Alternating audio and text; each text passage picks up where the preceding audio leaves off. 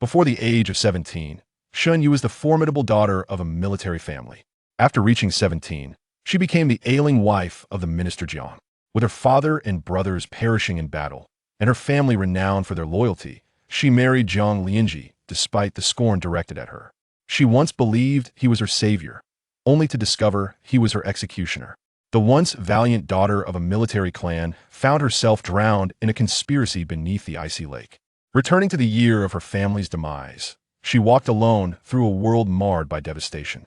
Vowing to avenge the unavenged and deliver justice where it was denied, she resolved to defy the inequities of fate, slaying treacherous officials who usurped power. This winter, the snow fell heavily, blanketing the courtyard in a deep layer that the servants struggled to clear. The path they had just made was quickly covered again in a thick layer of fine snow. The study was not far, and Shen Yu walked slowly along the corridor, unaccompanied, as the whispers of maids reached her ears from behind the archway. At last, young master has brought Miss Lin back. It's a pity that what was once a match made in heaven now relegates her to the status of a concubine. But the young mistress, one maid spoke with sarcasm. How can she, a daughter of a traitor, still cling to the position of the main wife?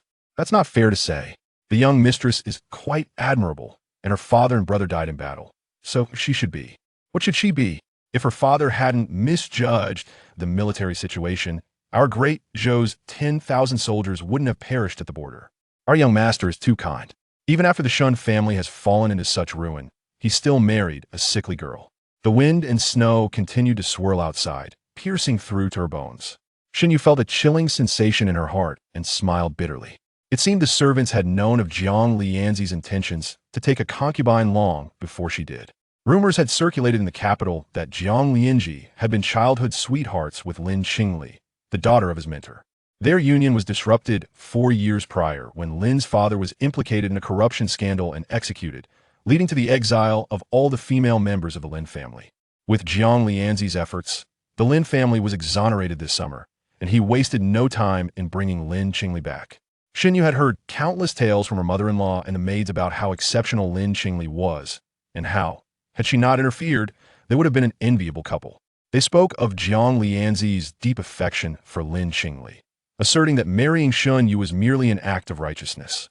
It was no wonder that the servants now looked at her with averted eyes, or that Jiang Lianzhi had been avoiding her, citing excessive official duties, and had not returned to their main residence for over 10 days. Lin Qingli had entered the capital approximately 10 days ago.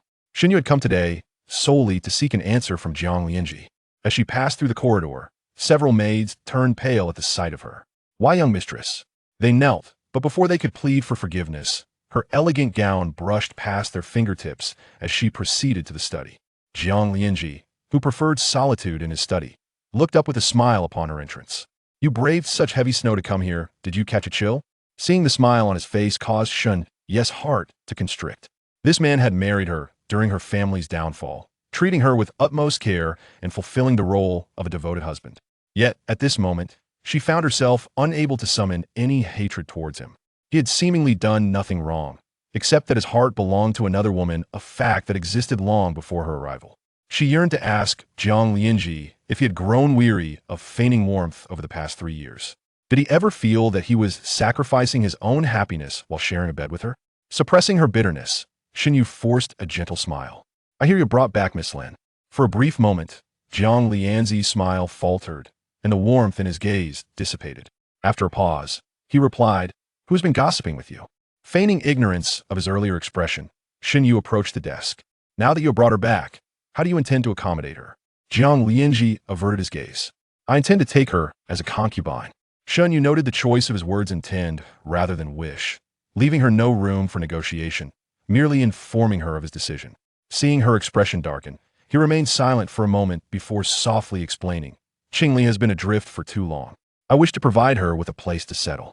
She is gentle by nature and will not disrupt your position as the mistress of the Jiang family. Though she was somewhat prepared for this, his words struck her deeply. Orphaned in her youth, and having lost her father and brother at 17, Shen Yu was left with only her stepmother and sister.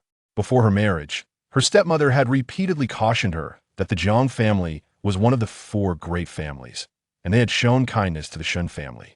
As a woman, she was now alone, without anyone to support her, and she had learned to endure. A daughter of a military family, She had once galloped in a battle, wielding a sword against enemies. Yet since her marriage, she had been forced to endure so much that she nearly forgot her true self. This grand Jiang residence was slowly suffocating her. Feeling an overwhelming sense of frustration, Shen Yu took a deep breath and asked, "What if I refuse?" Jiang Lianzhi was taken aback, seemingly unprepared for her rejection. In his eyes, she was typically gentle, accepting of everything, and it was the first time she had so resolutely opposed him. He sighed, "You are not unreasonable. The Jiang family has no rule against taking concubines. All right, I understand." Shen Yu interrupted him, nodding slowly, her hands unconsciously clenching under her sleeves. She understood his needs. He required a way to ease the emperor's burdens, thus marrying the daughter of General Shen to comfort the soldiers. The Jiang family needed heirs, and she was well aware that she could not bear them. Since the year following their marriage, she had discovered that her meals were laced with substances preventing conception. In a moment of distraction, Jiang Lianzhi stood before her and adjusted her white cloak. "I will have someone escort you home. It's too cold to be out. Take care not to catch a chill," he said gently. Shen Yu lifted her gaze, her eyes sweeping over his face. Jiang Lianzhi possessed an exceptionally handsome visage, his features striking and refined. It was this deceptively charming face that had captivated her for so many years. He played the role of the perfect husband so well, constantly doting on her and offering warmth. In moments of vulnerability, one often misinterprets gestures of kindness as lifelong support. She had once succumbed to the warmth he provided, but now, everything felt ironic. "No need, it's just a short walk," Shen Yu replied with a smile, turning away. In an instant, a tear fell, glimmering briefly before disappearing into the snow-white fur of her cloak. In this world, there was no one to rely on after all. It was only she who remained. What was once a half-day distance now felt interminably long, as if she could glimpse her entire life in that stretch. Looking up, she found the sky, stained with snow, blindingly bright, filled with desolation and scars. This winter was colder than ever, more biting than the winds of Yanliang Pass. Had her martial prowess not been stripped away, she could have ridden forth to Yanliang Pass, to the resting place of her father and brothers, instead of being left alone in this world without a single soul to converse with. But now, cough, cough. Shen Yu raised her hand, pressing her fist against her lips as she coughed a few times. Yet, in her current state, she could not even lift a sword, let alone engage in battle. "Sister." As footsteps drew near, Shen Yu turned her head to find a young woman standing beside her, accompanied by two handmaidens. The woman was strikingly beautiful, with delicate brows framing a pair of clear, enchanting eyes that seemed to evoke a sense of pity. Although Shen Yu had never encountered Lin Qingli, an instinctive recognition told her that this was indeed the person in question. She referred to Shen Yu as sister, yet she was clearly of the same age as Jiang Lianzhi, if not slightly older. The harsh winds and sands of exile had not aged her. Her cheeks were flushed, suggesting that even in banishment, Jiang Lianzhi had shielded her well from hardship. A smile danced on Lin Qingli's lips. "Sister, I am Lin Qingli. I wonder if you have heard of me?" Shen Yu nodded slightly, continuing down the corridor as she politely inquired, "Does Miss Lin have something to discuss?" Lin Qingli quickened her pace to match Shen Yu's. "I understand that you have reservations about Lianzhi bringing me into the household, but I assure you this is the greatest concession I could make." "You? A concession?" Shen Yu replied, a hint of mockery lacing her tone. Internally, she scoffed, noting how Jiang Lianzhi's beloved, Lin Qingli, was indeed a vision of beauty, as he had described. Indeed, Lin Qingli lifted her chin slightly, her expression tinged with pride. "My father was wrongfully executed, and now that the truth has emerged, the emperor intends to grant me in marriage to soothe the Lin family. You must understand that a marriage bestowed by the emperor cannot be won for a concubine." Shen Yu maintained her smile. "Yet, Jiang Lianzhi already has a legitimate wife. You should know that a marriage granted by the emperor cannot be for him." Lin Qingli's complexion paled instantly, and as Shen Yu continued walking away, she hurried to keep up. "Your father and brothers were buried at Yanliang Pass alongside 100,000 soldiers of the Zhou. Do you not realize how fortunate you are to be alive? Marrying Lianzhi would only be a burden to him, reducing him to a laughingstock in the court." Shen Yu retorted sharply, "The matter of my father and brothers remains unresolved. The emperor has yet to voice an opinion, so it is not your place to meddle." Though she harbored no ill will towards Lin Qingli and could empathize with her loss, the mention of her family was a line she could not tolerate. Her strides were long, and Lin Qingli had to nearly jog to keep pace. That is merely the emperor's benevolence, allowing your father and brothers a shred of dignity. Criminals are still criminals. Their lives cannot possibly compensate for the loss of my 100,000 soldiers. Shen Yu suddenly halted, turning her head slowly. The sharpness of her gaze made Lin Qingli's breath catch, instinctively causing her to step back. What do you intend to do? She stammered. Shen Yu regarded her coldly, and with every step Lin Qingli took closer, she felt the pressure of Shen Yu's formidable presence pushing her back further. How could this be? She had heard the servants in a manner speak of how gentle Jiang's wife was.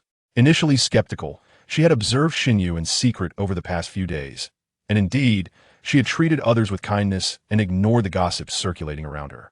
Lin Qingli had always believed her to be weak and easily bullied, yet now, the intensity in Shen Yu's eyes seemed capable of consuming her whole. Why do you look at me with such eyes? Lin Qingli stuttered.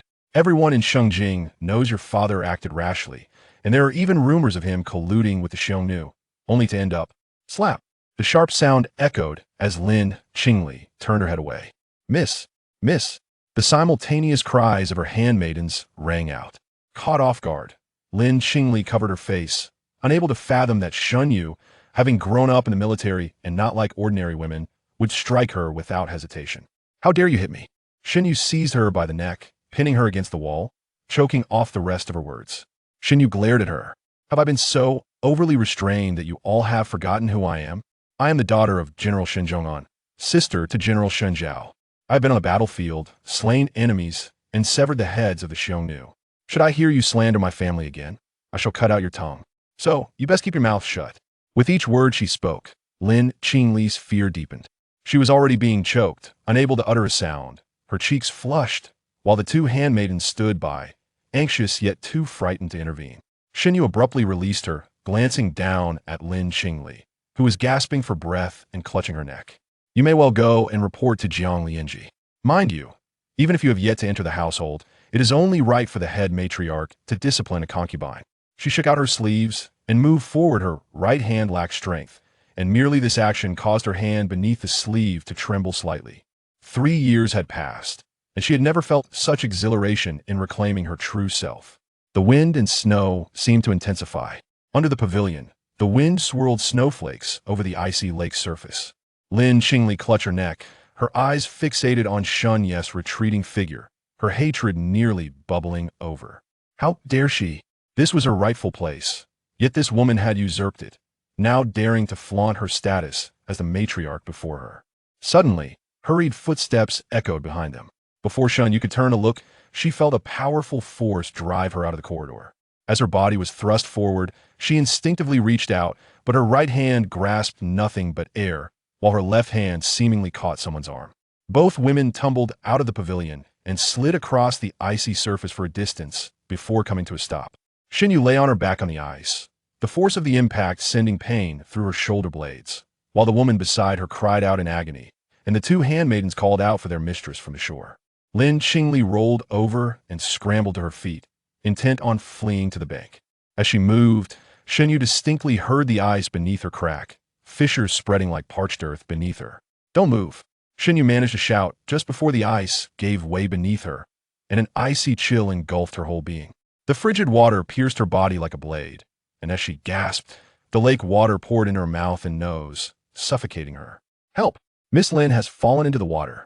Shen Yu could not swim. She sought something to hold on to, grasping at the fractured ice, only to be kicked in the chest by the flailing Lin Qingli.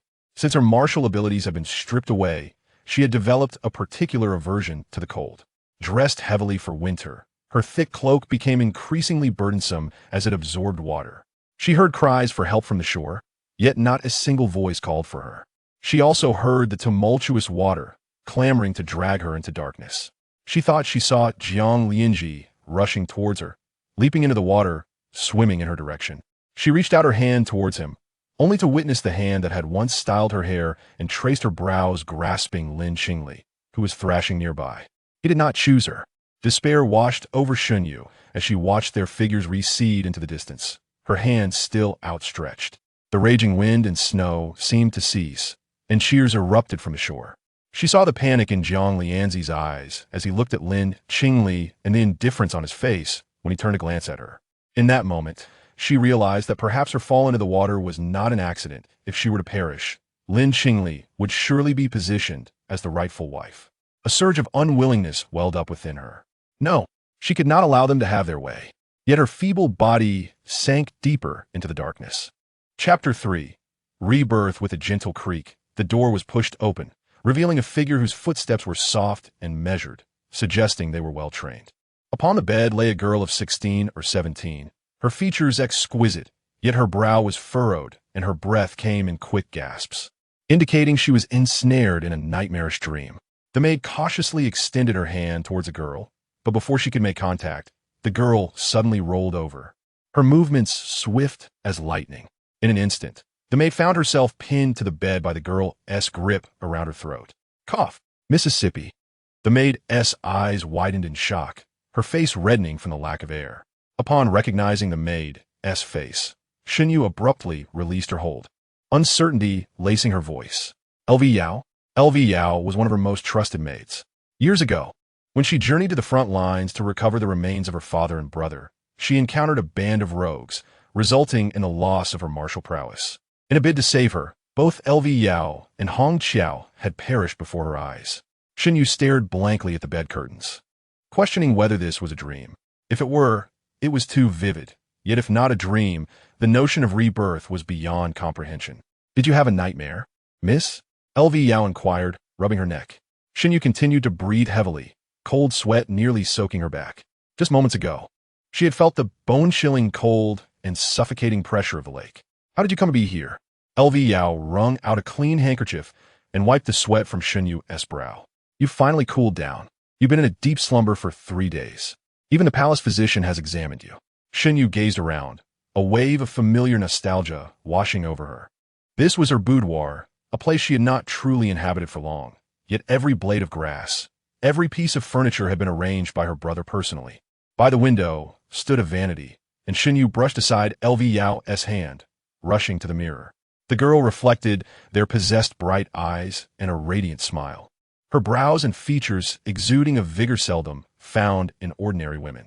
There was no trace of the frailty that had marked her during her time with the Jiang family, nor the despondency that occasionally flickered in her gaze. Seeing herself in the mirror, Shen Yu could not help but laugh. Fate has smiled upon me. I have been reborn. With LV Yao still by her side, she pondered the whereabouts of her father and brother. What year and month is it now? LV Yao, momentarily taken aback by the question, stammered. It is the 6th day of the 9th month in the 17th year of Tongshu. The 6th day of the 9th month in the 17th year of Tongshu. Shen Yu silently repeated the date in her mind. In her previous life, her father and brother had set out for battle on the 10th day of that very month. She remembered vividly that she had desired to accompany them. Yet due to her impending betrothal, her grandmother had planned to travel to the capital to arrange a match for her. No matter how she had pleaded, her father had never consented to her accompanying them. Little did she know that within a month, she would receive not just her grandmother's arrival, but also the tragic news of her father and brother's demise at Yanliang Pass. They are still alive. This is wonderful. There is still time, Shen Yu exclaimed. But where are they? Hastily, she donned her outer garments. A teasing smile played on LV Yao's lips. The general and young master are in the front hall receiving guests. The Jiang family has come to propose. Shen Yu had barely absorbed the first part of the sentence before rushing out, only to halt in surprise at the latter part. Which Jiang family? Who are you referring to? Whom else could it be? LV Yao chuckled. It is the Jiang official you encountered at Hongfeng Mountain when you last returned to the capital. Shen Yu felt her heart constrict. The image of Jiang Lianzhi grasping Lin Qingli's hand at the lake flashed before her eyes, and she shivered involuntarily. Observing her reaction, LV Yao quickly supported her, reaching to check her forehead. You're not feverish? Is something else amiss? I'm fine. I've recovered, Shen Yu replied, regaining her composure. She proceeded towards the front hall, her mind racing with thoughts of her first encounter with Jiang Lianzhi at Hongfeng Mountain, where he had not even noticed her presence. The graceful young man, so different from the rough soldier she had known at the borders, had stirred feelings in her heart for the first time. Later, during her family's decline, he had extended a hand to her, only to pull her into an abyss. Are you not happy, miss? LV Yao inquired, following closely behind. No, Shen Yu replied firmly. But did you not express a wish to meet Jiang Lianzhi just days ago? Shen Yu's voice turned serious. It was merely a fleeting whim. Let us not speak of it again. LV Yao shrank back, sensing the unusual authority in her tone. As they approached the front hall, Shen Yu could hear her father's familiar voice. Lord Jiang's family has always produced civil officials. My daughter has grown up on horseback, her character somewhat unruly, often indulging in swordplay. Shen Zhong and took a sip of tea and continued. She claims to be a horse from the steppes. I fear such a wild child cannot be contained within the confines of a grand estate. Though it sounded like a slight, there was an unmistakable pride woven into his words. Peering through the window slats, Shen Yu's heart swelled with emotion upon seeing her father and brother in the hall. This was not a dream. Her mother had passed away early, but both Shen Zhong and Shen Zhao had cared for her deeply.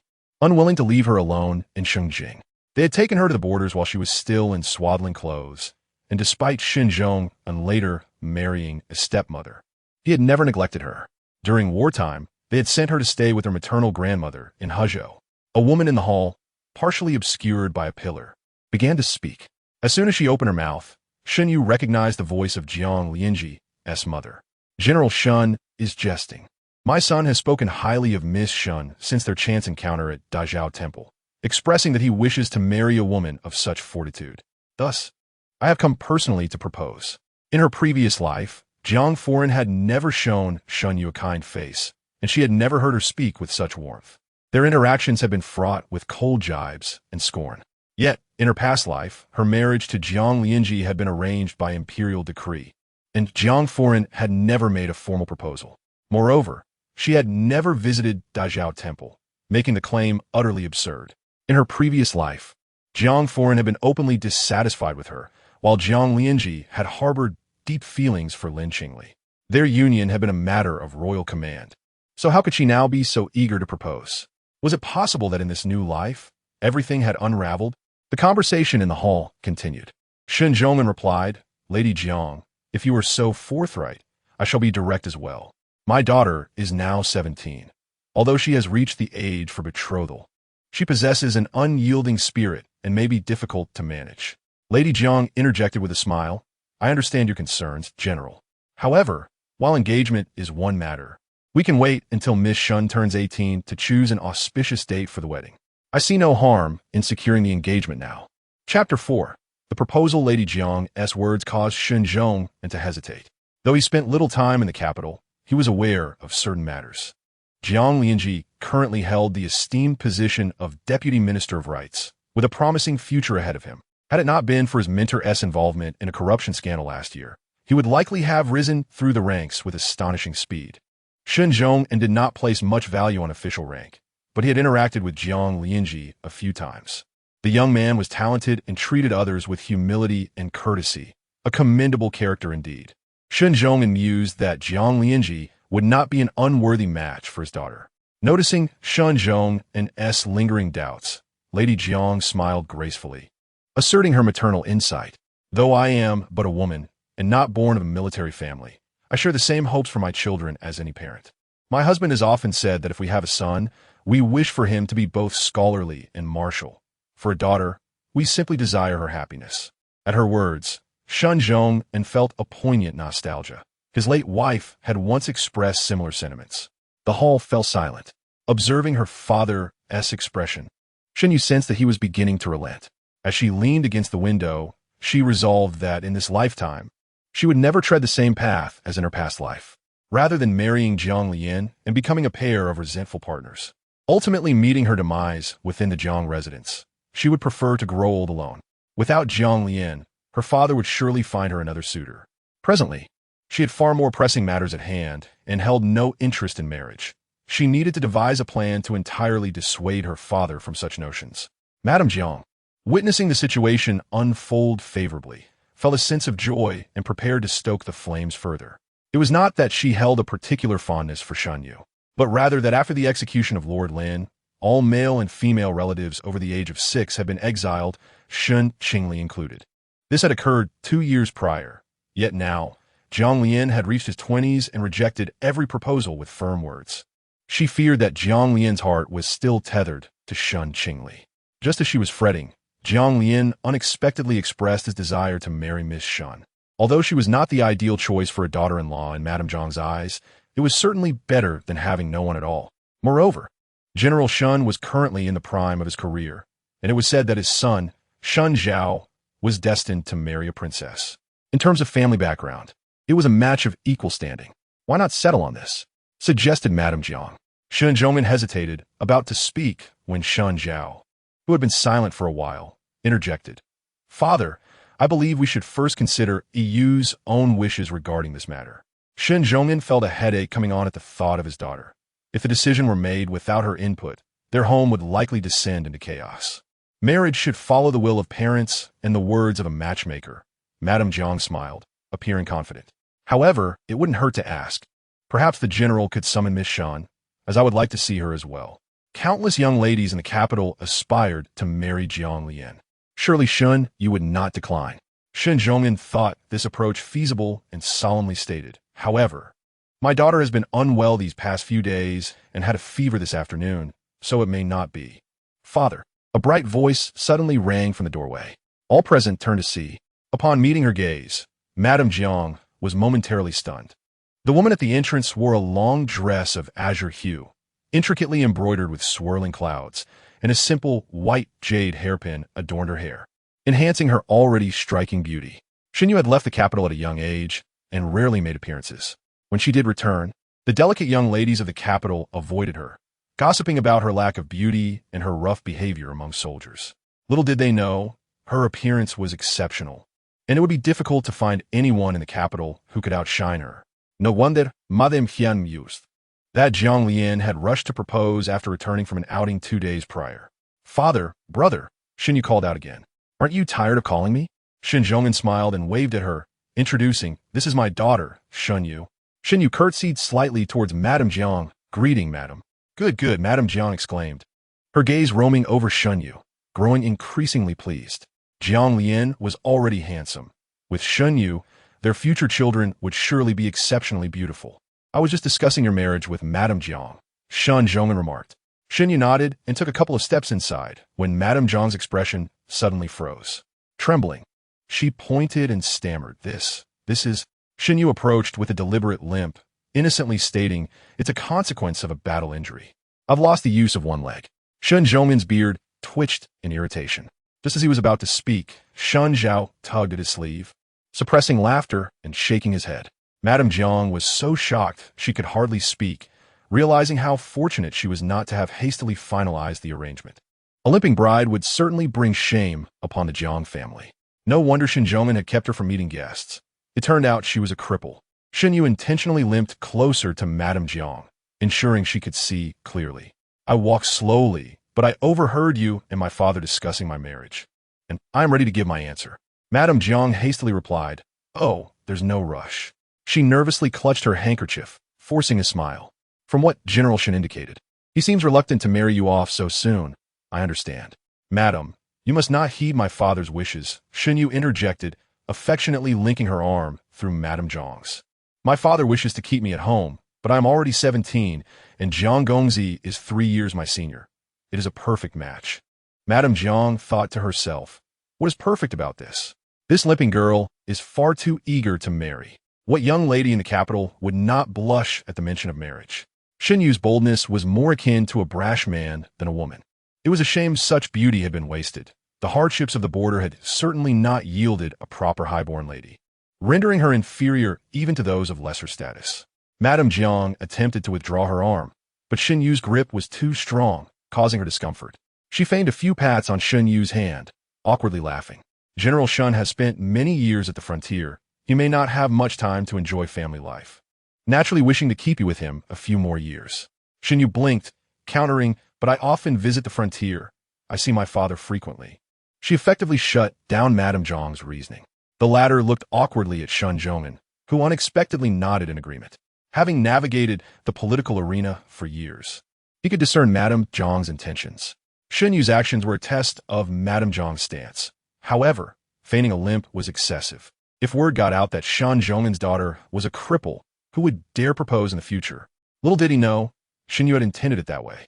Having encountered unworthy suitors in her past life, she deemed it best not to marry at all in this one.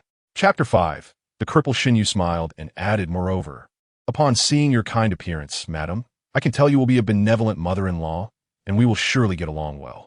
We might even go out shopping together often. Shopping? At the mention of the word, an image of a limping girl being led around by Madame Jiang filled her mind, with onlookers pointing and whispering. How could she ever hold her head high among the other ladies? No, no, this marriage must not proceed. Madame Jiang raised a hand to her forehead, frowning. The wind is strong outside today. Perhaps I caught a chill, for my head has suddenly started to ache. Her maid, understanding the signal, was about to approach when Shen Yu interjected, Allow me, madam. Do not be deceived by my limp. I possess excellent massage skills. I cured Ben Xiao's headache. Who is Ben Xiao? Madame Jiang asked casually. Shen Zhao coughed into his fist, stifling laughter as he replied, Ben Xiao is my sister's beloved horse. Madame Jiang's eyebrows twitched in irritation, nearly losing her temper at the comparison.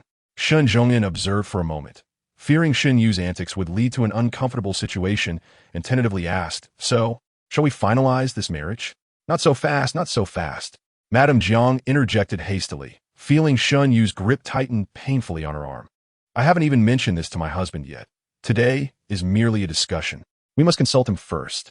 Madame Jiang conjured several excuses, employing her knack for verbal finesse until she finally saw Shen Zhongyan nod in agreement. She quickly gathered her maid and departed. Do not rush off. I have yet to showcase my talents. I excel at carrying large jars. Madame Jiang hurriedly replied, No need, please stay. As she glanced back, she saw Shen Yu limping after her, waving her arms wildly. She could hardly believe how swiftly the girl moved despite her limp. Fearing being caught, Madame Jiang hastened her pace, disregarding her poise. As she stumbled over a threshold, she fell to the ground, and her maids rushed to assist her, almost dragging her away in a panic. After finally escaping the gates of the general's residence, Madame Jiang felt as though she had narrowly escaped with her life. As she watched the figures recede into the distance, Shen Yu gradually let her smile fade. In her past life, her father and brother had set off for battle on the 10th of September, and with only a few days left, she was determined to prevent them from going to the borders again. She needed to devise a plan during this short span of time. As she pondered, she walked back home and, upon reaching the entrance, saw Shen Zhongyan slam his hand on the table, causing the teacups to tremble. Such outrageous behavior. In her previous life, Shen Yu would have been terrified by such a scene, but having been granted a second chance, she found herself yearning for her father, even in his fury. Shen Zhongyan pointed at her and scolded, Do you understand? If she spreads word of her lameness, who would dare propose to her? At this rate, you might as well accept your fate as an old maid. Not marrying is for the best, Shen Yu murmured. I simply wish to remain by my father's side as an old spinster. Her words did not escape Shen Zhongyan's keen ears, leaving him momentarily speechless. He glanced around, grabbed a nearby object, and pretended to threaten her. Shen Yu quickly ducked behind her brother, Shen Zhao, peeking out to say, Elder brother, father wants to hit me. Shen Zhao chuckled. I advise you to quickly admit your fault. Father, I was wrong. Suddenly enveloped in a tight embrace, Shen Zhongyan found the words he intended to utter caught in his throat. Holding her father, Shen Yu felt a profound sense of relief. Grateful to hear her father scold her and to see her brother again. Since turning 12, she had distanced herself from him, and now, with this sudden display of affection, Shen Zhongyan felt his heart soften. He sighed deeply. This cannot continue. Shen Yu nodded vigorously, lifting her gaze to see her brother Shen Zhao beside her. Releasing her father, she stepped forward to embrace her brother's arm. Shen Zhao lowered his eyes and affectionately ruffled her hair, teasingly asking, Where did you learn such a tactic to secure your position? I picked it up on my own, Shen Yu replied, blinking innocently. Between the main hall and the side hall, a lacquer partition with sunflower design stood, and the entrance was adorned with a beaded curtain. Madame Shen observed everything in the hall with a stern expression before departing. As she walked through the corridor, she remarked, Do you see? We are but outsiders. While they're a proper family of three. Shen Zhongyan's first wife was the legitimate daughter of the Liu family, a prominent merchant in Hezhou, whose influence spanned across the Great Zhou. After the untimely death of his first wife, Shen Zhongyan was married to Madame Shen, a distant cousin of the current lady of Cheng'an, in an effort to win his favor. Although Shen Zhongyan treated her with a semblance of respect, the bond between a couple brought together by circumstance could never match that of a true partnership. Madame Shen had not seen him in over a year and a half, and despite her title as the general's wife, Resentment brewed within her. Shen Yu followed silently behind her mother, who turned back and, with a hint of disdain, said, "You should at least show your face to your father. Otherwise, he might forget that he has a daughter. I'm certain father hasn't forgotten. He spoke to me at length yesterday," Shen Yu replied, biting her lip. Madame Shen scoffed. "Did you not see how Shen Yu acted before your father? You cower in his presence, and with that demeanor, how could you possibly compete with her?" Annoyed by her mother's words, Shen Yu finally retorted, "I do not wish to compete with my sister. She treats me well and always shares her good fortune with me." "Shares with you?" Madame Shen waved her hand dismissively, signaling for the servants to leave. "Everything she doesn't want is indeed given to you. When Hezhou sends gifts, doesn't she always pick first? What remains is what you receive. That is my sister's maternal family, not mine. The gifts were never meant for me," Shen Yu asserted. Madame Shen was infuriated, her temper flaring, and had it not been for her status as the general's wife, she would have pointed a finger at Shen Yu in anger. Noticing the servants in the courtyard, she stormed off in silence. "Miss, shall we return?" a maid inquired. Shen Yu stood in place for a moment, gazing toward the main hall with a hint of melancholy in her eyes. "Let us go." Chapter 6. Not marrying Madame Jiang left home in high spirits, but returned filled with sorrow. Upon entering, she immediately asked, "Has Lianzhi returned?" The doorman replied, "Yes, madam. The young master has been back for a while and sent word for you to be informed upon your return." Madame Jiang's expression darkened. "No need for that. I shall find him myself." Jiang Lianzhi cherished solitude, with his study situated north of the tranquil lake in the Jiang residence. When Madame Jiang located him, Jiang Lianzhi stood by the lakeside, gazing into the depths of the water, his expression contemplative. It was already late autumn, and he wore only a thin blue robe, lending him an air of melancholy against the wind. Initially intending to confront him, Madame Jiang's resolve softened, and she summoned a servant to fetch a cloak for him. Hearing footsteps behind him, Jiang Lianzhi turned. "Mother, today." "I know what you wish to ask," Madame Jiang interrupted. "Let me be direct. That Shen Yu cannot enter our Jiang family." Jiang Lianzhi's brows furrowed in confusion. "Why?" Madame Jiang's frustration surged as she questioned. "Why did you not mention before I arrived that she is disabled?" A thunderous realization struck Jiang Lianzhi. "Disabled? That cannot be true." "Why can it not be?" Madame Jiang retorted angrily. "One of her legs is lame. It is said she was injured on the battlefield. I cannot fathom how a proper young lady spends her days brandishing weapons." Madame Jiang looked at him, incredulous. "You must not have known, right? That girl must have deceived you. Shen Yu is eager to marry, even with a limp, and she pushed me out the door, causing me to stumble. There are plenty of talented and beautiful young ladies in Shengjing. Do not rush. I will find you a suitable match." Madame Jiang rambled on, finally noticing that Jiang Lianzhi had zoned out. "Lianzhi? Jiang Lianzhi," he snapped back to reality. "I understand." Seeing his reaction, Madame Jiang felt slightly reassured as she handed him the cloak. After reprimanding Jiang Lianzhi's servant, she left. Turning back at the moon gate, she caught a glimpse of Jiang Lianzhi, still standing by the lake. Shaking her head, she murmured, "What is wrong with him? He has been standing there for days, staring at a lake he has seen for years. What is there to see?" Shengjing was bustling, and at this time of year, there was no curfew. The streets were alive with vendors and pedestrians as the moon hung high in the sky. It appeared to be a peaceful year. Yet who could have anticipated that the Western Zhou army would invade in 2 days? The eastern part of the city was lined with grand residences. Yet the general's house did not stand out as particularly lavish.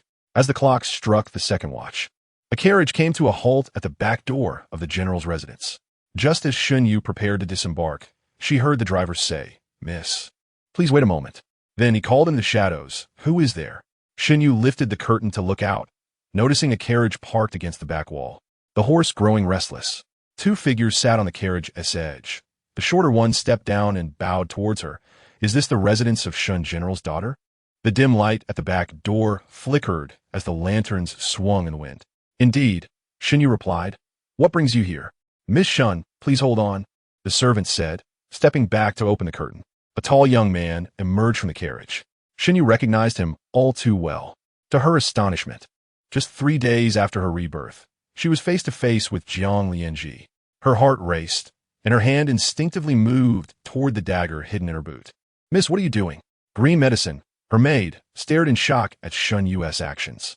Startled, Shen Yu quickly withdrew her hand. In that brief moment, Jiang Lianzhi had approached. She instinctively wanted to evade him, uncertain if she might accidentally harm him, for killing an official was a grave crime. Moreover, she could not ascertain whether he had been involved in her death. Jiang Lianzhi reached the side of the carriage. Miss Shen. Green Medicine raised her eyebrows at Shen Yu. Miss, it's Jiang. Shen Yu swiftly covered Green Medicine's mouth, shoving her into the carriage, attempting to act as if she did not recognize the person before her. Who are you? Jiang Lianzhi remained silent, his gaze fixed intently upon her, his bloodshot eyes partially obscured by the dim light. At long last, he beheld her once more. In a previous life, he had witnessed her demise before his very eyes. The lantern at the entrance of the courtyard had long since extinguished. Each time he passed by, he was engulfed in darkness. Only then realizing that for years she had stood there daily with the lantern, awaiting his return. The thought pained Jiang Lianzhi, and he closed his eyes in anguish. The torment of that past life, akin to having one's heart wrenched asunder, lingered still in this life, unmitigated. He understood far too late that some individuals are only cherished after they have been lost. He longed to call her Au once more, yet now he could not. However, was it not still early? Earlier than their encounter in the previous life. Noticing her continued gaze upon him, Jiang Lianzhi smiled gently. Miss Shen, my surname is Jiang. My given name is Ji, and my courtesy name. Oh, Shen Yu interjected, a renowned courtesan, what an honor. The attendants behind Jiang Lianzhi wore solemn expressions. No need for concern, my lord. Jiang Lianzhi raised a hand to interrupt. My mother visited 2 days ago to propose a match. Miss Shen must be aware of this. Shen Yu replied nonchalantly, of course, I am aware. At that time, Madame Jiang fled from the general's residence, indicating her deep regret regarding the proposal. Jiang Lianzhi lifted his gaze, the lantern's dim light casting a warm glow, illuminating half of Shen Yu's profile. The beauty, under the lantern's glow, appeared even more radiant, enhancing her already striking features. He had never seen her in such a manner. Even the strands of hair dancing in the wind radiated vitality. Yet there was a hint of hostility in her eyes. Jiang Lianzhi furrowed his brow. Indeed, in recent days, rumors had circulated in the capital, claiming that the eldest daughter of the Shen general had a limp. The news was likely spread by his mother, and her animosity toward him was understandable. He owed her a proper apology. On behalf of my mother, I apologize for the rumors circulating in the capital concerning Miss Shen. Shen Yu responded with politeness. You flatter me, Sir Jiang. I have not given this matter much thought. Jiang Lianzhi relaxed his furrowed brow. You may call me by my given name, Lianzhi. I beg your pardon, but we are not well acquainted. Does my lord have any other matters to discuss? Jiang Lianzhi nodded. I have come to tell you that regardless of my parents' opinions, I wish to marry you. Shen Yu felt a flicker of emotion, suddenly recalling how resolute he had been when he sought to take a concubine. Even if I am a cripple, you would still marry me? She queried. Jiang Lianzhi stepped forward, his handsome visage illuminated by the lantern. He gazed intently at Shen Yu's face and replied with certainty. Even if you are a cripple, I would still marry you. Shen Yu met his gaze. The face before her remained the same, distinguished and extraordinary. Yet this person and his visage no longer stirred her heart. What of your childhood sweetheart, Miss Lin? Jiang Lianzhi was momentarily taken aback before responding. I and she. Shen Yu interrupted. I have heard that when the Lin family was exiled to Chongzhou, Sir Jiang rode out for dozens of miles to see them off. Jiang Lianzhi's expression grew somber. Shen Yu bent down to exit the carriage, and instinctively, Jiang Lianzhi reached out to assist her. But she deftly evaded his hand and alighted gracefully, appearing far from impaired. Jiang Lianzhi, astute as he was, quickly deduced that her limp was likely feigned. Shen Yu raised her voice. I have something to convey to you as well. I shall not marry you, she reiterated earnestly, even if I am a cripple. Chapter 7. Prevention. As she was about to step through the back door of the general's residence, Jiang Lianzhi called out to her, why? Shen Yu had already placed 1 foot inside when her steps faltered at his words. With a slight elevation, she looked down at him from the threshold. Because I already have someone I admire. Is that reason sufficient? Who? Jiang Lianzhi pressed closer, unwilling to relent. Shen Yu had no such admirer. She knew that even a moment's hesitation would reveal her deceit. The young master of Lanyu, she declared, slamming the door shut behind her with a resounding thud. The sound made the servant jump. Miss Shen certainly has a fiery temper. I see she is not limping at all, moving quite swiftly. Jiang Lianzhi gazed at the closed door, a smile tugging at the corners of his lips. She likely knew nothing of this young master of Lanyu. She probably heard the name from others and dared to use it as a flimsy excuse. That would depend on whether he chose to believe it.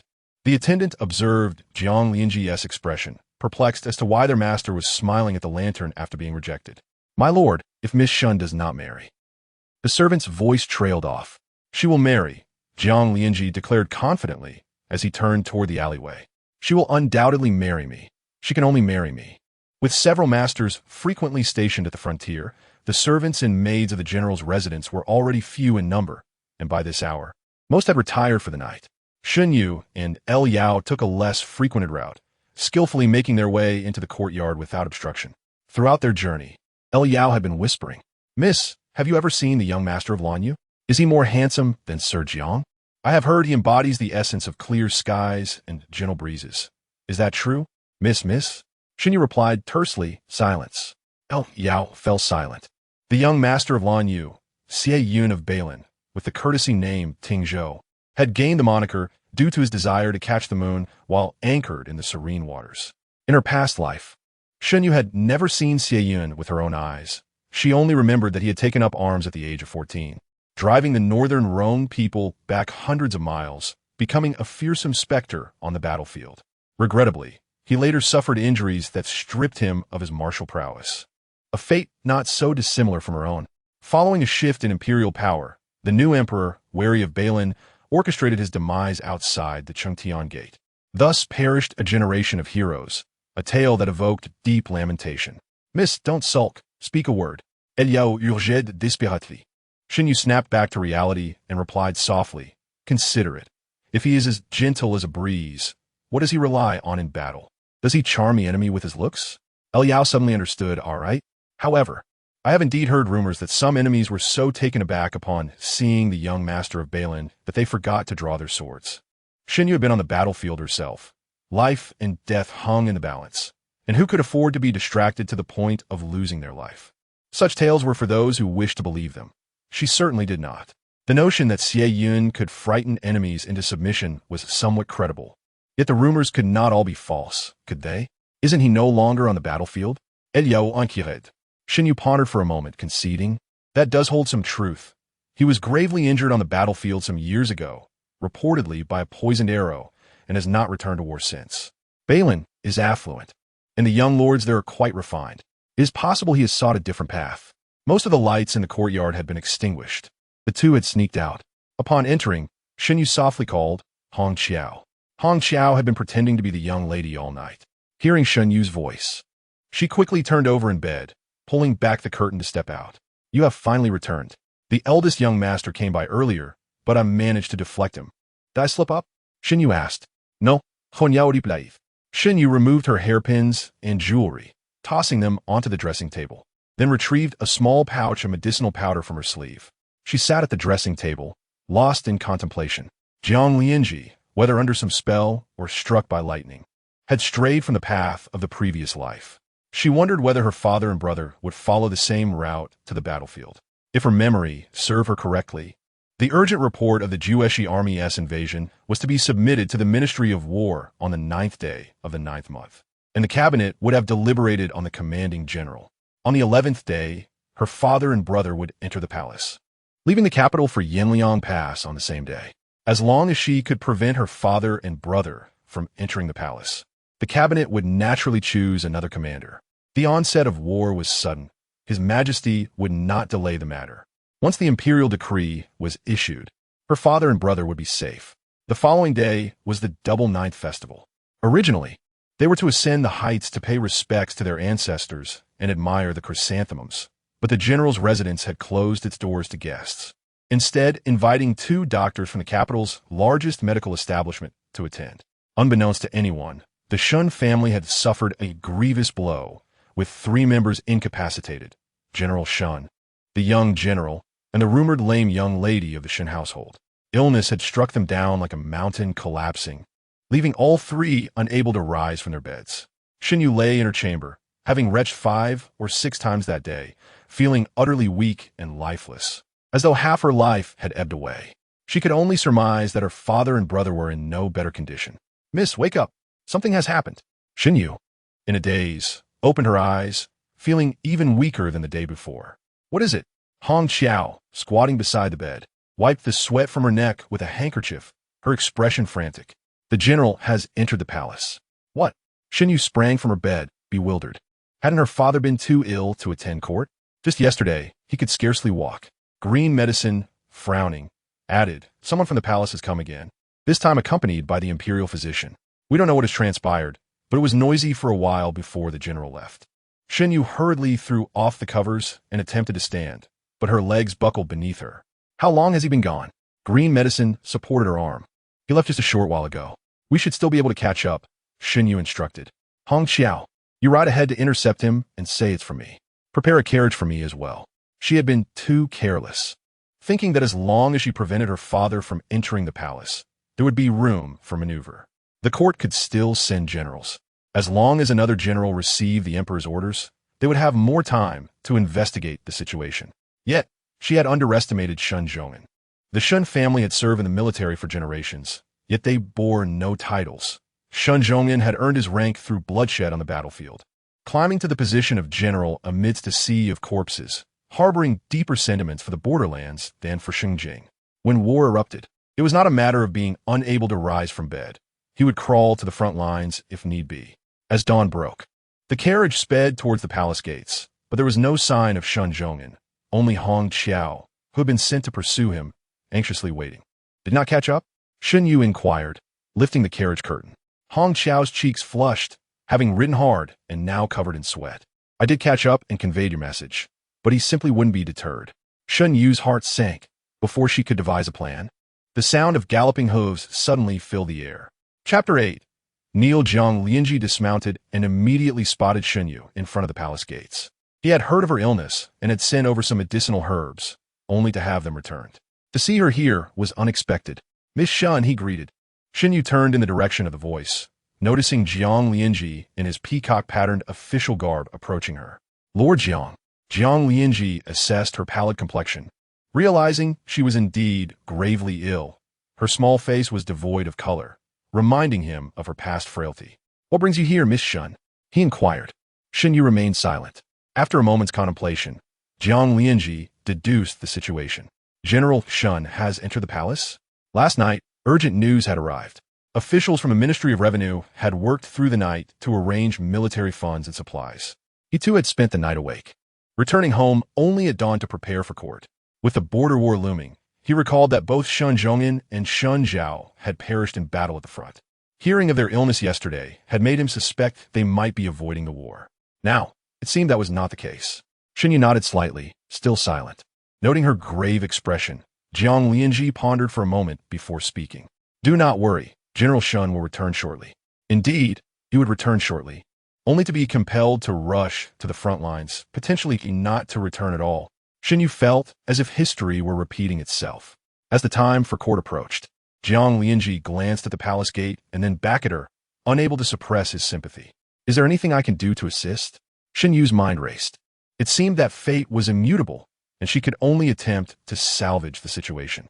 However, some matters were too delicate to share with outsiders, as her words could easily be wielded against her. Shen Yu bit her lip and said, "Please, Lord Jiang, convey a message. Let him know I'm gravely unwell." Given Shen Zhonghan's affection for her, this pretext might buy them some time. Jiang Lianzhi scrutinized her closely, his eyes filled with confusion. "Very well, I shall relay your message." "Why?" "Because I cannot allow my father to go to Yanliang Pass at this time." Jiang Lianzhi's heart jolted. "Why?" Shen Yu shook her head. "No reason. Simply relay my message, Lord Jiang." Jiang Lianzhi exhaled, his clenched fists gradually relaxing. He smiled gently at her. "Rest assured, I will convey your words." The day fully dawned. The sun, now, climbing higher in the sky. The heavy palace gates slowly creaked open, and officials began to emerge in succession. Shen Zhonghan, in poor health, walked slowly at the back, accompanied by a few colleagues and Jiang Lianzhi. Shen Yu's gaze met Jiang Lianzhi's, who subtly shook his head. She had anticipated this outcome. On the return journey to the general's residence, father and daughter shared a carriage, but throughout the ride, Shen Zhonghan did not utter a single word. Upon entering the estate, he led Shen Yu into the ancestral hall. Inside, the air was thick with incense, and dozens of ancestral tablets were displayed. Shen Zhongyan's gaze swept over them before he solemnly inquired, "Did you administer the medicine?" He had found the situation suspicious, and having heard Hong Qiao relay her message that morning, he harbored some doubts. Shen Yu's lips moved, and she managed a soft affirmation. "Why? I did not wish for you and my brother to go to war. Kneel." Shen Zhongyan's voice suddenly rose with authority. As Shen Zhao entered the ancestral hall, he was met with the sight of Shen Yu, pale and kneeling on the ground, her knees striking the floor with a painful thud. "Father." As Shen Zhao began to speak, Shen Zhongyan raised a hand to silence him and directed his attention back to Shen Yu. "Look at the ancestral tablets and repeat what you just said." Shen Yu gritted her teeth, lifting her head to meet Shen Zhongyan's gaze with determination. "I did not want you and my brother to go to war, so I poisoned your meals." "You!" Shen Zhao exclaimed, shock evident in his eyes. "No, father. There must be a misunderstanding. The urgent news only arrived last night. You could not have foreseen this." "Let her speak for herself," Shen Zhongyan insisted. "I feared that if only the two of you fell ill, others might suspect you were avoiding battle. If more were affected, it would be viewed differently." Shen Zhongyan scoffed. "You have certainly considered this thoroughly, even going so far as to summon several doctors from the Hua Chuntang, all because of your dream. That was no mere dream." Shen Yu turned to face Shen Zhongyan, her voice earnest. "Father, please do not go. I have never asked you for anything, but this time I implore you, do not leave me alone." "Very well," Shen Zhongyan replied. "Then tell me, what will become of the people at the border? If you do not go, others will surely take your place." Time did not slow to allow her to devise a solution. She was out of options. Shen Zhongyan shook his head, disappointment flickering in his eyes. "The Shen family has never been known for cowardice. Do other generals not have wives and children? Besides, tell me, who can step in?" He continued, "The Xiao family's troops are stationed at Chiha, constantly troubled by the incursions of the nomads from the north. The commanders along the southern frontiers have not returned home in 3 years. Who will fill your place? Who will stand against the Jueshi people outside Yinliang Pass? Do you truly believe that every place is as peaceful as Shengjing? That tranquility is bought with the iron blood of soldiers. It is not that they fear death, but rather that they could not abandon the common folk. As soldiers, their very essence had long intertwined with the land of the Zhou. Even if they were to charge in a battle, what of it? Even if they were to return only as corpses, every general had long prepared for the possibility of never returning." Tears welled in Shen Yu's eyes, for she understood her father's thoughts all too well. Unable to voice her feelings, she knew that even if she did, he would resolutely march to the front lines. With both her father and brother having perished in battle, she could scarcely bear the thought of their disgraceful end. Shen Zhongyan gazed down at her, proud of his daughter, who possessed an innate talent for martial arts, even stronger in her foundation than Shen Zhao. If only she were a boy. Had she been male, the Shen family would surely have produced another general, even greater than him. Yet the great Zhou had never known a female general. He sighed, gently placing a hand on her head. "You, even if what you say holds truth, I cannot retreat. You have fought alongside me, stronger than many men in Shengjing. You have witnessed the horrors of war. Those words should not have escaped your lips." Shen Yu's tears flowed freely. In her past life, she would never have uttered such sentiments. However, having endured the pain of losing beloved family, all she wished for was their survival, even if it meant sacrificing her own life. Shen Zhongyan, though still unwell, felt fatigued standing, yet he remained resolute, staring at the row of ancestral tablets. "You shall kneel here and contemplate. Do not rise without my command." Shen Zhao remained stationary until Shen Zhongyan's figure vanished at the doorway. Then he squatted before Shen Yu, producing a handkerchief to dry her tears. "Still sniffling, are we?" Shen Yu lowered her head, disheartened. "Father must be so disappointed in me. Child, look at me." Shen Yu lifted her gaze as he spoke earnestly. "He will never be disappointed in you. You are his pride, and mine as well." Chapter 9. Concealment. Shen Yu felt a surge of emotion, fixating on Shen Zhao. He discerned her reluctance in her eyes and offered comfort. "Nothing will happen. I am undefeated in battle. Come, smile for me." Shen Yu pursed her lips, forcing a smile that was more sorrowful than anything else. "Never mind. It looks dreadful," Shen Zhao remarked, reaching to pull her up. "You can rise after kneeling for a while. After all, father will not know." Shen Yu shook her head, freeing herself from his grasp. "When do we depart?" "In a couple of days," Shen Zhao replied with a smile. "Who told you to drug me? My legs are still weak. How could I ride?" Shen Yu sniffled. "You're so feeble. No wonder you Haven T found a wife yet." "Oh." Shen Zhao feigned to strike at her, but only pinched her cheek. Am I unable to find one? I have been too busy to look. Don't be absurd. Shen Yu countered. I know the third daughter of the Yu family likes you. Shen Zhao scolded. Do not tarnish her reputation. Shen Yu shifted her knees. The hard floor offered no comfort, and kneeling was indeed painful. It's true. Don't think I'm unaware. She sent you snacks, and you returned them, yet you still sneak peeks at her. Aren't you being ridiculous? You wouldn't understand. Shen Zhao replied, settling on the ground and pulling her down beside him. Look at our father. He hardly returns once a year. Do you think mother has no grievances? I do not wish to hinder another family's daughter. Perhaps she would willingly be hindered by you, Shen Yu replied, tilting her head to regard him. She was at a loss for words, feeling a lump forming in her chest, suffocating her. She recalled that the third daughter of the Yu family, Yuan Xiao, had come to assist her on her wedding day, shedding tears during the ceremony.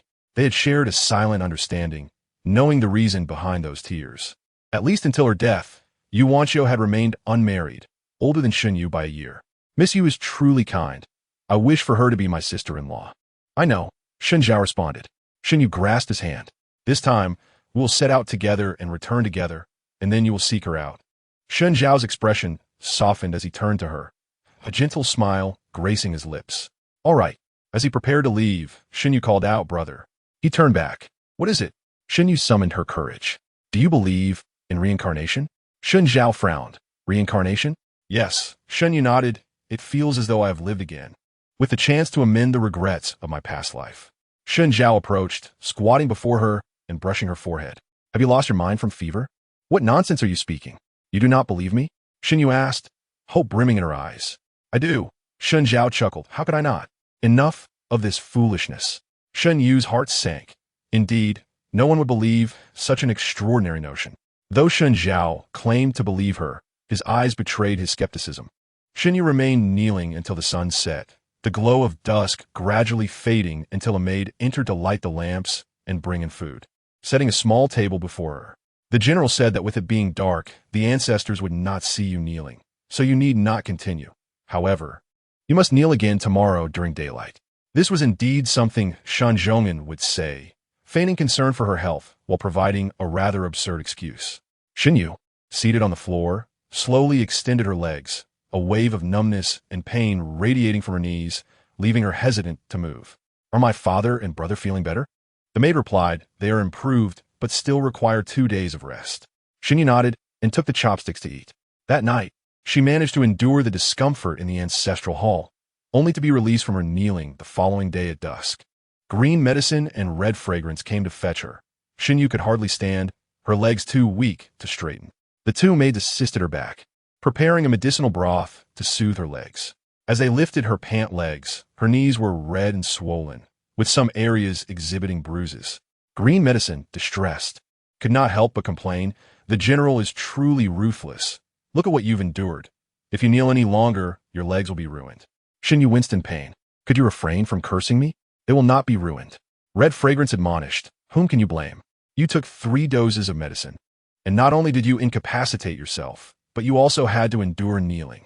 Your audacity knows no bounds, Red Fragrance exclaimed, slapping a heated cloth on her legs. Shen Yu could only scream, unable to utter another word. The sensation of the medicated cloth was excruciating, a mixture of numbness, itchiness, and sharp pain. Shen Yu clutched the quilt, enduring the discomfort for a while before finally speaking. You could have at least warned me. It will hurt regardless. The 2 maids, chosen by her and having served her for many years, had grown so familiar that they no longer treated her with the respect due to their mistress. My father and brother are set to depart tomorrow morning, correct? Actually, the day after tomorrow, Red Fragrance replied. Shen Yu was perplexed. So late? Red Fragrance took the cloth green medicine handed her. The emperor has dispatched 2,000 elite cavalry. The general has ordered the main army to march ahead, and they will catch up later. Shen Yu nodded. That made sense. After tending to her legs, she directed the 2 maids to help her gather her belongings. Seated on the bed while she dictated what to pack. This one can be left behind. It will nearly snow outside the walls of Yen in October. And this one as well. It is too precious. Just bring a sturdy cloak that is durable and easy to clean. The 2 maids busied themselves, and after preparing her for bed, they exited. As they stepped outside, Green Medicine whispered, I didn't dare utter a word earlier, fearing I might slip up. Do you think the young lady would kill me if she found out? Green medicine was straightforward. When she lied, she stuttered. Red fragrance replied, just hold off for now. If you dare tell her, the general will deal with you first. Green medicine shrank back, then I must prioritize my own life. Shen Yu lay in bed all day, finally able to rise the following afternoon. They were to leave the capital the next day, and she could not allow her current incapacity to hinder them. While she moved about the room, she was suddenly startled by a commotion outside in the courtyard. Chapter 10. Detained Shen Yu leaned against the wall to open the door, only to find Shen Yin standing at the entrance, accompanied by her personal maid, who held a food box. Am I not allowed to see my elder sister? Shen Yin inquired. Hong Qiao said, Second miss, I beg your pardon. But the general has ordered that no one is to be admitted these days. Shen Yan's expression turned sour as she caught sight of Shen Yu opening the door. Elder sister. Shen Yu beckoned. Concubine. Shen Yan's gaze flickered between the obstructing Hong Qiao and Lu Yao, revealing her hesitation. Do not mind them, Shen Yu reassured casually. If they dare to stop you again, I shall send them to clean the stables. With the obstacles removed, Shen Yin smiled and walked over, taking Shen Yu's arm to sit down beside her. Is your leg feeling better? Just about manageable, Shen Yu replied. Shen Yin gestured to her maid to set down the food box, unveiling an array of exquisite pastries. Try one. As Shen Yu picked up a pastry, she noticed Hong Qiao and Lu Yao standing at the door, their eyes fixed on her as if they were glued to her. Do you two wish to eat? Both Hong Qiao and Lu Yao shook their heads in unison. Then why are you standing there like sentinels? The door is wide open. It's rather chilly. You may leave. The two maids stepped outside, closing the door behind them, leaving Shen Yu and Shen Yin alone. Though they were blood sisters, the bond they shared was nothing compared to that of Shen Zhao. They had not grown up together. One was accomplished in music and arts, while the other was skilled in martial pursuits. Their conversations were limited, devoid of common ground. After a few awkward exchanges about trivial matters, Shen Yu remarked, Your hairpin looks lovely today. Shen Yin adjusted the ornament at her temple, replying, You gifted it to me. Did I? Shen Yu appeared taken aback. Shen Yin nodded, extending her wrist to reveal a jade bracelet of considerable worth. This too was a gift from you. You have bestowed so many things upon me. It is difficult to remember them all, but I have few possessions that are not from you, so I recall them vividly. Though the general's residence lacked the vast number of servants typical of noble families, it still maintained a facade of grandeur. Despite the few masters, there were still over 100 servants. Shen Zhongyan, the general, entrusted his military rewards to Madame Shen, leaving her unaware of the household's expenditures. Consequently, the appearance of prosperity was merely superficial. Shen Yin could scarcely afford decent jewelry each year, relying on the meager rent from shop leases. In contrast, Shen Yu's situation was different. Her mother had passed away early, and the elderly Lady Lu had only one granddaughter, whom she adored dearly, showering her with gold and silk. Yet, Shen Yu had little interest in adornments, believing that such finery would hinder her martial training, as any slight movement could send her ornaments flying. As their conversation waned, Shen Yu found herself at a loss for words, stuffing pastries into her mouth. These pastries are delightful. Where did you procure them? Shen Yan's eyes flickered as she replied softly. They were sent by Lord Jiang for you. Shen Yu nearly choked on a pastry. The memory of Lord Jiang poisoning her food lingered vividly in her mind, prompting her to consider regurgitating what she had just consumed. Losing her appetite, Shen Yu discarded the half-eaten pastry on the table, fiddling with the crumbs on her fingers. I instructed the doorman not to accept anything from him. Please refrain from delivering his gifts in the future. Stealing a glance at her elder sister, Shen Yin pondered. Is it that you are indifferent to him? I do not like him, thus there is no need for him to waste his time, Shen Yu replied. Shen Yin pursed her lips, indicating her understanding. The atmosphere grew tense and awkward, prompting Shen Yin to rise to leave. Pausing at the door, she hesitated before saying, Father and elder brother have actually left for 2 days. Shen Yu looked up in shock. Shen Yin continued, Father instructed me not to tell you. They set off the day you were punished to kneel for an hour. Why did you tell me? Because I know you wish to go. With the situation at the border growing dire, Shen Zhongyan and his son could not afford a rest. Knowing his daughter would likely want to accompany them, he made the unusual decision to confine Shen Yu at home, punishing her for 2 days to ensure she remained. Once the war commenced, it could last for months or even years. Shen Yu, at her age, was still a girl and should not waste her youth at the front lines. After Shen Yin departed, Shen Yu summoned the 2 maids. Upon entering, Lu Yao spotted a bundle on the table, one she had gathered for Shen Yu the previous day. Seeing the situation, Hong Qiao timidly called out. Mississippi. Shen Yu looked up. Did father mention when he would depart? Hong Qiao hesitated. Tomorrow. What time? At the hour of the rabbit. Smack. Shen Yu slapped the table in frustration. Tomorrow at the hour of the rabbit? Is it you or I who will depart? Father has been gone for 3 days, and you have kept this from me until now. Lu Yao glanced at Hong Qiao, her legs buckling as she knelt down. After kneeling, she tugged on Hong Qiao's sleeve, and they both knelt at the door. Shen Yu, exasperated, commanded, "Fetch my horse." Lu Yao stood to comply, but Hong Qiao pulled her back. Hong Qiao raised her head. "The general has a message for you." "Speak." "I know," Lu Yao chimed in naively. The general said, "That stubborn girl will insist on coming. If we cannot stop her, tell her to stay in Shengjing. This is a military order, miss." These are the general's exact words. With such derogatory language, Shen Yu could hardly feign ignorance. Lu Yao's imitation of Shen Zhong'an's tone almost made her laugh. Shen Yu replied coldly, "I'm not enlisted. Military orders do not bind me. As long as my father is not present, I hold the highest authority here. Whoever brings me my horse will accompany me." Hong Qiao began to protest, "Mississippi."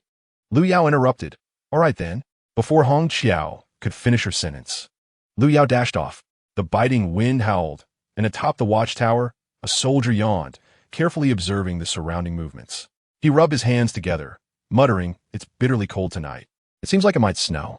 "Indeed," replied another weary soldier, crouching to shield himself from the wind. "You keep watch for a while, be vigilant, and we'll switch shifts."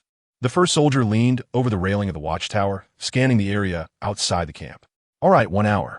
Just a moment. Wait, what's that?" The crouching soldier quickly stood up, sensing something amiss. "Where?" The first soldier rubbed his eyes and looked again, but saw nothing. "Perhaps I was mistaken. I thought I saw a shadow. Thought it was a person, but it vanished too quickly. A person couldn't move that fast. In the darkness of the night, those who could ascend the watchtower were exceptional in both vision and hearing." The startled soldier felt a rush of alertness, also leaning over the railing to scrutinize the surroundings. Shen Yu lay concealed behind a wall, waiting patiently for what felt like an eternity, before stealthily infiltrating the camp under the cover of darkness. With soldiers patrolling the area at night, she sheltered herself behind a windbreak near a tent for the night, blending in with the soldiers during their morning drills. Chapter 11. Entering the camp, a formidable army had encamped on the southern side of Heek Mountain, with Yinliang Pass less than 100 miles behind. The troops led by Shan Zhong'an formed a shield, separating the western Zhu people from the citizens within the pass. Shen Yu trailed behind the procession as they reached a temporary assembly ground, coming to a halt in a spacious area. Standing among the men, Shen Yu's tall stature was quite striking for a woman, though it became less so in the presence of a throng of soldiers. One man turned to glance at her, then looked back again moments later. Shen Yu touched her face. She had deliberately darkened her complexion and thickened her brows to appear more rugged. When the man turned for the third time, Shen Yu's hand was poised to strike, ready to react at the slightest indication that her disguise was at risk. In this crowded place, a single shout could reveal her identity, and she would have no choice but to incapacitate him first. The man furrowed his brow and stared at her for a while, pointing his index finger. "You are that mountain fool, aren't you?" Shen Yu retorted. "You are the fool. Your entire family is filled with fools." Yet, she managed to smile and replied, "Yes, that's me. Have you been assigned to our unit?" Shen Yu nodded. "What are you doing standing there? Come to the front." The man pulled her forward, taking the place Shen Yu had just occupied. In the military camp, the comings and goings of people were numerous. Each year, soldiers lost their lives in battle, and every year, new recruits were called forth. After each campaign, the ranks were reorganized, and casualties were replenished. It was common to encounter someone only to find they were gone the next day, making it difficult to remember faces. Just a few days ago, they had clashed with the Shijue people, resulting in thousands of deaths, with the Shijue army suffering even heavier losses. Shen Zhong'an ordered a pursuit for 10 miles before establishing camp. Even the bravest of men could find their spirits lifted after such a battle. The sounds of training echoed through the air as soldiers lined up to count heads. When they called out Yongbang, the man behind Shen Yu bellowed, "Present." The voice was thunderous, nearly shattering Shen Yu's eardrums. She rubbed her ears and noticed a figure atop a tall horse, its hooves leisurely pacing between the formations. Shen Zhao's sharp gaze swept across the sea of soldiers. At this distance, Shen Zhao appeared hazy. She knew he couldn't see her, yet instinctively. Shen Yu lowered her head to hide. If Shen Zhao caught sight of her, he would undoubtedly bind her and send her back to Shengjing. She watched as Shen Zhao halted on a high platform, whispered something to his deputy, who nodded in agreement. Then, Shen Zhao dismounted and rode down. Shen Yu's gaze remained fixed on him, so much so that she failed to notice the formation moving. The man behind her nudged her and whispered, "Hurry up, move." He muttered, "How can you be so frail? You'd fall over with a gust of wind. What made you think of joining the army?" Shen Yu moved with the line, distractedly replying, "There's no food at home. If I don't enlist, I'll starve."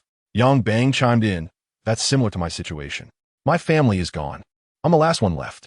I figured it would be better to go to the battlefield and take down a few Shijua people. If I must die, I'll take a few of those barbarians with me." In the midst of their conversation, Shen Yu lost sight of Shen Zhao. He had galloped to the main tent, dismounted, and entered, holding the reins. Despite the bright daylight, a lamp was lit inside the tent. Shen Zhao sat down and remarked, "It seems it might snow soon." Shen Zhongren inquired, "Hasn't the supply train been delayed for 10 days? 11 days, Shen Zhao replied, sipping some hot tea. It was the last of the old tea in the army, its flavor far from exceptional, yet it invigorated him. His brow was furrowed tightly. The supply convoy was doing nothing. "I counted this morning. We have enough provisions for 2 more days. The saying goes, the army moves on its stomach." And the ministry had begun arranging supplies long before departing from Xinjiang. However, aside from the first batch arriving on time, subsequent shipments had been delayed. Shen Zhongren frowned, fearing trouble on the road. If it snowed, the supply route would become even more treacherous. Send a team to retrieve it and dispatch scouts to investigate. Shen Zhao tossed the reins aside and said, "I borrowed another batch of grain from the Ganzhou government. It should arrive tomorrow, but this is the last of it. This year hasn't been bountiful. Their granaries are low, and they must consider seeds for next spring. The borrowed grain will only last us 5 more days." Ganzhou, situated within the Yanliang Pass, was the largest city near the border. If the state granaries were low, ordinary households would suffer even more. Shen Zhongren sighed, hoping the supply convoy would arrive soon. In the past few days, Shen Zhao had felt uneasy. "General, we must prepare for the worst. If we cannot force the Shijue to retreat within 7 days, and if supplies do not arrive, we will be in a precarious position." Although they were father and son, they addressed each other by rank in the military. "What are your thoughts?" Shen Zhongren asked. Today's drill was light. Mainly, we counted heads and allowed the troops to rest. Once the formation dispersed, Yang Bang draped his arm over Shen Yu's shoulder and led her to their tent. "We have fewer people in our tent. After losing 2 brothers a few days ago, adding you makes it 7. With that, he lifted the curtain. Inside, 4 or 5 men were already seated. Thankfully, it was winter, and everyone was too cold to remove their shoes. Shen Yu recalled entering the tent during the hottest days of summer, where soldiers were shirtless and barefoot. An odor so potent it could bring tears to one's eyes. Yang Bang introduced each of them. "This is Yu Zue, this is Ahu, this is." After the introductions, he patted Shen Yu's shoulder, saying, "This is the Mountain Fool." "Who gave you that nickname?" Yu Zue inquired. True to his name, he had a mouth large enough to swallow a person. Shen Yu was also curious why Yang Bang had chosen to remember her as the Mountain Fool. "What about your belongings?" Yang Bang asked. Shen Yu's bundle was hidden under a tent nearby, filled with daily necessities. It would be inconvenient to retrieve it, and she didn't plan to stay long. After 5 days, once the great battle of her previous life concluded, she would leave. "I don't have much." Ahu scrutinized her. "You're so thin. Can you wield a sword?" Shen Yu glanced at him. "I could manage to carry you." Yu Zue laughed, and when he did, his mouth gaped wide, revealing 32 gleaming teeth, giving him a formidable appearance. Yang Bang pointed at him. "Stop laughing. You'll frighten the newcomer." Yang Bang, being a kind soul, even helped Shen Yu fetch a blanket and a set of clothes. Chapter 12. The Interruption After Nightfall. The tent was filled with the sounds of snoring. Shen Yu lay awake, repeatedly ruminating over the events of her previous life. In her memory, the urgent dispatch back to Shengjing read as follows. On the 27th of October, Shen Zhao led troops to launch a surprise attack on the Shijue camp, but became trapped. Shen Zhongyan, leading the remaining soldiers to rescue, was dissuaded by the monitoring general. Despite warnings, Shen Zhongyan pressed forward, falling into a trap, resulting in the demise of the entire 100,000 strong army outside the pass. The military report was vague, no one knew what truly transpired on the front lines. As of the 100,000 soldiers, only a few survived. In her past life, she had found it suspicious. She knew her father well, and the term impetuous was hardly fitting for him. However, her lack of access to court news had left her in the dark until she learned some details from Jiang Lianzhi after their marriage. That battle likely involved treachery. Those were living, breathing soldiers. Someone had to bear the blame for that battle. Regardless of any suspicions, Shen Yu became the prime suspect. During the day, Shen Yu took the initiative to help deliver items between tents, using the opportunity to familiarize herself with the camp's layout. Aside from the heavily guarded grain storage, she noticed no other anomalies. Presently, the situation at Yanliang Pass left her feeling like a headless fly, bumping around aimlessly, hoping to gather some intelligence while stealthily slipping out of the camp to meet a few individuals. As night fell, the temperature sharply dropped and a biting northern wind blew, stinging her cheeks. A swift steed approached the camp, a scout riding furiously. As he neared the camp's entrance, he raised his token, shouting, "Urgent report." The gate guards checked the token and allowed him entry. The scout did not dismount, but sped directly to the main tent. "General, urgent report." Shen Yu, having slept fitfully, turned at the sound and said, "Come in." The scout entered, kneeling on one knee. "General, the supply convoy has been completely wiped out. There is no sign of the supply train." Shen Yu's expression darkened as he quickly threw on a cloak, saying, "Summon Shen Zhao to my tent." Shen Zhao had just gotten out of bed. The messenger dared not speak of the news until he entered the tent, where he heard Shen Yu recounting the situation. The supply convoy was small. It seems they were ambushed by mountain bandits, Shen Yu speculated. Shen Zhao shook his head. The supply convoy was unarmed. Bandits wouldn't undertake such a thankless task. This seems like a setup. The two exchanged glances, both recognizing the peril in each other's eyes. Shen Zhao rubbed his face vigorously to invigorate himself and said, "We must resolve this swiftly before our provisions run out. It seems we may have to resort to the second plan." Shen Yu nodded and summoned the generals for an urgent meeting that night.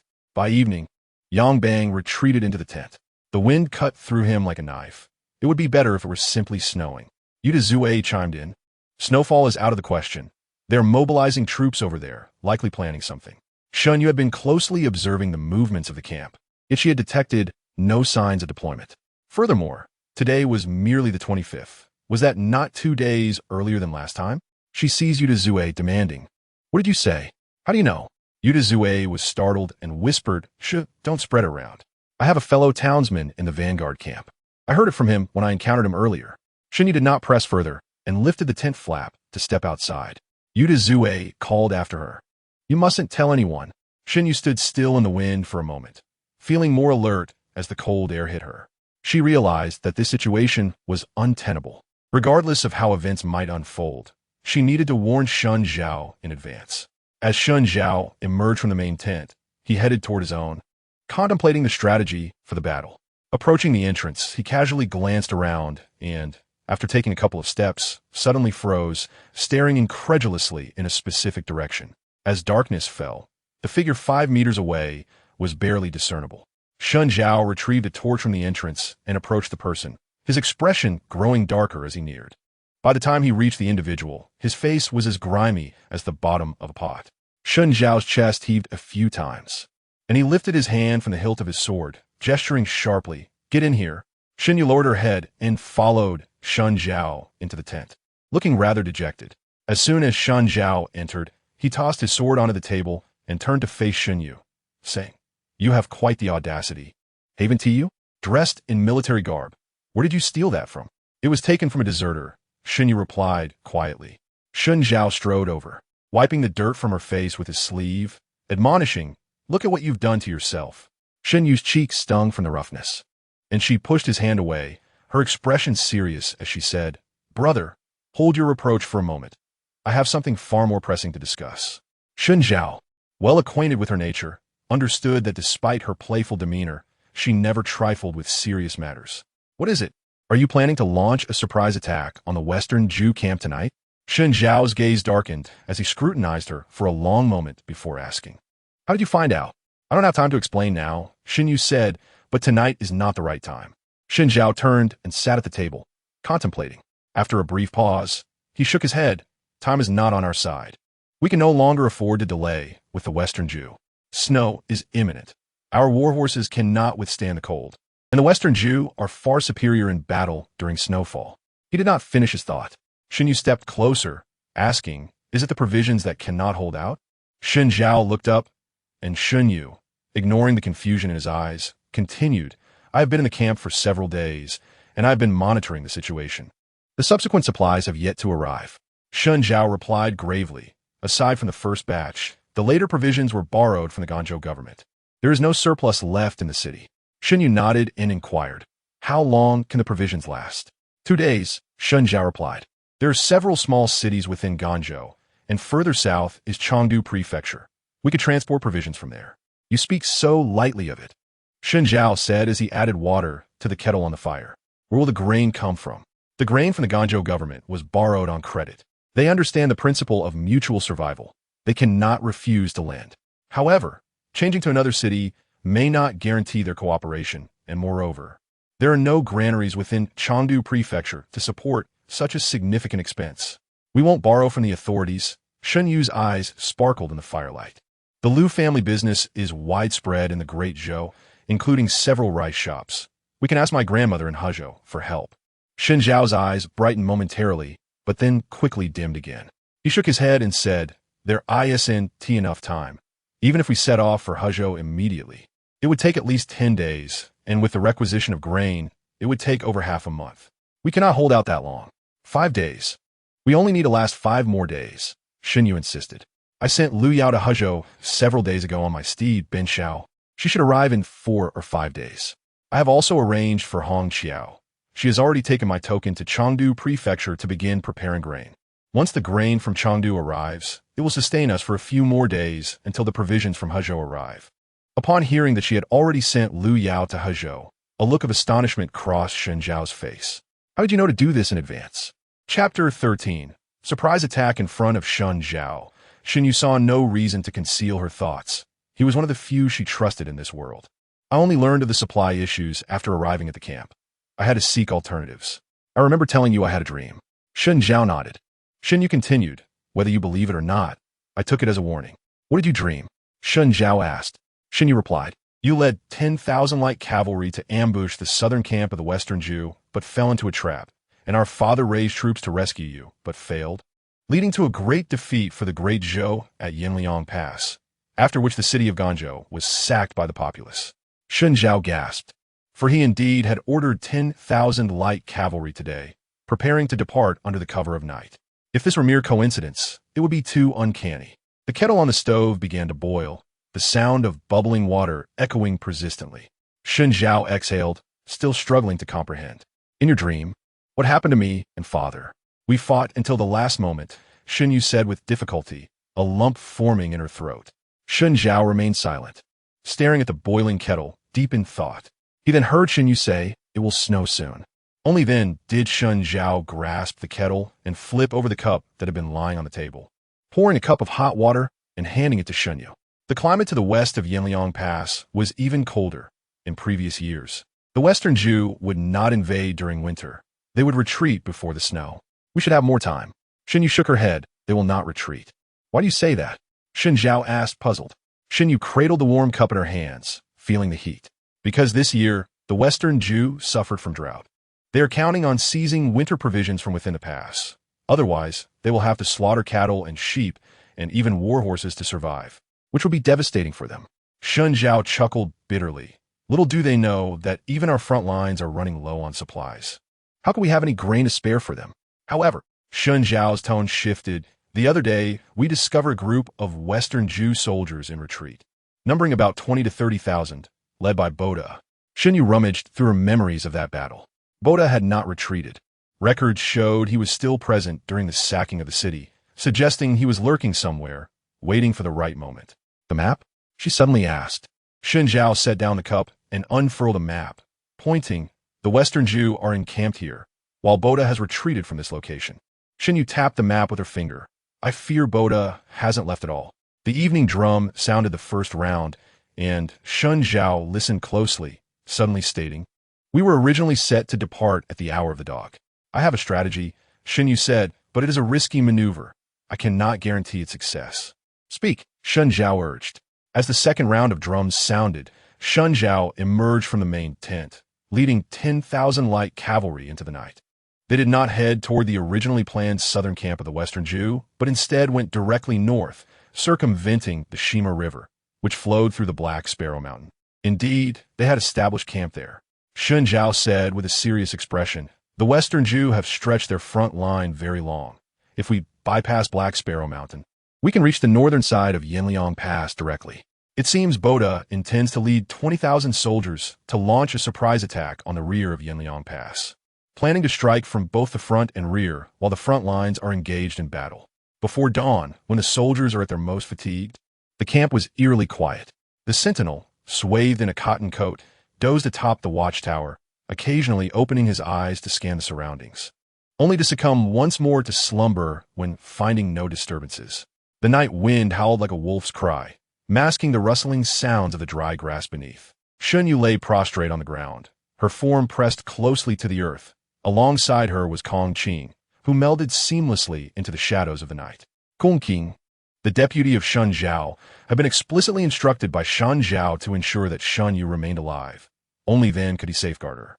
Shen Zhao's army of 10,000 lay encamped 5 miles away, while he held the rear, and Shen Yu, with merely 200 elite soldiers, infiltrated the camp of 10,000. Despite her prowess, discovery would spell certain doom, yet Shen Zhao could not deter her. She followed him like a tenacious shadow. Their eyes met briefly, and Concubine gestured behind him. The patrolling soldier, sheltered from the wind behind a tent, remained oblivious as he was swiftly silenced, a blade cutting his throat before he could register any pain, only a fleeting chill on his neck before passing into the void. The same fate befell others, even a soldier caught unawares mid-relief, collapsing into his own waist. Shen Yu exhaled visible breaths of vapor, her hands stained crimson with blood, wiping them on her trousers as she whispered, "In which direction lies the supplies?" Concubine gestured, indicating their path back. "You wait outside the camp for me. In a quarter of an hour, when the signal lights, await the general's men." Shen Yu did not reply, but slipped away towards the granary. Concubine, helpless against her resolve, found himself compelled to follow. As they reached a certain point, Shen Yu raised her hand to signal a halt, twisting her body to conceal herself behind a tent. Concubine, puzzled, crouched and awaited her command. After listening intently for a moment, Shen Yu whispered, "Something feels amiss. It's too quiet." Her words sparked realization in Concubine. The camp, which should have been filled with the thunderous sounds of snoring, was now dominated only by the wind. The Western Jie camp was deserted. Where had those 20,000 soldiers gone? Shen Yu quickly assessed the situation. The two possible routes for the Western Jie forces were either a nighttime assault on the northern gate of Yanliang Pass or a retreat to the southern camp to concentrate their forces for a frontal attack. The more she pondered, the more alarmed she became, for either scenario required a precondition. The Western Jie must know of tonight's ambush. Should Shen Zhao lead an attack on the southern camp, he would undoubtedly fall into a trap, and the Western Jie could simultaneously strike the northern gate, executing a pincer maneuver. It became a matter of whether Shen Zhongyan would choose to rescue his son or defend Yanliang Pass. In either case, he would be in a precarious position, severely weakened. Concubine, too, comprehended the gravity of the situation, exhaling heavily. "There are spies among us." Shen Yu nodded. "Someone of considerable rank." As they spoke, she began to move in the opposite direction. Concubine seized her arm. "Where are you going?" "We must ascertain their destination to devise our next plan. You stay here." Shen Yu's unpredictable nature was vexing him.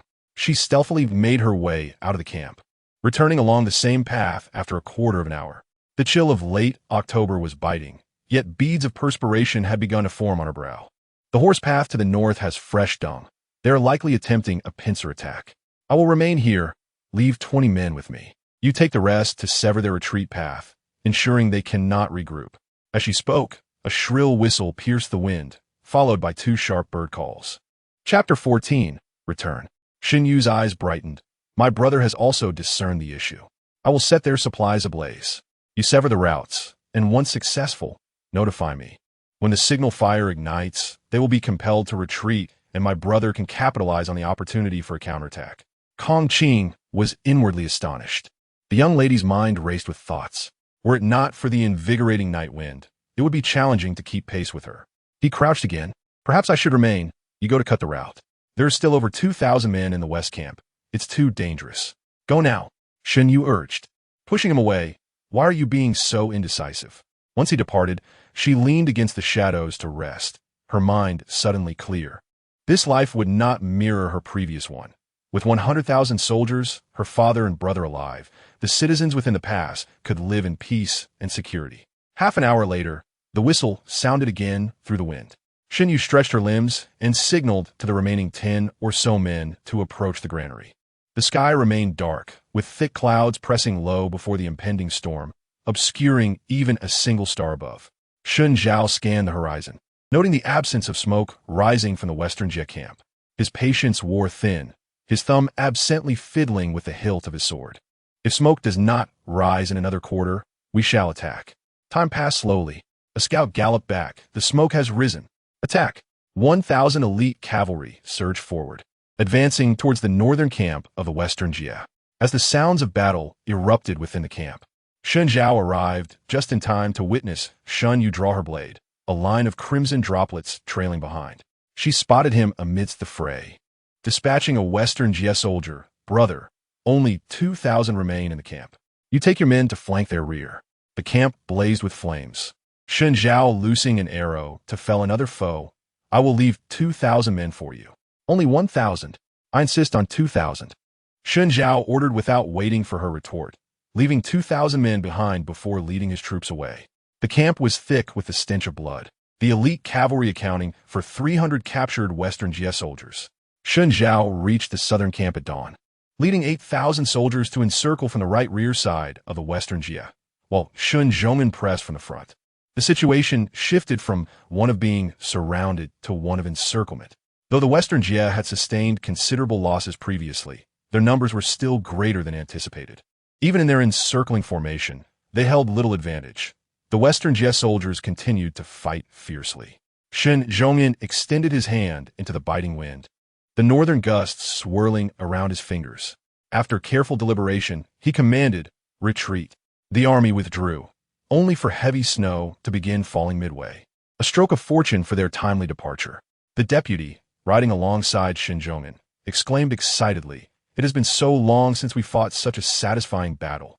The western Jie thought we would strike the southern camp, only to hear that the northern camp was ablaze and rushed back to aid. For the first time, we have outsmarted the western Jie. Shen Zhongmen replied, "It is snowing. This battle was not easily won." The western Jie sustained few casualties and have not been fundamentally weakened. Once regrouped, they may attack again. We must remain vigilant. The deputy nodded in agreement. Shen Zhao, troubled, entered the camp and inquired, "Has another team returned?" The guarding soldier replied, "None have returned." Shen Zhao gazed to the north, his brow furrowed tightly. With only 2,000 remaining in the western Jie northern camp, Shen Yu should not have taken so long unless the route remained intact and the attacking western Jie had returned in time to corner her there. The more he pondered, the more alarmed he became, addressing the soldiers who had just returned to rest. "Relay my orders. Immediately assemble 30,000 men to accompany me to the western Jie northern camp." Before Shen Zhongmen could return to his tent, he heard Shen Zhao's command and hurriedly turned to ask, "What are you planning?" Shen Zhao's throat tightened as he reined in his horse beside Shen Zhongmen, his complexion pale. You only left 2,000 men in the western Jie northern camp, and she has not returned. What? When did she arrive? Shen Zhongmen nearly choked on his breath, pointing a trembling finger at Shen Zhao, struggling to find his voice. He quickly mounted his horse, cracking the whip against its flank as he galloped towards the gates, only to halt abruptly. The snow fell heavily, quickly enveloping the world in a blanket of white. Shen Zhongmen stood in the snow, torn between his daughter and his duty. Should he deploy his forces now? They might very well face a pincer attack from the western Jie amidst the blizzard. He was not merely a father, but a general responsible for the lives of countless soldiers, making his decision all the more agonizing. "Relay my orders. The entire army will rest." "General," Shen Zhao gasped in disbelief. Shen Zhongmen raised his hand to silence him. He could not bear it, yet he could not gamble the lives of countless individuals for his own selfish desires. Shen Zhao understood his thoughts, and after a moment of silence, he suddenly raised his whip and galloped towards the camp's exit. Their father might abandon Yu, but he could not. He was her brother, after all, having trailed behind her since she could speak. Back then, when the swords were yet high, she had insisted on training martial arts alongside him. Shen Zhao's eyes were bloodshot. He had to rescue her, even if he had to go alone. Stop him, Shen Zhongman bellowed. Ahead, the heavy gate was closed, and soldiers pushed against the barricade to block the entrance. Stand aside, or I will strike you down as well. Shen Zhao pointed his blade at the soldiers. Shen Zhongman scowled. You have some nerve to threaten your own men. Someone, remove his armor. As the two sides remained locked in a standoff, a soldier atop the watchtower suddenly blew a whistle and shouted, "A troop approaches." The wind and snow howled, snowflakes swirling chaotically. Visibility from the watchtower was obstructed, but they soon discerned that it was their own. Shen Yu was surrounded by a sea of white, her legs nearly numb from the cold. The wheels creaking against the snow as the approximately 200-meter-long convoy drew nearer. It's our elite cavalry, a soldier cried from the tower. Open the gates. Without waiting for the soldiers to act, Shen Zhao personally opened the heavy gate, squeezing through the moment there was a crack. He ran wildly through the snow and finally spotted her figure amidst the white. Shen Yu, exhausted, approached on horseback, lowering her head to smile at him. Brother, I brought back something wonderful. Shen Zhao's eyes brimmed with tears. She had always done so, presenting her treasures to him with pride. He reached out to catch her, feeling her cold body like ice. Hastily, he unfastened his cloak and wrapped it around her, holding her tightly without uttering a word. It was a fear of losing her, of her being caught in a life-or-death struggle alone. As Shen Yu entered the camp, dozens of supply carts followed closely behind, pushed by captured soldiers from the West Ju, with elite cavalry escorting them on either side. Wrapped in the cloak, Shen Yu warmed herself by the fire in the main tent, holding a cup of hot tea, yet feeling little sensation as the snow melted away, making her even colder. Shen Zhongman silently watched her, several times wanting to speak, but he could not bring himself to scold her when seeing her pitiful state. Chapter 15. The spy Shan Zhao and Kong Qing knelt inside the tent. You may rise, Shen Zhongman instructed Kong Qing. He glanced at Shen Zhao, whose kneeling form still remained, and hesitated to stand.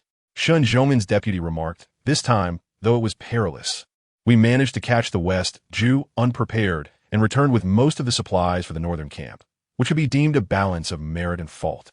Shen Zhongman turned his gaze to Shen Zhao. Speak for yourself. Shen Yu interjected, I came along of my own accord. Going to the northern camp was my idea. Be silent, Shen Zhongman chastised. Shen Yu bit her lip, casting a pleading glance at Shen Zhao as she held her tea. Chao Gu, go count the supplies. I have matters to discuss with these siblings, Shen Zhongman instructed his deputy. Understanding that the remaining matters were familial, he took his leave and lifted the tent flap. As he stepped outside, soldiers reported that the water was boiled and placed in Shen Zhao's tent. Shen Yu had not bathed properly since entering the camp. She could only sneak a wash while others slept. Now, returning drenched in blood, the dried remnants clung uncomfortably to her. She gazed at Shen Zhongman, waiting for him to speak. Shen Zhongman turned his face away, gesturing, Zhao Air, take your sister to your tent. After she washes, come back. I have something to say. After exiting the tent, Shen Yu circled to the back of Shen Zhao's quarters, rummaging for a while before pulling out a bundle, relieved it was still intact. Shen Zhao chuckled, shaking his head with a mix of exasperation and amusement, noting her unchanged habit of hoarding, like a little mouse. I have my clothes and silver notes in here, Shen Yu declared, lifting the bundle. Shen Zhao accompanied her to the tent entrance, saying, go wash up. I'll keep watch for you. First, soak your feet in warm water before bathing. After only a short walk, both were dusted with a layer of white snow. Shen Zhao stood at the tent's entrance, while a soldier brought an umbrella for him to hold. Conditions in the camp were not as comfortable as at home. Washing was a luxury, but a wooden tub was provided, just large enough for her to squeeze into, as her chilled feet submerged in the water. Shen Yu couldn't help but sigh in satisfaction. After nearly half an hour, she finally rose, feeling refreshed after cleaning away the grime. Her face, once smeared with dirt, now glowed with a porcelain-like radiance, framed by her damp hair gathered atop her head. Shen Zhao regarded her several times, finally finding her appearance pleasing. She had lost weight. Could I not? You all left me behind. I had to rush and lacked proper guidance. I couldn't enter the city along the way. Sleeping among trees and in dilapidated temples, living off hard rations, she complained as they walked side by side to the main tent. Inside, the sand table was surrounded by people, several deputy commanders with bloodshot eyes. After Shen Yu finished giving instructions, he allowed everyone to disperse, sitting down with a commanding presence. He said, "You recount what transpired at the West June northern camp in detail." Shen Yu narrated the events. Seeing that the north wind was blowing, I set fire to the south side of the supply depot. The wind carried the flames towards the tents, although it appeared to be a great fire. It did not consume much of the supplies. We managed to transport back everything we could. Whatever could not be moved, I simply set ablaze. Kongqing had severed their horse paths, preventing pursuit. The supply carts were too heavy, and with the snowstorm making the roads difficult, that is why we returned late. Shen Yu patted her shoulder in silent approval, a gesture of unspoken praise. He couldn't help but think how he wished she were a boy. If she had been, she could fight alongside him on the battlefield, and he wouldn't feel such heartache. After Chao Gu's count of the supplies, combined with what you brought back, it would last no more than 2 days. When can we expect the supplies from Chengdu? It will likely take 4 to 5 days, Shen Yu replied. Shen Yu fell into deep thought. Shen Zhao added, "There are spies in the army. The incident last night is known to several commanders, but we cannot yet ascertain who it is. The West Jew likely knows of our supply shortage and will surely launch a full assault after 3 days of starvation." Shen Yu nodded. "I have sent 3 military reports regarding the supply situation, yet Xinyang has not responded. We cannot afford to wait idly like this. I have discussed with the commanders. We shall break camp at dawn tomorrow and retreat to the Yinliang Pass. We must endure the shortage for the next few days." Shen Yu exited the tent, and when Shen Zhao returned, he could not find her figure. "Where is she?" Shen Zhao lifted the flap. A soldier replied. "She said she would rest first, and if the general has matters to discuss, he should send someone to call her." Shen Zhao searched for a while before locating Shen Yu's tent. Just as he reached the entrance, a burly man emerged, saluting him. "General." Shen Zhao nodded, opening his mouth, unsure of how to inquire about Shen Yu's alias in the army. He could only ask, "Where is she?" Yang Bang inquired, "Who?" "Your new recruit in the tent." "Oh." Yang Bang responded, "Suddenly and Ligtenet. You mean Shan Power? She just went to sleep." Shen Zhao's brow twitched. "Well done, Shan Power." He entered the tent, finding Shen Yu nestled among the bedding, unable to suppress his irritation. "Shan Paya." Shen Zhao ground his teeth and called out. No response came from the corner where she lay. The others in the tent held their breath, and only Yudaze dared to speak. She just returned this morning, saying she went to help another team, and just fell asleep. Shen Zhao turned abruptly, startled by the loud voice, and marched over to pull Shen Yu from her bedding. "Shan Power, come with me." Shen Yu, still half asleep, followed behind him as he scolded. "How could you, a girl, sleep in a large bunk with a bunch of men?" Shen Yu half opened her eyes. "I was in my own corner, covered with my own blanket. It was urgent. I'm practically a man now." Shen Zhao grasped her firmly by the arm and led her back to his tent, drawing a curtain to separate them. "From today onward, you shall rest here." Chapter 16. Predicament outside the pass. The snow fell heavily, and even in Shengjing, 1,000 miles away, the ground was blanketed in a thick layer of snow. Jiang Lianzhi departed from the Ministry of Revenue, his carriage moving along Zhongbao Street. The icy conditions rendered the roads treacherous, and the streets were crowded with pedestrians, causing the carriage to come to a complete halt. Gao Jin, his attendant, lifted the curtain and said, "My lord, it seems we may be stuck for a while. The Sanwei building is nearby. Shall we take a moment to rest there?" Jiang Lianzhi leaned out to observe, noticing a horse from an unknown owner blocking the way, frozen in place despite the whip's insistence. The passing vehicles had created an impasse. Deciding to disembark, Jiang Lianzhi entered the Sanwei building, where he encountered a waiter setting dishes on a table, including a small plate of pineapple pastries. He paused for a moment, then followed the waiter upstairs to a seat. "Are those pineapple pastries still fresh?" he inquired. The waiter smiled and replied, "You are in luck. Sir, they are freshly made. Would you like a serving?" Jiang Lianzhi instructed, "Please pack them carefully in a food box. If there are any osmanthus sugar, steamed chestnut cakes, or pine nut lily pastries, include those as well." The waiter nodded eagerly and soon returned with an exquisite wooden food box. Jiang Lianzhi opened it silently, gazing at the pastries within. Previously, Shen Yu had taken medicine throughout the year and had a penchant for sweets, so her home was always stocked with her favorite treats. He sampled a piece. Finding it overly sweet, he did not have a taste for such delights. Perhaps it was because Shen Yu had endured much suffering that she craved this sweetness. Yu walked swiftly, take the food box to the general's residence. Gao Jin, aware of whom it was intended for, felt a twinge of discontent, but swiftly set off. He frequently delivered food and clothing to the general's residence, yet Miss Shun rarely made an appearance. It was always second Miss Shun who delivered messages, maintaining an air of superiority. Upon returning from his errand, the road had cleared. Jiang Lianzhi asked, "Did second Miss come out to greet us today? Has she mentioned if her sister's health has improved?" "Yes," Gao Jin replied. Second Miss stated that eldest Miss is much better, though she remains reluctant to go outdoors. However, today's second Miss conveyed a message. Jiang Lianzhi raised his gaze, inquiring, "What message?" Gao Jin responded, "She asked that you cease sending items and wanted to inquire if there were any updates regarding Yinliang Pass." Jiang Lianzhi frowned. Tomorrow marked the 27th of October, the day Shen Yu would face defeat. In a few days, Shen Yu would journey to retrieve the remains of her father and brother, and it was during that journey that calamity would befall her. He resolved to prevent her from undertaking that perilous journey, at least ensuring she possessed a healthy body, for he wished to accompany her for many more years. Outside the pass, the blizzard raged, collapsing several tents overnight, though fortunately, the individuals beneath remained unscathed. By morning, the army began to dismantle camp and withdraw inward. Shen Yu darkened her face and eyebrows once more, following closely behind Shen Zhao when a soldier rushed in, exclaiming, "General, the supervising officer, Lord Liang, is missing." Shen Zhao's expression turned grave. "What has transpired?" The soldier replied. The guard at the camp gate reported that as dawn broke, Lord Liang took his men toward Yinliang Pass. Shen Zhao waved his hand. "Go after him. See if we can bring him back." The supervising officer was akin to the imperial banner placed within the army. Since Liang Jianfang had entered the camp, he had done nothing but lounge in his tent, indulging in fine food and drink. With the recent scarcity of supplies, complaints had surfaced repeatedly.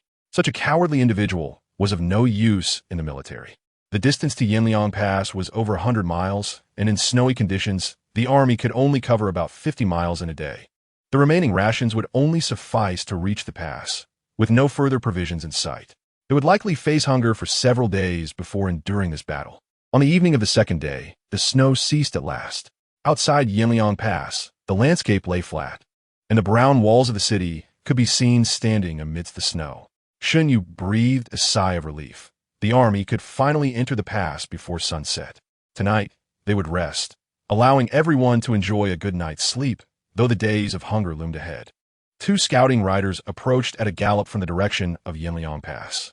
Dismounting, they knelt on one knee, reporting, "General, the gates of Yinliang Pass are tightly shut." I displayed the token, but the guards refused to open the door. Shen Yu tightened his grip on the reins and nodded at Shen Zhao, leading a contingent of soldiers forward. Shen Yu felt a sense of unease. They had successfully avoided the catastrophic battle of their previous lives. Yet this inexplicable anxiety gnawed at her. After advancing 2 more miles, they received word to set up camp. They were less than 5 miles from the city gate. With only 5 miles remaining, yet no entry into the city, speculation began to circulate among the troops. Shen Yu urged her horse forward, drawing closer to hear Shen Zhong'an's furious shouts. "Tell Liang Jianfang to open the gates." From the city tower, Liang Jianfang's voice rang out, "General Shen, it is not that I refuse to open the gates. It is merely that before departing, His Majesty ordered that we must achieve victory. Now that both sides are locked in battle, how can our army retreat?" Shen Zhong'an was infuriated, and before he could respond, the deputy commander erupted with curses. "You cowardly wretches, holed up in the city enjoying your lavish meals while we fight on the front lines with supplies running low. You're forcing us to our deaths. If we run out of rations and the Western Jew attacks now, we face certain doom. If our front line falls, do you think you can hide in the city and escape?" Bold words. Liang Jianfang shouted from the tower. As the supervising officer, "I will have you arrested for spreading discord. Come down and try it." The deputy commander, Chao Gu, roared back. "If you don't come out, you're a coward." The air was rife with insults at the city gate, yet the massive door remained unmoving. As darkness fell, bonfires flickered throughout the camp. Shen Zhong'an stood atop a small mound, gazing at the faint glow of torches atop the city gate. On the first day, the army faced starvation, and the gates remained shut. On the second day, the soldiers showed signs of emaciation due to hunger. They could only conserve their strength by minimizing movement. On the third day, The gates remained resolutely closed. Shen Zhao emerged from the tent and found Shen Yu sitting silently on the mound. "What is Liang Jianfang scheming?" Shen Yu asked as he took a seat beside her. Shen Zhao brushed away the snow and grasped a withered blade of grass. "He intends to starve us. Several factions in the capital are embroiled in conflict, and we may very well become their pawns. Liang Jianfang could also be a traitor for the Western Jew." Before Shen Yu could respond, Shen Zhao shushed her, producing a paper package from his clothing and presenting it to her like a treasure. "Are you hungry?" Shen Yu stared blankly at the corn muffin. Shen Zhao nudged it forward again. "Eat." She took it, breaking it in half, but Shen Zhao did not take any. "If you don't eat, I won't either," she declared. Shen Zhao smiled softly, taking a bite of the muffin, prompting Shen Yu to finally begin eating.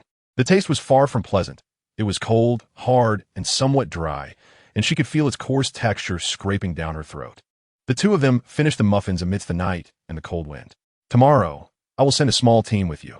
Let Kong Qing accompany you.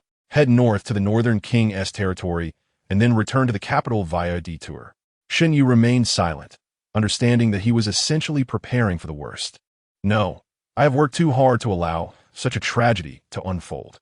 After these 2 days, they had come to an undeniable realization. If this battle ended in defeat, it would not be due to natural disaster, but human malice. From the moment they departed from Shengjing, this had been a trap. Someone wanted them dead, wanted them to fail. Yet she was merely a mortal. While she could find a way to evade that deadly battle, she could not stop the knives that lurked behind them, for one could never predict where the next strike would land. Shen Yu turned her face away. "I will not leave. Listen to your brother," Shen Zhao urged. Shen Yu resolutely replied, "Tomorrow, we shall assault the city. The defending forces within are fewer than 10,000. Capturing Yanliang Pass should be a straightforward task." Shen Zhao sighed, smiling bitterly. "And you wish to raise arms against our own? They are not our allies. They want us dead. The common folk are not like us." Shen Zhao's gaze held an indescribable coolness as he spoke. "Once we attack the city, we shall be deemed traitors. Then we shall lead our forces around." Shen Yu replied, her mind racing without regard for the consequences.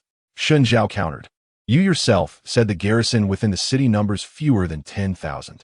If we circle around, the Shiju forces will head straight for Yanliang Pass. What about the hundreds of thousands of innocents within?" Chapter 17. Farewells. The snow-laden ground crunched underfoot as both turned to see Shen Zhongyan trudging through the snow. Taking deep steps.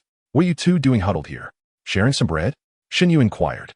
Shen Zhongyan chuckled knowingly, pulling a piece of bread from his chest and offering it to her. Rations were scarce. A leader had but a bowl of thin gruel and a piece of bread, and both father and brother wished to save the best for her. Shen Yu could no longer contain herself, her eyes reddening as she said, "I just ate. I can't manage more." The army had run out of provisions. Any morsel was a blessing, yet one could hardly be satisfied.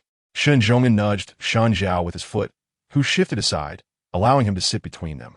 He placed the bread in Shen Yu's hands, saying, "Eat. Tomorrow we shall slaughter a horse, and the soldiers must have a hearty meal to regain their spirits for battle." The decision to slaughter a horse was a final act of no return, a grim fate for a multitude of brave souls. No one spoke as the biting wind howled across the hills, carrying away their unspoken fears.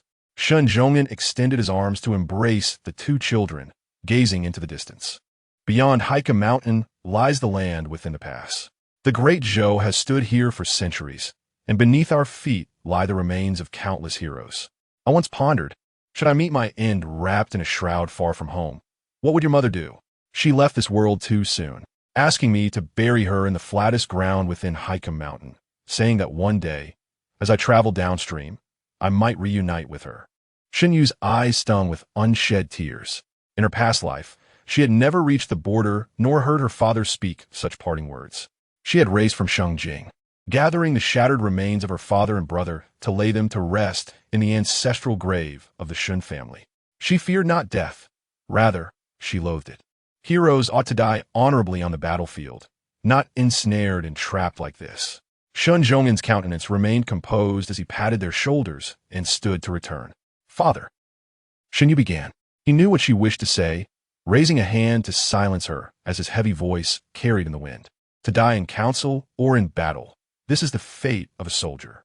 The winter beyond the pass was unforgivingly cold. Shen Zhongyan looked skyward, acknowledging that he could not leave. The moment they departed, the Shijue forces would march directly towards Yanliang Pass, and the hundreds of thousands within would need the walls made from their fallen bodies for protection. Thus, this battle could not end in retreat.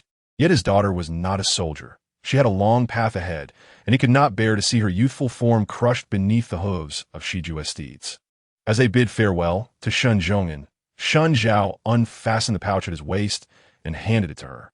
Shen Yu took it, inhaling its contents, smiling as she recognized the scent of strong liquor. "Take a sip to warm yourself, but do not overindulge," Shen Zhao cautioned. She took a swallow. The fiery liquid coursed down her throat, warming her entire being. She offered it back, but Shen Zhao shook his head, gazing towards the camp. "Send her my message." "Who?" Shen Yu tilted her head. Shen Zhao's gaze softened as he looked towards Shang Jing, urging her to tell her not to wait for him. Understanding whom he referred to, Shen Yu's eyes filled with tears. "I cannot convey that message. You must return and tell her yourself." Shen Zhao smiled, conceding, "Very well, say nothing to her. It is for the best. In time, memories fade." Shen Yu shook her head.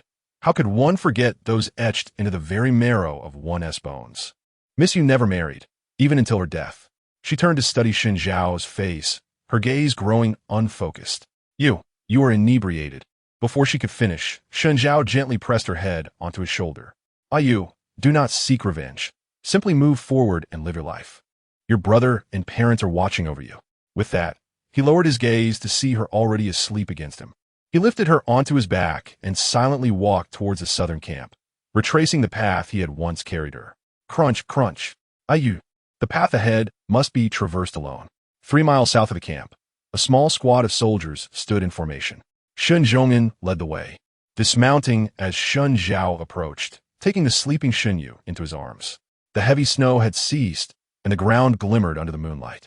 They exchanged silent farewells. No words spoken, save for the sound of footsteps and the clinking of armor, accompanied only by the horses' breaths. Once Shen Yu was settled, the two mounted their horses. Shen Zhao flicked his whip, directing Kong Qing, "Continue along this path, and you shall reach the fief of the Northern King." Kong Qing knelt before him, stating, "General, I entrust her to you." Shen Zhao replied earnestly, "Protect her well. This is my final military order to you."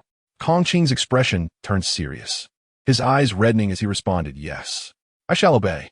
"Let us go," Shen Zhong'an urged. He turned his horse slowly, hearing the distant hoofbeats of the small squad fading into the night. He wished to glimpse his daughter once more, but could not bring himself to turn back. It mattered not. Whether he looked or not, the outcome remained unchanged. Partings and reunions are but a matter of time. The sound of hooves echoed in her ears, gradually rousing Shen Yu from her stupor. She slowly opened her eyes, finding herself enveloped in darkness, her body still weak. She attempted to move her arms, and the person before her seemed to notice her awakening, lifting the heavy cloak from her head. "Miss," she recognized Kong Qing's voice, but the piercing light forced her to shut her eyes again. "Where am I?" Kong Qing looked ahead. "We have traveled north for 100 miles. In half a day, we shall cross the river, then bypass." "Let me down," Shen Yu interjected, having surveyed her surroundings. About 10 men accompanied them, and she sat astride with Kong Qing, who had bound her to prevent her from falling while unconscious. The horse continued its northern journey, and Kong Qing did not turn back. Shen Yu struggled against her bonds, realizing her entire body was restrained. Sensing her intent, Kong Qing said, "Miss, I am tasked by the general to escort you back to Xinjiang." Shen Yu replied sharply, "I will not return. My father and brother are still outside Yanliang Pass." "Are you asking me to abandon them and flee?" Kong Qing remained silent. "Kong Qing, are you turning into a coward?" "We are not cowards. If we are not cowards, then we shall fight our way back." Suddenly, Kong Qing reined in his horse, dismounting to stand beside her. "Miss, we cannot return. Liang Jianfeng has sealed the city, and no provisions can be delivered from within, nor can the soldiers outside return. This is a deadlock." "And what of it?" Shen Yu countered fiercely. "Would you rather live in shame for the rest of your life, or die gloriously after slaying a few Shijue men?" Kong Qing fell silent, but the unwillingness in his eyes betrayed his thoughts. Shen Yu continued, "Only those who die for their country on the battlefield deserve honor. There is no need to be wrapped in a shroud. This is the first lesson my father taught me in poetry. I will not retreat.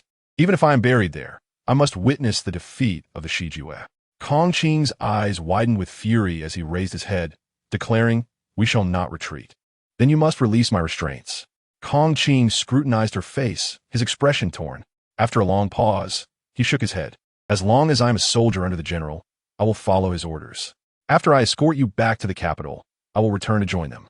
Shen Yu, exasperated, replied, Fine, you refuse to set me free?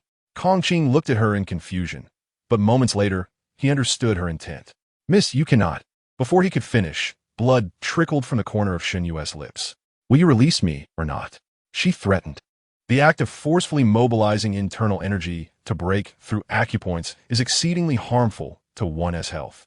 In severe cases, it may even lead to the loss of martial prowess. Kong Qing, feeling as though an invisible blade was pressed against her throat, had no choice but to deftly release her acupoints.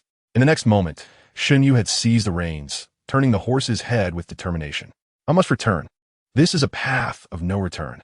You may choose to depart or join me in fighting our way back. The soldiers tightened their grips on the reins, declaring their solidarity with the young lady. So shall I. Let us at least slay a few of the Shijue. Kong Qing took a deep breath and mounted another horse. The battle at Yanliang Pass echoed with the sounds of slaughter. The clatter of hooves, the cries of anguish, and the cacophony of chaos melded together, nearly piercing the heavens. All around were soldiers, and everywhere lay the fallen. The famished soldiers of the great Zhou, having endured days without sustenance, summoned their dwindling strength to draw their blades against the iron hooves and slaughtering blades of the Shijue. This was no mere war. It was a coordinated massacre, a brutal encirclement. Shen Yu, leading a contingent, plunged into the fray, snatching a long knife from an enemy and swiftly dispatching him. She heard Kong Qing's shout behind her. Be careful, young lady. We must find the general. With her eyes ablaze, Shen Yu fought through a mist of blood, her long knife cleaving through foes. She cast aside her weapon only to seize another, her arms moving instinctively as she lost count of how many Shijue heads she had severed. The disparity in strength was glaring.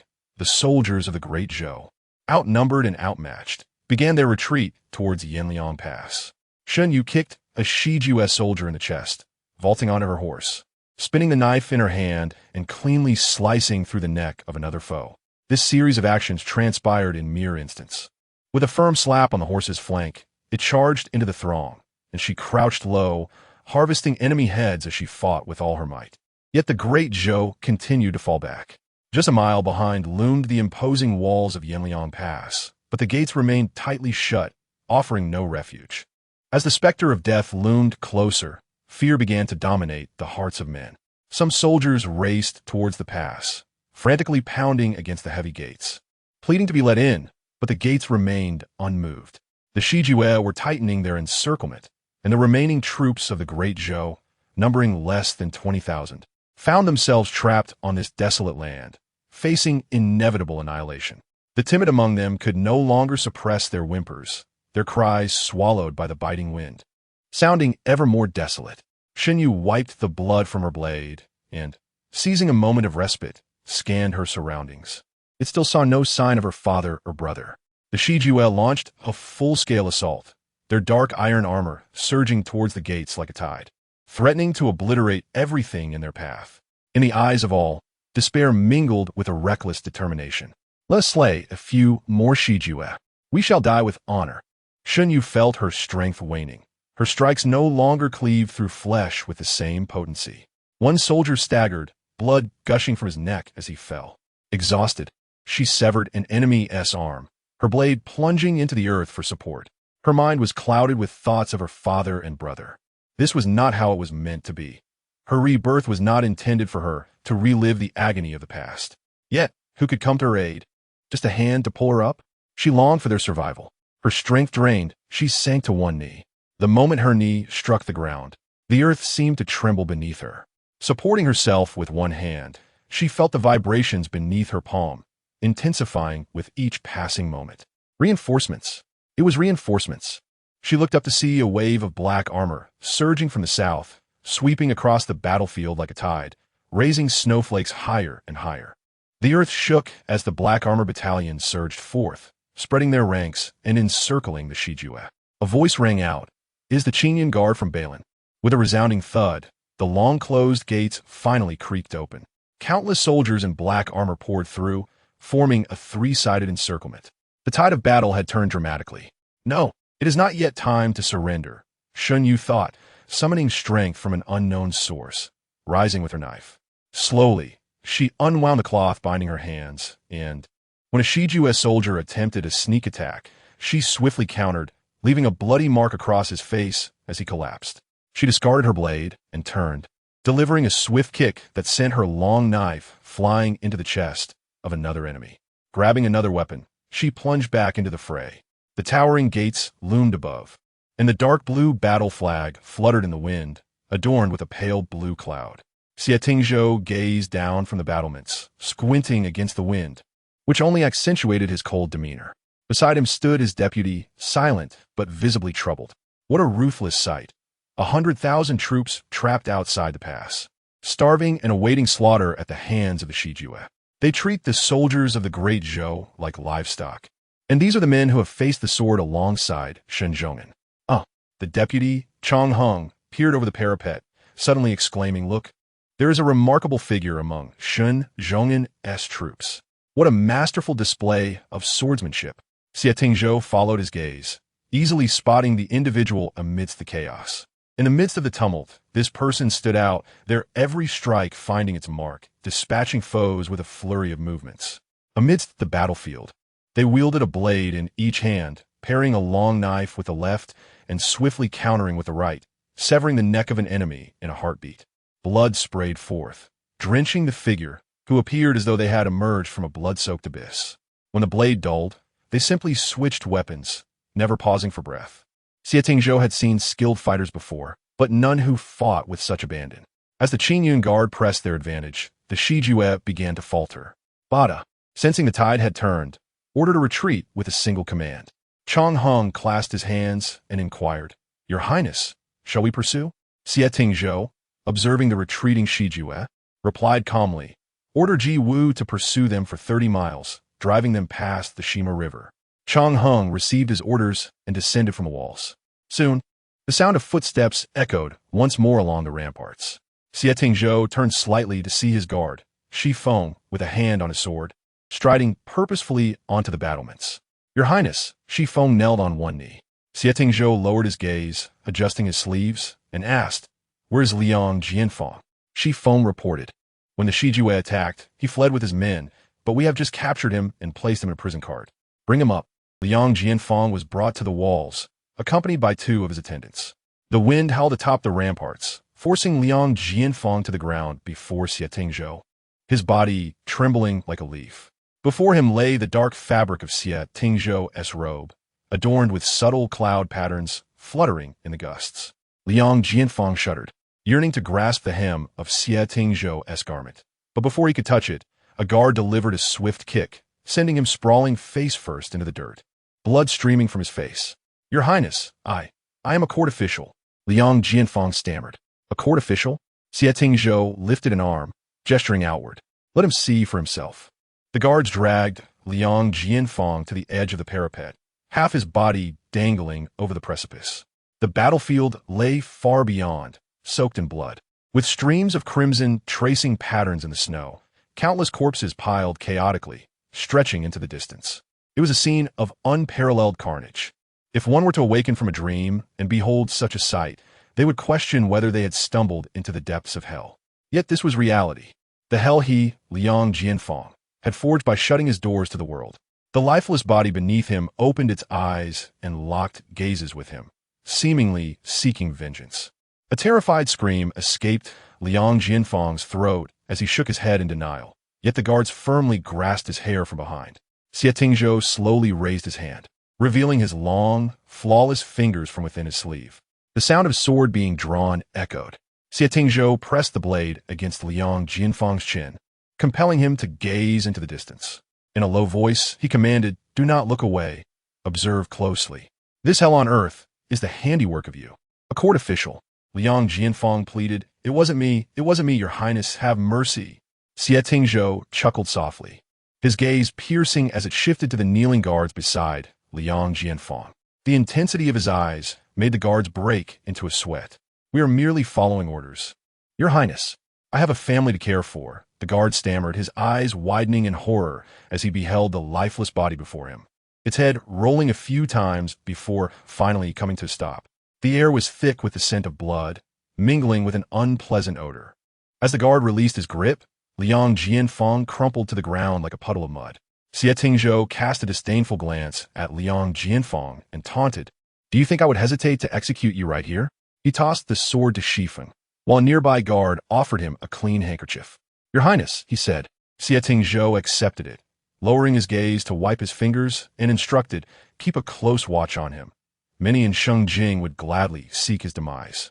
Shen Yu searched through the sea of corpses, each encounter a torturous trial, fearing each moment that she might see her father or brother among the dead. In the bodies, she recognized faces from her past, the boy who delivered meals, the patrolling soldiers, and the comrades with whom she had launched attacks against the northern camp of Shijue. Some had limbs severed, others disemboweled, and many were trampled beyond recognition. Outside Yanliang Pass, the cold wind howled, yet she bit her lip to hold back tears, her nails torn and bloodied, yet she continued her search. Finally, upon turning over a body riddled with arrows, she could no longer suppress the sobs that erupted from her throat. "Father!" She clung tightly to the corpse, but it was pierced with arrows, leaving no place to hold. Her father, the towering figure in her heart, had collapsed once more, and this time, right before her eyes. Shen Yu held onto Shen Zhong'an's cold body, her heart equally frigid. She longed to embrace her father's broad shoulders, yet his back was a porcupine of arrows. The body no longer had blood to shed. Pulling out the arrows left only gaping holes. With the last arrow removed, Shen Yu tightly embraced Shen Zhong'an's corpse. All the past grievances and resentments surged forth, overwhelming her. They fought valiantly with their lives, yet some regarded them as mere insects. They charged into battle, risking their lives, only to be sent to the execution grounds by their own people without even a proper meal. Treachery reigned, loyalists were harmed, and the internal rot of the great Zhou dynasty was undeniable. With vengeance unfulfilled, her anger, hatred, and dissatisfaction coiled around her like unbreakable chains, leaving only her muffled cries carried away by the wind. As soldiers cleared the battlefield, they transported the barely breathing wounded back for treatment.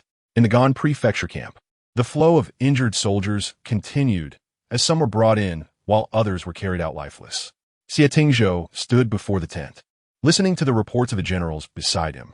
"Following your highness's orders, we pursued for 30 miles, inflicting thousands of casualties on the Shijue forces. Once we crossed the Shima River, we established a defensive position for several hours, ensuring the Shijue would not return before allowing our forces to retreat." General Han Zhuwu had just returned from the battlefield, still clad in armor, the stench of blood lingering on him. He dared not approach Xie Tingzhou too closely, for it was well known that the young lord had a penchant for cleanliness.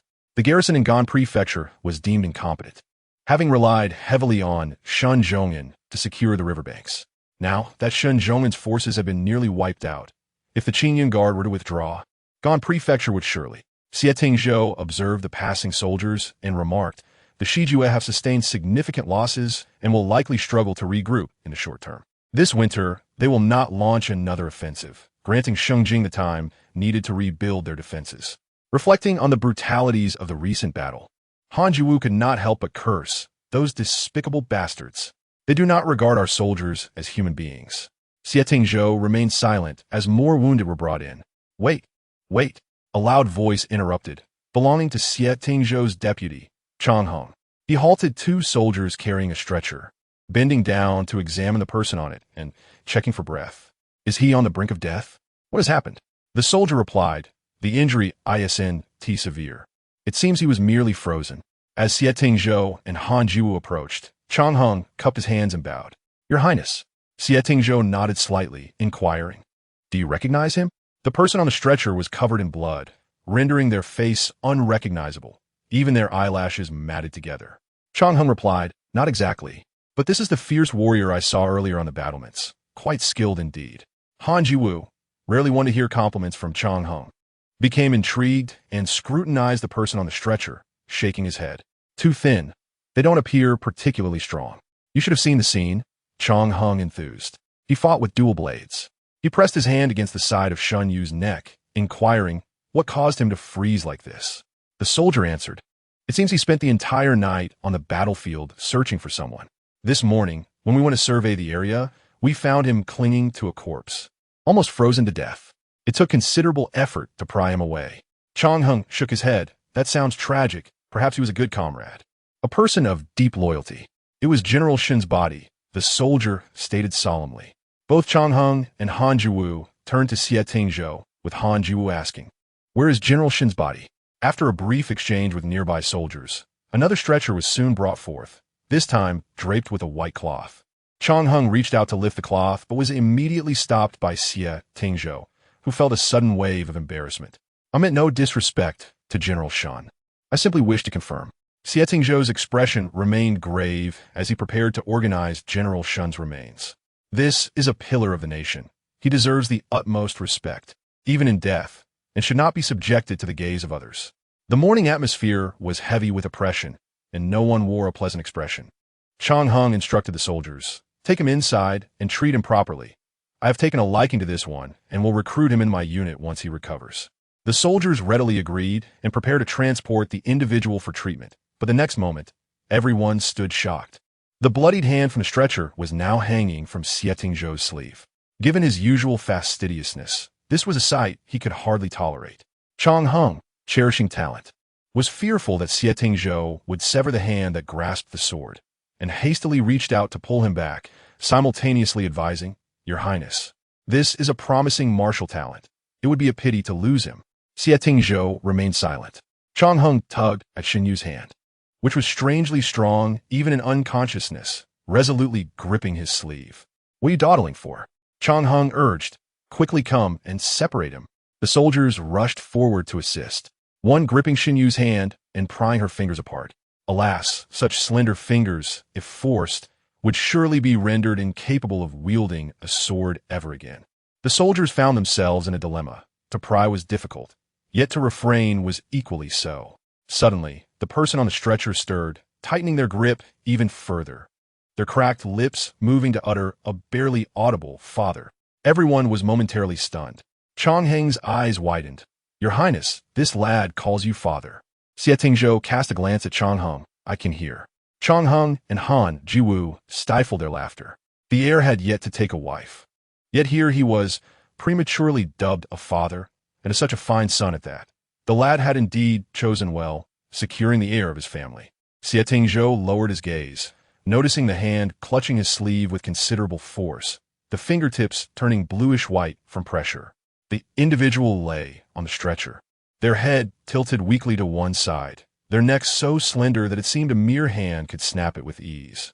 "No, don't leave," Shen Yu murmured again. Xie Tingzhou frowned, a hint of impatience etched between his brows. Sensing something amiss, Chang Heng's sleeve tore with a crisp sound, splitting into two sections. Xie Tingzhou sheathed his sword, slightly raising his eyelids. "What?" "Nothing," Chang Heng replied, his heart still racing, cheerfully adding, "Fortunately, it was not your hand that was severed." Xie Tingzhou swept away, while Chang Heng nudged Jiwu's shoulder, whispering, "Is this not the legendary severed sleeve?" Han Jiwu shot him a warning glance. "If you wish to live, refrain from saying such things." Shen Yu, delirious from fever, drifted between memories of her past life and visions of her father, whose body had been pierced like a hedgehog. "Where's my brother? Where is Shun Zhao? Where is Kong Qing? Has he found him?" The winds of Yinliang Pass seemed less frigid, yet the sky darkened, like dark red blood descending from the heavens. Shen Yu trudged through the snow, each step weighed down by an unseen force pulling her deeper. Glancing down, she saw the ground soaked in blood, countless hands struggling within it.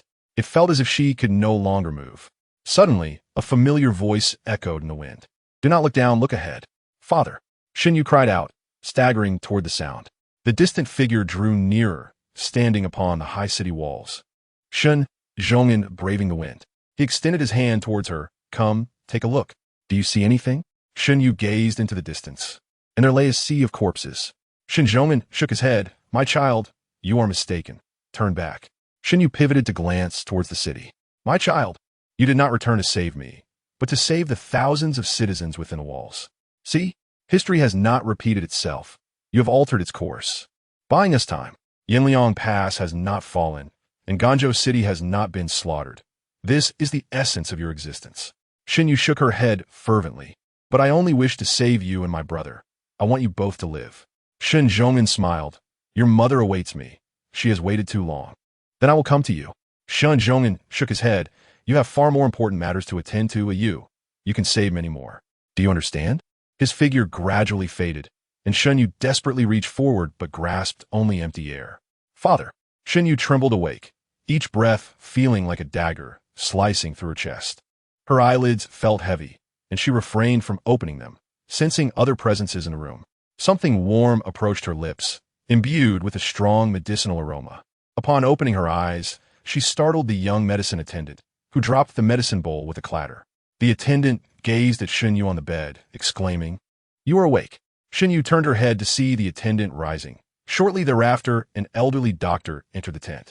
The doctor took her hand to check her pulse, then instructed the medicine attendant to fetch another bowl of medicine. There were too many wounded, and the military doctors were overwhelmed. The physicians had been hastily summoned from the city. This individual had received special care from General Chang. It was imperative to preserve his life. Originally unable to ingest the medicine, it was a surprise he had awakened. Chapter 21. Xie Yu, where am I? Shen Yu's voice emerged as a mere whisper, her throat parched. You're in the military hospital, the elderly doctor replied. You were brought down from the battlefield. Shen Yu paused, attempting to rise, but fell back onto the bed. Do not move. Shen Yu gasped. No, what of General Shen's body? The doctor reassured her, you need not worry. His Highness the Heir has arranged a resting place for General Shen, currently situated within the tent. Shen Yu exhaled in relief, only then realizing the odd sensation in her hand. She clutched a piece of torn silk adorned with cloud patterns, one edge remarkably neat, as if severed by a keen blade. What is this? She inquired. The medicine attendant happened to enter with medicine and replied, We do not know. You were holding it when you were brought in, and we could not pry it away. 5 days after that battle, following several days of treatment, Shen Yu finally managed to rise from her bed. It was said that 3,000 soldiers were injured in that conflict, many succumbing, with bodies being removed from the hospital daily. The attendant could not deter Shen Yu, allowing her to wander outside the tent. She searched throughout the military hospital but found no trace of Shun Zhao or Kong Qing. She understood that the greatest possibility was that they had perished, perhaps buried beneath the corpses or so mangled that they were unrecognizable. Yet she could not dare to think this way, as long as she did not find their bodies. She would cling to the hope that Shun Zhao was still alive. Her search was not entirely fruitless. Within the hospital, she encountered the injured Yu Dazue and Yang Bang. Yu Dazue bore light injuries, while Yang Bang was more severely wounded, having sustained several cuts, yet he had managed to cling to life. That damn Boda, Yu Dazue spat. The heir of Balin should have attacked, burning their lands and slaying their kin. Mind your tongue, Yang Bang, weakly lying on the bed, retorted. Your life was saved by the heir. Refrain from instructing others on their actions. Shen Yu hung her head, feeling utterly deflated. It was indeed wise for the army not to continue their assault, for further westward combat would be even more arduous. Silence enveloped them until soft sobs began to resonate within the tent. Yu Dazue wiped his face, saying, Ahu, and the others are gone. I watched helplessly as the Shiju people beheaded him. His laments served as a catalyst, and soon the tent was filled with a chorus of cries. These were valiant men, 7 foot tall and full of blood, who had not wept in the face of death on the battlefield, but could not restrain their tears under such tragic circumstances. Shen Yu steadied herself and slowly rose. For days she had felt an immense weight pressing down upon her, plagued by self-doubt and countless nightmares. The vengeance for her father and brother remained unavenged, the instigator still lurking in the shadows, living carefree. How could they rest in peace? She could no longer endure the despairing words. She feared she might lose her sanity. She longed for someone to guide her forward, much like her father in her dreams. Emerging from the military hospital, she found the sky had darkened. Wandering aimlessly, she suddenly realized she had arrived at the tent where her father lay. The winter of Yinliang Pass was too cold. Even after several days, the body showed no signs of decay. In her past life, she had traveled from Shengjing to tend to the remains. This time, she wished to fulfill her father's wish to bury him beyond the pass, allowing him and her mother to be reunited as they drifted down the Shima River. Soldiers stood guard outside the tent, preventing her entry. So she lifted her skirts and knelt before it. Father, I shall keep vigil for you. she whispered within her heart. The light from the tiger's tent remained aglow until the second drumbeat of dusk resounded. A number of generals exited Xie Tingzhou's tent one after another after concluding their discussions. Chang Heng was the last to remain, stating, "Those cowardly fellows in Sheng Jing disappeared during the battle. Yet now that the fighting is over, they are hastily sending messages." Xie Tingzhou pressed his fingers against his brow and inquired about the movements of the Liu family from Hezhou.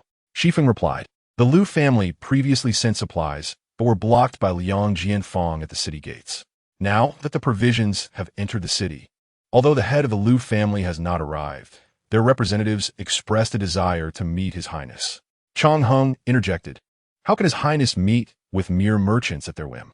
Xie Tingzhou shot him a stern look. "Were it not for Liang Jianfang's sealing of the city, the merchants you speak of could have saved thousands of soldiers." Realizing his error, Chang Heng lowered his head in silence. Suddenly, the tent flap was lifted, and Han Jiwu poked his head in. "Lao Chang, someone is looking for you outside." Chang Heng bowed to Xie Tingzhou before stepping out. Voices from outside became faintly audible. "General, the person you instructed us to watch over is quite restless. He has just regained his mobility and has already wandered around the wounded soldiers' camp during the day. Kneeling in this cold weather, he will surely fall ill from it." Chang Heng remarked, "Does that lad have an illness? Why is he kneeling?" The doctor explained, "He is a soldier of General Shen, kneeling before General Shen's spirit tent. Such loyalty suggests he must be a personal guard, does he not? Then what do you see?" The tent flap was lifted again, and Shifeng held it aside as Xie Tingzhou emerged, striding directly towards Shen Zhong'an's spirit tent. Chang Heng hurried to follow, asserting that this matter should be resolved by subordinates, not burden His Highness personally. Xie Tingzhou replied coolly, "There are too many doubts regarding this battle. If he is indeed a personal guard of Shen Zhong'an, he ought to possess some valuable insights." Torches flickered at the tent's entrance, their flames scattered by the wind. A frail figure knelt on the ground, motionless and facing the tent. As Xie Tingzhou approached, he lowered his gaze to the person on the ground. "What is your name?" Shen Yu raised her head, her first sight of Xie Tingzhou's face. What a striking visage it was. A canvas of ink adorned with vibrant brows and eyes. Yet the curve at the corners imparted a chilling detachment. A fraction more vibrancy would render it too flamboyant, while a fraction less would make it too frigid. Beneath such a captivating exterior lay a beguiling essence. Indeed, Xie Tingzhou was as stunning as the rumor suggested, but Shen Yu had no time to admire his features. Upon seeing him, she suddenly grasped certain connections. She needed to position herself at the center of power. Otherwise, with her own limited strength, she could only futilely attempt the impossible. This person before her was undoubtedly the most accessible route to her goals. "My name is Xie Yu," she stated. In her early years, navigating the military as a woman had proven challenging, hence her chosen name, Xie Yu. "Xie Yu," Xie Tingzhou echoed, the two syllables emerging from his lips with an enchanting cadence. He turned his gaze towards the tent. "Why do you kneel before him?" Shen Yu gritted her teeth. "I am a soldier of General Shen and must see him through to the end." "Is he your personal guard?" Shen Yu pondered how to respond. The records of Shen Zhong'an's personal guards did not include anyone as young as her. But if she claimed to be just an ordinary soldier, she would lose her value. "I am a personal guard of Major General Xin Zhao." Xie Tingzhou inclined his head slightly and instructed, "Bring him to me. I have questions for him." Chapter 22. Testing outside the city walls in the north. The night sky was illuminated by flames, and the air carried the faint scent of charred remains. Following Xie Tingzhou was a close guard, followed by two commanders clad in soft armor. Shen Yu had heard of the formidable deputy generals serving Prince Xie Tingzhou and presumed these were they. She was led into the tent, where the two deputy generals did not follow, leaving only Xie Tingzhou and a close guard inside. "Lift your head," Xie Tingzhou commanded coldly. Shen Yu slowly raised her head, her gaze meeting Xie Tingzhou's, which seemed to pierce through her very being. Yet Shen Yu did not flinch. She maintained her focus, aware that any sign of weakness would diminish the weight of her words in Xie Tingzhou's ears. Xie Tingzhou scrutinized her. She was of modest height, with a petite frame and face, her skin somewhat dark, yet she possessed a pair of exceptionally beautiful eyes. Without her armor, she appeared far more delicate than he had anticipated. This thought caused Xie Tingzhou to momentarily falter. He had used the word delicate to describe a soldier capable of severing a shiju head with a single strike. If this was delicate, there would be few courageous souls left in the army. He collected his thoughts and inquired. On October 25th, Shen Yu launched a surprise attack on the Shijuan northern camp. And the Shijuan southern camp failed to respond in time. Why did you not pursue the victory? Because it snowed. The soldiers of Dazhou are not adept at fighting in the snow and could only retreat to the camp, Shen Yu replied. Xie Tingzhou took a seat, resting his arm on the armrest, and continued his questioning. Did Shen Yu discover any traitors within the ranks? He did, Shen Yu responded. Thus the plan was altered before the attack on the 25th. The original plan was to raid the Shijuan southern camp. Were you involved? I accompanied Major General Shen to ambush the northern camp, burning their supplies. After defeating the enemy, the Major General rushed to the southern camp to aid the old general, while I, along with 2,000 light cavalry, was responsible for transporting some of the supplies back. Xie Tingzhou nodded slowly, finding this consistent with what he knew. These inquiries served merely to elicit a response, confirming the veracity of what this Xie Yu might divulge.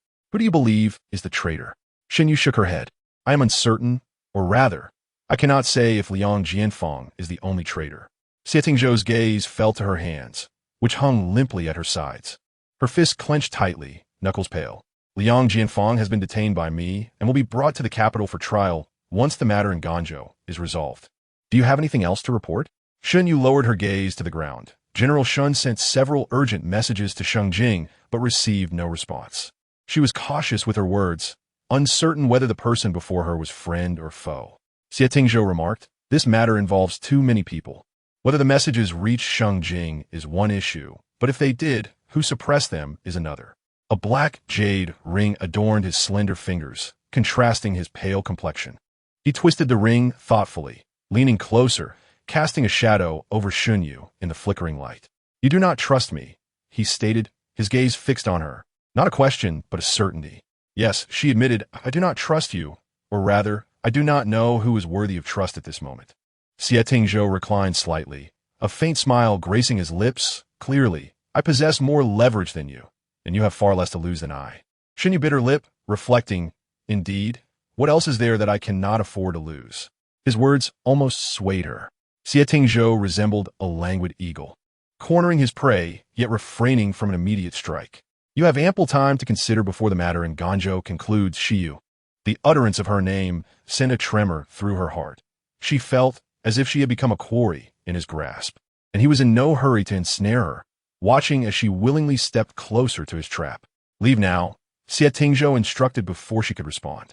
Shen Yu rose to exit, her gaze inadvertently drifting to a coat rack within the tent, where her steps faltered. Draped over the rack was a dark outer robe, its hem adorned with subtle cloud patterns, yet one sleeve was notably missing. She discreetly pinched her sleeve. Was that piece of fabric originally from Xie Tingzhou's clothing? But how could it have ended up in her hands? Xie Tingzhou raised his gaze, a smile playing at the corners of his lips. Are you curious as to why my garment is missing a sleeve? However, I'm more intrigued by why you address me as father. She called him father? When did that happen? Shen Yu was taken aback, meeting Xie Tingzhou's smile. When he laughed, his demeanor softened considerably. A man who was typically so sharp and aloof appeared rather roguish and carefree. As Shen Yu stepped outside, Xie Tingzhou's smile gradually faded. He sent someone to follow her. He must possess some insider information. Shifeng, take command, he ordered. Yes, Your Highness. Outside the tent, 2 bonfires flickered, with several soldiers sitting around, roasting potatoes. Upon seeing Shen Yu emerge, Chang Heng waved at her, beckoning her over. Shen Yu approached, and Chang Heng tossed a steaming potato her way, which she quickly caught, wrapping it in her sleeve. He appraised her from head to toe. Where did you learn such skills? From following the young general, Shen Yu replied. Come, sit, Chang Heng said, taking a bite of the potato, wincing at its heat. Your life was saved by me. Once you're well, report to me. Nearby soldiers jested. Is General Chang already starting to poach people? What do you know? Chang Heng retorted, shoving the man lightly. I'm simply valuing talent. Do you understand? He turned to Shen Yu, suddenly wrapping an arm around her shoulders and patting her. TSK, TSK. Too thin. You need to nourish yourself. Shall I roast some meat for you? Shen Yu stiffened, discreetly shifting a half step away. If General Chang can still eat roasted meat, he should do so himself. I cannot. Upon hearing this, the others lost their appetites. Too many corpses required attention. Otherwise, once winter passed and the weather warmed, It would easily lead to an outbreak of disease. Some were buried on the spot, while others were burned. Some soldiers and Shijue people had frozen together. They too could only be cremated. The fire had burned for several days and still showed no signs of extinguishing. The scent of charred flesh lingered in the wind. Chapter 23. Assassination. The campfire cast a warm glow on the faces of those present. After finishing her potato, Shen Yu stood and walked back to the command tent. A soldier announced, "Your Highness, Shen Yu requests an audience." Xie Tingzhou, who was about to loosen his clothing, tightened his belt again upon hearing this. "What is it?" Outside the tent, Shen Yu stated, "General Shen's children are not here. I wish to keep vigil for him." Granted. To preserve the body. There was no charcoal stove inside the morning tent, making it as cold as an ice cellar. Tears had long since dried. She could no longer cry. She knelt in the tent for an entire night, and before dawn, she quietly slipped out. The snow in Yinliang Pass had paused for a few days but had begun to fall again. A few days prior, the atmosphere had been ominous. Now the streets had returned to their pre-war appearance. The dark guards followed closely behind Shen Yu, observing her as she weaved through alleyways, maintaining a distance that was neither too close nor too far. Upon reaching a fork in the road, she vanished in the blink of an eye. Shen Yu continued walking for a while before deftly slipping into the backyard of a nearby house. Inside, she found someone waiting. Hong Xiao and Lu Yao knelt before her. "Miss, I have failed to fulfill my duty. Please punish me." Hong Xiao and Lu Yao split up, one heading to Hezhou to deliver a message, the other to Ganzhou to procure supplies, but ultimately, they were still a step too late. Tears welled in Shen Yu's eyes as she replied, "You have done remarkably well." Hong Xiao, crying, said, "If only I could have delivered the supplies faster, the general and the others." Shen Yu understood the impossibility of the situation. No matter how early they arrived, they would not have been allowed entry into the city. Hong Xiao wiped her tears. "What is the miss plan to do now?" Shen Yu replied, "There are too many uncertainties in this battle. It is certainly not something that a mere supervisor can influence. Liang Jianfeng must have others backing him, and I will ensure he is brought to justice." Her eyes were filled with a murderous intent that made others uneasy. "We will follow you, miss," both said in unison. Shen Yu shook her head. "Currently, I am within the ranks of the Northern Lin's young prince Xie Tingzhou. Soon he will escort Liang Jianfeng to the capital, and I must find a way to remain by his side." "What commands do you have for us, miss?" Shen Yu said, "My brother borrowed supplies from Ganzhou. You must return them for me." Hong Qiao protested. "Why must we repay them? The general and the young master fight on the front lines to protect Yinliang Pass and its people, yet they shut the gates and force people to their deaths." Shen Yu understood this logic all too well. However, she did not wish for Shan Zhao to carry a debt on his journey, even if he had to leave. It must be done with a clear conscience. I want him to leave without any encumbrance. Her words brought tears to the eyes of Hong Xiao and Lu Yao.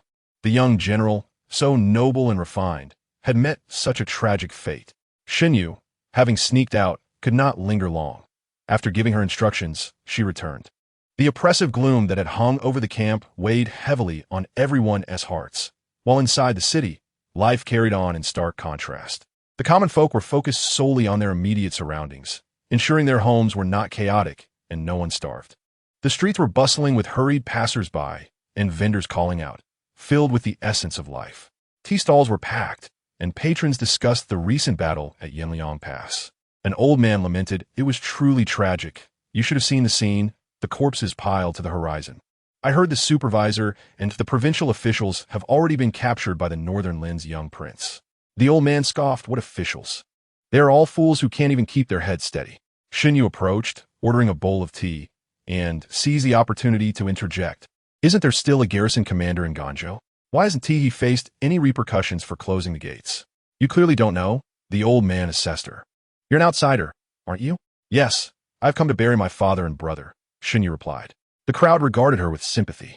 The old man, sitting beside her with his tea, whispered, "The garrison commander is not an ordinary person.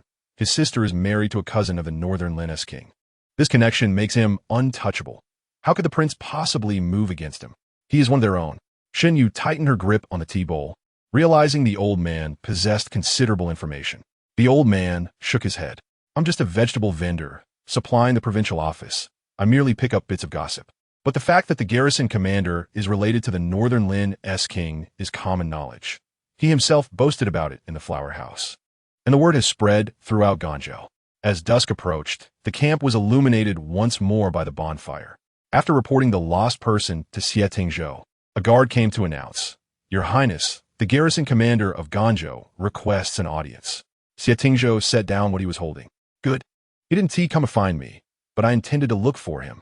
A group entered the city, flanked by 2 rows of mounted guards, protecting a carriage that stopped at a small courtyard. The guard lifted the curtain, announcing, "Your Highness, we have arrived." Xie Tingzhou stepped out of the carriage and surveyed the area. The courtyard was secluded and the walls were not high, resembling the home of an ordinary family. Xie Tingzhou chuckled. It was indeed shabby. Hu Xingwang had gone to such lengths to invite him to a place that appeared so modest. The guards lowered their heads. Having been with Xie Tingzhou long enough, they knew that such a smile signaled trouble for someone. The small courtyard was lit, yet the main door remained tightly shut. The guard knocked for a while, but received no response. A faint scent of blood wafted in the breeze. Something's not right. Xie Feng commanded immediately break down the door. The courtyard door was kicked open, and the guards, trained for such situations, rushed inside. The courtyard had 4 rooms on either side. After a quick search, they returned. "Your Highness, there is still a pulse." In the west wing, Hu Xingwang was bound to a chair. Xie Tingzhou merely glanced at him, then averted his gaze in disgust. "Someone has meddled in my affairs," Xie Feng stated. "The person should not have gone far. I will dispatch men to pursue." "That won't be necessary," Xie Tingzhou interrupted. "They cannot be caught." With a guttural sound, Hu Xingwang spat out a mouthful of blood, his lips moving as if he wished to speak. Xie Tingzhou paid him no heed, inquiring instead if the garrison had completed its handover. "It has," Xie Feng replied. "Then there is no need for rescue," Xie Tingzhou declared, implying that Hu Xingwang should linger in agony, left to suffer until death. "Your Highness, here is a signed confession." The confession lay on the table, pressed down by a bloody dagger, presented by a guard to Xie Tingzhou, who did not take it but quickly scanned its contents. It was Hu Xingwang's testimony, revealing how he had been coerced by Liang Jianfeng into closing the city during wartime, alongside details of the embezzlement and bribery he had committed over the years and the destinations of the ill-gotten gains. After reading, Xie Tingzhou instructed, "Put away. It will be useful when we reach the capital." The guards also discovered several corpses around the courtyard, likely the guards who Xingwang had stationed nearby for protection. On the return journey, Xie Feng rode alongside. "Your Highness, that person possesses exceptional skill." Hu Xingwang's men were dispatched with a single strike. "They are not ordinary foes." Xie Tingzhou leaned against the carriage wall, feigning sleep. Whether friend or foe, their methods were somewhat extreme, yet they still retained a semblance of caution. Some must die, and the confessions must be kept. It seems this individual possesses a cunning intellect. Xie Feng remarked solemnly. Could he be a chivalrous figure from the martial world? Xie Tingzhou partially opened his eyes and chuckled softly. Chivalrous figures do not operate in such a wild manner. Xie Feng nodded in agreement. Xie Tingzhou continued. Hu Xingwang has been left in a state of utter disarray. If not for some personal vendetta, such brutality would be unlikely. If it were indeed a vendetta, the scope is too vast, making it challenging to identify the target. Chapter 24. Seeking trouble upon waking, the guards reported that another death had occurred the previous night. The body of the Gan prefecture's assistant was found hanging on the city wall, accompanied by another confession. Xie Tingzhou, still in bed, propped his head on his hand, listening to the report. As far as I recall, aside from Hu Xingwang, everyone else has been detained. Xie Feng affirmed, indeed, Hu Xingwang has yet to be detained due to the garrison handover, but this matter involves many parties. The assistant, not privy to confidential information, is held in the prefectural prison. Xie Tingzhou's expression shifted. This individual possesses considerable skill, although the management of the prefectural prison is lax. Extracting a living person is no easy feat. Chong Hung interjected. Your Highness, how do you know he was taken alive and not after death? It would be much simpler to transport a corpse. Xie Tingzhou shot him a glance. Given the confession, could he have been subjected to severe interrogation within the prison? Chong Heng's expression transformed to one of realization. Yet, since there is a confession, it cannot be the same faction attempting to silence him. We must keep a close watch on Liang Jianfeng. He is of utmost importance and must not come a harm. As long as he remains, there will be those in Shengjing who cannot find rest. Xie Tingzhou rose, accepting the cloak offered by Xie Feng, his gaze landing on an outer robe hanging on a rack, missing its sleeves. He hesitated momentarily before asking, Where is Xie Yu? Xie Feng paused, momentarily at a loss before recalling. Xie Yu? He is not of vital importance, so I did not pay attention. I instructed the shadow guards to keep watch, and I will have someone inquire immediately. After a brief wait, the shadow guards returned with news. He remains in General Shun's mourning tent. Has he not left at all? No, the shadow guard reported. Aside from entering the city and losing track of him for merely 2 hours, he has not left the mourning tent aside from for necessities. Xie Tingzhou pondered this, prompting Chang Heng to ask, Your Highness, do you suspect him? Xie Tingzhou remained silent, donning the heavy cloak and striding directly toward the mourning tent. The guard stationed outside recognized him from afar and prepared to bow, but Xie Tingzhou waved them off. He paused before the tent, lifted the curtain, and entered. Shen Yu knelt before the coffin, turning at the sound of footsteps. Your Highness. The interior was devoid of warmth, lacking a fire pit, and felt even colder than the outdoors. Xie Tingzhou accepted a stick of incense from Xie Feng, offering a bow before the coffin before directing his attention to Shen Yu. Since you're keeping vigil for General Shan, you should light an incense stick as well. Shen Yu glanced up, well aware she was not someone of significance, and thus it was not her place to have Xie Tingzhou's guards attend to her. Having knelt too long, her legs grew numb. She struggled to shift her position, a flicker of pain crossing her face. After completing her offering, she knelt once more. Xie Tingzhou observed her closely for a moment, then paused at the entrance before departing. Chang Heng, valuing her talent, remarked, Your skills are commendable. The physician exerted considerable effort to save you, so do not squander his goodwill. She did not lift her gaze, focusing instead on his boots. Your Highness is concerned. After watching Xie Tingzhou exit, she finally sank to the ground. For reasons unknown, he always emanated a sense of pressure. When his cold gaze locked onto someone, it felt as though he could see straight through them. Xie Feng followed Xie Tingzhou outside, and, once they had distanced themselves, spoke up, Your Highness, it appears there is nothing suspicious about this person. The so-called incense offering was merely to observe Xie Yu's reaction. All her actions were entirely reasonable. The prolonged kneeling had impeded her movements, revealing a hint of discomfort on her face. Xie Tingzhou smirked faintly. Did you not notice his shoes? Shoes? Xie Feng had indeed overlooked that detail. Xie Tingzhou continued walking. He had something on his shoes that does not belong to the camp. At that moment, Xie Feng felt a strong urge to turn back and examine what it was that did not belong to the camp. The following day, the guards reported that the Liu family had returned the grain borrowed by Shan Zhao from Guangzhou and had already departed for home. Initially, they had expressed a desire to meet the heir of Bailing, but now they left without a sound. Corpses cannot be left unattended for long. After several days of vigil before the coffin, Xie Tingzhou arranged for a contingent to escort the remains to the capital. Burying them at the border was Shen Zhongyin's final wish, but she could neither prevent it nor stop it.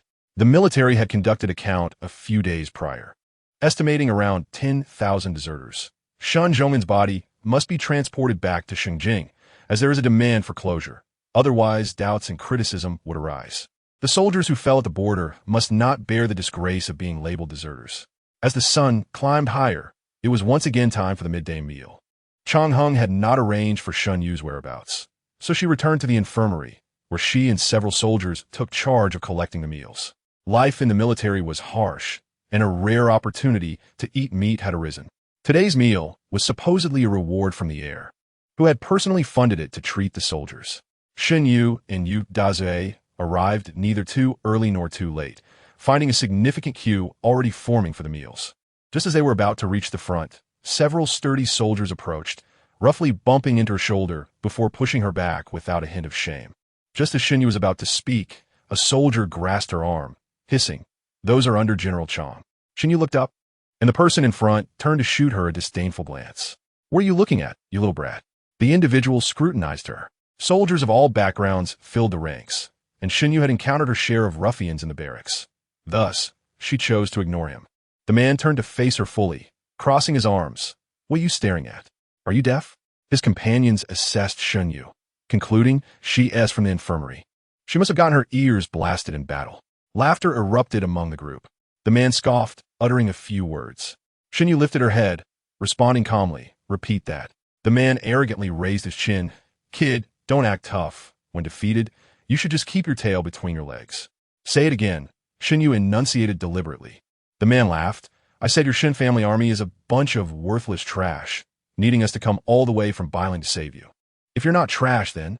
Before he could finish, he stumbled back, clutching his nose, blood seeping through his fingers. Shen Yu retracted her fist, stating calmly, "Mind your words." The man spat blood onto the ground. "You dare hit me."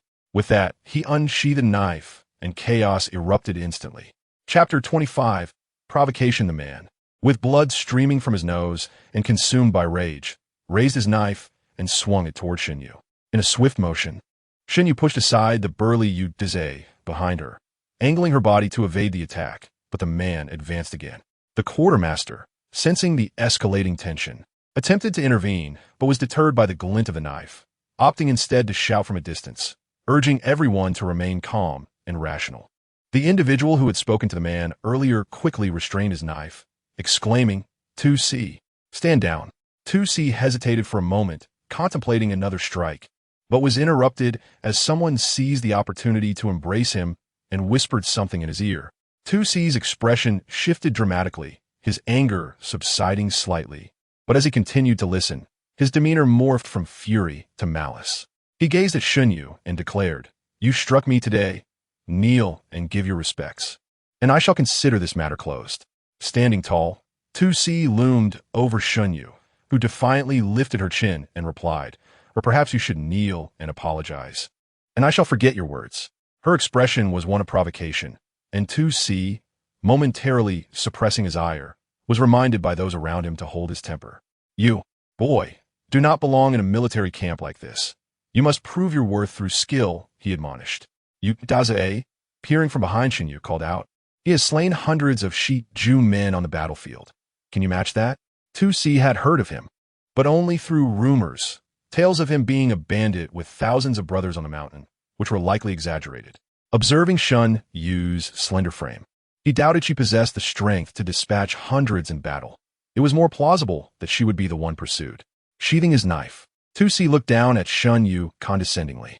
"Anyone can boast. In the military, one must rely on strength. Do you dare to compete with me? Why should I be afraid?" Shen Yu's eyes blazed with determination, showing no signs of retreat. 2C smirked. "Very well. I shall not take advantage of you. Eat well before we compete. At the appointed hour, we shall meet in the training grounds." With that, 2C departed with his entourage, neglecting to collect his rations. After retrieving their meals, it took nearly half an hour for them to eat, by which time the meat pies had grown cold. As they sat in the tent, Yu Dazue offered his meat pie to Shen Yu, whispering, "Make sure to eat well. We have a match this afternoon." Yang Bang, leaning against the wall and sipping soup, inquired, "What are you competing in?" Yu Dazue succinctly recounted the events. "I should not have provoked him," he lamented, "otherwise he wouldn't have thought to challenge you." "What did you expect to say?" Yangbang asket. Yu Dazue explained, "I hoped to intimidate him into backing down, but he did not yield." Though he had only heard rumors, Yu Daze was convinced that the one who had slain 300 men could not possibly be Shen Yu, given her delicate physique. He regretted his bravado. Had he not boasted, 2C likely would not have sought a duel. 2C's arms are thicker than your thighs. "Perhaps we should forego this match?" Yu Dazue suggested. Yang Bang countered, "You are merely diminishing her spirit. I have faith in Shen Yu." At that moment, Shen Yu was momentarily puzzled, unaware of who Shan Power was. Yu Dazue, with a worried expression, cautioned, "If things get out of hand, just admit defeat. Losing is not shameful. Your life is more important." "What kind of talk is that?" Yangbang scoffed. "What flaws does our Shan Power possess?" He then scrutinized Shen Yu, uncertainly adding, "Except for, perhaps being a bit frail." As the appointed time approached, Shen Yu arrived fashionably late. Yu Dazue trailed behind her, eager to offer encouragement, while Yang Bang hobbled along with his cane. The training grounds were already crowded, with a throng of spectators forming layers around the arena. Shen Yu maintained her composure, while Yu Dazue whispered, "I didn't announce anything. Why are there so many people?" "Just because you didn't announce it doesn't mean the other side did not," Yang Bang retorted. Before the match had even begun, 2C was already confident of his victory. Such displays of prowess were best shared with a larger audience, and word of it had spread throughout the camp by noon. As they approached, the crowd parted, allowing Shen Yu, flanked by Yu Dazue and Yang Bang, to step forward. The surrounding spectators were imposing, their stature creating a palpable pressure. Yu Dazue couldn't help but swallow nervously, remarking, "What do the North Lin nobles feed these men?" They all seem so robust, Shen Yu replied calmly. The Northland prince maintains strict standards. Only the finest are accepted into Xie, the prince's ranks. As she spoke, Shen Yu reached the edge of the arena, where Xie stood, casting a dismissive gaze upon her. I thought you might be too frightened to show up, he taunted. Not at all, Shen Yu responded. There is no need for warm-up. I arrived precisely as needed. Xie's expression shifted, implying that he had come early to prepare. With a derisive snort, he declared, "It won't matter if you scramble at the last moment. If you kneel and concede now, I might go easy on you later." Shen Yu, fastening her arm bindings, replied, "I have no habit of cursing before a fight." The implication was clear. Why waste words? Let us engage directly. A suppressed chuckle rippled through the crowd. Xie? Fortunately, most spectators hailed from the Northland Xingyun Guard, who primarily came to witness the spectacle. They couldn't possibly disregard their own, and the laughter soon faded. "Let us begin. How would you like to compete?" Shen Yu asked, lifting her gaze. Xie replied, "If you decide. It may seem like I am taking advantage of you. I will not stoop to that. You may propose the terms." Stepping forward, Shen Yu suddenly felt someone grasp her sleeve.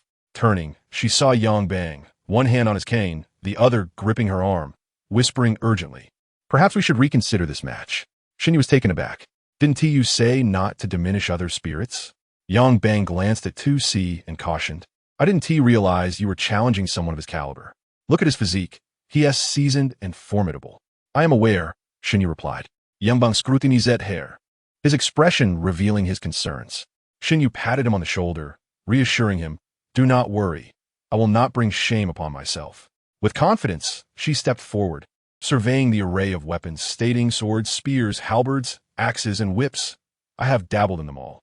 Choose your weapon." A murmur of surprise swept through the crowd, with many expressing their disbelief.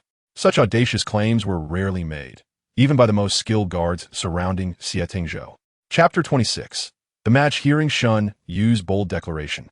Xie could not suppress a laugh. "You speak too soon. The only one who will be embarrassed is you." Yu Dazue touched his own face, lamenting, "Why do I feel as if it is I who will be embarrassed standing up there?" "That means you share in both glory and disgrace with Shan Pao Air." Yang Bang remarqued. Yu Dazue added, "I'm fine with glory, but disgrace. Perhaps we should avoid that." In truth, Shen Yu was not exaggerating. Her experience was limited but genuine. Growing up beside Shen Zhonghan, she had engaged with various military weapons, her insatiable curiosity driving her to try everything. In the past, when Shen Zhonghan remarked on her indecisiveness, she had argued that one must experiment to discover which weapon truly suited them. Meanwhile, Chang Heng and Han Juwu were in a tiger tent discussing pressing matters with Xie Tingzhou. The tent was warmed by a stove, inducing a drowsy atmosphere. Yet the mood inside remained solemn. The previous day, the emperor's decree had reached Yanliang Pass, commending the Northland Xingyun Guard and instructing Prince Xie Tingzhou to escort a wanted criminal to the capital post-haste. Han Juwu's expression was grave. The old emperor must have grown suspicious. This time, summoning his highness to the capital likely heralds ominous tidings for us. Xie Tingzhou leaned back in his chair, lost in contemplation. First, they eliminated Shen Zhonghan, and now they have ensnared Balin. Such a scheme could only be orchestrated by someone of considerable power and influence. Currently, Shenyang is under the control of the 4 prominent families, and the culprits are likely among them. A tree draws the wind. Extremes invite backlash. Historically, emperors have feared regional lords amassing troops and power. 5 years ago, Xie Tingzhou's victory showcased Balin's might, instilling trepidation in the Li dynasty on the throne. Thus, he chose to retreat in the face of adversity, allowing Balin to bide its time and cultivate a semblance of equilibrium with Shenyang. However, this fragile balance was shattered at Yanliang Pass. At that moment, with Yanliang Pass in dire peril, Xie Tingzhou faced 2 choices: abandon Yanliang Pass and conceal his strength for safety, or march forth to rescue it. Ultimately, his decision was clear. He chose to save countless lives, yet thrust Balin into a precarious situation. Chang Heng pondered aloud. Could this be related to the Shen family? It seems unlikely, Han Juwu replied, shaking his head. Shen Zhonghan has never once sought help from Balin. However, his father-in-law has been conspicuously gathering supplies. It would be difficult for us to remain oblivious. Isn't this tantamount to informing us of Yanliang Pass's plight? Moreover, the outcome is evident. we have arrived. The two debated vigorously until Xie Tingzhou interjected. The end result is Shen Yu's death in battle. He is also a player in this game. At that moment, someone sought an audience outside the tent, specifically for Chang Hung. After a brief absence, Chang Hung returned, ready to take his leave. Your Highness, there has been an incident at the training grounds. I must investigate. What happened? Xie Tingzhou inquired. Chang Heng explained. Mes subordinate, Tu Si. Ensure you have clashed during sparring. I need to ensure Tu Si does not injure him excessively, as I have a fondness for that lad. Xie Tingzhou smiled lightly, advising him to remind Shen Yu to temper his blows. Chang Hung scoffed at the notion. Tu Si was a formidable asset under his command, capable of taking on 100 foes on the battlefield. Although Shen Yu was skilled, he was unlikely to gain the upper hand against Tu Si. Xie Tingzhou snorted. Do you doubt it? He set down his teacup and rose to observe. On the arena, Tu Si had selected his weapon, a master of the blade. He aimed to win with an instrument other than his specialty, wishing to showcase his prowess. He dismissed the slender Shen Yu as inconsequential, twirling his spear and creating a glint of silver in the air as he struck the ground with a thud. The audience erupted in applause, impressed by his display. Tu Si felt a swell of pride. The spear was his second-best weapon, and he had no fear of easily besting Shen Yu. Have you made your choice? Tu Si asked. Shen Yu surveyed the weapon rack, slowly approaching and finally selecting a bare white wax rod. This one will do. With a casual flick, he drew the rod. Tu Si's expression soured, and murmurs rippled through the crowd.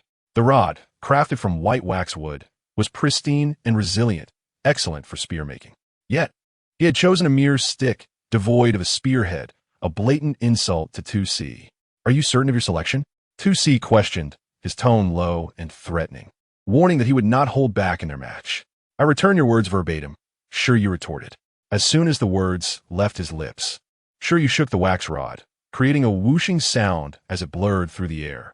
The initial strike was powerful enough that Tu Si dared not confront it head-on, quickly sidestepping. The rod seemed poised to slam into the ground when Shen Yu closed the distance, expertly sliding his hand from the tail to the tip of the rod, executing a flourish. Tu Si's pupils constricted, and the thought flashed through his mind. I underestimated him. The clash of their weapons sent a jolt through Tu Si's arm. Although he was robust, the impact revealed that Shen Yu had not faltered as he had presumed. The rod slipped from Shen Yu's grasp, propelled into the air, where it spun gracefully before being caught deftly again. With a nimble pivot, he launched another strike. The crowd erupted in cheers. Tu Si, still reeling from the initial shock, faced another onslaught. This time, he evaded Shen Yu's thrust, their movements rapid and fluid, one fierce, the other agile. Yu Dazue gaped in awe, unable to close his mouth as he watched Shen Yu dominate the match. Though he could not decipher the techniques, it was evident that Shen Yu held the upper hand, his movements fluid and precise, the sounds of their weapons clashing ringing out. You pinch me, Yu Dazue urged. Yang Bang, engrossed in the spectacle, ignored him. Yu Dazue pinched Yang Bang's arm. Yang Bang exclaimed, bewildered. What was that for? I'm not dreaming. Yu Dazue insisted. Is this truly our mountain cannon? Is this truly our mountain cannon? Yu Dazue repeated, excitement bubbling over as he embraced Yang Bang's shoulders, affirming that it was indeed the same mountain cannon they knew. Chapter 27. Arrogant Xie Tingzhou and Chang Hung stood atop a platform at the training grounds, their keen eyesight allowing them to observe every move on the arena. The youth moved with the grace of a dragon, each thrust, stab, and strike keeping Tu Si on the defensive. Chang Hung leaned against the railing, praising, I told you this lad possesses remarkable skills. He is worth the effort I expended to save his life. Han Yivu watched intently, not missing a beat as he teased Chang Hung. Who was it that claimed he could not best Tu Si? Chang Hung vehemently denied it. Did I say that? Did I? I said no such thing. I merely suggested Tu Si temper his blows. We are all on the same side here. Look at this. These are two of my finest generals. They're still your soldiers, Han Jiwu retorted, noting that Shen Yu is still in the infirmary. He'll be mine eventually, Chang Hung declared with pride. On the battlefield, Tu Si's face grew flushed as he barely managed to fend off each attack, aware that his opponent awaited his surrender. In the military, a man may die in battle, but he must not retreat. Losing is inconsequential, but conceding signifies a loss of honor. After a time, the expressions of the onlookers shifted from excitement to gravity. It It was evident that Xie Yu had numerous opportunities to defeat 2C, yet chose to toy with him instead. Xie Tingzhou remarked, "Youthful vigor is commendable, yet he must learn to temper his temperament." He paused and turned to Chang Heng. "Can you rein him in?" "Your Highness, you underestimate me. There is no soldier I cannot manage," Chang Heng declared, slapping the railing. Xie Tingzhou continued to observe. 95 strikes, 96 strikes, 99 strikes. Precisely 100. On the arena, in a moment of astonishment, Xie Yu disarmed 2C, the wax rod poised just an inch from his throat. The crowd erupted in applause, mingled with shouts of, "Well done, mountain cannon." Xie Yu smirked, her laughter light and airy. 2C gasped for breath, watching as Xie Yu casually tossed the wax rod into the air, where it landed perfectly back on the weapon rack.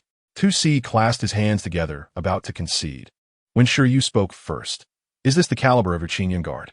She laughed lightly, her voice ringing clear, carrying her words to every ear in the crowd. A pin drop could be heard as all eyes fixed on the arena, questioning the audacity of one who would belittle the Qingyun guard after a mere victory. Having rushed 1,000 miles to rescue someone, he turned and remarked upon the inadequacy of the Qingyun guards, provoking the ire of the soldiers. Yu Dazue cautiously tugged at Yang Bang's sleeve, inquiring, "What is he trying to achieve? Isn't this inviting a fight?" Yang Bang's expression darkened, uncertain of the situation. Although their acquaintance was brief, both he and Yu Zhe discerned that the individual in question was inherently modest and reserved. Otherwise, it would not have taken so long for them to discover his exceptional martial prowess. However, his current behavior starkly contrasted with his usual demeanor. Was he intoxicated by victory? Or was he scheming something? A robust man with the physique of a gorilla leapt onto the arena with a powerful landing that stirred the dust beneath his feet, showcasing his solid stance. The soldiers below erupted in cheers. 2C, known for his impetuous nature and having crossed many, found himself united with the Qingyun guards. Their collective focus turned against Xie Yu. This was a matter of honor for the Qingyun guards, and they would not allow anyone to trample upon it lightly. Upon taking the stage, the burly man unsheathed his knife, positioning himself with his right leg drawn back in preparation. "Make your move," he challenged. Shen Yu, standing with her hands clasped behind her back, replied, "I must apologize in advance." With a swift kick, she sent her weapon vibrating violently, catching a long knife that flew from its rack, and immediately attacked the man. This time, she was not patient. Her expression remained serene, her eyes gleaming with intensity. Each strike lethal and precise. Within a mere incense stick's burn, the long knife was poised at the man's throat. "You have my respect," she declared, her movements fluid and decisive, casting her gaze toward the onlookers. "Is there anyone else?" The crowd, tense and watchful, saw another soldier approach the stage, spear in hand. From a distance, Chang Heng, stationed above, commented, "That one is under your command. I wonder how long he can withstand her." As expected, another clash of blades ensued, and yet another warrior fell. She returned her weapon to its rack, only to find another opponent on stage, their hawkish gaze fixed upon her. "What weapon will you choose this time?" "I shall choose none," Shen Yu replied, brushing off the dust from her hands. "Today has truly disappointed me. Why not select a few more formidable opponents to face me? I am at your service whenever you wish." Her provocative tone incited anger among the crowd, and the sound of unsheathing swords echoed ominously. Shen Yu smiled at the crowd. "Surely, you are not so sensitive to provocation? These are men of valor. How could they remain indifferent to her taunts?" As tensions mounted, a commanding voice resonated from the high platform. "What are you all doing standing around? Get back to training." Upon seeing Chang Heng speak, the soldiers below called out, "Your Highness, General, this one is too arrogant, insulting our Qingyun guards." Chang Heng remained silent. Xie Tingzhou, with a piercing gaze, scanned the throng, observing the youthful figure on stage. Honor and disgrace were earned by oneself. If one lacked the skill, they must endure defeat in silence. His words quelled the soldiers' fury, but as they departed, they cast warning glances toward Xie Yu. The crowd dispersed, leaving only Yu Dazue and Yang Bang, who cheered Shen Yu on. As she descended, Yang Bang approached her, leaning on his cane. "What is the meaning of your actions? I hear that General Chang wishes to recruit you into the camp, yet you've offended everyone. How will you manage if you enter?" Yu Dazue, ever single-minded, was overwhelmed with excitement from the contest, oblivious to the subtleties of the situation. "Then we shall defeat them," he declared. Shen Yu raised her eyes to the high platform, where 3 individuals remained. I will not join the Qingyan guards, she stated softly. What do you mean? Yungbang Breset. At that moment, Chang Heng, preparing to descend, caught sight of a youth's lips moving in their direction, but the distance rendered his words inaudible. Xie Tingzhou asked, can you win him over? Chang Heng recalled the moment when their eyes met, sensing an intense flame burning within the youth's gaze. Such a disposition seemed inherently unyielding. Chang Heng's competitive spirit ignited, and he resolved, I must subdue this boy. If I cannot, I shall not bear the surname Chang. You cannot, Xie Tingzhou replied coolly, stepping down the platform. Han Jiwu chuckled, give it up. Even the prince says you cannot. Chang Heng protested, just wait and see. You won't have the chance, Xie Tingzhou asserted. You will not join the Qingyan guards. Why not? Chang Heng paused, hastily following. Is it because he has dampened our soldiers' morale? Your Highness, while Xie Yu may be arrogant, how many of our Qingyan guards did not begin their journey in such a manner? At times like this, we should be magnanimous. Xie Tingzhou, disinterested in further discourse, cast a dispassionate glance at Chang Heng's face. Summon Xie Yu to see me. Chapter 28. Manipulation. Upon returning to the infirmary, Shen Yu was summoned by a guard. Before departing, she specifically cautioned Yu Dazue against spreading news of the day's contest within the infirmary. This was not Shen Yu's first visit to the tiger's tent, but this encounter with Xie Tingzhou was particularly pivotal, as it would determine her ability to remain by his side. Accompanying Chang Heng would grant her entry into the Qingyan guards. However, Xie Tingzhou was soon to enter the capital.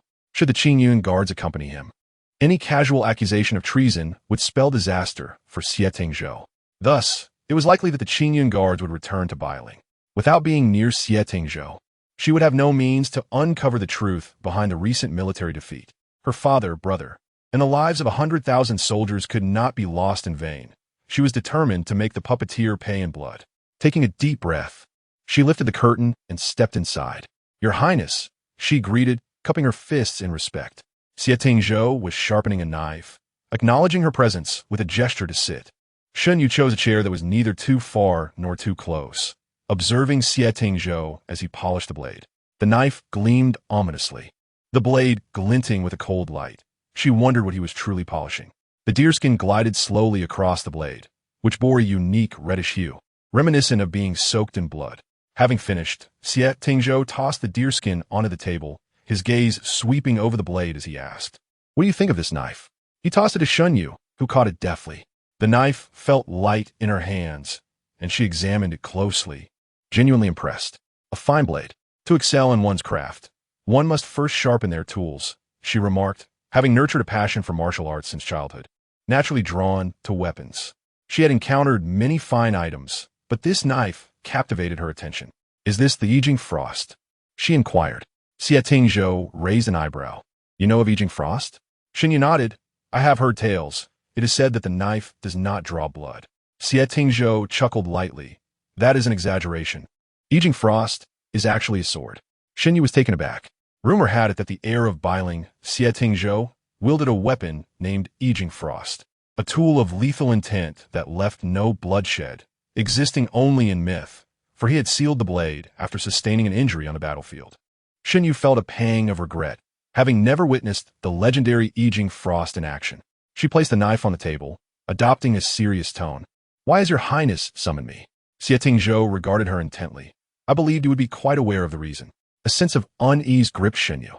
I do not comprehend your Highness's meaning. Xie Tingzhou sheathed the knife and continued. You wish to remain by my side. I can accommodate that.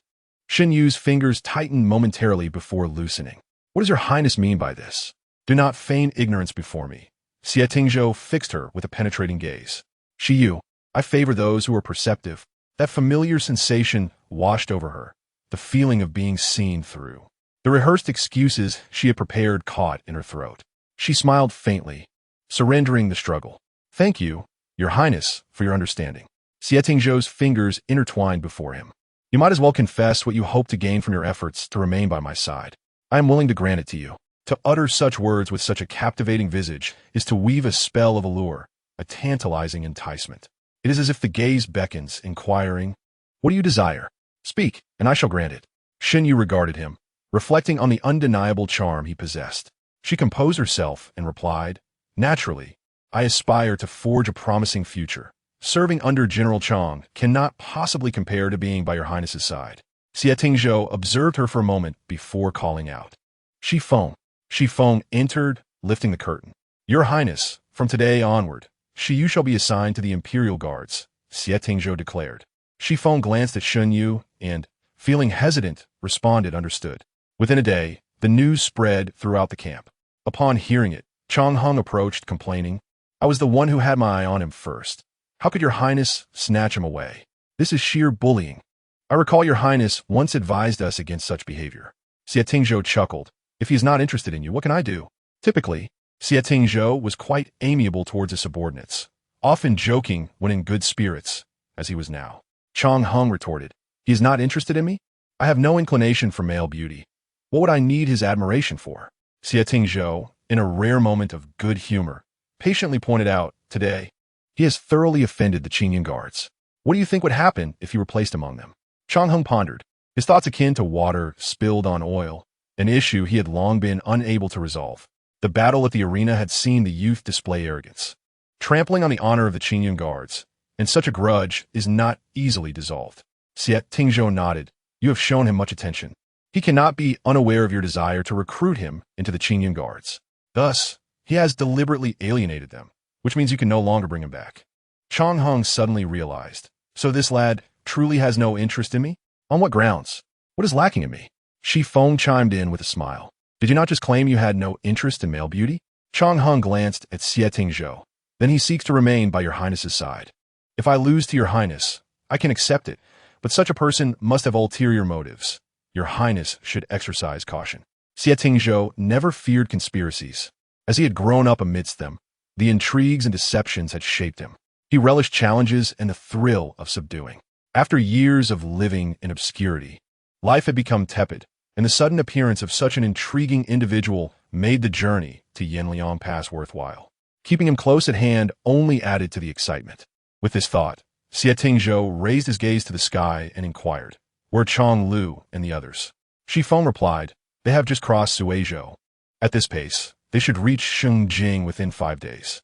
Xie Tingzhou smiled. He is quite the playful one. I fear they may not arrive until the end of the month. In the capital, 2 imperial decrees had been issued in quick succession.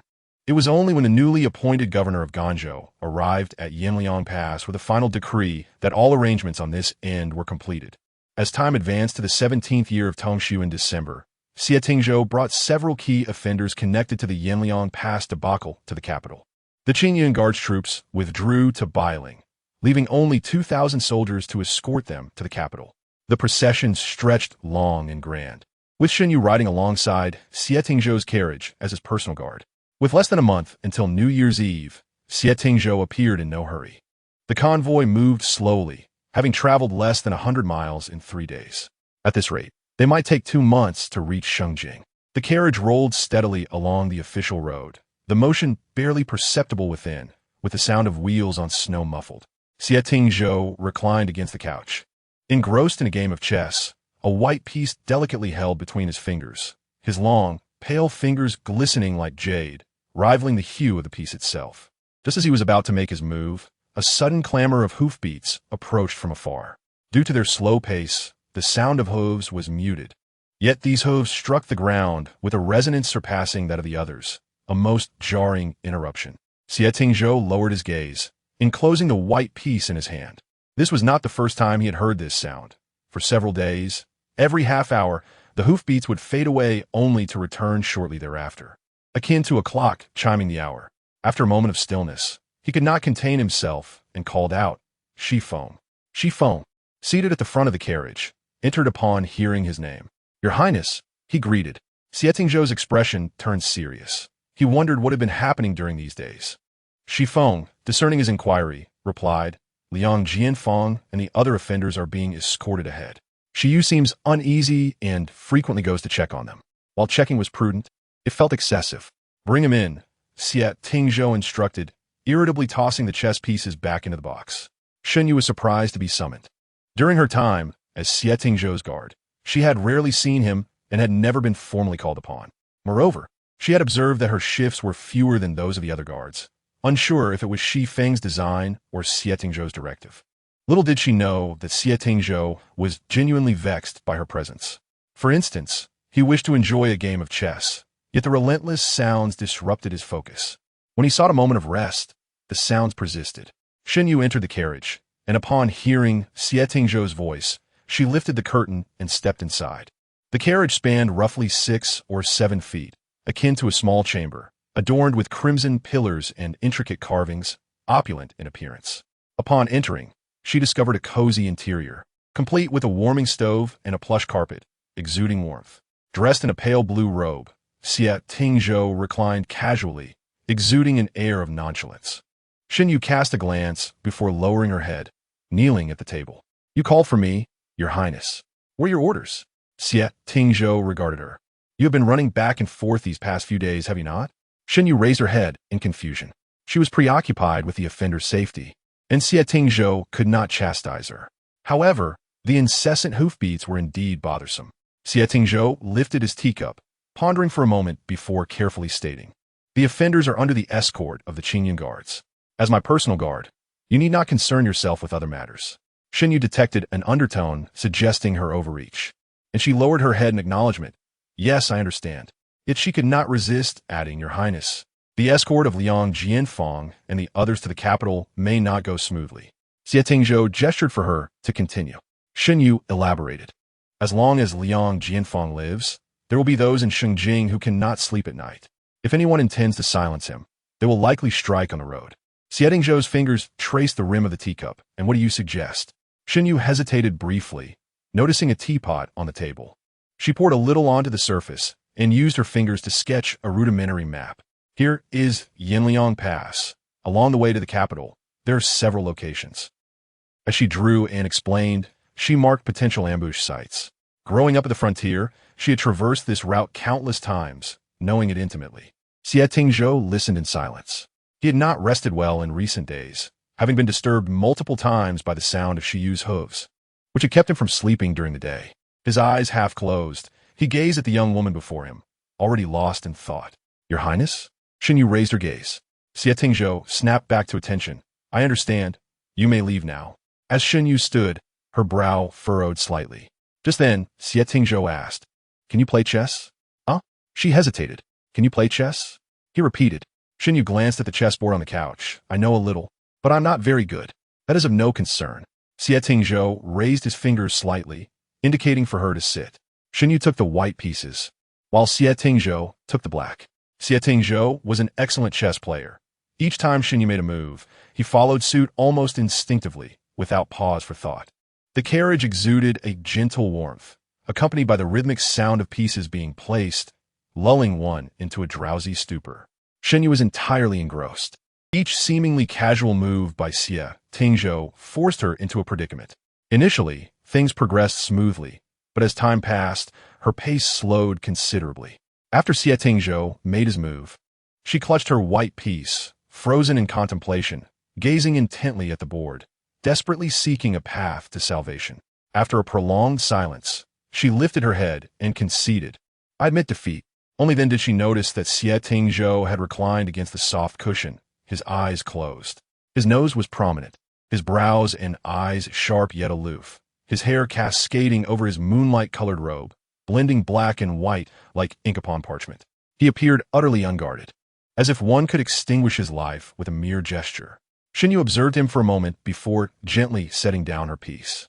As she prepared to leave, Xie Tingzhou opened his eyes, devoid of fatigue. "I feigned sleep, and he did not act against me," he remarked to the newly arrived Xi Feng, with a serious expression. Xi Feng replied, "Your Highness should not place yourself in such peril." Xie Tingzhou shot him a sidelong glance. "You don't think, like others, that I've lost my martial prowess, do you?" "I would not dare presume," Xi Feng replied, "yet this individual's identity remains uncertain. It is unclear which faction he hails from." Xi Feng continued, "However, based on his swordsmanship, it appears he may have trained under Master Junsong's lineage. Yet, it does not entirely resemble it. His spear technique bears some resemblance to that of the Shi family, suggesting a blend of various martial arts, learned too broadly." Xie Tingzhou, too, found it perplexing. Master Junsong rarely descended from his mountain abode, And if this person were indeed his disciple, he could not have simultaneously learned the Sure family spear technique. Interesting, Xie Tingzhou mused, a hint of amusement creeping into his demeanor. In recent years, amidst the opulence of northern Lin, he had not encountered anyone so intriguing, sparking a desire to peel back the layers of this individual to uncover the mysteries within.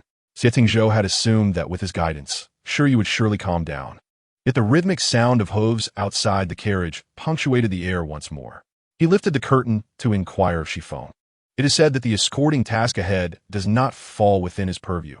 Why does he continue to run about? Shifeng accepted Xie Tingzhou's ire with an innocent demeanor. He has exchanged patrol duties with someone. Hence, he is even more exuberant in his running. Xie Tingzhou concluded.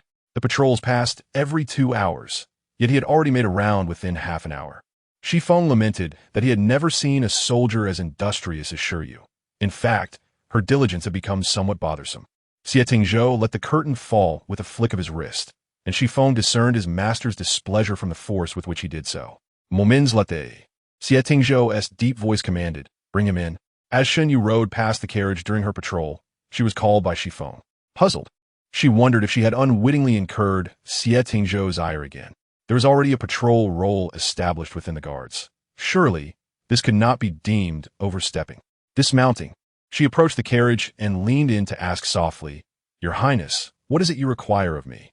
Shifeng replied, "You will know once you enter." Inside, the carriage was as warm as spring. Xie Tingzhou wore only a single garment, now in a deep blue hue, highlighting his fair complexion. A faint medicinal aroma lingered in the air, and remnants of herbs lay at the bottom of a bowl on the table. Shen Yu recalled the rumors. It was said that the battlefield demon, Xie Tingzhou, earned the moniker Gentleman of the Moon because he had lost his martial abilities after being poisoned during a battle. She remembered her past self, understanding the depths of such anguish. Training was akin to constructing a towering edifice.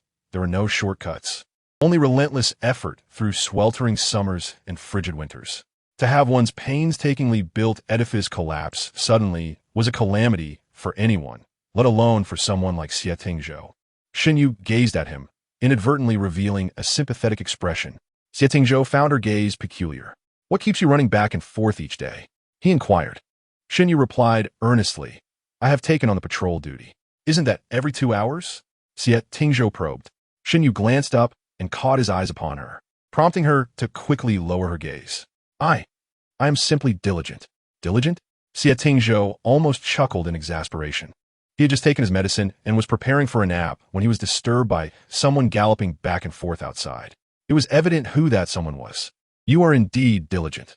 Your horse must regret following you." Uncertain whether her face had flushed, Shen Yu felt an unusual warmth. In truth, she was not particularly diligent. Rather, the journey had been so slow, covering only 30 miles a day, which was akin to a heavily laden march. It was dreadfully dull, and the cold weather made her drowsy while seated on horseback, so she opted to run back and forth to stay awake. In the past, when returning to the capital, she would gallop freely, relishing the thrill of the ride. Competing with Shun Zhao, she and Shun Zhao would race ahead, while Shun Zhonghan followed closely behind, often accompanied by their father's hearty laughter. Reflecting on this brought a pang of sorrow to Shen Yu's heart. She still had Shun Yin and her mother, but she was now utterly alone. After observing her for a while, Xie Tingzhou noticed her tightly clenched jaws and reddened eyes, as if she were on the brink of tears. He held his tongue, recognizing her youth and sensitivity. Such a slight rebuke elicited tears. His irritation grew. No one had dared to show him disdain thus far. "Did you summon me to have someone accompany you in a game of chess?" Shen Yu suddenly asked. Raising her head, Xie Tingzhou paused, contemplating that his nap had indeed been disrupted, since sleep eluded him. Passing the time with a game of chess might suffice. He instructed for the area to be tidied, and both of them washed their hands before engaging in the game. The carriage settled into a tranquil silence, the only sound being the soft clatter of pieces. After half an hour, Xie Tingzhou casually glanced over and noticed that Shen Yu was perspiring profusely. "Are you feeling anxious?" he asked. Shen Yu retorted, "I'm simply overheated. You're clad in a single garment, while I'm sweltering in this heavy winter coat. The warming stove in the carriage is quite effective," she added somewhat indirectly. It was then that Xie Tingzhou realized she was still wearing a thin outer layer. "Then you should remove it," he suggested. Only a fool would endure discomfort against their own body. Shen Yu adeptly shed her outer armor and coat, leaving only her inner garments. Upon reaching the binding ribbons, she hesitated, fearing that too much exposure might reveal her chest bindings. With her small frame, shedding the heavy coat made her appear even more delicate, less like a martial artist. Xie Tingzhou cast a few glances, but said nothing, and they continued their game. In terms of martial arts, Shen Yu could hold her own against anyone, yet she lacked expertise in the arts of the zither, chess, calligraphy, and painting, merely skimming the surface. Nevertheless, Xie Tingzhou did not seem to mind her novice status. Since their initial game, he frequently invited her to his carriage for matches. Shen Yu suspected that his own chess skills were not particularly exceptional, merely relishing the opportunity to dominate a novice. When in good spirits, Xie Tingzhou would offer her pointers. Remarkably, under his guidance, she found her skills improving significantly over the days, and she discovered much enjoyment in the game, at least escaping the biting cold winds outside. As the afternoon rolled around, she continued to visit Xie Tingzhou for chess. Shen Yu had become accustomed to the routine. Greeting she phoned before entering the carriage and promptly beginning to remove her clothing, stripping down to her inner garments. "Today, I shall endure for at least an hour," she declared. Xie Tingzhou poured tea, remarking, "If it takes you a full cup of tea to make a single move, then enduring for 2 hours is certainly feasible." Shen Yu detected his sarcasm regarding her lack of skill, but her competitive spirit ignited. The more he teased, the more resolute she became to eventually surpass him, prompting her to study diligently and occasionally consult him for guidance. Yet, his capricious temper meant that his willingness to assist depended entirely on his mood. After a time, as the carriage continued to roll along, Shi Feng reported from outside that there was still over 10 miles to the next county, and, at the current pace, they would likely reach their destination only by midnight. It was then that Xie Tingzhou noticed the encroaching darkness outside. If they cannot reach their destination tonight, they will have to endure the biting cold winds. Shen Yu was acutely aware of the extravagant nature of Xie Tingzhou throughout their journey. He would never compromise on his comfort. As expected, she heard him command, "Let us advance into the city first." The patrol team immediately accelerated their pace, and Shi Feng switched to riding alongside the carriage. Shen Yu's mind lingered on the mention of Huaitang County, and she recalled that a few miles ahead lay Longjing Peak, a perilous area flanked by mountains and rivers, ideal for an ambush. A few years prior, a band of mountain bandits had roamed this region, making it an excellent spot for those in the capital wishing to silence witnesses. Lost in thought, she fidgeted with her chess piece, unable to make a move. A soft knock from Xie Tingzhou on the chessboard brought her back to focus. "Your Highness," he prompted gently. Shen Yu decided to abandon her piece, realizing the need to warn those ahead about the potential for ambush at Longjing Peak. She spoke only as much as necessary. Xie Tingzhou regarded her for a moment, then lifted the curtain of the carriage window, summoning someone on horseback. The pace increased, accompanied by the sound of hooves echoing all around. Xie Tingzhou spoke in a low voice, which Shen Yu could not quite catch, but she saw him issue a few terse commands before he let the curtain fall. "Continue," he instructed her. Chapter 31. The ambush. To one side of the official road lay a dense forest blanketed in snow, while the other side revealed a rushing river. The only sounds were the rhythmic clatter of hooves and the creaking of wheels. Suddenly, a faint rustling of wings broke the stillness. Shi Feng cautiously reined in his horse and raised his hand to signal the convoy to halt. It was not uncommon for travelers to encounter robbery on the road, but in such frigid weather, one seldom saw another soul. If bandits lay in wait, they would be hard-pressed to find a victim before losing their own lives. Moreover, considering the size of their entourage, what ordinary bandit would dare to attack a convoy of the court? As soon as Shi Feng raised his hand, the group encircled the carriage, remaining vigilant for any signs of danger. The horses shifted restlessly, sensing an impending threat.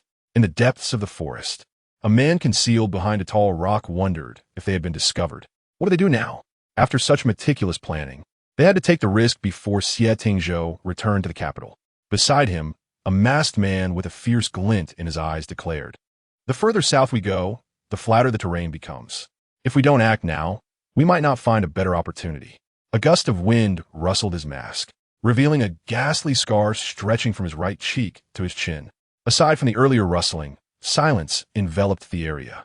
Shi Feng scanned their surroundings, then turned back and said, "Perhaps it was merely a bird." Let us proceed with caution. The convoy moved forward, and soon the escort rounded a bend ahead. On the mountaintop, the scarred man clenched his teeth and raised his hand, signaling to attack. A thunderous explosion reverberated through the air. Shen Yu lifted the curtain and suddenly looked up, watching as snow and debris cascaded from the mountainside, followed by a torrential rain of arrows. She heard Xie Feng shout, "Protect the young master. Your Highness, hold on." Shen Yu opened the door curtain without looking back. Xie Tingzhou had already grasped the sword beneath the cushion, but released it upon hearing the warning, only to hear Xie Yu ahead say, "Put on your clothes first." He raised an eyebrow, amused that even the young master was no longer being addressed formally. The carriage lurched forward, and as the curtain fluttered, Xie Tingzhou noticed the original driver was nowhere to be seen. Xie Yu had taken the reins. Shen Yu wielded her blade, cutting down several incoming arrows. But the vehicle was soon riddled with them, resembling a porcupine. Another deafening crash echoed as a larger boulder tumbled down the mountainside, swiftly blocking their path. The carriage was drawn by 4 spirited horses, moving rapidly. Shen Yu gripped the reins tightly, feeling them bite into her hands as the horses whinnied in distress. Suddenly veering toward the cliff's edge, the rear wheels hung precariously in mid-air before slamming back to the ground. Inside the carriage, Xie Tingzhou was violently thrown against the wall, barely stabilizing himself before the carriage surged forward again, propelling him backward. He clung to the window, frustrated by the lack of driving skill from his guard, who had foolishly volunteered to drive him to safety. He was at his wit's end. Outside, the cacophony of battle was deafening. Xie Tingzhou peeked through the curtain to see numerous masked assailants charging down the mountain. Their prowess suggested they were no ordinary bandits. Clearly, they were well-organized and numerous, emboldened enough to attempt to take his life as well as silence Liang Jianfang. Xie Tingzhou scoffed, stepping out of the carriage to join Shen Yu. "I shall take the reins," primarily because Xie Yu's driving was utterly deplorable. At this rate, he might very well lose his lunch. "No, it's too dangerous outside. You should stay inside," Shen Yu insisted, all the while maneuvering the carriage and fending off an attacker. The assailants were skilled, and several surrounded the carriage, attempting to ensnare her. Shen Yu contemplated her next move, tossing the reins to Xie Tingzhou, who had not abandoned his post. Finally free to fight, she swung her longsword, successfully repelling 2 assailants. The clash of weapons echoed as her blade was nicked. Xie Tingzhou appeared unfazed, driving the carriage while occasionally casting glances in her direction. There was a knife beneath the cushion of the carriage. Shen Yu hurled her damaged weapon to fend off one attacker, swiftly rolling into the carriage to retrieve a new blade. Without even inspecting it, she swung her weapon, the metallic clang signifying the enemy's sword was cleaved in 2. Both she and the adversary froze in surprise upon realizing it was the slender, crimson-hued blade that Xie Tingzhou had polished days prior. So thin yet so sharp. Indeed, it was a fine weapon. For a warrior, a weapon is an extension of oneself. A good blade is akin to wings on a tiger. Shen Yu fought with exhilarating fervor, driving back more than 10 foes. Another reckless assailant charged at her. Shen Yu engaged them in a series of strikes, suddenly noticing an opening. The slender blade sliced through the air soundlessly, poised to sever the enemy's throat. The man's eyes widened in despair, fully aware that in mere moments he would meet his end. Yet, to her astonishment, the blade suddenly veered away, along with its wielder. Shen Yu was equally taken aback as the carriage jolted violently to one side, causing her to miss her target and nearly tumble out. Turning swiftly, she realized the entire carriage was now tilted perilously off the road, with all 4 wheels hanging precariously over the edge, while the horses strained to pull it back.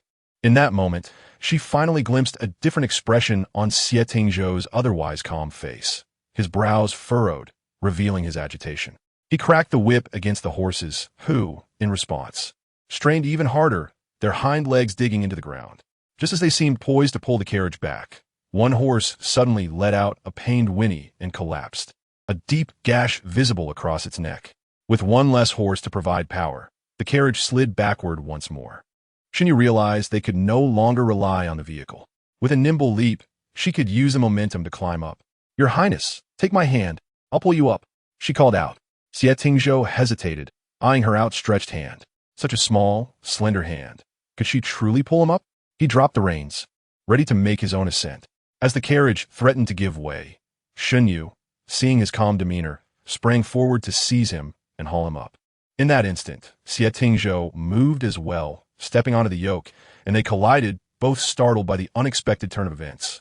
As they tumbled toward the rushing water below, Shen Yu's mind was consumed by two words. Oh no! Chapter 32. Strike him with a resounding splash. They plunged into the icy waters, the frigid embrace awakening haunting memories best left undisturbed. Shen Yu felt as if she were once again enveloped by the same chilling scenes. In the midst of heavy snowfall, an icy lake, and the cries for help and cheers from the shore, her body felt immobilized, ensnared by memories of the past. The dread of death had never truly receded. It merely lay dormant within the deepest recesses of her being.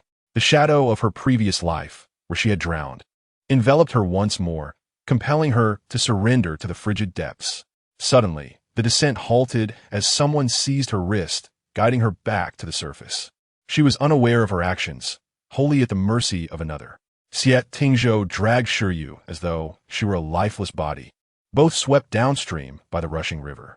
Time passed in a blur until they reached a stretch of calmer water with a gentler slope.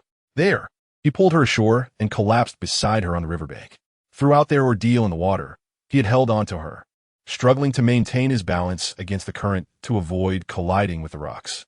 Surviving the battlefield only to perish in the river, a disgrace indeed, one that would echo for a century in legend. Xie Tingzhou glanced at the figure beside him. She lay flat, her body soaked through, her face pale and lips tinged with purple from the cold. Yet, she was still conscious, her eyes moving beneath closed lids. After resting a moment, he propped himself up and gently tapped her face, calling her name. Suddenly, she coughed up a mouthful of water, inadvertently splattering it onto him. Upon opening her eyes, she was met with his cold, murderous gaze. Realizing her blunder, she reassured herself. Wasn't he merely the crown prince of Balin, the commander of countless soldiers? She slowly sat up, patting her wet clothing, only to find it futile. It's soaked in, she remarked. Xie Tingzhou remained silent. She continued, the water I expelled is from the river, just like what's on you. It's not filthy. Perhaps you should wade back in to wash it off. This left him utterly speechless. Rising, he shook off his clothes and rinsed the sleeve she had splattered in the river, then rolled up the other sleeve. A diagonal scar marred his forearm, approximately 2 inches long. It was not deep and no longer bled, yet the edges were swollen and white from exposure to the water, presenting a ghastly sight. When did your highness sustain this injury? Sure, you recalled him sitting comfortably in the carriage, solely responsible for driving, while she wielded her blade with fierce competence, clearing the area around him and ensuring his safety. She was certain that not even a mosquito could have approached. So, from where had this wound come? Upon posing this question, she noticed Xie Tingzhou's expression darken further. He glanced at her right hand, where she clutched the very knife she had refused to release even as they were swept downstream. It must have been an accident in the water, he said. It's a miracle I didn't meet my end at your hands. Looking down at the knife, Xie Yu hesitantly asked, could it be that I? No, he replied sternly. I inadvertently brought my arm close to your blade. He maintained a stoic demeanor as he tore a piece from his garment, slowly wrapping it around the wound. The challenge of tying it one-handed proved to be difficult. Sensing his sarcasm and feeling a twinge of guilt, she edged closer. Let me assist you, she offered. He did not refuse, and once she secured the cloth, he stood, searching for a place to rest. The night air was frigid, and the wet fabric clung to her skin, prompting her to shiver. The surrounding landscape was blanketed in snow, illuminated by the moonlight. They walked forward, with Xie Yu silently following behind, the only sounds being the crunch of snow beneath their feet. The stillness of the night was profound, devoid of any signs of life. After a while, Xie Tingzhou felt lightheaded, his steps growing heavier. He recognized the warning signs. The poison from years past had not claimed his life, yet had sown seeds of peril within his body. The residual toxin lay dormant, waiting for a moment of weakness to strike. He had fallen ill days prior, had taken his last dose of medicine today, and, just as he seemed to be recovering, he had fallen into the water. The fever clouded his mind, but he understood that he must remain vigilant. Should danger arise, Xie Yu could hardly manage alone with his incapacitated form. There was also the possibility that she might abandon him in her bid for survival, though he knew this was unlikely. Yet, he felt an inexplicable trust in her. Are you afraid of the water? He suddenly inquired, seeking to distract himself from his growing fatigue. Upon hearing this, she halted momentarily before resuming her pace. I've experienced drowning before on a similarly cold winter-esque night. So, encountering water now fills me with dread. Why not learn to swim? He asked. I didn't have the chance, she replied. I arrived at the border shortly after my rebirth and had no time to learn. To Xie Tingzhou, her response felt dismissive. The war at Yinliang Pass had commenced in September. The bitter winter was evidently a recent affair, and so many months had passed for her to acquire such a skill. Yet, she claimed she had not the opportunity. Everyone harbors their own secrets, and he was reluctant to pry into others' lives. There's a serene lake near the royal residence in Balin, where I learned to swim in my youth, he began, then faltered, unsure of why he was disclosing this to her. Perhaps the illness had dulled his defenses. He added, in summer, you could learn from Fengyang, who is skilled in the water. Summer, she repeated, savoring the word. So, he implied he would not return to his territory until then, suggesting that the fallout from the defeat at Yinliang Pass would linger into the summer. She voiced her concern. Will the matter of the defeat be resolved by then? Xie Tingzhou forced a smile. The investigation will conclude swiftly, believe it or not. Those behind it are eager to pin the blame on someone to prevent the matter from deepening. Sure, you recalled Liang Jianfeng, wondering if he had been silenced. If he were dead, the situation would become exceedingly complicated. Chapter 33. The beauty scheme as she gazed at Xie Tingzhou's tall and imposing figure ahead. A sudden epiphany struck her. Your Highness. She quickened her pace to walk alongside him, but her words trailed off as he coughed, blood staining his lips. He wiped his mouth and cast a sidelong glance at her. Are you afraid I will die on the road? The crimson stain on his lips accentuated his pallor, rendering him hauntingly beautiful.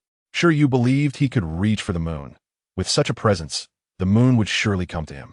Afraid, she replied earnestly. I fear that no one will unveil the truth behind the defeat at Yinliang Pass. In her previous life, everyone had believed that Shen Yu and S ambition had led to the suffering of countless soldiers and the people of Ganzhou. Though she doubted this narrative, she had been far from Shengjing, oblivious to the true events at the border, ultimately marrying and then dying in obscurity. Xie Tingzhou's lips curved into a chilling smile as he leaned closer, his gaze intent. Then do not let me die. Before she could grasp the meaning of his words, his body suddenly lurched toward her. She instinctively caught him, feeling the heat radiating from him, nearly toppling over under his weight. Turning, she noticed his pale cheek resting against her shoulder, his eyes shut tight, his breath feverishly hot. With a sigh, she contemplated whether he had been employing a beauty scheme to ensure that she wouldn't abandon him in his unconscious state. It is perhaps herself who least wishes for his demise, as she still awaits his aid to absolve the injustices suffered by her family in a past life. Fortunately, having trained in martial arts since childhood, her strength far surpasses that of the average woman. However, after carrying Xie Tingzhou through the snow for an extended period, she finds herself on the verge of collapse. Her legs are numb from the cold, moving solely by instinct. When she steps onto an uneven patch, she loses her balance and tumbles to the ground along with Xie Tingzhou. Once that momentum dissipates, it proves exceedingly difficult to lift him again. She grasps his arm and attempts to hoist him over her shoulder, but after several fruitless tries, she realizes she cannot do it. Thankfully, they are in the wilderness, where vegetation abounds. She swiftly cuts a few branches with her knife, tears strips from the hem of her garment to fashion a makeshift stretcher, and drags him through the snow, taking care to alternate her steps between deep and shallow. Time passes, and gradually, the sky begins to brighten. The sound of a rooster crowing drifts through the wind, signaling the presence of a small village nearby, home to a few humble cottages. Shen Yu hides her knife within the stretcher and approaches the door to knock. The homeowner, an elderly man, hears their tale and kindly invites them inside. Shen Yu, of course, withholds the truth, merely stating that they are two brothers who encountered a band of mountain bandits while traveling to the capital in search of family. In a moment of desperation, they jumped into the water and were swept downstream, arriving here after a night of struggle. The cottage consists of 3 small rooms and a cooking area. The old man accommodates them in one of the rooms and provides them with 2 of his own garments. Shen Yu lays Xie Tingzhou on a rudimentary wooden bed, which is covered with straw and a thin mattress. The clothing on his body has long since dried from the heat of his body, only to become drenched again with sweat, having grown up in a military camp. With a stench of sweat permeated the communal sleeping quarters, Shen Yu finds any notions of propriety trivial in the face of life and death. She nearly strips Xie Tingzhou bare, feeling a slight resistance as she removes his last layer of clothing. When she turns him over, she gasps in shock. The dimness of the night had concealed the truth, but now she sees that his back is matted with dried blood and flesh. A thin layer of skin covering taut muscles. Yet a gruesome wound mars this beauty, with bruises scattered across his back, as if he had collided with sharp stones in the water. Remarkably, he has endured such pain without a hint of color fading from his face, only uttering the words, "Then don't let me die," at the last moment. The cottage is too basic to provide proper treatment for his wounds. Shen Yu alternates between sleeping and waking, each time checking Xie Tingzhou's forehead until his fever subsides, allowing her to finally let herself drift into slumber. As dusk settles, Xie Tingzhou gradually awakens from his stupor. The evening glow filters through the cracks of the door, illuminating his face. He stares at the wooden beams of the ceiling, his thoughts slowly returning to clarity. As he attempts to rise, he feels something soft pressing against him. The blanket slips away, revealing a face adorned with a patchwork of colors, resting soundly beside him. Xie Tingzhou freezes. This is the first time he has shared a bed with another man. Yet this man, he lowers his head for a closer look. This man possesses a certain charm, with lashes as dense as crow feathers and delicate features, though his skin tone is. Just as he contemplates this, the other awakens suddenly, blinking in confusion before coming face to face with Xie Tingzhou. In the cramped space of the narrow wooden bed, Shen Yu is overcome with fatigue and has no choice but to squeeze in beside him. She blinks, then springs upright. Xie Tingzhou winces as her head collides with his nose, the pain jolting him fully awake. "Apologies," Shen Yu says, observing his expression of irritation as he presses his hand to his nose. "Are you feeling better?" Xie Tingzhou, still simmering with frustration, closes his eyes, unwilling to respond. He now understands that he and Shen Yu are destined for conflict. First, the water incident, then her blade, and now this injury to his nose. "Where's this place?" he inquires. Shen Yu gets up to fetch him some water, responding honestly, "A farmer's home. The old man took us in." Xie Tingzhou quips, "You've already ingratiated yourself with him upon first meeting?" Shen Yu hands him the water, murmuring, "It's my charm." Xie Tingzhou replies, "That's not the case." Outside, the sound of barking dogs interrupts them. Shen Yu rushes to the door and sees the old man returning, carrying 2 wild ducks. "Grandfather, you're back." The old man smiles upon seeing her. "Awake at last, little Yu. I caught 2 ducks to help your brother regain his strength tonight." Shen Yu nods gratefully. "Thank you, grandfather." She prepares to assist him, only to remember the presence of her companion. Turning back, she sees Xie Tingzhou watching her, his hand resting on his knee, appearing languidly regal even in such a humble dwelling. "Brother?"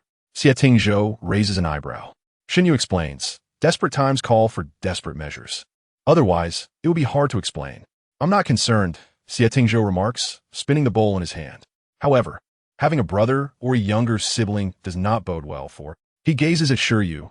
They are all dead, and those who survived are maimed.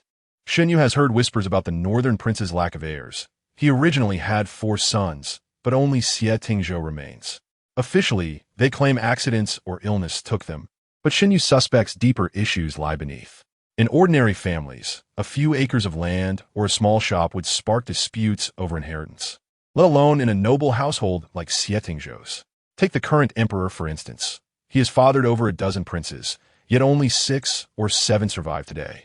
But such matters do not concern Shen Yu. Calmly, she points to the clothes on the bed. "You are too tall to wear your grandfather's clothes. I've dried your undergarments. The torn parts are my handiwork. You'll have to make do for now. I will go help." She turns to leave. "Wait," Xie Tingzhou calls after her. "Wash your face," he instructs. Shen Yu tenses, fearing he may have noticed her secret. Instinctively, she begins to explain, "It's just that in the army I was often called effeminate, not appearing sufficiently valiant, so." "Is blackening your face the solution to appearing valiant?" Xie Tingzhou assesses her critically. "Eat more, grow taller." Shen Yu can only respond with a silent stare. Chapter 34.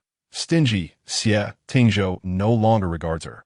Yet as he picks up his clothing, he halts, noticing the haphazard stitching on the torn fabric, the thread mismatched, resembling a centipede crawling across the garment. No wonder Shen Yu appeared a bit embarrassed when she spoke earlier. Accustomed to refinement, Xie Tingzhou finds himself at a loss, unsure whether to wear it or endure the chill. After a prolonged silence, he exhales and dons the clothing. Upon exiting, he observes the old man laughing and chatting with Shen Yu as he prepares dinner. Xie Tingzhou sitting behind the stove, stoking the fire. Previously unaware of the dark substance on his face, it has now been washed away, revealing a handsome visage framed by fair skin, which accentuates his refined features, imbued with a hint of gallantry. The village comprises about 7 or 8 households, located at the edge of the settlement, near a grand tree. Xie Tingzhou stands before the door.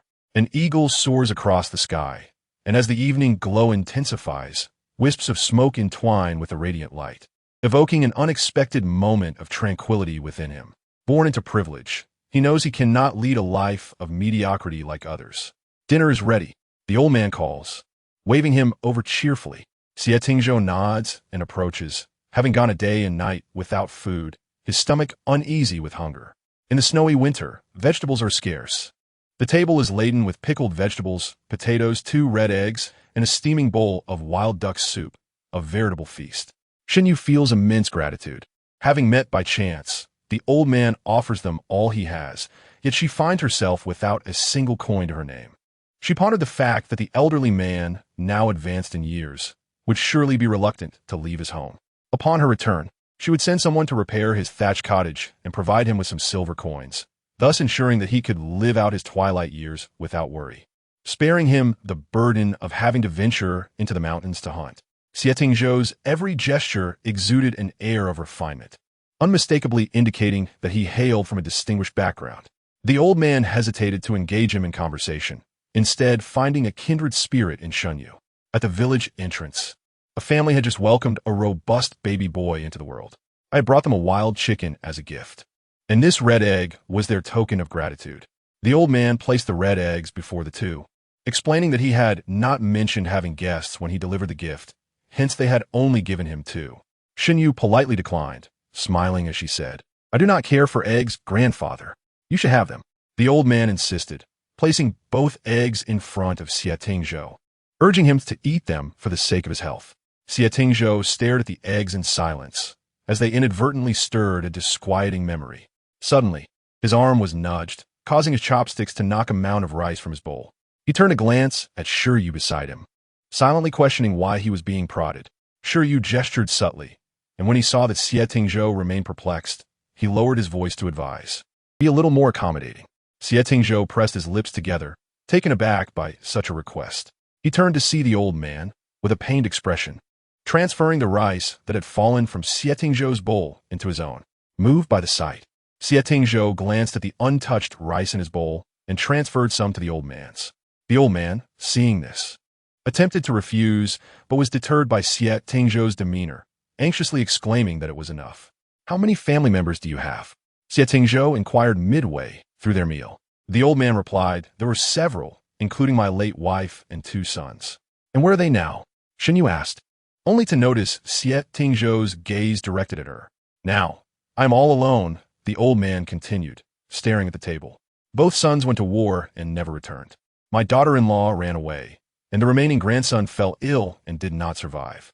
My wife, burdened with grief, followed suit, leaving only my dog, Huang, to keep me company." Shen Yu understood the significance of Xie Tingzhou's glance. It resonated with her own feelings of sorrow. Were they not alike in their solitude? While she still had her beloved grandmother in Hezhou and a distant sister, Xinyan, the old man truly had no one left. She noticed Xie Tingzhou's eyes reddening. Suddenly, Shen Yu brightened, saying, "Grandfather, if you do not mind, consider me your granddaughter.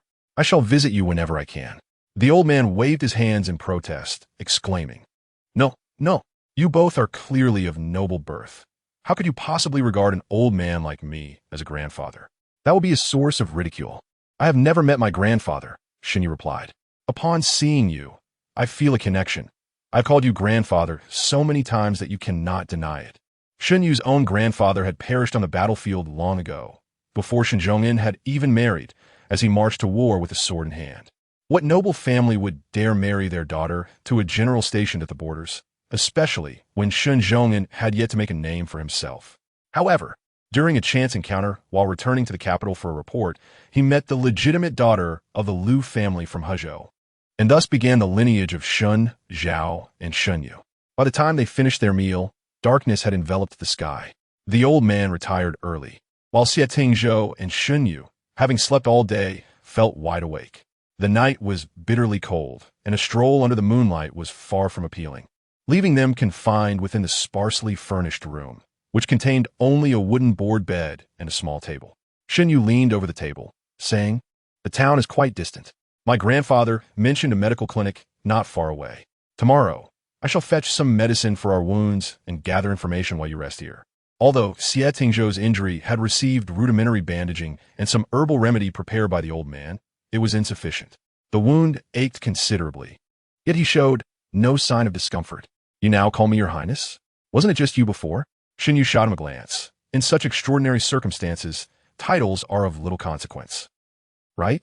Her voice grew less certain as she noted Xie Tingzhou's unpredictable temperament, at times magnanimous, at others vindictive. Xie Tingzhou fiddled with the teacup, asking, "Do you have money for the town?" Shen Yu glanced at the jade pendant at his waist, and then at the ring on his finger, seemingly deliberating which to use first. "If you wish to avoid a swift demise, it would be prudent not to covet such possessions," Xie Tingzhou cautioned. Shen Yu buried her head in her arms, muttering, "Stingy." Xie Tingzhou heard her clearly. He had initially intended to avoid explaining, but found himself compelled to do so. If these items are discovered, it would lead someone to trace their origins. How can you be sure that the ones who come looking are allies and not assassins? Oh, Shen Yu mused, realizing the truth in his words. The items he possessed were undoubtedly remarkable, far too conspicuous to be displayed openly in the village, where many households resided, making it easy to draw unwanted attention. Reflecting on her own lack of possessions, she concluded, "Then I shall find another way." Chapter 35. Where to Touch. Last night, Xie Tingzhou had stayed up late and awoke to a bright morning. The sun shone brilliantly, casting a blinding light on the snow-covered ground. Xie Tingzhou noticed that Shi Yu was absent. The old man was under the eaves, playing with De Huang, tossing a bamboo ball, which De Huang eagerly retrieved. Upon seeing Xie Tingzhou, the old man stood up, beaming, "The rice is still warm in the pot. I shall serve you some." "No need for that. We can eat together at noon," Xie Tingzhou replied. The old man turned towards the kitchen, chattering away, "You must eat well. Neglecting your health when young will lead to suffering in old age."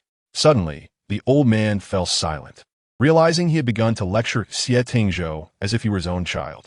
Xie Tingzhou, appearing more amiable than the previous day, reassured him, "It's all right. Please continue." The old man said, "In youth, if one does not take care, they will suffer from ailments in old age." Xie Tingzhou nodded.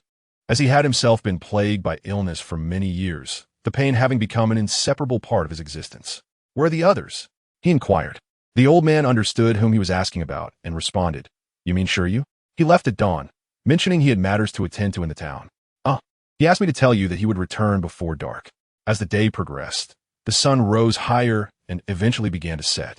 Shi Yu had yet to return. The old man grew anxious, expressing a desire to search for him, fearing he might lose his way or encounter trouble alone on the road. He was persuaded by Xie Tingzhou to rest instead. As the moon ascended to its zenith, De Huang perked up, alert to a sound before dashing towards the courtyard gate.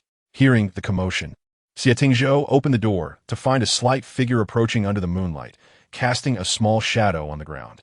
Da Huang Zhen Feli rushed over, wagging his tail and nudging Shi Yu's leg as he trotted alongside him. "Why are you still awake?" Shi Yu asked De Huang. "Were you waiting for me?" De Huang wagged his tail excitedly, circling around him.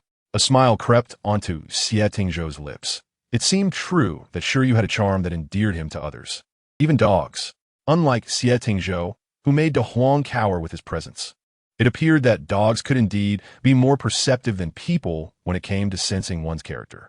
Shen Yu, approaching the courtyard, finally noticed someone standing under the eaves. "What are you doing awake?"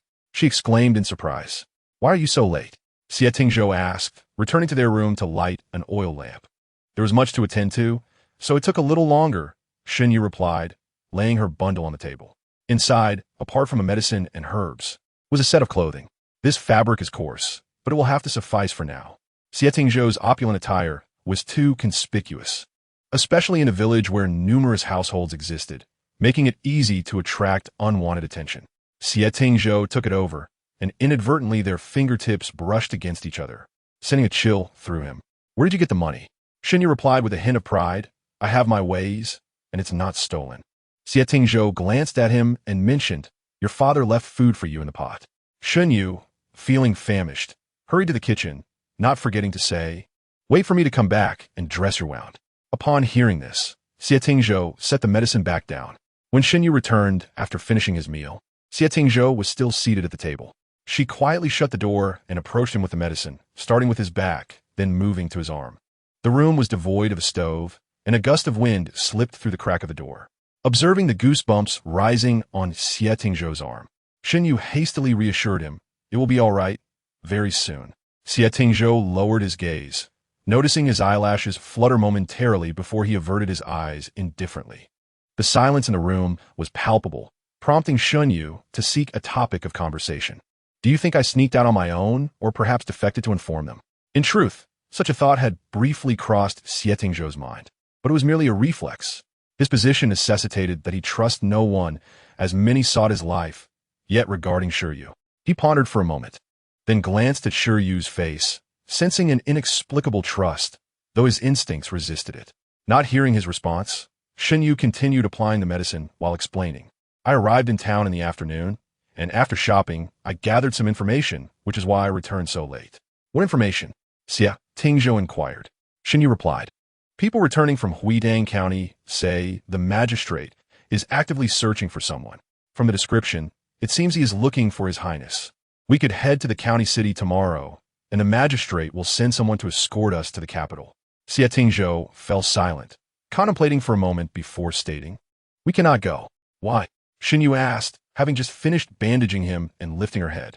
Xie Tingzhou explained, "The number of people sent to silence us is no fewer than 300. Huidang is not a large city. Such a significant group, moving through the county, cannot go unnoticed by the magistrate." Shen Yu realized, "So, you suspect the Huidang magistrate is in league with them?" Xie Tingzhou looked down at his arm, now wrapped in clean bandages, while tended to. "Huidang County is plagued by bandits.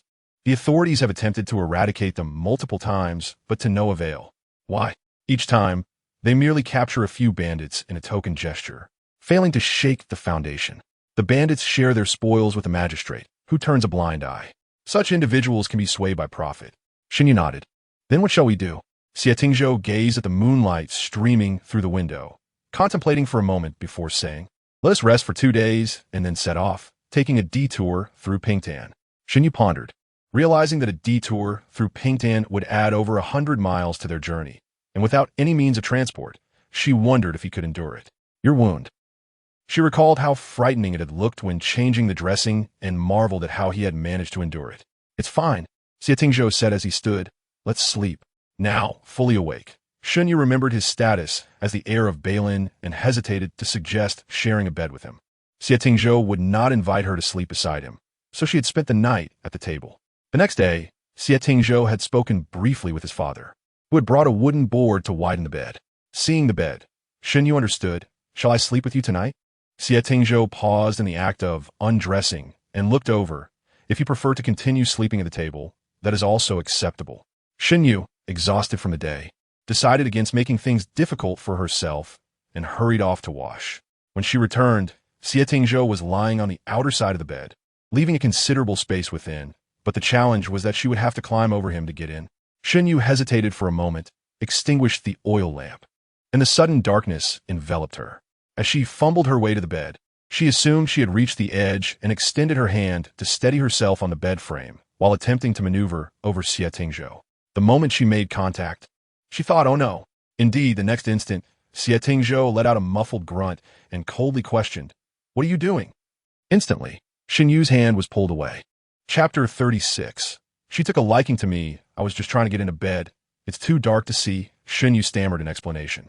She had felt that she had pressed against Xie Tingzhou, but was unsure of the exact location.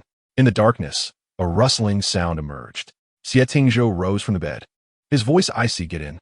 Shen Yu scrambled onto the bed, fully clothed, and lay down, her mind racing with thoughts of the earlier sensation, growing increasingly uneasy. Though the quilt dulled the sensation, she was certain she had not pressed against Xie Tingzhou's chest. Or could have been. Fatigued from a restless night, she soon succumbed to sleep. Xie Tingzhou was awakened by the loud voices of women outside. For reasons unknown, he had slept particularly soundly these past 2 nights. Something he hadn't experienced in ages. Shen Yu sat at the table with her back to the bed, one arm propped on the table while she fiddled with something, occasionally inhaling softly. "What are you doing?" Xie Tingzhou asked as he rose. Shen Yu turned abruptly, looking at him like a startled deer, her eyes glistening like a pool of clear water, carrying a hint of vulnerability. Xie Tingzhou's heart inexplicably trembled, and before he could explore this unfamiliar feeling, Shen Yu quickly turned away. Xie Tingzhou donned his outer robe and approached her, finally seeing what she was doing. Several gruesome wounds marred his arm, evidently inflicted by a wild beast. "Did you encounter a beast on the road?" Xie Tingzhou inquired. The medicated powder applied to the wounds caused Shen Yu to be momentarily speechless with pain.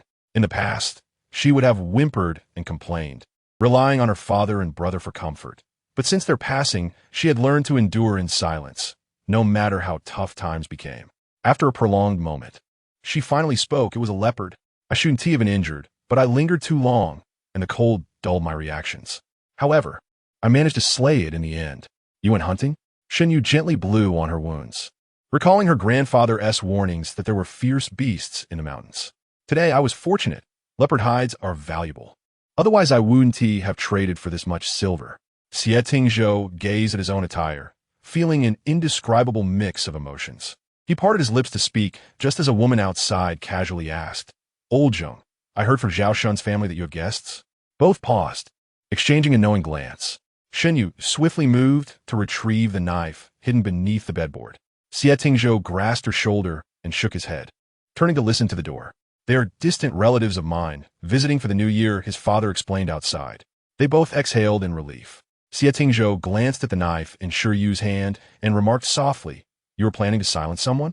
How could that be?" Shen Yu looked at him, puzzled. "I was preparing to flee." "Then why the knife?" Shen Yu lovingly stroked the blade. "Such a fine knife. It would be a shame to lose it. I couldn't bear to part with it, even when nearly drowning. So I certainly won't leave it behind here." Outside, the woman cracked pumpkin seeds and peered inside. "You should call them out to recognize them. Zhao Shun's family passed by your house yesterday, and couldn't stop talking about how handsome your relative is. She has never seen anyone so good-looking in her life," said it left her speechless. Old Jiang smiled and declined. "They're not familiar faces, and they haven't even risen yet." The woman leaned against the bamboo frame, saying, "I'm just curious what could leave someone so speechless." Zhao Shun's family said he looks like a statue in the temple. Shen Yu recalled the image of the Bodhisattva with its square head and broad ears in the temple. And when she looked at the handsome face of Xie Tingzhou, she found it hard to connect the two. Noticing Shen Yu's indecision about whether to smile, Xie Tingzhou cast a warning glance at him before gracefully sitting down beside him. Shen Yu realized he intended to bandage her wound and did not refuse. She rested her arm on the table and handed him the gauze. His hands were long-fingered and well-defined, as if meticulously carved, moving with a deliberate grace, transforming the gauze in his hands into exquisite silk worth a fortune. His coarse linen attire could not conceal the air of nobility that surrounded him. Shen Yu marveled inwardly. Indeed, those raised in noble households were distinct. Wealth spoke volumes. Looking at herself, she reflected that, despite being raised in the prosperous Liu family of Hezhou, she now appeared more like a beggar. Once the bandaging was complete, the chatter outside showed no signs of abating, as the woman seemed unwilling to leave, incessantly prattling on about her nephew's marital status and family size. Elder Jiang, exasperated by her questions, endured her inquiries with forced patience. As the crowd outside lingered, Shen Yu became restless, pacing within the cramped room. Xie Tingzhou, growing weary of her fidgeting, looked at her and asked, "What are you doing?" Shen Yu hesitated and stammered, "I need to use the restroom." "Go ahead," he replied calmly. "I can wait."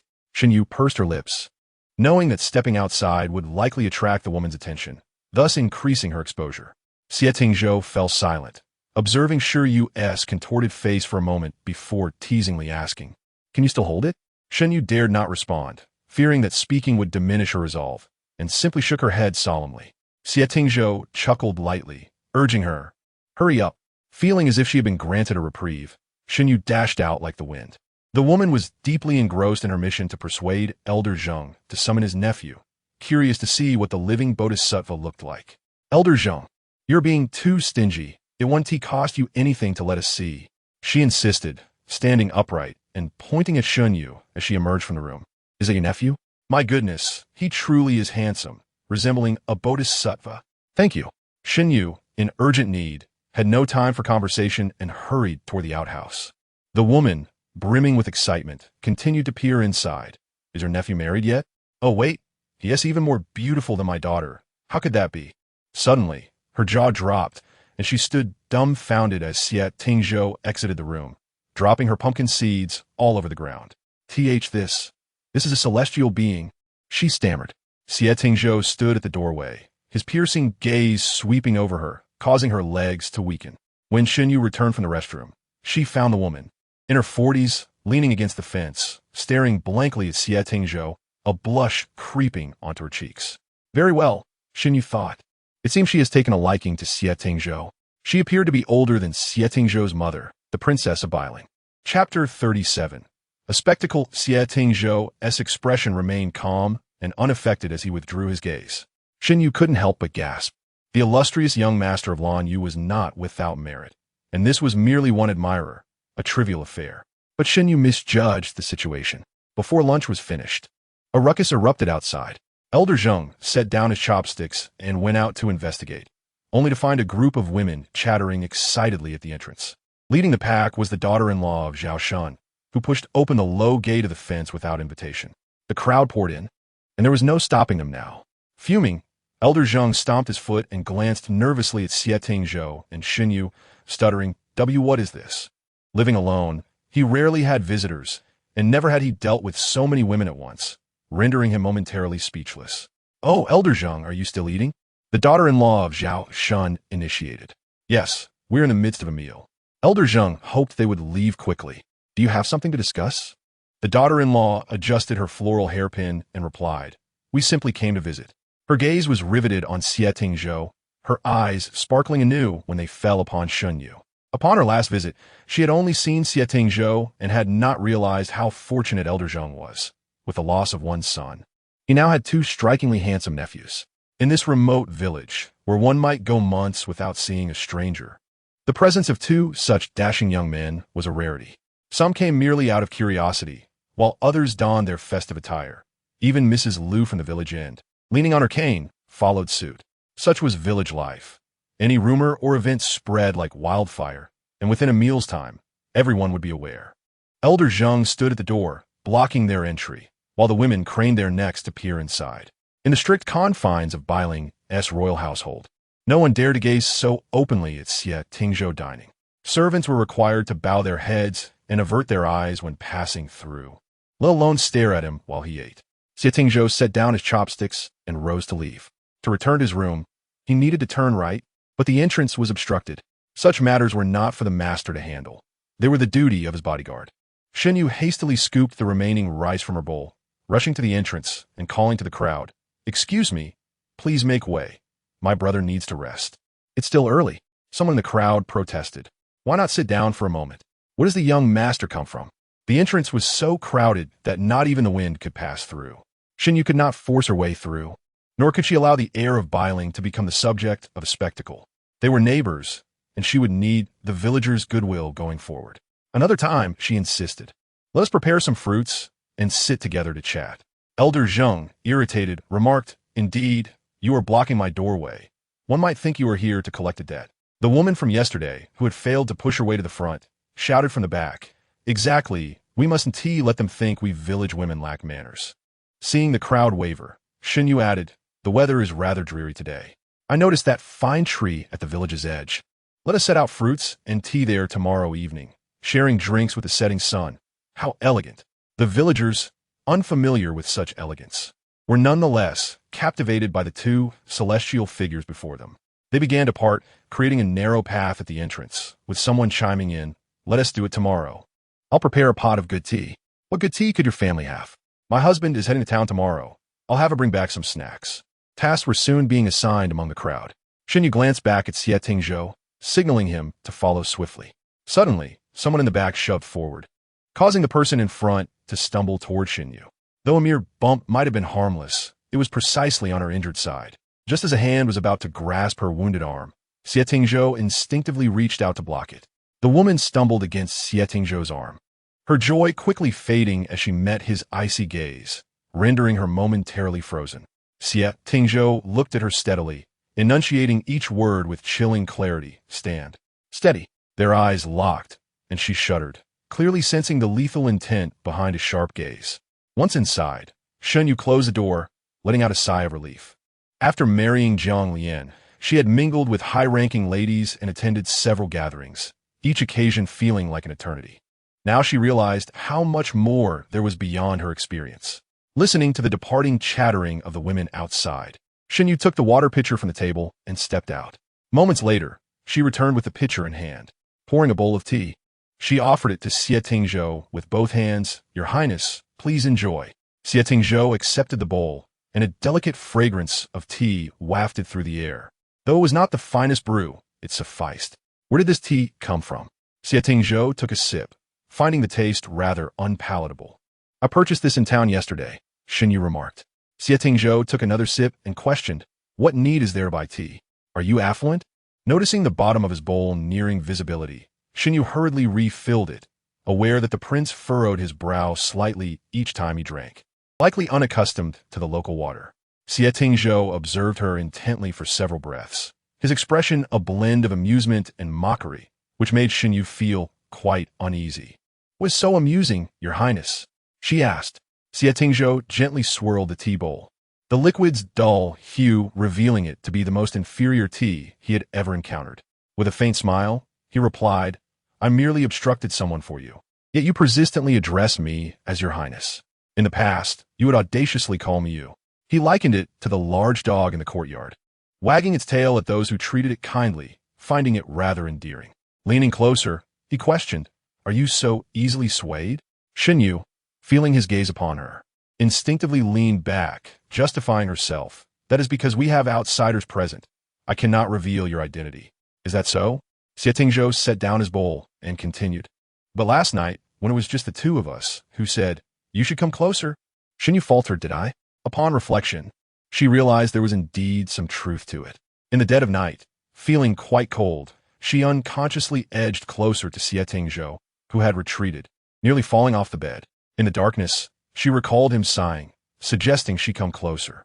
However, she would never admit to it. "Surely, Your Highness must be mistaken," she insisted stubbornly. Xie Tingzhou chose not to pursue the matter further, shifting the conversation. "You shall attend the tea gathering tomorrow."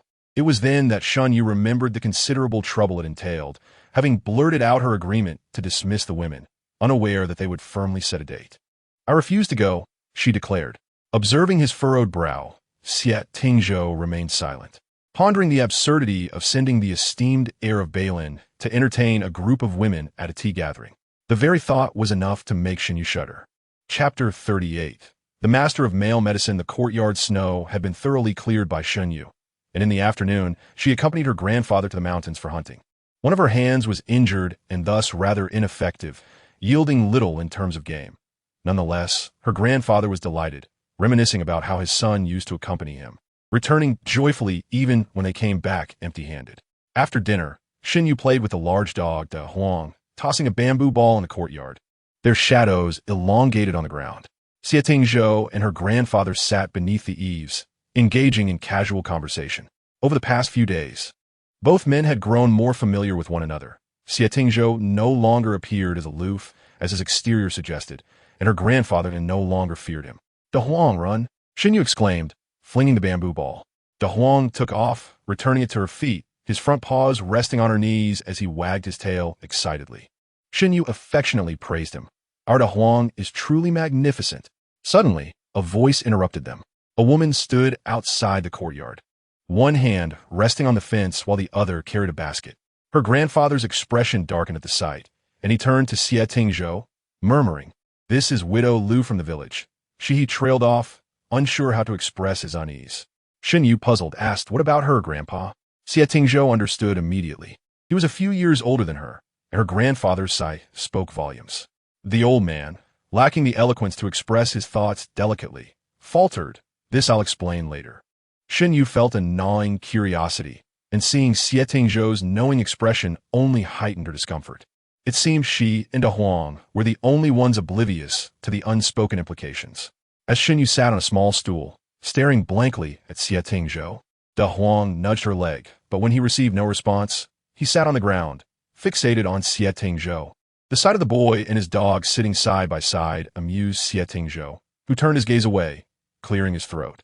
She possesses considerable knowledge regarding matters of courtship, he remarked. Her grandfather sighed in admiration, recognizing the wisdom in Xie Tingzhou's words. Shen Yu's eyes widened in realization. A widow without a support system is prone to unwelcome advances, and Widow Lu's demeanor and attire suggested she might not be of the most virtuous character. Seeing that her presence was disregarded, Widow Lu raised her voice. "Old Lu, I heard a guest has arrived at your home. I thought you might lack provisions to entertain him, so I brought some treats." With that, she pushed open the low gate and sauntered in, her movements serpentine. Shen Yu was taken aback, marveling at how someone could move so fluidly without breaking. Noticing the young man's unwavering gaze upon her, Widow Lu cast him a flirtatious glance. Old Lu turned his back, seeking distraction in a bare tree in the courtyard. Widow Lu approached Xie Tingzhou, unveiling a roast chicken from her basket. "Young master, I prepared this myself." Her eyes sparkled with a desire that seemed to beckon him closer. Shen Yu thought to herself, she must be quite forward, but refrained from intervening. The widow still held her charm, and it remained uncertain whether Xie Tingzhou would entertain her advances. After all, she had heard whispers that since Xie Tingzhou returned from the battlefield, he had frequented the brothels of Bailin, living a life of indulgence.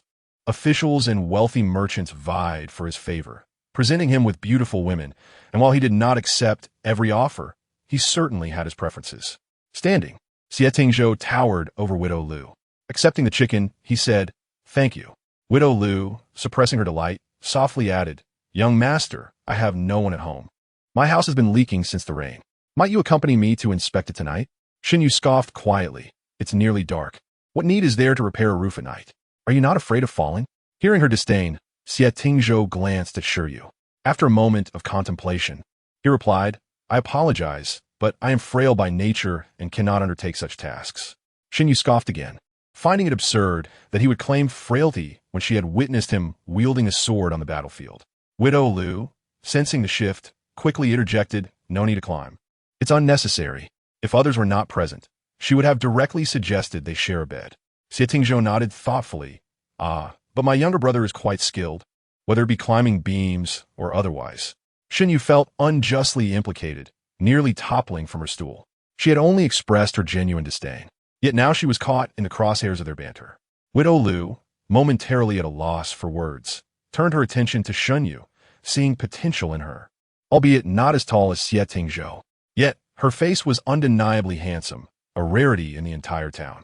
With a calculated smile, Widow Lu leaned towards Shen Yu, elongating her tone. "Young master." "No," Shen Yu interrupted, her expression pained. "To be honest, I have some issues in that regard. I have the will, but lack the ability." Xie Tingzhou sputtered slightly, whether from the wind or her words, he could not tell. The topic was too sensitive, prompting her grandfather to retreat indoors with his pipe. Widow Lu gaped, unable to process Shen Yu's declaration, glancing at Xie Tingzhou as if seeking confirmation. Suppressing laughter, Xie Tingzhou replied, "Then it seems there is nothing to be done. Please take your leave." Widow Lu retreated a few steps, then glanced back at the basket in Xie Tingzhou's hand. She had hoped to entice him, believing that once he experienced her charms, he would appreciate her worth and consider marriage. Now, her plans had backfired. She had lost not only her opportunity, but also the chicken. Indeed, a significant loss. As Lu the widow exited the courtyard, Xie Tingzhou turned his gaze towards Shen Yu, pondering her apparent helplessness. Shen Yu remained silent, her thoughts swirling with resentment. After all, it was he who had brought her to this predicament. Despite his previous gestures of kindness, buying her medicine, tea, and clothing when danger loomed, he cast her aside as a mere shield. Her expression was one of indignation, and Xie Tingzhou found amusement in her plight, igniting a playful urge within him. "You have served your master well. Once we reach the capital, I shall surely find you a skilled physician and grant you several concubines." "That is entirely unnecessary," Shen Yu retorted through gritted teeth. "I would prefer something else." "What would that be?" "That knife." Xie Tingzhou smiled, intrigued. You fancy that knife, do you? Shen Yu nodded eagerly. Xie Tingzhou replied, do not even think about it. Are you not giving it to me? Then why inquire? Shen Yu thought to herself, wishing she had tossed it into the river instead. Chapter 39. You have a paramour. You bull. Xie Tingzhou extended the basket he held, and Shen Yu lifted the cloth covering it, releasing a heavenly aroma of meat. Her mouth watered. It had been months since she last savored roasted chicken in Shengjing. Just as she reached for a drumstick, she noticed Xie Tingzhou staring intently at her. Do you wish to eat as well? Shen Yu offered him the drumstick. Xie Tingzhou declined, coolly remarking, how can you be so careless with your food? Where is your vigilance as a guard? Shen Yu recoiled. These days had been surprisingly leisurely, but she was acutely aware that a fierce battle awaited her upon returning to the capital. Such tranquil moments were fleeting, and she could feel her resolve wavering. Is it forbidden to eat? Xie Tingzhou replied, if you're not afraid of her drugging it, then by all means indulge. What kind of drug? Shen Yu inquired, but upon seeing his expression, she quickly understood. What could a widow like her possibly concoct? Naturally, Shen Yu reconsidered, fearing that if she consumed it, she might lose control and pounce on Xie Tingzhou, whose frail state would be no match for her. The thought of forcefully claiming him made her shudder. She envisioned legions of shadowy guards dispatched to hunt her down if she dared. With her mind racing, Shen Yu snapped back to reality, now too wary to continue eating the chicken. Shall we discard it then? Xie Tingzhou gestured dismissively, let be eaten. In a moment of exasperation, Shen Yu blurted out, you have such a cruel heart. What will happen if that big yellow dog eats it? His audacity seemed to grow bolder, daring to claim her heart was malicious. Xie Tingzhou turned to leave, but paused to remark, its paramour is at the village's edge. Shen Yu was taken aback. How do you know? The old man told me, he replied, not glancing back, his expression tinged with annoyance. Shen Yu pouted, her appetite thwarted as she gazed longingly at the chicken. She glanced down at the wagging tail of the big yellow dog and muttered, fine, if you have a paramour, then you may eat. Xie Tingzhou refrained from speaking with her for the remainder of the night. The following morning, as dawn broke, the big yellow dog returned, its tail wagging exuberantly, clearly satisfied. It seemed the chicken had indeed posed a risk. She was grateful not to have eaten it, otherwise it would have been Xie Tingzhou's virtue at stake, and her own life endangered. In the afternoon, the old man returned from a jaunt, his expression grave. After dinner, as dusk settled, he sat beneath the eaves, silently smoking several rolls of tobacco before finally entering the house. Before dawn, a loud knock roused Xie Tingzhou from his slumber. He opened the door to find the old man standing there, carrying a coarse cloth bundle. The old man entered unceremoniously, waking the peacefully slumbering Xie Yu. I am here to see you off. Feel free to ask anything along the way. Shen Yu awoke with a start. They had not packed their belongings and quickly gathered their things. Outside, an ox cart awaited them, and once they settled in, the old man urged the oxen forward. The wind howled fiercely that night, but the moonlight illuminated the path sufficiently. With a heavy sigh, the old man remarked, yesterday I visited the village, and those returning from town spoke of the magistrate of Huitang County searching for someone. It is no longer safe here. Both Xie Tingzhou and Shen Yu gasped in alarm. Grandfather, Shen Yu exclaimed, how do you know they are looking for us? The old man squinted, smiling gently. You two are not of ordinary bearing. Besides, who else would wear such fine fabric and carry a blade? Shen Yu faltered, you know all this, and yet you are not afraid we might be villains? Indeed, I know, the old man chuckled. I recognized it when I widened your bed. Do not underestimate this old man's insight. You are both good children, especially you, he said, patting Shen Yu's shoulder. You have won this old man's affection. I now consider you my grandchild. Perhaps sensing their impending separation, Shen Yu felt a pang of sorrow. The old man continued, follow this road straight to the ferry. After crossing the river, proceed for another 10 miles to reach the official road. Within that bundle, I have packed some cakes for your journey. I may be poor, but this is all I can offer. Xie Tingzhou felt the warmth of the bundle. It was likely the old man had prepared the cakes throughout the night. Upon opening it, he discovered another parcel beneath the cakes. He tapped Shen Yu on the shoulder, and she turned to see him handing her the bundle. As soon as she saw it, tears welled in her eyes. Beneath the cakes lay a chicken wrapped in vegetable leaves, freshly cooked and steaming with aroma. The old man must have noticed her longing for chicken that day. Where did you get this chicken? Shen Yu asked, fighting back tears. I borrowed it. The old man replied, chuckling. Next spring, I shall raise a brood of chicks, and I will return one to you, saving the rest for myself. With her shallow eyes unable to contain the tears, Shen Yu quickly turned her face away. This parting felt uncertain, and she did not know when they might reunite. The cart wheels creaked over the snow, echoing in the silence. Seemingly in a rush to express himself, the old man rambled. I had thought, being the last of my kin, I could die any day, and the villagers would bury me beside my wife and son. But now things are different. His voice grew brighter. I have grandchildren now. They give me hope.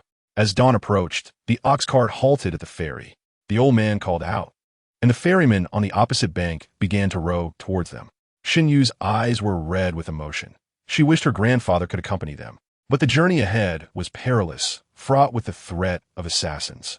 She could not allow him to risk his life alongside hers. You must take care of yourself. Once I return, I will send someone to fetch you. I promise to honor you well, she implored. The old man gently patted her head. Good child. They are buried here. I must remain to watch over them. I will send you a letter, Shen Yu promised. The old man nodded. Go on. As the ferryman approached the shore, Shen Yu and Xie Tingzhou made their way to the boat. Just as they boarded, they heard the old man shout, Wait, ferryman. The old man approached, clutching a parcel, the chicken Shen Yu had secretly left on the cart. He hurriedly reached them, breathless as he thrust the chicken into Shen Yu's hands. This is from your grandfather. Keep it for your journey. As the ferry swayed away from the shore, the sun began to rise, illuminating a soaring eagle above. The old man said nothing more, merely smiling and waving goodbye. As the first rays of sunlight fell upon his weathered face, etched with lines of wisdom. Chapter 40. Finding amusement in teasing her, a group traversed the official road, flanked by several magnificent steeds, their riders armed with swords and daggers. In the midst of them was a modestly adorned horse-drawn carriage. A strikingly valiant woman on horseback glanced at the sky before riding alongside the carriage, adjusting her appearance before speaking. Young Master Shi. As she spoke, laughter erupted from behind, with someone mimicking her voice mockingly. Young Master Shi. The woman turned, glaring, and drew her sword in warning. Yet, as she pivoted back, her demeanor softened as she spoke gently. Young Master Shi, there is still a considerable distance to the next city. We plan to rest here tonight and continue our journey in the morning. I will prepare some hot water for you both shortly. Inside the carriage, Shen Yu appeared distressed, clearing her throat to say, Missy, thank you for your trouble. No trouble at all, He Shuehui declared as she galloped to the back, raising her whip and delivering a sharp crack to the horse of the man she was emulating. Xie Tingzhou leaned against the soft cushion, propping his head on his hand, smiling as he listened to the sound of the hooves fading into the distance. He remarked slowly, This Missy indeed possesses a discerning eye. Shen Yu turned away from Xie Tingzhou in silence, pondering whether Missy was truly blind to the brilliance of Xie Tingzhou, who stood before her, while she seemed to shower her affections upon Shen Yu instead. This matter traces back to the day they parted from her father. After crossing the river, Xie Tingzhou, in poor health, struggled to keep pace, and they walked over 10 miles from morning until noon. Fortunately, they encountered a convoy once they reached the official road, which kindly took them along to Pingtan County before parting ways. The escort's earnings were hard-won, and their willingness to assist was indeed generous. That evening, they had intended to stay at the Worst Inn in Pingtan County. After Shen Yu ensured Xie Tingzhou was fast asleep, she quietly slipped out. By morning, the escort was waiting at the inn's entrance, stating they were heading to Shengjing and would gladly take them along. However, the sudden change of heart within a single night, coupled with their overly enthusiastic demeanor, left Xie Tingzhou skeptical about the absence of payment. Nevertheless, the origin of the money remained a mystery. The carriage halted in a sheltered spot, and with the biting cold outside, neither of them ventured out.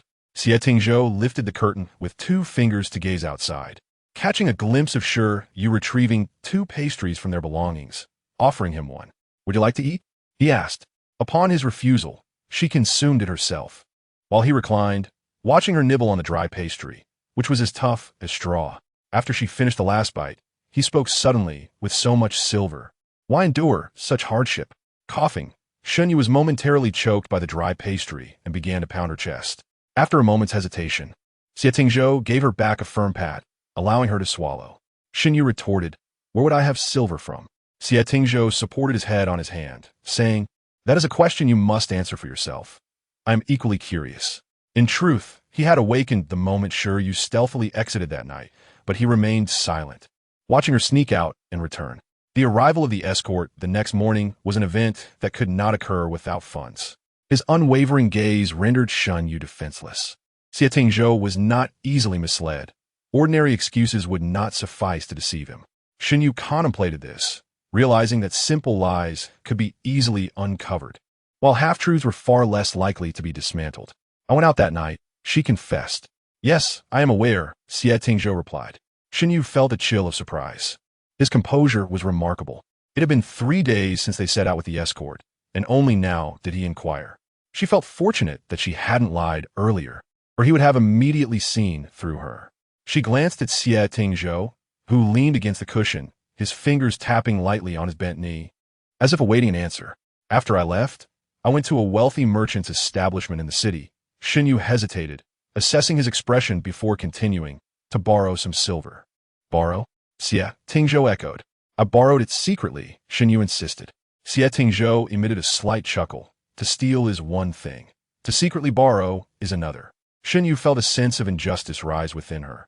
It was a case of robbing the rich to aid the poor, and now they were both impoverished. Otherwise, how would we have this carriage? Where would the escort come from? Could you truly be at ease here without silver? Can your precious health endure such hardships? In the future, if you engage in wrongdoing, do not stare so intently at others, Xie Tingzhou remarked. Your eyes cannot conceal the truth. Recently, it seemed he had formed a habit. Each day felt incomplete without teasing Shen Yu. She abruptly averted her gaze, acknowledging her theft, but retorting, but who is truly benefiting from this? Is it not you? Xie Tingzhou discerned her intent. She had grown increasingly audacious in their time together. The respect she once showed him in the military had faded. Amused, he asked, how much did you borrow? Shen Yu nearly burst into laughter, producing a stack of banknotes from her bosom. Xie Tingzhou took them, examining their warmth. He nodded slightly, realizing she had indeed borrowed quite a sum. Shen Yu pressed her lips together. Perhaps refrain from praising me.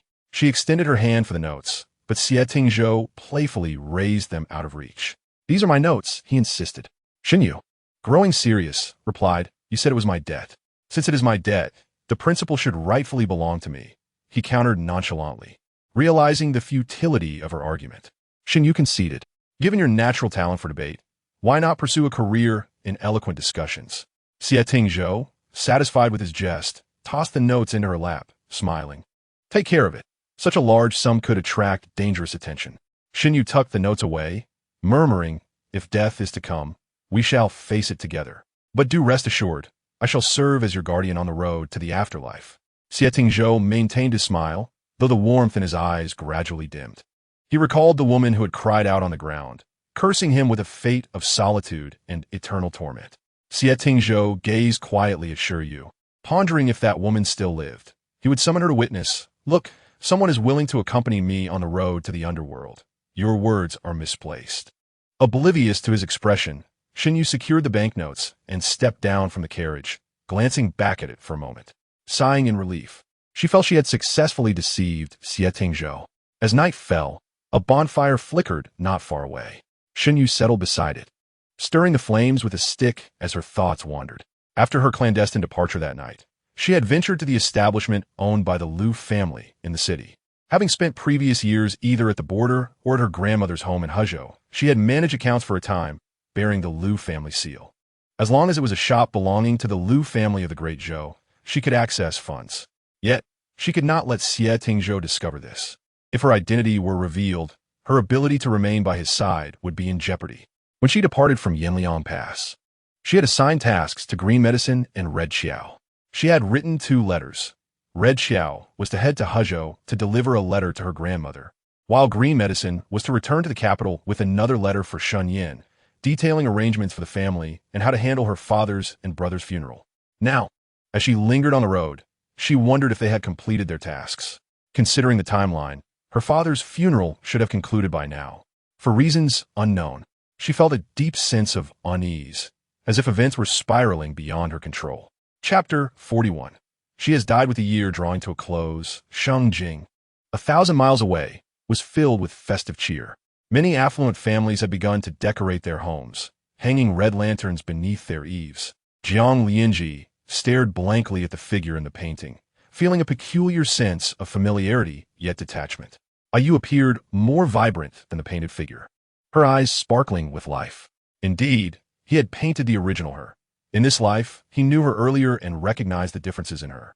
He added a few strokes to the painting, stepping back to observe the result. Indeed, it bore a closer resemblance to the woman he had encountered at the Shen residence's back gate that night. A smile crept onto his lips as he set down his brush, lost in contemplation as he had been days prior. A servant, Gao Jin, knocked gently at the door. "Young master, Miss Shen is here." He tilted his ear to the door, hearing no response within, and knocked again. "Young master?" Inside the study, Jiang Lianzhi, who had been fixated on the painting, finally turned. "What is it?" he inquired in a muted tone.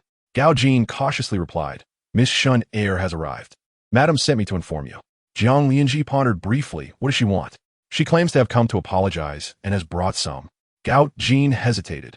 Knowing the name now held a weighty significance for Jiang Lianzhi, some belongings of Miss Shen Jiang Lianzhi's hand clenched into a fist, trembling slightly before he released it, allowing her to wait in the side hall.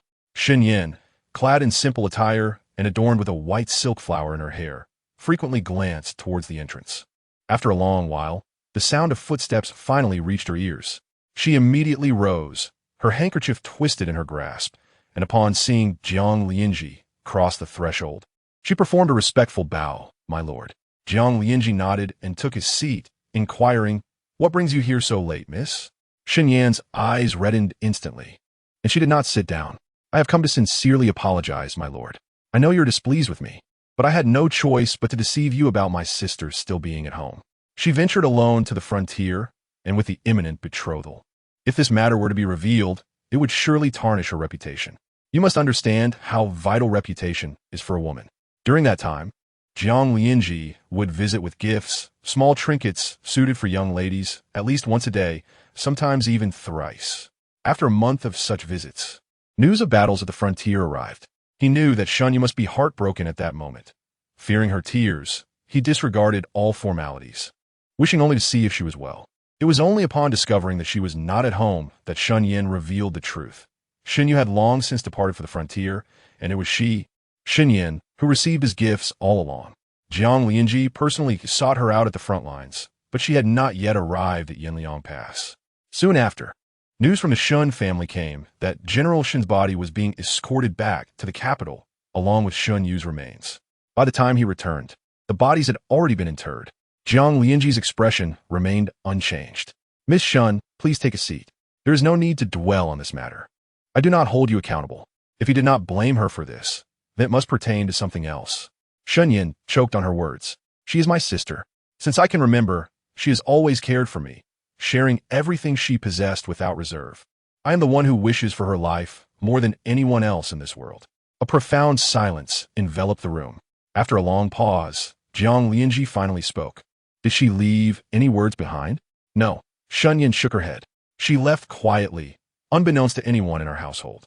Jiang Lianzhi scrutinized her demeanor, seemingly seeking some hidden clues, yet found none. Shen Yin held his gaze, her sorrow palpable and genuine. She turned her head, wiping her eyes with her handkerchief, saying, "I have not touched anything you gifted to my sister, save for the spoiled pastries. Everything else I have brought with me. I understand your sentiments towards her, so today I have also brought some of her belongings for you to cherish. I heard from Madame Jiang that you have been unable to eat or drink lately. If my sister were aware, she would not wish for you to suffer so."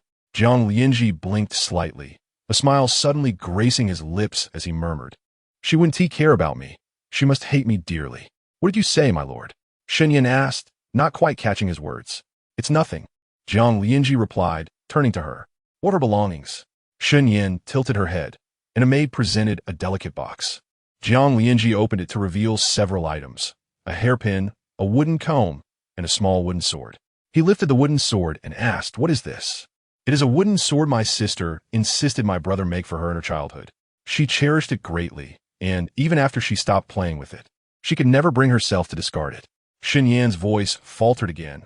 "I intended to keep it for myself, but in the general's residence, every corner holds her presence. And I believe you need it more than I do." Jiang Lianzhi lowered his gaze, caressing the wooden sword. "Thank you, Miss Shen." Shen Yin rose to take her leave. "Then I shall depart, my lord. Take care." Jiang Lianzhi nodded, Gao Jin, see her out. Miss Shen, this way please. Gao Jin escorted Shen Yu to the door. Jiang Lianzhi returned the wooden sword to the box, lifting it as he stepped over the threshold and glanced at the darkening sky, casually asking the servant at the entrance, "Why did Miss Shen arrive so late?" Madame Jiang, who had been coming to comfort him, happened to overhear and replied, "What else could it be? The Shen family has lost 3 in battle. It sounds noble, but in truth, there is no one left to carry on their legacy. Only a widow and a daughter remain. It's a situation that invites pity." Rumors had spread, whispering that Madame Shen despised her husband's children from his first marriage and had sent Miss Shen to her demise. Now, as they ventured out, they were met with pointed fingers, their lives becoming increasingly difficult, only daring to venture out under the cover of night. Jiang Lianzhi fell silent as he headed to his study. Madame Jiang had not seen him for several days. His temperament had grown increasingly inscrutable. She had refrained from intruding upon his quarters, but today presented an opportunity. "Lianzhi," she called, following closely behind. Since receiving news of Miss Shen's demise, Jiang Lianzhi had been in a tempest of emotions, neglecting food and drink, visibly losing weight, and his temperament becoming more brooding. The entire household treated him with utmost caution. Now that Miss Shen has departed, death cannot be reversed. It is not wise to delay your marriage any longer. I shall take a step back and not pressure you into hastening your search. The maid in my courtyard, Xie, has grown up under my watch. You are familiar with her. She possesses a gentle disposition and is caring. I thought to arrange for her to be your concubine, and once you marry your rightful wife, she can then be elevated to that status. What do you think?" Xie blushed deeply, stealing glances at Jiang Lianzhi. However, he did not spare her a glance. Veins protruding on his neck, he remembered that filial piety is paramount and restrained his anger. As they approached the courtyard gate, he quickened his pace and, upon entering, turned to his mother. "Mother, it is late. I will visit you another day to pay my respects." Madame Jiang watched the door close before her, turning to Xie. "Did I say something wrong?" He appeared quite angry. Xie replied, "I believe young master has yet to emerge from his sorrow." Chapter 42. A night visit. Jiang Lianzhi closed the study door, leaning against it and taking a deep breath. She has only just died, and these people are already urging him to take a concubine, just as in his previous life. A concubine? How could he? You would surely be upset, Jiang Lianzhi thought, recalling how in his past life, it was his desire for a concubine that led to her first refusal, a moment he regretted not heeding. Unaware that the study would become their final farewell, his heart ached at the thought. How could she die? How could she leave him so? In his previous life, she had not gone to the frontier, or had it all gone wrong. He had been reborn, determined to rectify the regrets of his past, vowing to treat her with doubled affection, never to take a concubine again. In this life, she was to be his only one. But how could she leave him? How could she dare abandon him? Jiang Lianzhi's breath quickened as he slowly approached the table. With a crash, he swept everything onto the floor, causing the servant outside to flinch. Moments later, the room echoed with the sounds of destruction. Jiang Lianzhi stood amidst the chaos, panting. "She cannot be dead. I refuse to believe she is gone." "Gao Jin," Jiang Lianzhi shouted as he flung open the door. Gao Jin, having just entered the courtyard, hurried over, "My lord." "What are your commands?" Jiang Lianzhi whispered, "Investigate." Gao Jin listened attentively, nodding, and set off to attend to the matter overnight. The further south they traveled, the less snow there was. After a day of hurried travel, the escort finally arrived at the gates of Yian. Yian, a grand city at the heart of Lingzhou, connected with Dingzhou, leading directly to Shengjing. Shen Yu had once visited this place, witnessing its vibrant prosperity. By the time they entered the city, it was already 3/4 past the hour of Su, yet the streets remained bustling with life. The river was lined with pleasure boats, laughter and music filling the air, creating a lively scene. Shen Yu lifted the curtain, glancing around, and then turned to ask, "How does this compare to your northern land?" Xie Tingzhou casually surveyed the surroundings. "Slightly inferior." Shen Yu asked, "In what way?" Xie Tingzhou brushed his sleeve, eyeing the graceful women beckoning from the boats, not as beautiful as those in northern land. "Scoundrel!" Shen Yu scoffed, tossing the curtain aside. Xie Tingzhou chuckled. The carriage came to a halt in front of an inn, and upon seeing the large group, the innkeeper hurriedly approached to welcome them. Shen Yu disembarked first, glancing up at the sign before extending her hand. As Xie Tingzhou was about to disembark, he glanced down to see an arm extended before him. The card's height barely reached 2 feet. Did he truly appear so feeble as to be unable to manage on his own? After a lengthy pause, Shen Yu finally witnessed Xie Tingzhou slowly placing his hand on her arm as he stepped down from the carriage. The silver she possessed could easily secure the finest inn in the city, yet one must not flaunt their wealth. No one could guarantee that the guards would not harbor ill intentions in the presence of such riches. The journey to the capital would take no less than 5 days, perhaps even 10. Thus, it was prudent to exercise caution. The escort agency had arranged for the two of them to share a room. However, having traveled together for so long, they found no discomfort in this arrangement. Shen Yu had curled up in the carriage for several days, now weary and aching, and she effortlessly climbed into bed, collapsing into a deep slumber. Xie Tingzhou extinguished the lamp and sat in the darkness, unusually refraining from joining her on the bed. The watchman's drum sounded 4 times, its rhythm slow and deliberate, when suddenly, a few sharp bird calls echoed through the wind. Approaching the bed, Xie Tingzhou observed that Shen Yu was soundly asleep, having rolled from the inner side of the bed to the center. He was well acquainted with her habits. It would not be long before she occupied the entire bed. The window opened and closed, and a shadow, dark as ink, swiftly vanished from view. A majestic eagle soared through the sky, heading towards a nearby dwelling. In a graceful leap, Xie Tingzhou silently landed within a courtyard. The pure white eagle swooped down, landing on the eaves, its talons the most precious jade in the realm of the divine hawk. High daunting. Your Highness, Xie Feng bowed his head. I apologize for my tardiness. Xie Tingzhou's gaze lowered slightly. What is the situation? Xie Feng replied earnestly. Your Highness's predictions were indeed accurate. Among the mountain bandits that day were over 100 assassins. We captured several, but they concealed poison within their teeth, preventing us from securing any live prisoners. Please allow me to accept punishment. Xie Tingzhou raised a hand, and the eagle flapped its wings, landing on his arm. Over 100 assassins. They are truly willing to spill blood. It seems they have been driven to desperation, seeking a final struggle. Indeed, Xie Feng stated solemnly. The fallen rocks crushed the decoy within the prison cart. They believe Liang Jianfeng is dead, yet they are uncertain whether your Highness has obtained his testimony. Since your Highness's disappearance, several groups have been searching for your whereabouts. At last, they have surfaced. Xie Tingzhou stroked the eagle gently, speaking softly. It was not in vain that I meticulously laid this trap, putting myself at risk to play this game with them.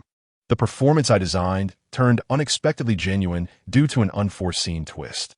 Xie Feng remarked, now that we have drawn them out, I shall escort your Highness back to the capital immediately. Xie Tingzhou suddenly fell silent, turning his gaze towards a particular direction for a moment before saying, there is no rush. Xie Feng dared not inquire further. His Highness had his own plans. Has Xie Yu fulfilled his duty in escorting your Highness? Ah, he is quite bold. Xie Tingzhou chuckled softly. Xie Yu was assigned to Xie Feng, who commanded the guards, as Xie Yu's failure to protect his lord would naturally reflect upon Xie Feng. He bowed his head, admitting, it is my failure to train him properly. You cannot control him. Xie Feng could not comprehend the meaning behind these words. As Xie Tingzhou shifted the conversation, what news from the capital? All is well, Xie Feng reported. Liang Jianfeng has been secretly imprisoned in the royal dungeon, unnoticed. Chang Lu and Tsang have already settled in the royal palace of Shengjing. Xie Tingzhou nodded slightly and provided Xie Feng with further instructions. Once all matters were concluded, he gently patted the eagle's head and whispered, do not follow too closely. With that, he raised his arm, and the eagle took flight. Upon closing the window and turning around, he found a figure seated on the bed. Shen Yu had just awakened, rubbing her eyes and sleepily inquiring, where did you go in the middle of the night? Why didn't you take me with you? Having just woken, her voice was slightly hoarse, tinged with an unguarded softness. Xie Tingzhou suddenly felt an odd sensation, akin to a husband caught returning home after a clandestine affair. He remained silent, walking straight to the table to pour himself a cup of tea, which he drank in one gulp before asking, what would I take you for? I would protect you. Shen Yu replied, becoming a bit more alert as she scrutinized him for a moment before exclaiming, oh, I understand now. With that, she flopped back down to sleep. Xie Tingzhou set down his teacup and questioned, what do you understand? Shen Yu nestled deeper into the bed, eyes closed, stating, it's better to see through things without exposing them. I must give you some face. Xie Tingzhou chuckled and sat on the bed, leaning over to look at her. No need to spare me. Do enlighten me on what you have come to understand. Shen Yu opened her eyes. Do you really want me to say it? Speak, he commanded, his gaze piercing yet composed. Chapter 43. Indulgence. Shen Yu sat up, clutching a blanket, and whispered, I have heard that the brothels on the Ian pleasure boats are exceptionally renowned, with beauties of all shapes and sizes. It is only natural for your highness to indulge after such a long journey. Xie Tingzhou narrowed his eyes. You have quite the analytical mind. Your highness is too complimentary. Shen Yu replied with a smile. I merely have a slight understanding of you. Xie Tingzhou teased. Tonight, you have been calling me your highness rather frequently. What misdeeds have you been up to? Of course, there are none, Shen Yu replied earnestly. But one should maintain decorum when speculating about your highness's private affairs. Xie Tingzhou chuckled softly, lying down fully clothed and closing his eyes. Shen Yu followed suit, but after a moment, she could not resist asking, Your Highness, is it true that the brothels in Ian are as magnificent as rumored, with beauties of every kind? Xie Tingzhou countered, What do you think? Shen Yu pondered. The watchman's drum striking 5 times. A spark of realization struck her. They must not be all that impressive. Otherwise, your highness would not have returned so early. It has only been a brief time, after all. If they were truly filled with beauties, surely one would stay until dawn. She pulled the blanket over her face, slowly lowering it again, afraid to speak further lest the temperamental and seemingly fragile young lord turn against her. Shen Yu's arm bore a healing wound, while Xie Tingzhou's back injury was more severe and required further recuperation. As dawn approached, they would regularly change dressings. The escort agency arrived to rouse them for breakfast before setting off on their journey.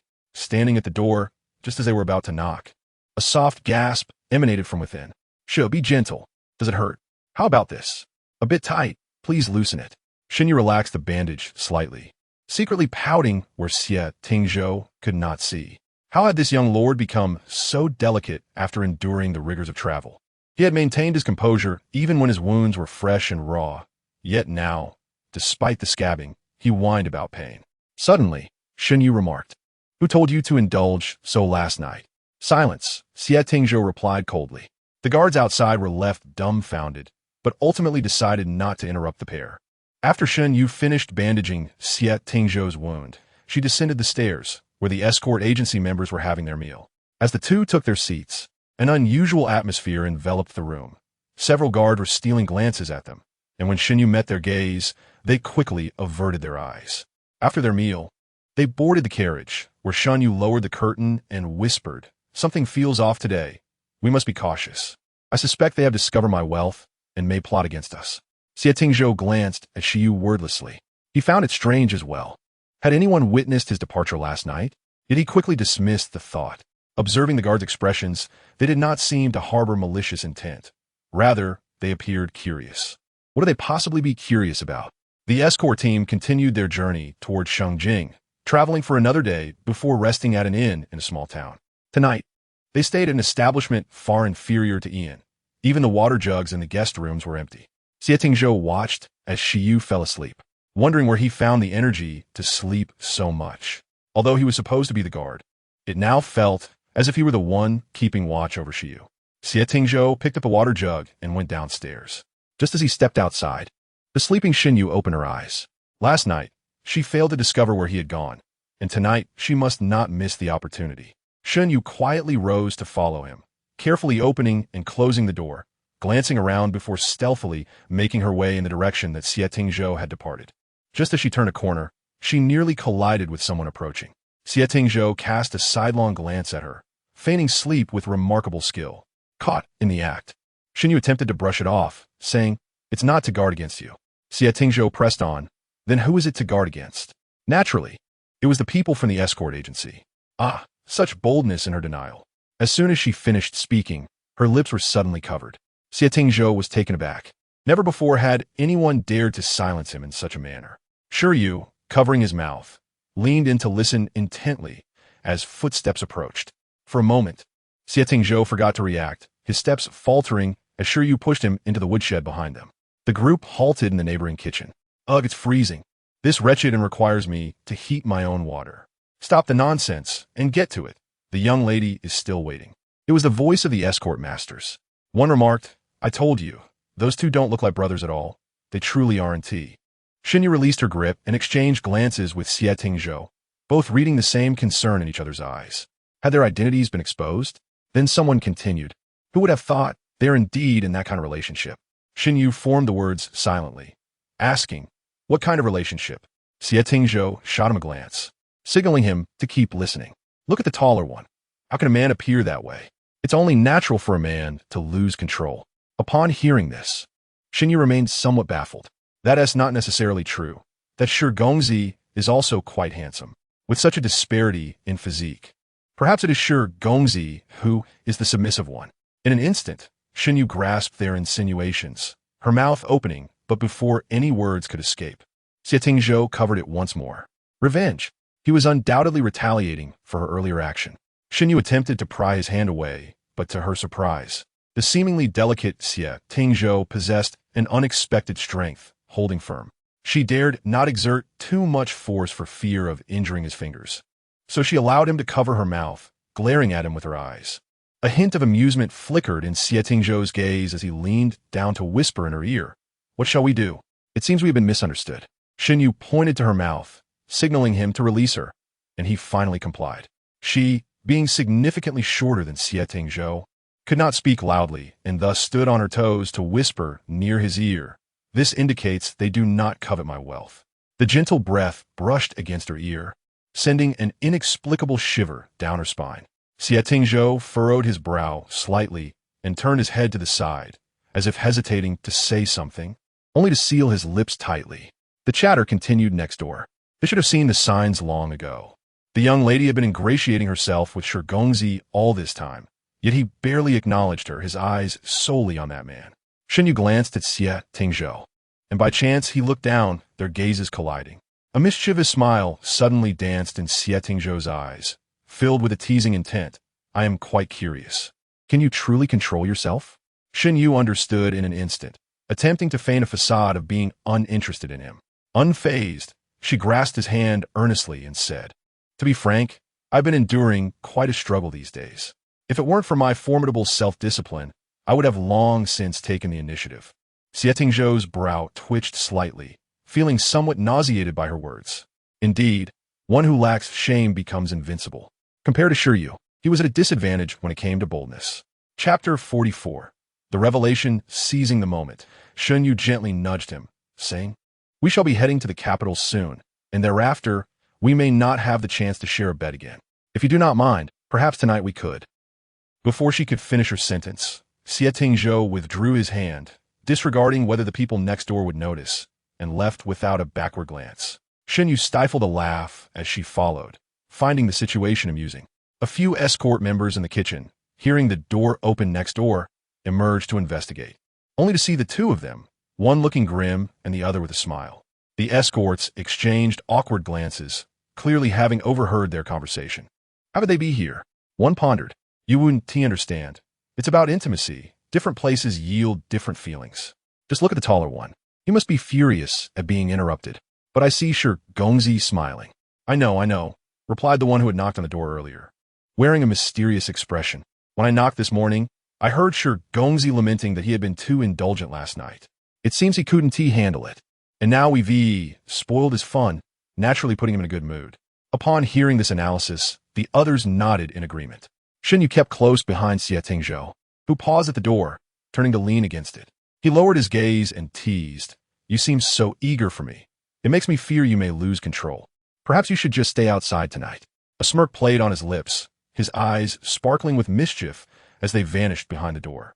Shen Yu stared at the closed door, dumbfounded. She had merely sought a verbal advantage, yet Xie Tingzhou seemed intent on making her suffer physically. Truly, age brings wisdom. She raised her hand to knock, whispering, "I can certainly control myself." "How would I know?" came Xie Tingzhou's voice from within. Shen Yu lifted her hand again, only to hear him warn, "Knock again, and I shall chop off your hand." With a huff, Shen Yu withdrew her hand, sighing. After all, he was a noble. She consoled herself, recalling how she had once slept in a dilapidated temple. Spending a night at the inn's entrance was hardly a concern, especially since the guards were meant to keep watch over him. She lifted her skirts and sat at the door, leaning back. Suddenly, the door swung open, and Xie Tingzhou stumbled in, collapsing to the ground, staring blankly up at her. He cast his eyes down, refusing to enter further. The escort team traveled for another 7 days, finally arriving at Shengjing the day before New Year's Eve. However, it was already late, and the city gates were tightly shut, leaving them to wait until morning to enter. Many others were similarly stranded outside, where the area was illuminated by bonfires. The escort team found a spot to camp, swiftly erecting tents and gathering firewood. The fire crackled, sending sparks flying like rain in the night breeze. Shen Yu sat beside the fire, lost in thought. A few months ago, when she first awoke, her heart brimmed with joy, believing she could save her father and brother. Now, she realized how naive that notion was. She could not alter their fates. A massive unseen force was stirring the waters. Gazing toward the city gates, once she stepped into Shengjing, all the ease and comfort would cease, and she would face a battle for survival. She could heed her brother's advice to abandon revenge and live well, relying on her mother's dowry and the Liu family to ensure her comfort for life. But she could not do that. The blood debts of her father and brother must be repaid with someone else's life. Beside her, the dry grass rustled as Xie Tingzhou sat down next to her. "Have you been to Shengjing before?" he inquired. "I always came with the young general," Shen Yu replied, poking the fire with a stick.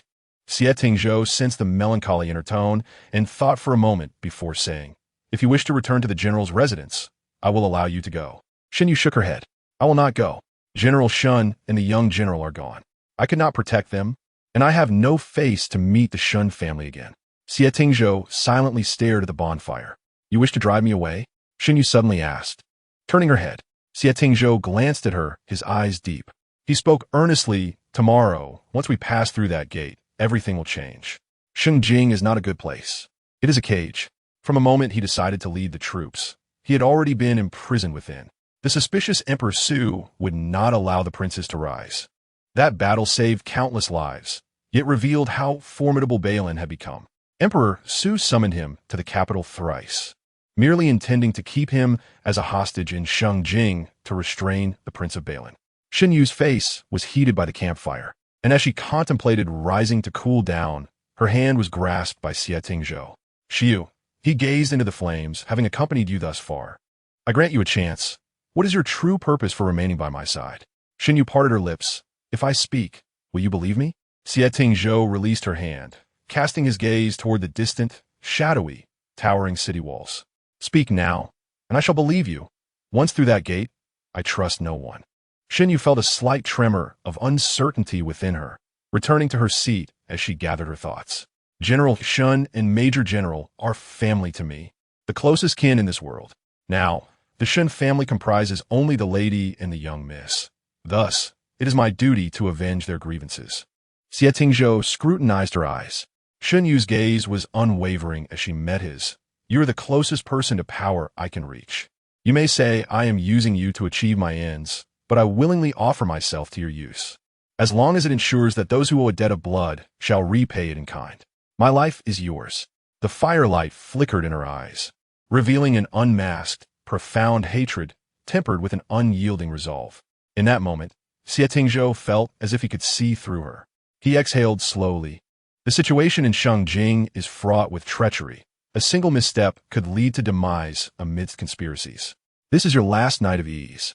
From his words, it was evident that Xie Tingzhou was determined to keep her close. Shen Yu had many questions regarding how the Qingyun Guard learned of the emergency at Yanliang Pass, and the whereabouts of Liang Jianfang. She could not fathom that Xie Tingzhou, with his meticulous mind, would allow Liang Jianfang to be slaughtered. Liang Jian. The conversation abruptly halted as footsteps approached, and both turned to see He Shuai, who waved her hands in protest. "I did not intend to eavesdrop. I merely sought to speak with Master Shi. What do you wish to discuss?" Shen Yu inquired, perhaps due to the firelight. He Shuai's cheeks flushed slightly as she fidgeted with her skirt. "Could we speak privately for a moment?" Shen Yu glanced at Xie Tingzhou. "Are you able to manage?" Given they had arrived in Shengjing, vigilance was paramount. Xie Tingzhou nodded. "Go ahead." Shen Yu followed He Shuai, who walked hesitantly, uncertain of how to begin. Chapter 45. The broken sleeve. Having walked several dozen meters, they found themselves in solitude. Shen Yu dared not venture too far, wary of unforeseen circumstances. Though those bodyguards had traversed the world for years, they would falter against assassins, so she could not stray far from Xie Tingzhou. "Miss He," Shen Yu halted. "There is no one here. Speak freely." He Shuai turned, her hands wringing together. Tomorrow we enter Shengjing. Indeed, Shen Yu replied with a smile. I am grateful to the escort company for their assistance. I shall settle the remaining payment tomorrow. He Xuehui frowned. That is not what I wish to discuss. Shen Yu, no longer a Navi girl, recognized the blossoming feelings in He Xuehui's countenance, yet she refrained from addressing it directly, waiting for He Xuehui to speak. After a moment of hesitation, He Xuehui asked, Has Master Shi taken a wife? Not yet. Shen Yu sighed inwardly. He Xuehui smiled shyly, turning slightly, then, What do you think of me? Miss He, you're lively and charming, possessing a heart of grace. Upon hearing the praise, He Xuehui's heart leaped with joy as she produced an item to present to Shen Yu. I crafted this myself. I apologize if my needlework is lacking. He Xuehui, typically boisterous, now feigned modesty, which seemed to challenge her. Shen Yu looked down and discerned in the moonlight that it was a sachet. I cannot accept this. He Xuehui's expression fell. Why not? Shen Yu replied tactfully, You are delightful, but a man should strive for glory. I currently have no intentions of settling down. I can wait for you. He Xuehui ignited with hope. I am still young. We could be betrothed first and marry in a few years. Shen Yu was taken aback and realized that subtlety would not suffice. She needed to be more direct. To be candid, miss, mutual affection is essential in matters of the heart. I harbor no romantic feelings for you. He Xuehui froze, her eyes welling with tears. Do you prefer delicate maidens? Do you disdain someone like me who wields a sword? Shen Yu felt overwhelmed. She herself was one who wielded a sword. How could she possibly disdain He Xuehui? Lacking the skills to console her, she worried about others thinking she had bullied her. Please, do not cry. How should I explain this? It was impossible to admit she was a woman. He Xuehui stifled her tears. I understand. What have you come to understand? He Xuehui continued. I heard them say you and he. Are you truly a broken slave? Shen Yu gaped for a moment, struggling to respond. Yes. Are you and he involved? Perhaps. He Xuehui flung the sachet at Shen Yu's chest. I refuse to believe you are a broken slave. Despite Shen Yu's composure, she felt on the verge of tears. How can you be convinced? You must swear. He Xuehui said imperiously. Shen Yu pondered. She could not swear that she and Xie Tingzhou were a couple, but there was a way. She raised her hand. I swear, I only love men. He Xuehui stared at her in shock. Then, covering her face, she fled in embarrassment. Shen Yu exhaled in relief, returning slowly, only to find Xie Tingzhou absent from the campfire. Where has he gone? She inquired of a bodyguard. The master seems to have gone to rest in the carriage. The bodyguard replied. Indeed, Shen Yu spotted Xie Tingzhou by the carriage. He merely cast her a fleeting glance before pulling back the curtain and entering. Shen Yu found that glance peculiar, yet its meaning eluded her. Midnight arrived. Perhaps it was the anxiety of returning home or the tension before the storm, but Shen Yu found herself unable to sleep. The guard on watch roasted sweet potatoes by the fire, inviting her to partake. The three of them sat around the campfire, surrounded by the sound of intermittent snoring. Suddenly, a low sound resonated in the wind, reminiscent of a heavy castle gate creaking open. Shen Yu turned to listen and immediately pressed her ear to the ground. The earth trembled slightly, the sound of hooves growing closer, indicating a considerable number of riders. In the distance, torches flickered like a dragon of flames, swiftly advancing toward them. Shen Yu swiftly mounted the carriage, drawing her blade, only to be restrained by Xie Tingzhou. It is Shifeng, Xie Tingzhou stated. Shen Yu released a breath of relief and exited the carriage as the group approached. Where is His Highness? Shifeng inquired. Shen Yu nodded toward the carriage. Inside. With that, she leaped from the carriage, leaving them to prepare for departure. She still needed to settle the accounts. The bodyguards were already in shock, adamantly refusing payment. Shen Yu insisted on clearing the remaining balance, and upon her return, she found Xie Tingzhou already mounted. All settled? Yes, she affirmed. Shen Yu mounted her horse, and the group galloped toward the city gates. Wait. They pulled their horses to a stop, watching as two figures approached. He Xuehui halted nearby. Xiyu, I have something to say to you. Xiyu glanced at Xie Tingzhou, as everyone awaited her response, knowing they could not delay too long. Let's speak here. He Xuehui had shed her earlier pretense of girlishness, speaking with clarity. Master Shi, though you harbor no feelings for me, I still have something to convey. This path is fraught with difficulty, and encountering him makes it all the more arduous. She glared at Xie Tingzhou, who was being pulled back by the anxious bodyguard. He Xuehui shrugged him off, addressing Xie Tingzhou. Despite your noble status, you must not abandon Xie Yu after igniting her affections. At that moment, Shen Yu wished to cover her mouth, astounded by He Xuehui's boldness in publicly declaring such sentiments to Xie Tingzhou. She gestured frantically. Miss He, such phrases should not be used lightly. Is that so? He Xuehui was momentarily taken aback. You mustn't abandon Xie Yu, otherwise. Your Highness, Shen Yu quickly interrupted. Feeling awkward, let us hasten into the city. Aside from Shifeng, the other guards lowered their heads, sensing they had stumbled upon something significant. Xie Tingzhou unexpectedly chuckled. His gaze cast downwards as he deftly maneuvered his horse around He Xuehui, saying, If I were to abandon him, what would you do? He Xuehui, puffed with indignation, retorted, I would take him away, ensuring you never see him again, and I would arrange for him to marry several wives. Please cease your words. Shen Yu thought of taking her own life with a sword, feeling utterly ashamed for the first time in her life. Xie Tingzhou turned his horse, calmly stating, He is mine. The matter of marriage is for me to decide, so you needn't concern yourself with it. With that, he spurred his horse, followed closely by the other guards. Shen Yu clasped her hands together and addressed He Xuehui. Miss He, such words must not be spoken lightly. I understand, He Xuehui replied. I will keep it to myself. Xie Yu, Xie Tingzhou called out. Coming. Shen Yu quickly urged her horse to catch up. Chapter 46. Special treatment. The group headed toward the Bailin Wangfu, located in the eastern market of Shengjing, where they soon spotted a throng of people gathered at the entrance. Xie Tingzhou reined in his horse, and immediately a guard stepped forward to hold the reins. Your Highness, Chang Lu exclaimed excitedly as he rushed down the steps, seemingly complaining. You've been gone for so long. Look how thin I've become. Xie Tingzhou glanced at him, responding flatly. While I was away, you seem to have gained quite a bit of weight. Chang Lu pouted, noticing the bright-eyed figure behind Xie Tingzhou, and inquired, Is this Xie Yu? Shen Yu did not recognize him, but judging by the familiarity between him and Xie Tingzhou, he was likely no ordinary guard. He appeared quite young, perhaps even younger than Shen Yu. Yes, Shen Yu answered.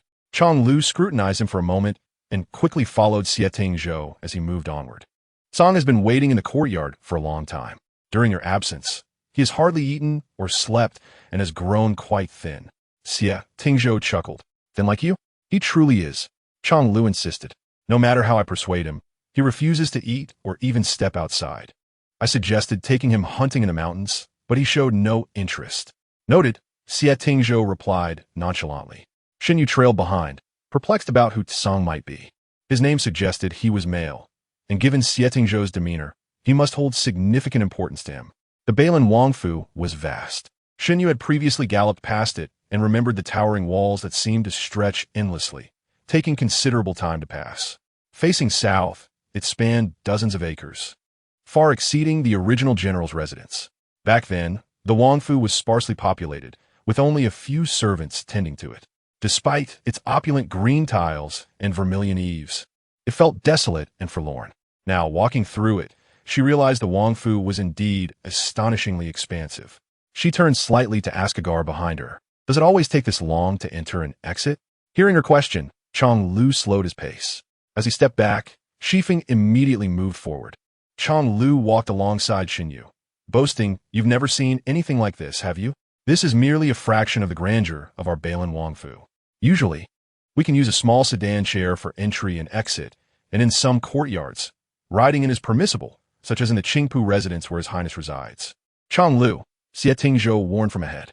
Chang Lu quickly covered his mouth and followed suit. The journey from a main entrance to Qingpu residence took about a quarter of an hour, with Shifeng reporting various trivial matters from the capital. The group entered Qingpu residence one after another. As Shen Yu raised her foot to follow, Chang Lu suddenly blocked the door, saying, Song dislikes outsiders. So no one is permitted in the courtyard when His Highness is present. Shen Yu gazed at Xie Tingzhou's back. As his guard, she was under Shifeng's command, and unless Xie Tingzhou or Shifeng spoke, no one else had the authority to say otherwise. Just as Xie Tingzhou turned back, he glanced at Shen Yu and, after a moment of contemplation, said, You may go rest. This implied that indeed, outsiders were not allowed in the courtyard. Who exactly was Tsang to warrant such exclusivity? Was Xie Tingzhou perhaps hiding a beloved within? Shen Yu retracted her foot, noticing Shifeng casting a sidelong glance at her as he conversed with Xie Tingzhou. Though Shifeng lowered his voice, those trained in martial arts possessed keen hearing, and Shen Yu caught a few words. Hexa, Liang Jianfeng, Ministry of War, Ministry of Revenue. As they distanced themselves, the words became less distinct, culminating in a mention of my lord. Each term resonated with matters related to the Yanliang Pass incident, and she felt an urgent desire to know more. However, the wary look Shifeng cast her way made it clear he did not trust her. After days of relentless travel, Xie Tingzhou seemed to have gleaned a hint of the former vigor he once exhibited on the battlefield. Having subdued his brilliance for years, he had submerged himself in a haze of indulgence, causing his spirit to soften. As he submerged himself in the pool, his body gradually relaxed in the warm water. He leaned back against the edge, mentally reviewing Shifeng's reports. A maid silently placed his nightclothes behind a screen before quietly exiting. After soaking for a while, Xie Tingzhou rose and dressed. Upon returning to his chamber, he opened the window to glance outside, where darkness enveloped the night. It was already midnight. Closing the window and turning back, he suddenly remembered something. Shifeng, he called out. Shifeng approached the window, hearing Xie Tingzhou ask, "Where's Xie Yu?" After the long journey. "I have sent him to rest," Shifeng replied. Xie Tingzhou nodded slightly, then inquired, "Where did you arrange for him?" "In the guard's dormitory," Shifeng answered. Xie Tingzhou furrowed his brow slightly. "Find him a courtyard." Remembering the events that transpired outside the city, Shifeng tentatively suggested, "The Kizitang is closest to His Highness, perhaps." "No need," Xie Tingzhou interrupted. "Which courtyard is the farthest from here?" "There is a courtyard on the west side of the Wangfu, previously used for resting by the brothers delivering messages to the capital," Shifeng explained. "I vaguely recall there being a courtyard near the east gate." Shifeng quickly stole a glance at Xie Tingzhou. "Yes, Lemingxuan is designated for guests. That one will suffice," Xie Tingzhou decisively stated. Shifeng lowered his head. "I will attend to it right away." Just as Shifeng was about to cross the threshold, Xie Tingzhou called out once more, "Return. Go tomorrow. It's late." As Shifeng navigated the corridor, he encountered Chang Lu waiting there. "Aren't you asleep yet?" Chang Lu asked mysteriously. "Who exactly is Xie Yu?" "I just inquired with the guards, and they said he was picked up by His Highness on the battlefield." Shifeng clarified. To be precise, it was General Chang who found him. Chang Lu, puzzled, replied. "Then why didn't General Chang bring him to Balin? Instead, he followed His Highness to Shengjing." Shifeng was uncertain how to explain the situation. The reasons were complex and not easily articulated. Moreover, it was Xie Tingzhou who had snatched him from Chang Heng, a fact Chang Heng had lamented for several days. "He is quite skilled and serves as a guard for His Highness." "Are you pulling my leg?" Chang Lu exclaimed, realizing his voice was too loud and quickly lowered it. "Brother, you're being dishonest. If he were merely a guard, why would His Highness assign him a separate courtyard? And why would he instruct you not to disturb him?" Shifeng corrected him. He did not say not to disturb him, only that it was late. "Isn't that the same thing?" Chang Lu threw up his hands. "How do you know His Highness isn't concerned about your well-being?" Chang Lu huffed. "You must know your own heart. Don't you have night duty? Why didn't His Highness suggest you rest?" Shifeng pursed his lips. Chang Lu continued, "But it's strange. Why assign him a separate courtyard, but choose the farthest one?" Shifeng too found himself puzzled. He couldn't help but recall what the woman had said outside the city. Surely it couldn't be true? He swiftly shook his head, dismissing the thought. Chang Lu, noticing his expression, leaned in to ask, "What are you thinking? You look rather peculiar." Shifeng suddenly spoke with a serious tone. "He has followed His Highness through life and death, achieving great merit. It is not excessive to grant him a courtyard. Yet we too reside in a single courtyard. You have accompanied His Highness for so many years. Why has he not granted you one?" Frustrated by this line of questioning, Shifeng chose not to engage further and turned to leave. Chapter 47. Entering the palace the next morning, Shen Yu was informed by the guards that Xie Tingzhou had arranged a courtyard for her. "Am I the only one residing here?" Shen Yu asked in surprise, puzzled by Xie Tingzhou's sudden generosity. The guard replied, "The captain of the guards instructed this, and the room is fully furnished for your comfort." Shen Yu thought to herself, "This courtyard is located at the eastern gate of the royal residence, far from Xie Tingzhou's quarters. Could it be that he has exiled me, casting me as far away as possible upon my return?" Lost in contemplation, she was interrupted as the guard prepared to leave. "Wait," Shen Yu called, forcing a smile. "May I inquire about my duty schedule?" The guard responded, "I am not certain. The captain of the guards has entered the palace with His Highness. Perhaps you should rest and await their return." Shen Yu nodded in gratitude as the guard departed, leaving her in deep thought. Xie Tingzhou had entered the capital, presumably to meet with the emperor, and would certainly discuss the Yanliang Pass incident. As the emperor concluded his audience, he summoned Xie Tingzhou, accompanied by several cabinet ministers. "Please sit," the emperor said. "It has been years since I last saw you. The last time was when you were recovering from a serious injury, correct?" "Indeed," Xie Tingzhou confirmed. Years prior, he had sustained grave wounds on the battlefield, and the emperor had dispatched a physician to treat him.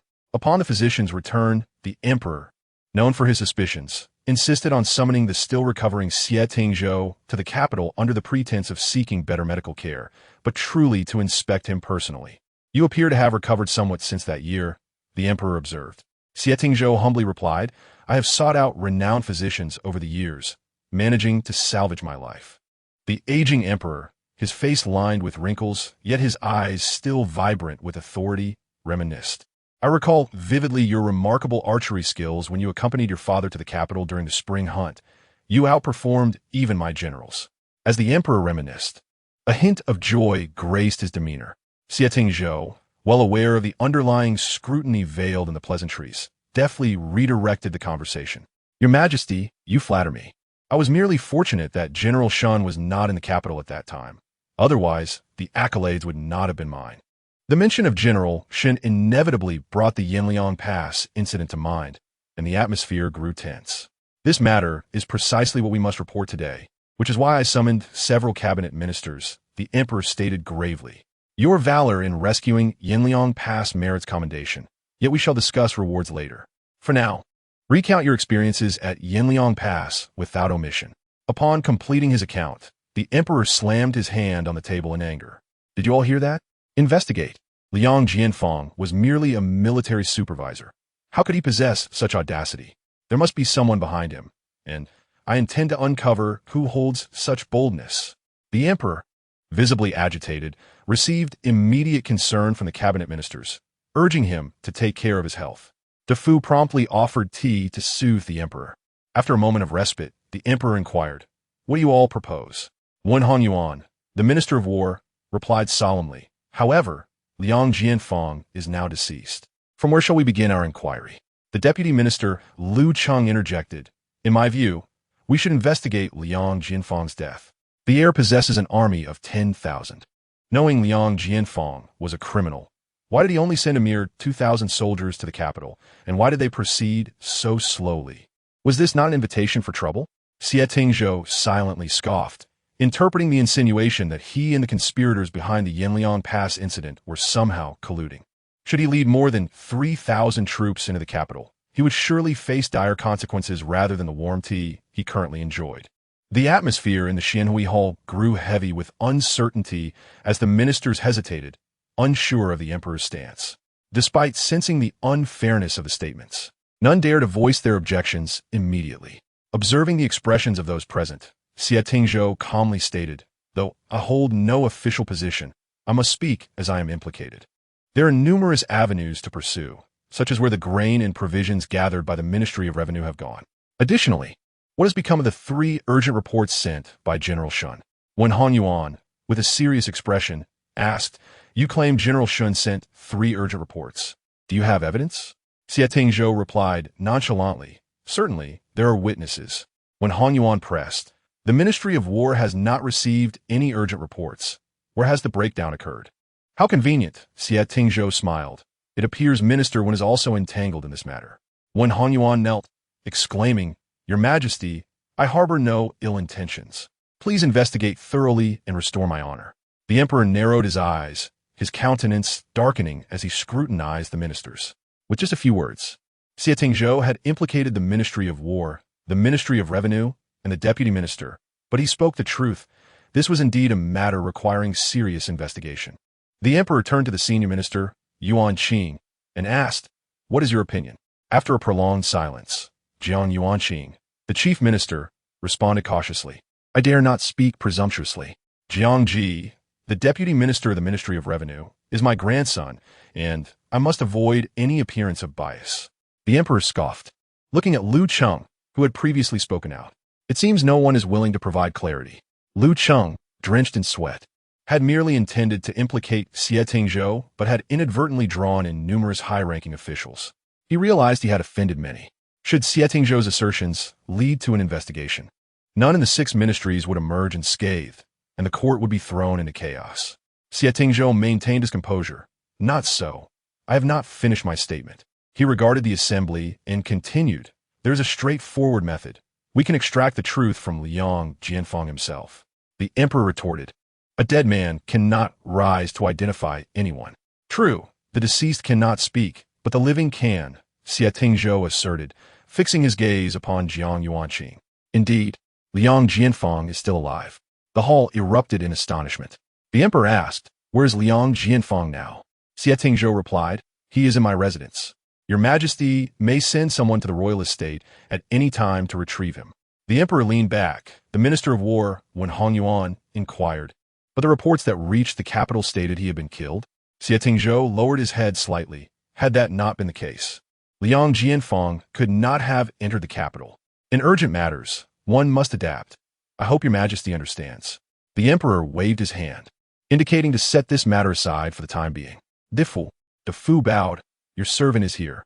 Convey my decree.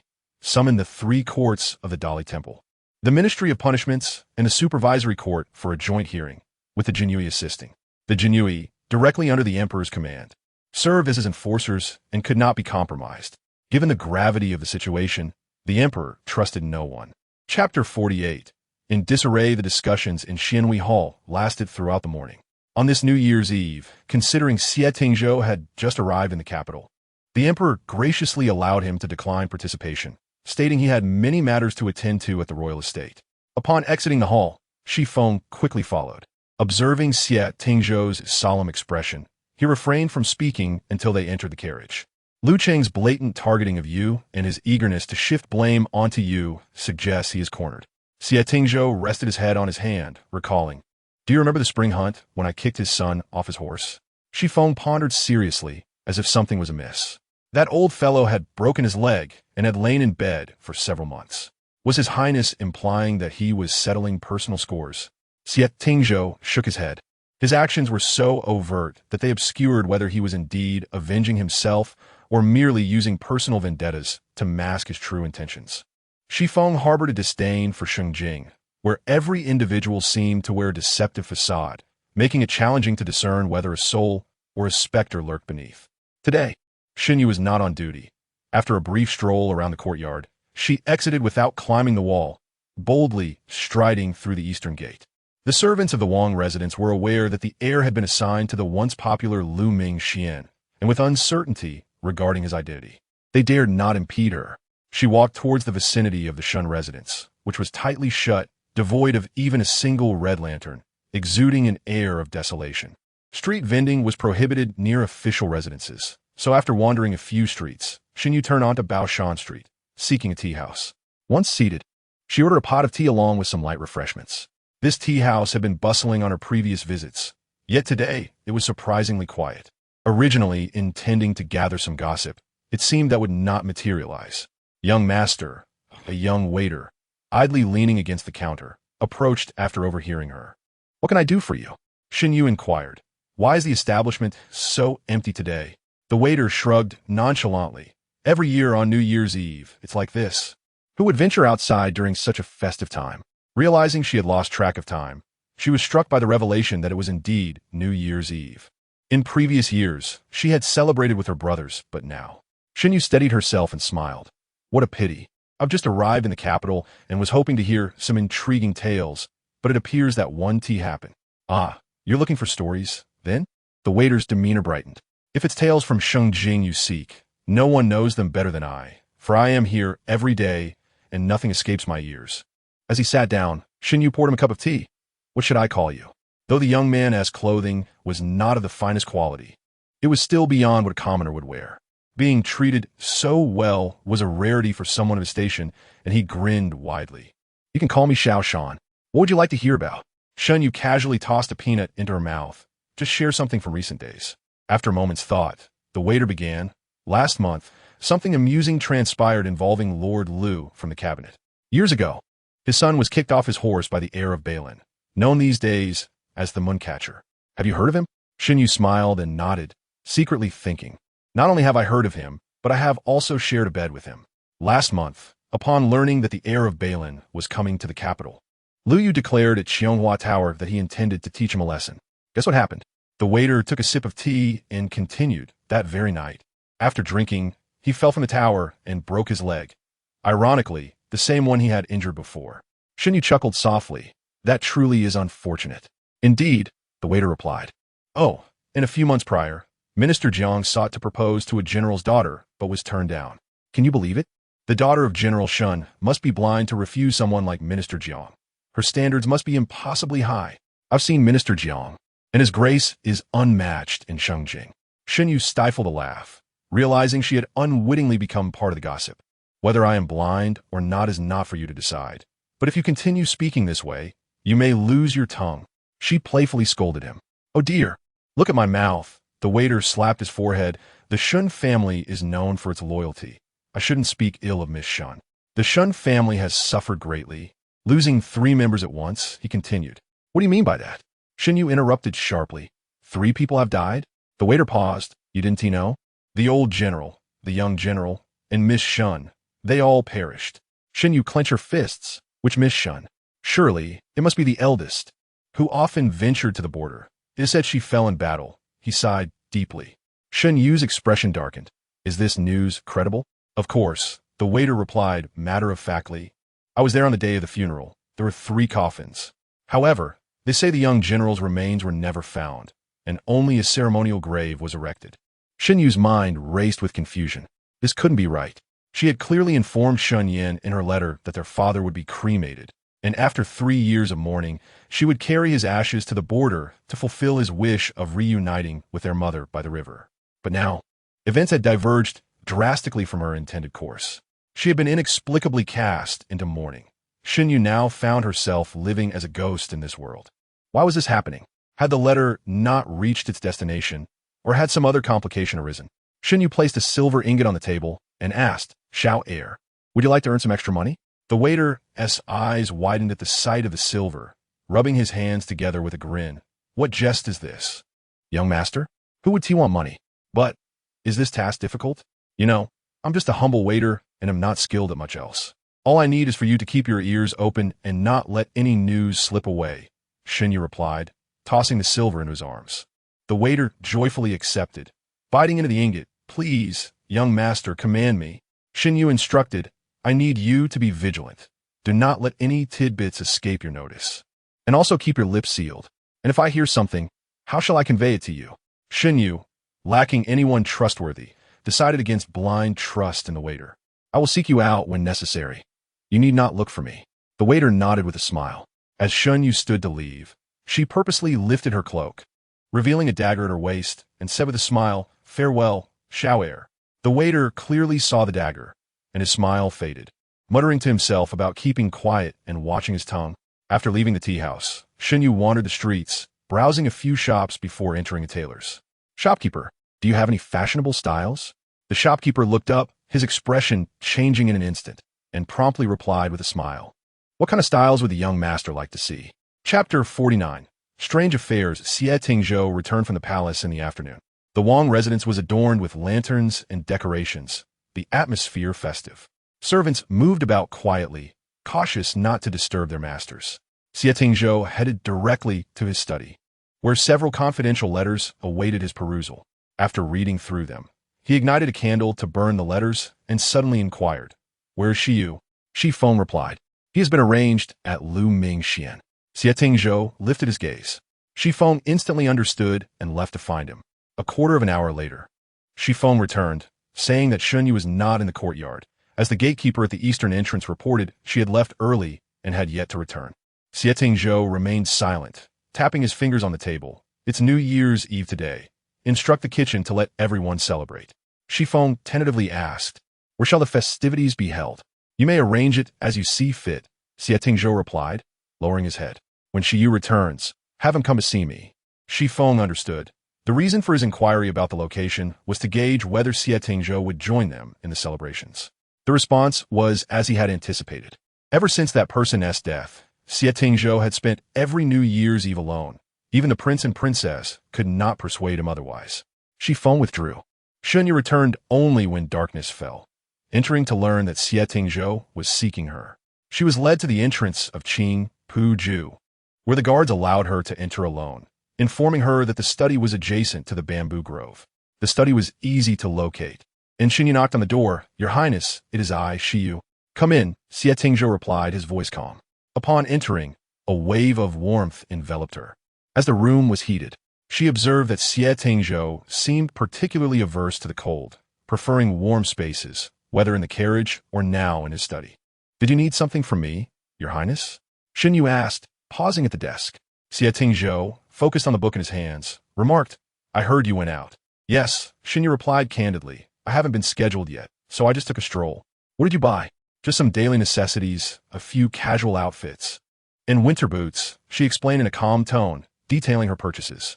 Xie Tingzhou frowned slightly upon hearing this.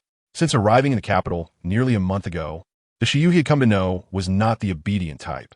He vividly recalled the way she had playfully teased him in the inn's firewood room, her mischievous eyes sparkling with cunning. "I have something to discuss with you," Xie Tingzhou said, lifting his gaze. He paused when he saw her face, startled by the emotion he had not witnessed in her for quite some time, the last being during the vigil for Shun Zhong'an, when she remained silent for an extended period. Shen Yu inquired, "What do you wish to speak about, Your Highness?" Xie Tingzhou remained unresponsive. Earlier that day in Xianhui Palace, he had mentioned a witness. This witness was Xie Yu. Liang Jianfeng and several criminals had been taken away by the Jinyui, and now the 3 judicial offices were occupied with interrogating Liang Jianfeng. However, once they examined the 3 urgent reports, they would inevitably question Xie Yu. He had intended to discuss the matter with her in detail, but observing her current demeanor, he felt there was no need for haste. "The outer courtyard has prepared a banquet. You should join them for the new year," he suggested. "I've already eaten," Shen Yu countered. "Why aren't you attending, Your Highness?" A sudden wave of inexplicable irritation washed over Xie Tingzhou, and he averted his gaze. "Do you need to concern yourself with my affairs?" Shen Yu pressed her lips together. "I would not dare, if Your Highness has no business. Then I shall take my leave." As she exited, she surveyed her surroundings. Aside from the study, the other rooms were shrouded in darkness, and she did not spot the mysterious figure everyone spoke of. Hearing the door creak shut, the agitation in Xie Tingzhou's chest intensified, further fueled by her repetitive address of him as Your Highness. He rose and approached the window, pushing it open. The cold breeze offered slight reprieve, yet the disquiet within him lingered. "Come in," he called out. The guards responded, "Your Highness." "Where is he?" "Let him enter." During his time in Ganzhou City, Xie Tingzhou had instructed someone to keep a close watch on Xie Yu. After returning last night, Xi Feng had asked if they should continue the surveillance, to which he had replied affirmatively. It was not a matter of mistrusting Xie Yu. At least on the journey to the capital, he had been under constant protection. Xie Tingzhou could discern that Xie Yu posed no threat to him. Otherwise, he would have had countless opportunities to harm him. The capital was different from the outside world, and with Xie Yu being a witness, the need for protection was paramount. The shadow guard arrived promptly. Xie Tingzhou inquired, "Where did he go today?" The shadow guard replied, "First, he stood in front of the Shen residence for a while, then he went to a tea house, and afterward visited several shops." The guard continued, having noted Xie Tingzhou's lack of impatience.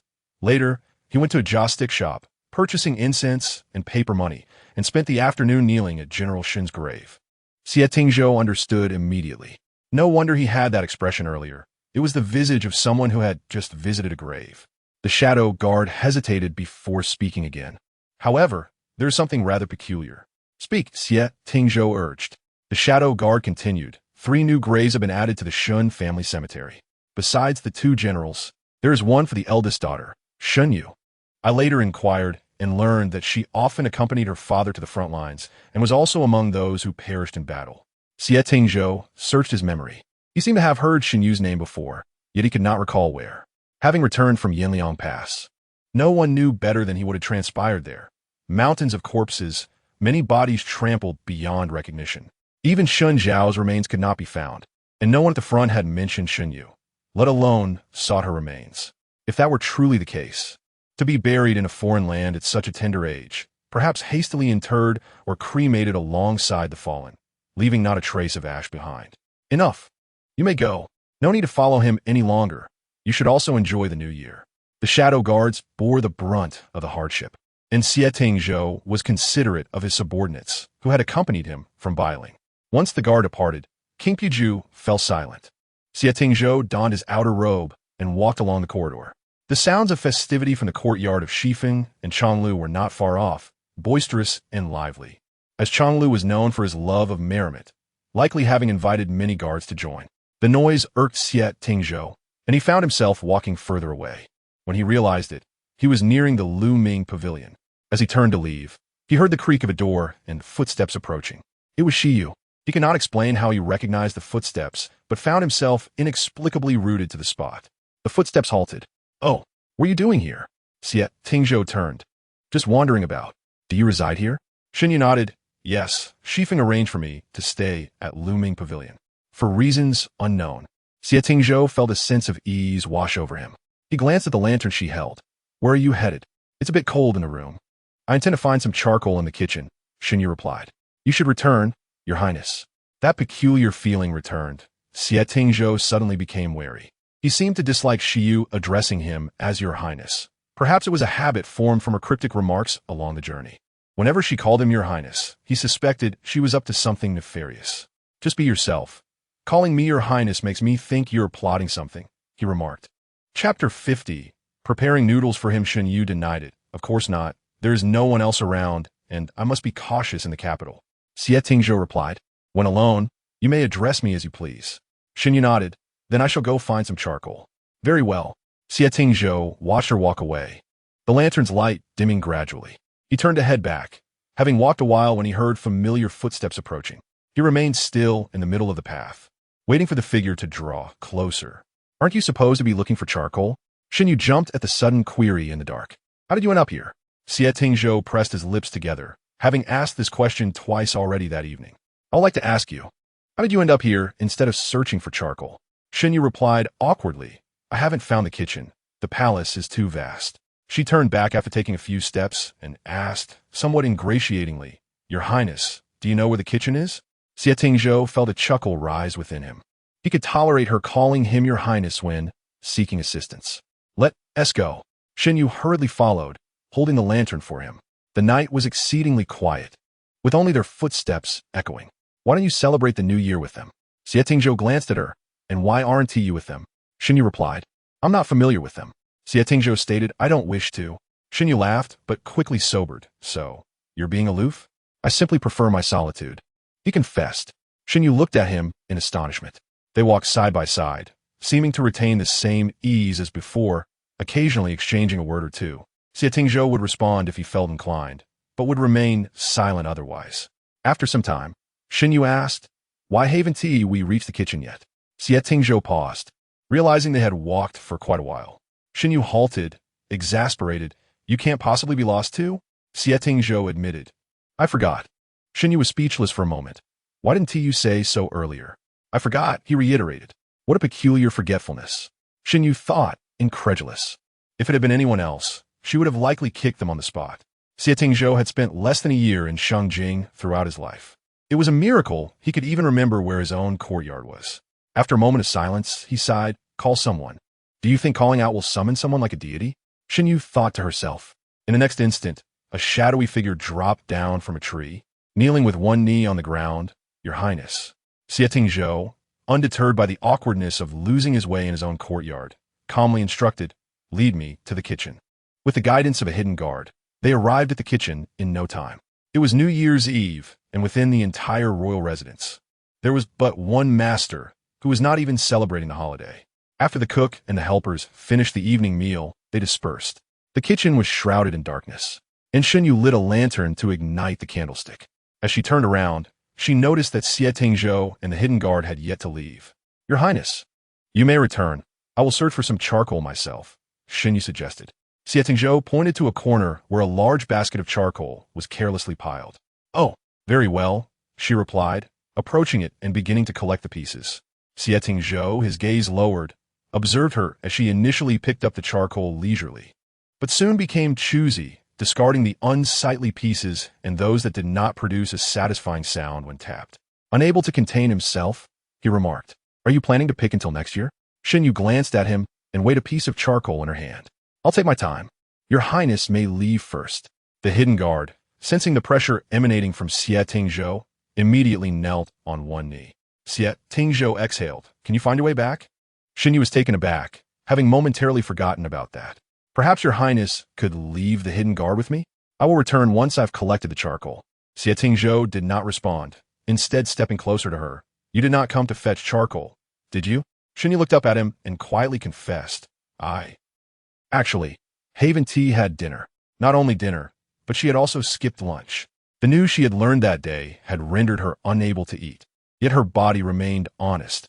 Hunger compelled her to seek sustenance. As if to validate her truthfulness, her stomach audibly grumbled at that moment. Xie Tingzhou, both amused and exasperated, asked, So you came to the kitchen to steal a meal? Shen Yu nodded earnestly. I'm still growing. Indeed, Xie Tingzhou observed her, contemplating that she was at an age where growth was still essential. He waved his hand, and in an instant, the hidden guard vanished. Shen Yu stood wide-eyed and mused aloud. He has excellent lightness skills. Can I learn from him? Moderate, came Xie Tingzhou's reply. Shen Yu clicked her tongue. In terms of agility, the hidden guard was indeed inferior to Xie Tingzhou, though she refrained from voicing this. After all, in Shen Yu's eyes, he was merely the frail prince of Balin, incapable of even the simplest tasks. Starving and too impatient to pretend any longer, she stood and asked, Haven Tea you eaten either? I'm planning to boil some noodles. Would you like some? With the hidden guard gone, she no longer called him your highness, finding it somewhat awkward. Regardless of Xie Tingzhou's lack of response, Shen Yu busied herself washing her hands, preparing to start a fire. The kitchen was a cacophony of clattering pots and pans, drawing the attention of the kitchen staff next door, only to be turned away by the hidden guard. Xie Tingzhou observed her erratic movements, the clamor of utensils grating on his nerves, and finally asked, Can you cook or not? If not, summon the cook. Shen Yu did not turn her head, retorting, Those who only eat should refrain from speaking. As soon as she uttered those words, she froze, having momentarily mistaken him for Shen Zhao, who could not cook. In the past, they had sneaked into the kitchen at night to make noodles together. Oh no, Shen Yu realized, glancing at the pan, where one side of the fried egg had already burnt. After a flurry of activity, she finally managed to serve 2 bowls of noodles. Simple yet fragrant. The noodles rested atop a bed of greens, crowned with a fried egg, which constituted their New Year's Eve dinner. Xie Tingzhou held the bowl, his brow furrowed in contemplation. He could not fathom why he had not left. Perhaps it was the solitude he had felt for so many years that made the silence seem daunting. Or perhaps he was indeed hungry, and his stomach would soon betray him. Shen Yu, famished, stuffed several bites into her mouth before urging him to eat. Xie Tingzhou sampled the noodle. Its chewy texture and rich broth, complemented by the freshness of the greens and the aroma of scallions, pleased him. Shen Yu, too hungry to converse, focused solely on filling her belly. The two of them finished their meal in silence. Leave it be. Someone will clean up, Xie Tingzhou called to Shen Yu, who was preparing to wash the dishes. He stepped outside first. This night felt eerily quiet for New Year's Eve. Shen Yu was filled with curiosity about Xie Tingzhou, and he too was intrigued by her. Remembering what the hidden guard had reported earlier, he suddenly inquired, Do you know Shen Yu? Chapter 51. The temper emerged despite Shen Yu's attempts to maintain composure. She could not suppress the instinctive slowing of her pace. Xie Tingzhou turned back. Do you know her? Yes, Shen Yu managed, controlling her breath.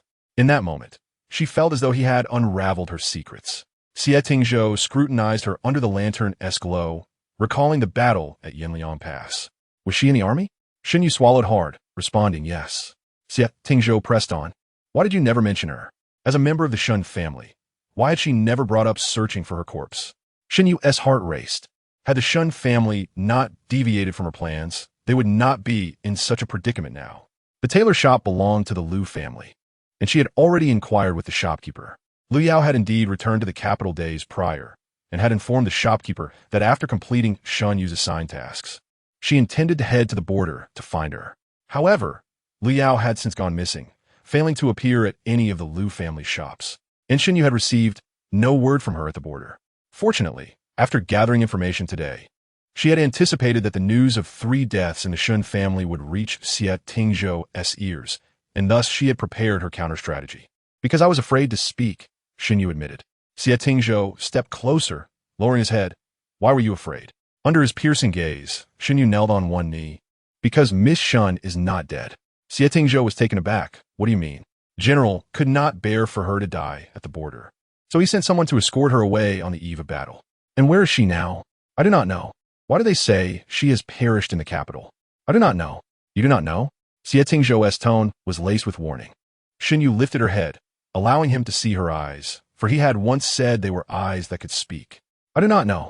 I too find this strange, but Miss Shun did indeed leave that night, and the one sent to escort her was the personal guard of the young general, Kong Qing. Xie Tingzhou squinted at her for a moment. You are certain that there are few survivors from this battle, so you are not afraid of my investigation, are you? Shen Yu did not flinch. Even if there are few survivors, there are still some left, are there not?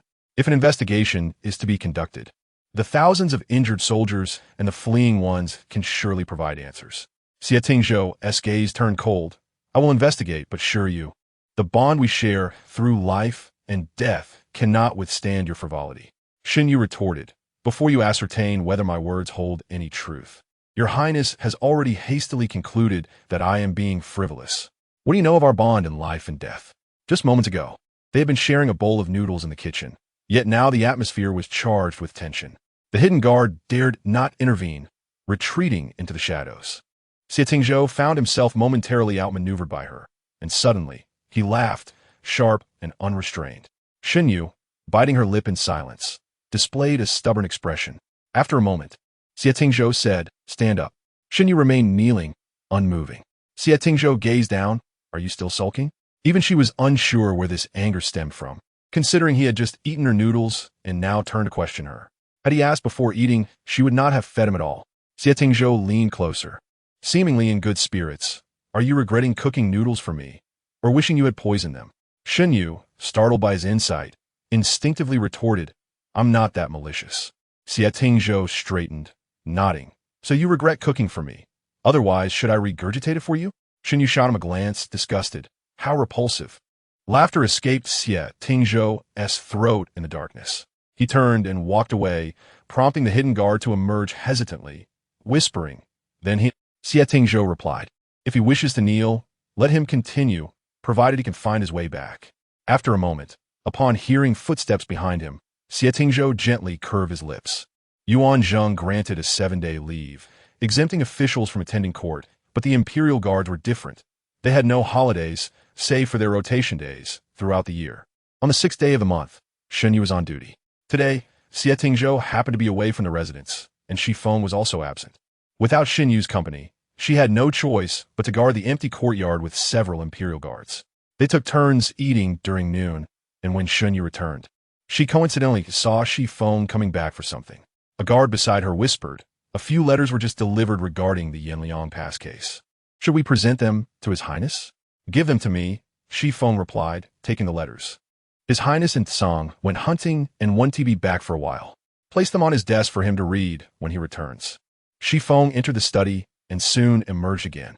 As she passed by Shen Yu, she inquired, are you adjusting well to your duty? It's fine, Shen Yu replied cheerfully. It's quite similar to my time at Yanliang Pass, but better as it's not as cold here. Shi Feng nodded and continued on her way. As the hour of Su approached, the guards changed shifts. A shadow stealthily crawled along the eaves in the night. Only a few lanterns were lit in Xie Tingzhou's courtyard. The window paper was pitch black, and 2 guards stood under the eaves. Shen Yu blended into the night, her fingers flicking, causing a corner of a leaf to rustle. The Wang residence was heavily guarded, rivaling the inner palace, and after several days of rotation, she had memorized the routes. Avoiding the hidden guards required some effort, but it was not exceedingly difficult. Seizing the opportunity while the guards were distracted, she silently slipped into the study. Having been there before, she was familiar with the layout. The moonlight filtering through the paper allowed her to see that, indeed, several stacks of letters lay on the desk. The letters were categorized, and she dared not light a candle, so she crouched beneath the table and pulled out a luminous pearl to examine them closely. One stack bore the seal of a military confidential letter from Balin. Another consisted of correspondence from aides, and the smallest stack appeared similar to the letters the guards had delivered to Shi Feng at noon. The surroundings were eerily quiet, with only the sound of paper rustling remaining in the study. Just as she pulled out a letter without having had the chance to read it, a chill spread through Shen Yu's body, a primal instinct signaling danger. She abruptly turned her head and caught a glimpse of a shadow rolling away. The shadow moved with astonishing speed, its faint golden eyes glimmering eerily in the darkness. What on earth is that? For just a moment, her body faltered, and that fleeting hesitation was enough to flirt with death. The creature lunged at her, pinning her to the ground, its powerful forelegs pressing down on her shoulders, looming over her menacingly. The luminous pearl rolled to the ground, crashing against the table leg before returning to her side. Shen Yu finally discerned that it was a pitch-black panther. She lay still, acutely aware of the panther's breath on her neck, mingled with a faint metallic scent of blood. She had no doubt that any slight movement on her part would result in the panther effortlessly severing her throat. Shen Yu tried to steady her breathing, yet she could not escape the rising tide of fear. Slowly, her hand moved, attempting to reach for the dagger at her waist. But the panther closed the distance between them. It seemed to have sensed her subtle movements, its pale golden eyes fixated on her, issuing a low growl as a warning. Shen Yu involuntarily recoiled, tightly shutting her eyes. Suddenly, the bookshelf shifted, and a faint scraping sound emerged from the darkness. Chapter 52. Disappointment. Shen Yu dared not budge. Shifting her gaze, the bookshelf on the wall slid aside, revealing a small door from which a dim yellow light seeped. The light grew brighter, and then Shen Yu heard footsteps. She could not help but feel a mix of exasperation and disbelief at her own misfortune, contemplating whether it would be better to be killed by the panther or to fall into Xie Tingzhou's clutches. As she watched Xie Tingzhou approach, emerging from the dark doorway without casting a glance at her on the floor, she noted that he must have just bathed, steam still rising from his body. Dressed in a flowing moon-white robe, he approached her with a nonchalant grace, raising his hand to extinguish the candle, allowing the sleeves to slip down and reveal a cold white arm. Xie Tingzhou squatted down before her, his gaze piercing as he inquired, "What were you trying to steal?" Shen Yu faltered, "I wasn't trying to steal anything." Xie Tingzhou's eyes glinted with a hidden sharpness. "I warned you, Xie Yu." Shen Yu replied nervously, "I merely wished to see the letters concerning the Yanliang Pass case." Xie Tingzhou's gaze swept over the 2 stacks of military and aid correspondence, noticing the letters that Shi Feng had carelessly scattered on the floor, one of which had been pulled out but not yet unfolded.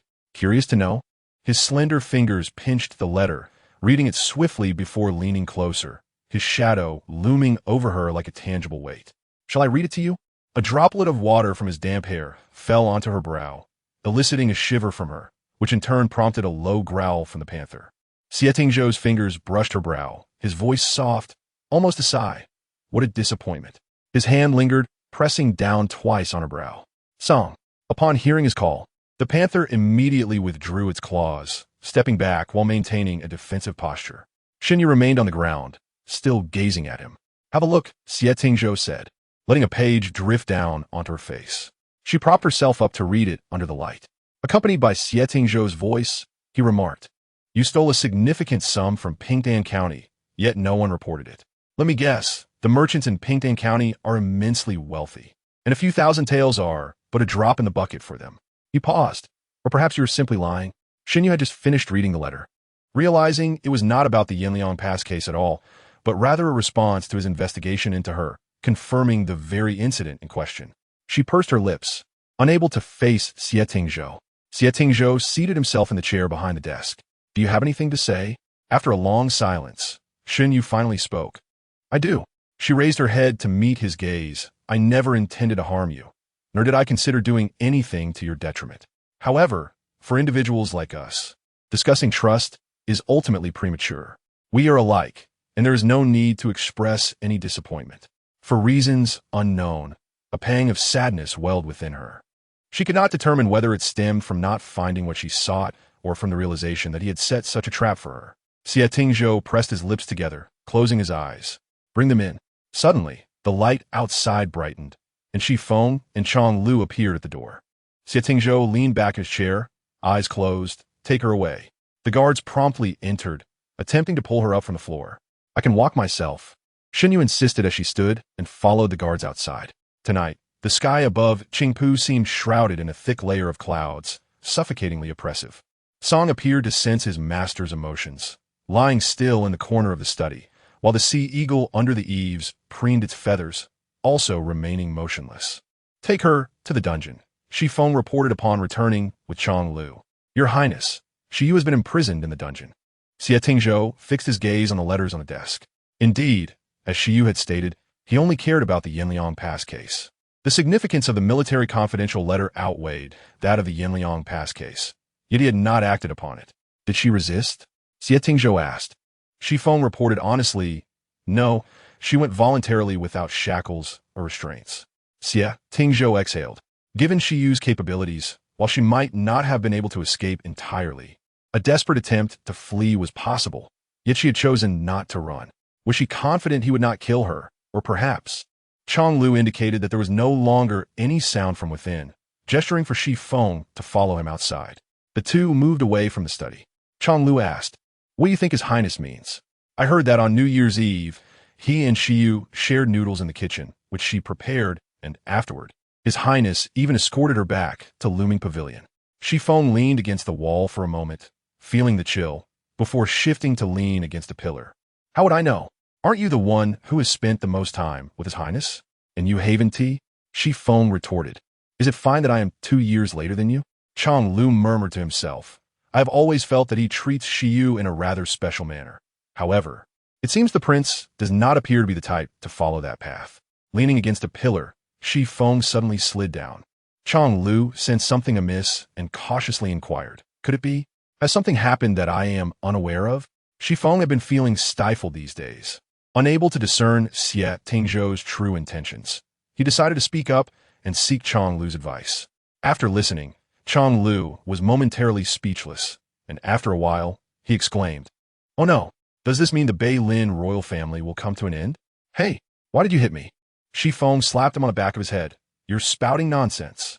Chang Lu rubbed his head. "Did the prince deny it at that time?" Shi Feng replied, "No."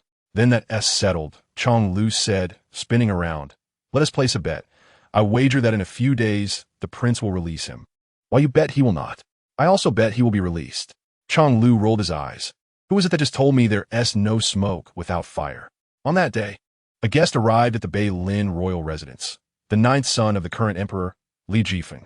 Xie Tingzhou had many drinking buddies in Bei Lin, but not so many in Shengjing. Li Jifeng was considered the most prominent among them. The two had met during the spring hunt that year. "The enemy of my enemy is my friend."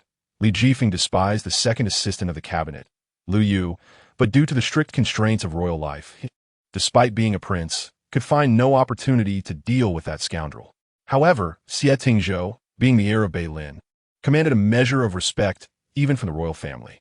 Ever since that year, when Xie Tingzhou kicked Lu Yu off his horse, breaking his leg, Li Jifeng regarded him as a confidant. Whenever Xie Tingzhou was in the capital, he would cling to him like a piece of sticky candy. The warm room felt like spring, with the sound of flowing water and rocks outside.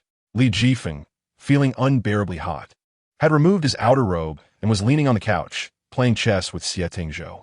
Today, Xie Tingzhou's chess strategy was bold and aggressive, overpowering Li Jifeng with each move. Grabbing his hair in frustration, Li Jifeng made a move, only to see Xie Tingzhou poised to counter. "Don't be so ruthless. I've only been late a few days, and you're already this upset, making it seem as if I am that heartless scoundrel. You have no idea how busy I've been." "Release your hand," Xie Tingzhou said coldly. Li Jifeng clicked his tongue and withdrew his hand. "Why are you so full of killing intent during this festive season?" Chapter 53. Xie Tingzhou is finished. Ignoring him, Xie Tingzhou placed a black piece on the board. Li Jifeng stared at it for a long while. "You really leave me with nothing." He beckoned to a small eunuch standing nearby, who skillfully pulled out a stack of silver notes from his sleeve and respectfully placed them on the couch. There was already a small pile of notes, each worth 1,000 taels. Without even glancing at them, Xie Tingzhou weighed the piece in his hand and asked, "Shall we continue?" Li Jifeng looked at the eunuch, who spread his hands with a sorrowful expression, indicating that there was no more money. "No more games." Li Jifeng brushed the pieces aside. "You're being too stingy. What kind of friendship is this? We are friends who once joined forces to break a leg for the same person.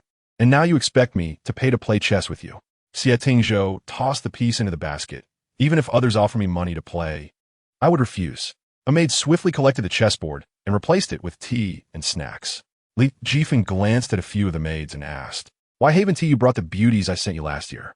"I gave them away," Xie Tingzhou replied indifferently. "Gave them away?" Li Jifeng raised his voice. "Even a most beautiful one?" "Yes." Li Jifeng clutched his chest, lamenting, Xie Yun. I couldn't bear to use that girl myself. I specifically saved her to send to you, and you just gave her away? If you don't want her, return her to me. Xie Tingzhou picked up a teacup, skimming off the foam. I thought you didn't want her, so I gave her away. Li Jifeng suddenly felt a pang of heartache, as if he had secretly saved a delicious treat only to see it tossed aside. What about Song? He asked, referring to the creature in the neighboring courtyard. Let it out, Li Jifeng said, rolling up his sleeves with the intention of confronting the situation. You might as well let it out to bite me. I pour my heart out, and you. She foamed. Xie Tingzhou interrupted. No, Li Jifeng laughed, quickly pressing down on Xie Tingzhou's arm. I was just joking.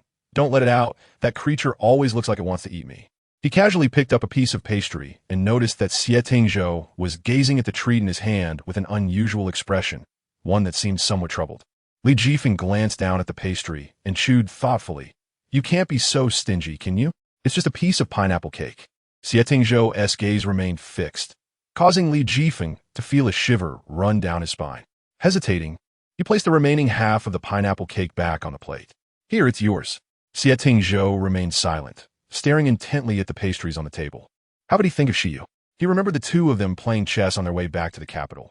Initially, he had played cautiously, but later, feeling bored on the journey, he had bought a chess set. Shen Yu had arranged everything perfectly, providing hot tea and snacks. He recalled that among them, Shen Yu particularly loved the pineapple cake. Often, before a game was finished, the stack of cakes would be depleted. Suddenly feeling irritated, Xie Tingzhou raised his hand and pressed his fingers against his temples. Li Jifeng sensed that Xie Tingzhou seemed unusually troubled this time, considering that they had only been apart for a short while, just a couple of years, and though they occasionally exchanged letters, he had never seen Xie Tingzhou appear so deeply troubled.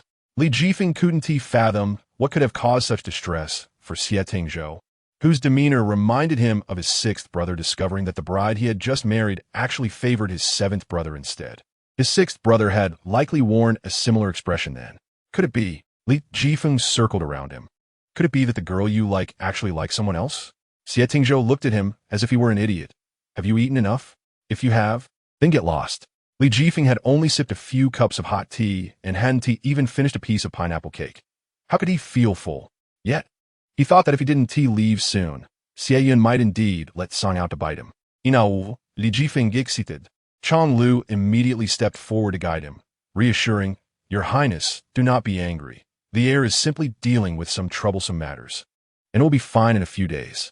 Li Jifeng perked up. What troublesome matters?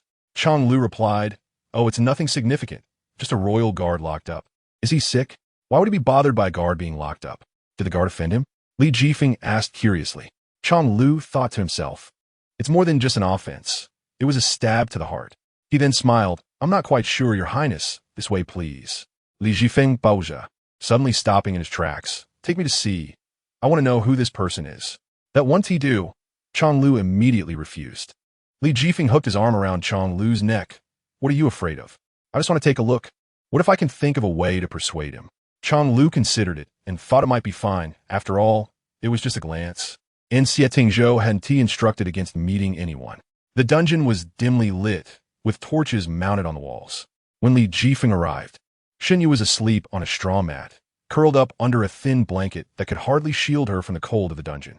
Li Jifeng grasped the bars and peered inside. Beneath the dark blanket lay a fair, delicate face, looking pitifully innocent. He is male? Li Jifeng inquired. Chang Lu replied matter-of-factly. Could a royal guard be female? Li Jifeng pondered for a moment, staring at Shen Yu for a long while, then shook his head. Oh no. Xie Tingzhou is finished. What do you mean, Your Highness? Chang Lu asked, puzzled. Li Jifeng strode out, with the appearance of a male, yet possessing feminine qualities. Spending day in and day out together, emotions are bound to flourish. Hey, Chang Lu. Li Jifeng turned back. Have you noticed that my literary skills have improved somewhat? I just managed to string together 4 idioms in a row. Chang Lu was left speechless. How could Xie Tingzhou have made such a friend? The Northland army numbered 100,000, and it was traditionally a grave offense for a prince to befriend the heir of Northland. However, Li Jifeng was an exception. He was the 9th son of Emperor Tongshu, notoriously known for his lack of scholarly pursuits. Even his friendship with Xie Tingzhou went unchallenged, as everyone deemed him a hopeless case. Fortunately, he was born into a royal family, ensuring a life free from worries about sustenance and clothing. Chang Lu chuckled lightly indeed. His Highness the Ninth speaks with remarkable eloquence. I share your sentiments. Li Jifeng, with a cheerful demeanor, asked, where was I? Chang Lu replied, time nurtures affection. Li Jifeng exclaimed, yes, time nurtures affection. Xie Tingzhou is finished. Your Highness, you are going the wrong way, Chang Lu gently reminded, observing the eager Li Jifeng taking a misstep. I must verify something first, Li Jifeng declared, striding confidently toward Xie Tingzhou's courtyard. My dear friend is grappling with a significant life challenge. How could I abandon him at this moment? Chapter 54. Into the dream, the Ziyun Tower was the largest brothel in Shengjing City. Although night had fallen, the establishment remained vibrant and bustling, frequented by the affluent and noble, each capable of lavish spending. After much effort at the royal residence, Li Jifeng finally managed to coax Xie Tingzhou out. A regular patron, Li Jifeng often disguised himself when visiting. Upon his arrival, the head matron warmly greeted him. Master Feng, it has been a while. What brings you here today? In this realm, everyone was astute. The matron was no fool and never pried into her guests' identities, as long as they could pay. Despite the winter chill, Li Jifeng, dapper and charming, fanned himself with a folding fan. I have brought my brother along. Behold, he is the esteemed guest of the day. Stepping aside to reveal Xie Tingzhou, the matron was momentarily stunned. Li Jifeng closed his fan and chided, what are you staring at? Hurry, welcome him inside. Regaining her composure, the matron ushered them in. A few gentlemen are already waiting for you in the room. Forgive me for my momentary daze with such looks. I dare say, even the famed Lan Yu Gongzi would pale in comparison. Li Jifeng chuckled. Indeed, they are on par. The nickname Lan Yu Gongzi, a rather flamboyant title, had been initially coined by Li Jifeng himself. Xie Tingzhou shot a sidelong glance at him. His reason for coming today was that he could no longer remain at the royal residence. He felt restless, and, having crafted the persona of a debauched young lord in North Lin to lower Emperor Tongshu's guards, he had not visited a brothel or tavern since arriving in the capital. It was only a matter of time before the emperor grew suspicious. The matron personally escorted them to the finest room. As Li Jifeng and Xie Tingzhou entered, the group of young masters within rose to greet them. Well-versed in the world of revelry, they refrained from mentioning their titles and merely exchanged smiles and nods. Li Jifeng beckoned, bring in a few ladies, the cleanest ones. My brother is rather discerning. Of course, we shall present the most beautiful girls from Ziyun Tower for the gentlemen, the matron replied enthusiastically, secretly wondering who among them was truly the lucky one. As the matron left in high spirits, the young masters began to engage in polite conversation. Your Highness, young master, they acknowledged. The gentlemen present hailed from prominent families and were well aware of the immense power wielded by the Xie family of North Lin. The heir, Xie Tingzhou, had gained fame at a young age, but had succumbed to a life of indulgence after enduring hardships on the battlefield. None could outdo him in terms of debauchery. Xie Tingzhou nodded in acknowledgement. Only His Highness could summon such a distinguished guest. I have sent numerous invitations without a response. Indeed, Li Jifeng boasted. What relation do we share? Before long, a parade of elegantly dressed ladies entered, some carrying instruments, others holding fans. Upon seeing the new gentleman, the ladies were filled with admiration and delight. The melodious strings filled the air as Li Jifeng accompanied the music with his fan, while several young masters engaged in idle chatter with the beauties. Xie Tingzhou leaned back, idly toying with a wine cup. As he finished one drink, a kneeling woman offered to refill his cup, but he waved her away. As she leaned in, she lost her balance and fell against him. Ha ha ha! Li Jifeng lauga fartili. A knowledgeable lady. The woman's boldness was swiftly exposed, and she blushed, stammering, Master. Xie Tingzhou looked down, his expression unreadable. He picked up Li Jifeng's fan and lifted the lady's chin, studying her. As she gazed at his ethereal features, a wave of self-consciousness washed over her, fearing her own identity and beauty would tarnish his divine image. Bored, Xie Tingzhou tossed the fan back onto the table. The lady's face paled instantly, perceiving his disinterest. Li Jifeng sipped his wine, occasionally glancing at Xie Tingzhou's expression. Noticing Li Jifeng's scrutiny, Xie Tingzhou maintained his facade. You, he pointed at the lady playing the lute. Come here. The music stopped abruptly as the lady gracefully approached and knelt beside him. Yet he merely glanced at her before pouring himself more wine. Li Jifeng pundaratalote. What seems to be the matter? Are the ladies here not as lovely as those in Northland? Do they not suit your tastes? Xie Tingzhou chuckled softly. I'm simply weary of it. Li Jifeng recalled someone from the prison, his mind whirling with thoughts. Suddenly, he inquired of one young master, Zhao Heng. How was a new young man you brought into your household? In the affluent circles of the great Zhou, keeping male companions was no longer a rarity. Zhao Heng glanced at Xie Tingzhou and, seeing no sign of disdain, replied, He is indeed young, but quite delicate and audacious. Whenever I visit my concubine's quarters, he throws a fit. I have never had to coax anyone before. Another gentleman, Shui Jin, whose mother was the emperor's sister, asked, And how do you soothe him? Zhao Heng laughed. How else? I call him by his pet name and spend the night with him, then gift him some rare trinkets. Xie Tingzhou inexplicably thought of Shen Yu, recalling that his pet name was Shan Pao Air. During the recent martial arts competition, that was indeed how the crowd had referred to him. Li Jifeng had been watching closely and, noticing Xie Tingzhou's lips curl into a faint smile, leaned in to ask, What are you thinking about? Xie Tingzhou was taken aback. How could he be reminded of Shen Yu? Who would dare call him by his pet name? And if someone did, it would surely provoke his ire.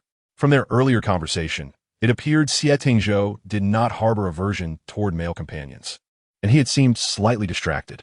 Li Jifeng, as if uncovering a delightful secret, was exhilarated throughout the night. He spared no effort, ensuring that Xie Tingzhou consumed copious amounts of wine, and they ended up lodging in a private room on the top floor of Ziyun Tower. As dawn broke, Xie Tingzhou jolted awake from a dream.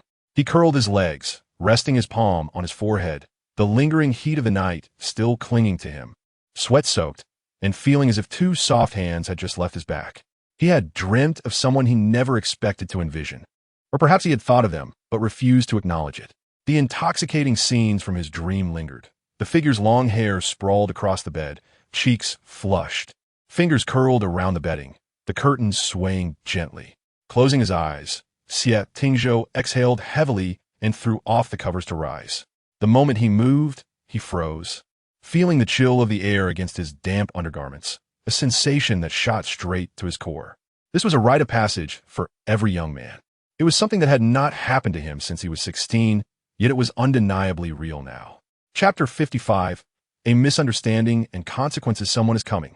Shifeng stood guard at the door all night, and upon hearing a sound, he pushed the door open to find Xie Tingzhou sitting on the bed, his head bowed and his arms resting on his legs, emanating a palpable sense of impending storm.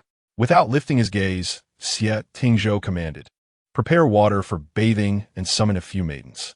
A hint of surprise flickered in Shifeng's eyes, but he quickly composed himself and replied, Yes. The elegant chamber had two adjoining side rooms, where the maidens entered in succession to prepare the water, initially intending to assist with the washing, but were soon dismissed by Xie Tingzhou. After bathing, Xie Tingzhou emerged from the side room. Several maidens stood in the small hall, each exceptionally beautiful, draped in sheer veils that hinted at the splendor of spring. Aware of the esteemed guest residing there, they dared not lift their heads upon hearing footsteps. The room was thick with the scent of cosmetics. Xie Tingzhou reclined in a chair, his gaze sweeping over the maidens, and spoke softly, Raise your heads. The maidens complied, their breath caught in awe at the ethereal beauty and presence before them, yet they dared not meet his eyes. The one standing at the forefront was the maiden who had played the zither for him the previous evening and had been pouring wine for him. Summoning her courage, she gracefully stepped forward, picked up a nearby cloth, and whispered, Young master, may I dry your hair? Xie Tingzhou did not refuse, as she trembled with nervous excitement. Before she could touch his hair, a cold command cut through the air. Get out. Stunned, the maiden quickly knelt. What have I done to displease you, young master? Xie Tingzhou lowered his gaze slightly. Your mere presence here vexes me greatly. The maiden's face paled, and she placed the cloth down and retreated. All of you leave. Once the door closed, the heavy scent of cosmetics lingered. Xie Tingzhou felt a surge of irritation. He had seen those women in their sheer garments, yet felt no stir of desire, only a sense of nausea. He recalled a dream. How could he have developed such feelings for a man? Xie Tingzhou found it hard to believe, and even harder to accept. Li Jifeng awoke around noon, hearing from Xiao Luzi that Xie Tingzhou had left at dawn, summoned several maidens into his room, and shortly thereafter dismissed them, leaving with a scowl. As Li Jifeng dressed, he chuckled. My friend seems to be quite perplexed about his own feelings. Xiao Luzi remarked, I do not understand. Li Jifeng shot him a glance as a eunuch. How could you possibly comprehend? Since returning to the royal residence, Xie Tingzhou had confined himself to his chamber. Shi Feng, remaining silent, felt the urgency of the situation, his lips blistering from anxiety. On the third day, Xie Tingzhou finally exited his room, the first order of business being to summon Shen Yu to the study.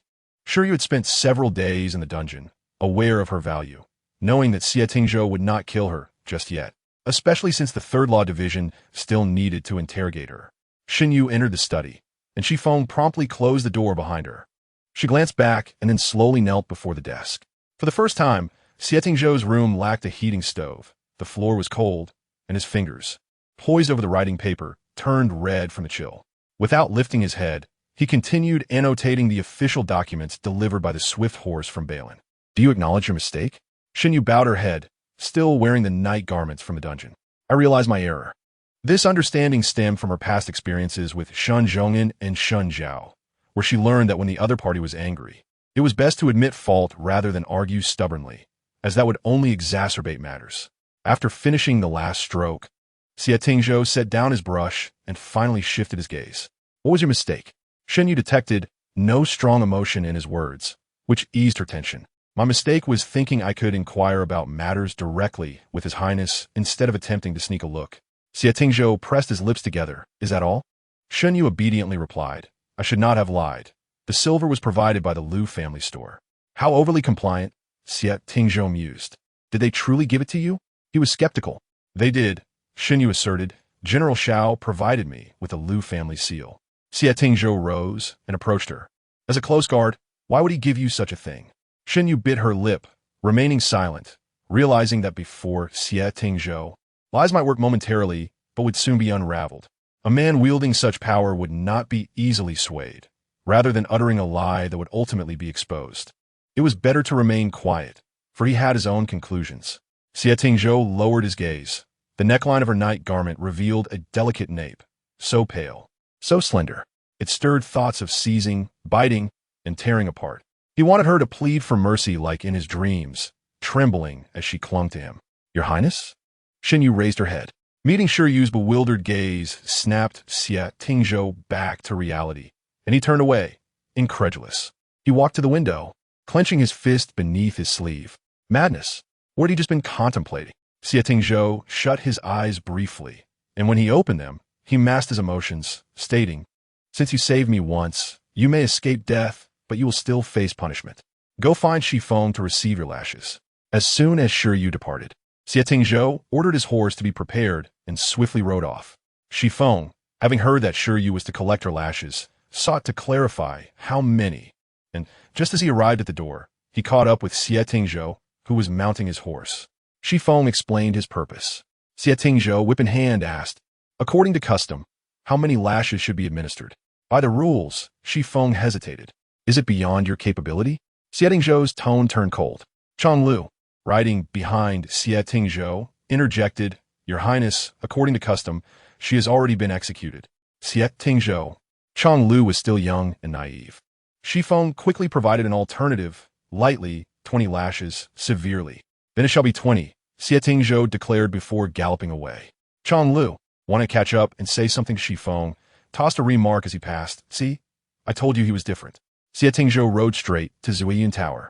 Dismounting and tossing the whip aside, the madam hurried to greet him, smiling. Sir, young Master Feng is here as well. Are you looking for him?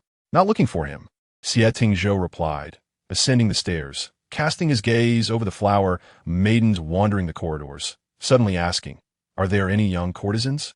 The madam, covering her lips with a silk cloth as she laughed, replied, Of course, whatever you desire, we can provide. Once again in that room on the top floor, Xie Tingzhou sat in a chair, recalling the reckless dreams he had there and the hasty escape he had made. Now, he sought to confirm something. Chapter 56. Longing young master, they have arrived, the madam announced from outside. Xie Tingzhou raised an eyebrow as the young courtesans entered in a line. About 6 or 7 of them. The madam understood this master was discerning, so she had gathered various types, some tall and robust, others delicate and scholarly. Xie Tingzhou's gaze lingered on one individual longer than the others. This young courtesan was of modest height, with a fair complexion and a small face. The madam, recognizing the moment, nudged the young courtesan. He is looking at you, go on. The young courtesan approached slowly. Young master. Xie Tingzhou regarded him, appraising him from head to toe. The madam, seeing the situation was favorable, smiled. He is still a pure courtesan. Please enjoy your time.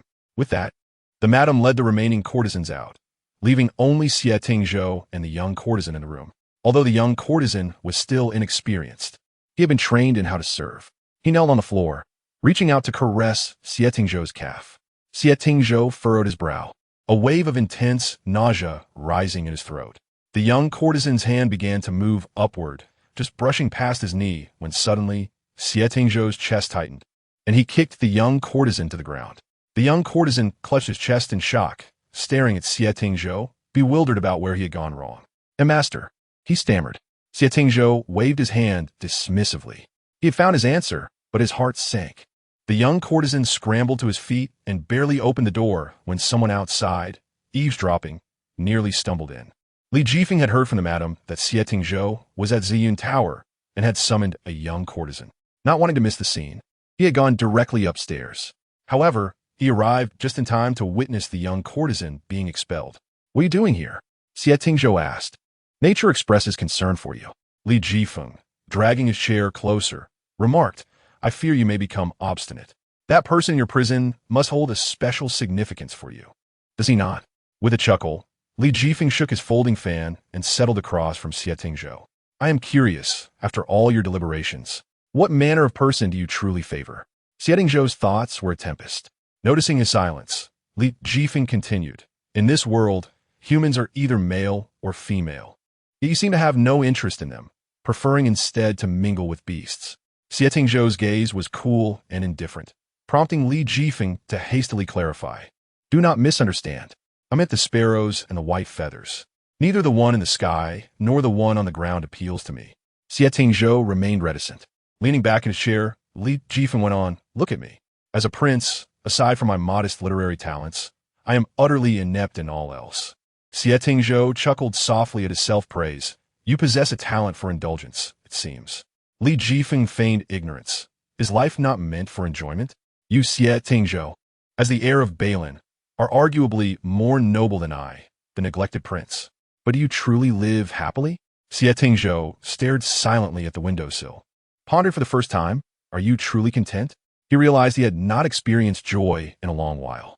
He had witnessed treachery, the fragility of life and death, generals wrapped in their shrouds, and the plight of starving refugees. Yet, that was not all. Now he found himself like a mere shell of a being, trapped in this imperial city. Yet, he remained indifferent. He acted instinctively, whether in warfare or political intrigue, for he feared that inaction would lead to his slow decay in darkness. He yearned to bask in the sunlight. Li Jifeng seemed to share this sentiment, his previously carefree demeanor vanishing. In truth, I'm not content either.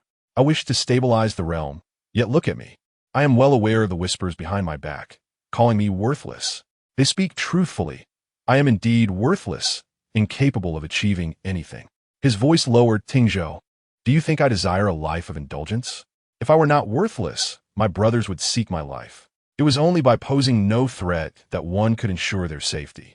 They were all individuals of high standing yet lacking control over their fates, none of them faring any better.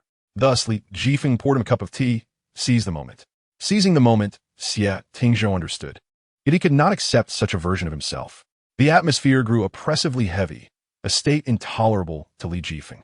After a cup of tea, he reverted to his roguish persona, quoting from literature, if love can endure for long, does it truly matter if one is male or female?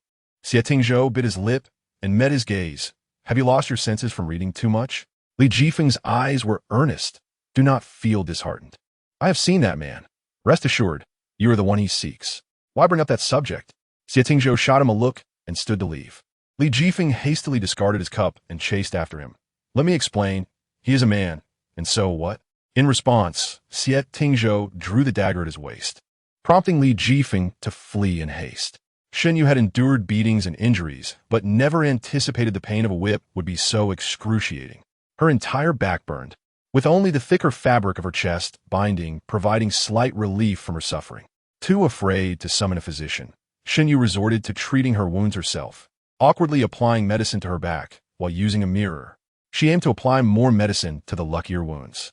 Gritting her teeth in pain, she cursed Xie Tingzhou's ancestors countless times, but the resentment in her heart remained unresolved. Overcome by agony, she dozed off, awakening parched and weak. "Is anyone there?" she croaked, only to realize her throat was severely hoarse. There was no reply from outside. Struggling to rise, she managed to gulp down a few sips of cold tea before collapsing back on her bed. Xie Tingzhou had not departed. He had chosen to stay at Ziyun Tower. Shifeng ascended the stairs and found Chang Lu waiting at the door. "Where is His Highness?" Chang Lu gestured towards the room, inside. As Shifeng passed by, Chang Lu pulled him aside and whispered, "His Highness is in a foul mood today." Shifeng nodded and entered the room, standing silently at the side. Xie Tingzhou reclined on the couch, flipping through the pages of a book. "What are you standing there for?" Shifeng's expression grew grave as he reported, "I must inform His Highness that Xie Yu has received his punishment." "Let be," Xie Tingzhou replied calmly. Shifeng observed Xie Tingzhou's demeanor, noting that there was no visible change. Yet he had not turned a page in his book for some time. After a moment, Shifeng summoned his courage to ask, "I have suspended his duties for 3 days. What happens afterward?" Shifeng fell silent as he noticed Xie Tingzhou looking at him. Xie Tingzhou's tone remained indifferent. "Do all of you believe I treat him differently?" The answer was undoubtedly affirmative, but Shifeng dared not voice it. Xie Tingzhou discerned the truth from his silence. He realized he had long since lost control, and everyone else could see it while he remained oblivious. Xie Tingzhou lowered his gaze and continued reading, stating coolly, "He need not serve any longer. Ensure he does not appear before me again." Shifeng was taken aback and quickly lowered his head. "What shall we do regarding the Yanliang case once it concludes?" "Let him be. If he wishes to leave, so be it. If he desires to stay, find him a position in the capital." Without lifting his head, Xie Tingzhou remained absorbed in his book. Shifeng lingered for a long while before exiting. Finally, Xie Tingzhou turned his gaze to the window, pouring himself a cup of wine. Love arises without reason and fades without conclusion. Perhaps when one can no longer see the person, their longing will cease. One will eventually grow accustomed to it. For he had long been accustomed to letting go. Chapter 57. A woman's form at the 5th watch of the morning, the bell tolled. The sky had yet to brighten, and the 12 gates of Shengjing swung wide open. A number of fine steeds galloped into the city, heading straight for the Balin Prince's residence in the East Market. The visitors dismounted at the gate and were escorted by guards to Xie Tingzhou's study. After a night of travel, the leading guard wiped the beads of sweat from his brow, striding purposefully. "It is still early. We may disturb His Highness's rest. We shall report once he awakens." The leading guard replied, "His Highness has been awake the whole time." The visitor, puzzled, opened his mouth to inquire further, but the guard continued, "He just returned from Ziyun Tower, still under the influence of alcohol. Has something significant happened in the capital?" The guard shook his head. "We have arrived. You may enter." The atmosphere in Concubine was stifling.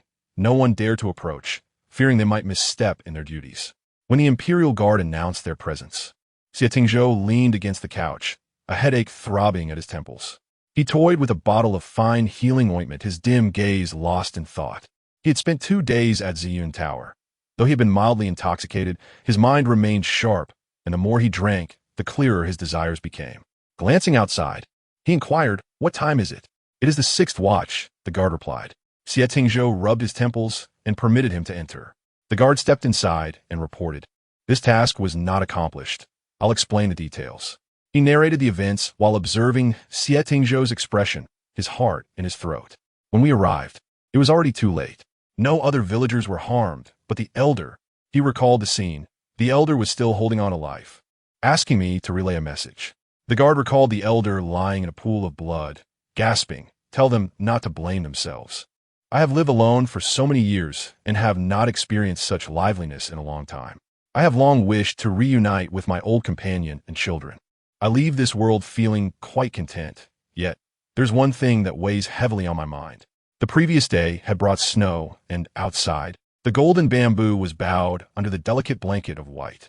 Xie Tingzhou approached the window, his breath catching in his throat, realizing that those days of ease had become the elder's fatal blow. "Is there more?" he asked evenly. The guard replied, "The elder asked me to convey a message to Xiao Yu, but I do not know who Xiao Yu is." Xie Tingzhou responded, "Just tell me." The old man remarked that although his house was not particularly grand, it served as a shelter from the wind and rain. He bequeathed it to Xie Yu, advising him that should he ever find himself without a place to go, he could take refuge there. The old man then entrusted his dog to me, requesting that I find a suitable home for it. The attendant finally conveyed the old man's words. Xie Tingzhou inquired, "What about the dog?" The attendant dared not raise his head, explaining that, as per the old man's wishes, he had been buried beside his family. As for the dog, uncertain of his highness's intentions, he took the liberty of bringing it back. Xie Tingzhou absent-mindedly flicked at the snow on the windowsill, contemplating, "You have done well. Then, how should we handle the dog?" The attendant boldly asked. "Bring it here," Xie Tingzhou commanded. The attendant complied and had just reached the door when Xie Tingzhou reconsidered. After a moment's thought, he said, "Give the dog to Xifeng. Let him take it to Xie Yu." The dog, which had been raised in his courtyard, would likely become prey to the large yellow dog within an hour. Moreover, the dog was quite skittish around him, tucking its tail at the sight of him. Yet it exuded joy whenever it saw Xie Yu. As dawn broke, casting a golden hue upon the white snow, Xie Tingzhou began to write, but found it impossible to calm his mind. When he departed from the village, Xie Yu had been in tears, and now, with the sudden news of the old man's passing, he could only imagine the depth of Xie Yu's sorrow. He could not deceive himself. He was uneasy. Another hour passed when the study door abruptly swung open. Xie Tingzhou strode out, declaring there is no need to follow. Xifeng halted, and a white feathered bird took flight from the eaves, circling above before diving down to perch on a branch by the roadside. The branch shivered under its weight, sending down a flurry of snowflakes. The path to Looming Pavilion was quiet. A servant was sweeping, and upon seeing him, immediately knelt. As he drew closer to Looming Pavilion, the barking of the dog grew more distinct, accompanied by the sound of claws scraping against the door. Xie Tingzhou's expression hardened, and he quickened his pace, pushing open the courtyard door, only to have the large yellow dog rush out. The dog, with its excellent memory, recognized him, circling around him before sprinting to a door, barking frantically in a state of urgency. Xie Tingzhou sensed something was amiss. The large yellow dog was barking so fiercely, yet Xie Yu did not emerge. The door was ajar, leaving only a narrow gap through which the large yellow dog had squeezed. He pushed the door open wide, light flooding in and illuminating the figure on the bed, causing Xie Tingzhou's gaze to freeze momentarily. Throughout his journey, he had pondered many things: how to face Xie Yu, how to confront his own sordid thoughts about him. He had tried to restrain himself, yet the desire to possess remained.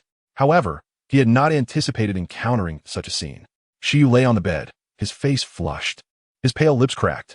Xie Tingzhou touched his forehead, which burned like fire, softly calling Xie Yu, Xie Yu. Shen Yu was engulfed in pain from the fever, particularly in her back, and though someone was calling her, she could not open her eyes. Xie Tingzhou noticed her lips moving, leaned in to listen, but only heard her heated breaths. A teapot rested nearby. He hoped to pour her a cup of water, but upon lifting it, found it empty. "Someone!" Xie Tingzhou raised his voice. Outside, there was no immediate response. His anger began to simmer as he strode to the courtyard door, shouting, "Someone!" The cleaning maid hastily dropped her broom and hurried to the door. "Your Highness!" Xie Tingzhou's heart burned with frustration. "Where are the attendants of Looming Pavilion?" The maid trembled.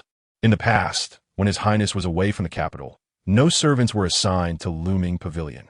Xie Tingzhou fell silent for a moment before commanding, "Summon a doctor, bring a pot of water, and call Xifeng and Changlu here." He returned to the room, where the large yellow dog lay obediently beside the bed, lifting its head to glance at him before resuming its position. Xie Yu's breaths grew more rapid. His forehead was burning, yet he did not sweat. If external injuries were not properly tended to, they could easily become infected, and, after being whipped, who knew how long he had been lying there alone? Xie Tingzhou stared blankly at him, beginning to regret the decision he had made. How could those 20 lashes have left him in such a state? He reached out, grasped the collar of Xie Yu's garment, and after a moment of determination, cautiously pulled it open. Xie Yu's shoulders were narrower and more delicate than those of an ordinary man, yet even fairer. As the clothing slipped down to his waist, the scars on his back were fully revealed. The whip marks, jagged and crisscrossed, marred his skin, yet there was a palm-sized gap in the middle. Xie Tingzhou leaned in closer, his gaze sweeping over Xie Yu's spine, only to suddenly freeze in place. Beneath the slender form that lay prostrate, The curves of her chest were beautifully pronounced. Xie Tingzhou's mind exploded like thunder, the strings of realization snapping in his consciousness. His gaze shifted from that point to Xie Yu's face. After sharing a bed for so long, he had not even realized she was a woman. What then? Of the anguish and turmoil he had endured these past days? It could only be deemed absurd. The wall he had built within himself had begun to crumble, preparing him to accept that version of himself. Yet reality had cleaved a new path before him. In that moment, he was torn between sorrow and joy. Chapter 58, Regret. Knock, knock. Your Highness, I have brought water. Xie Tingzhou, roused from his reverie, called out, Leave it at the door, and fetch another basin of warm water and a towel. Yes. The maid's footsteps receded, and as Xie Tingzhou opened the door to retrieve the water jug, Shifeng and Chonglu entered the courtyard just in time. Xie Tingzhou glanced at the two without uttering a word, then closed the door behind him. Shifeng and Chonglu exchanged looks, standing at the door in silence. What is happening? Chonglu whispered. Shifeng wore a stern expression, unaware. After a moment of thought, Chonglu suggested, Could it be that he regretted striking someone? The two regarded each other, both feeling the logic in the analysis. This is bad, Chonglu said. You were the one who wielded the whip, right? Shifeng maintained his composure. I did not execute the order personally. But you gave the command. It was His Highness who issued the order. Chonglu shook his head, saying, Do you not understand? His Highness can never be at fault. The mistake lies with us. Shifeng fell silent, seemingly in agreement. So, should we kneel? Chonglu asked. Shifeng did not respond, but, with a show of compliance, lifted his robe and knelt straight. Xie Tingzhou poured half a cup of water, gently blowing on it before setting it aside to cool. When the maid returned with the water, she was startled to see the two kneeling on either side of the door. Your Highness, the water is here. Xie Tingzhou raised his hand to draw the bed curtain, instructing her to come in. The maid, head bowed in deference, carried the water to the bedside, where the curtain hung low, obscuring the view within. Has the doctor been summoned? Xie Tingzhou inquired as he sat on the edge of the bed. Yes. Very well, you may leave. The maid exited, and outside, Shifeng and Chonglu exchanged astonished glances upon seeing her alone. Chonglu moved a few steps closer, kneeling beside Shifeng, and whispered, with only His Highness and Xie Yu inside. Who do you think is serving whom? Shifeng shot him a glare. Do not make wild guesses. Aren't you curious? Shifeng stared ahead, pursing his lips. Curiosity does not justify barging in. Inside, Xie Tingzhou twisted a cloth and gently cleaned around Xie Yu's wounds. After tending to the injuries and reapplying the medicine, he hesitated before deciding against wrapping them in gauze, instead leaving them as they were. He propped Xie Yu against his shoulder, offering her sips of water just as the doctor arrived. In the bitter cold of winter, the doctor rushed in, already sweating profusely.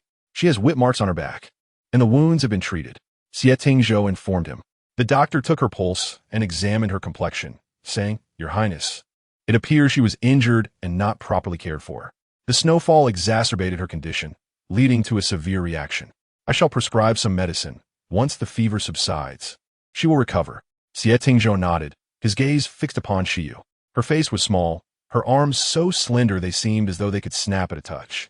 What strength sustained her in battle, allowing her to endure until now?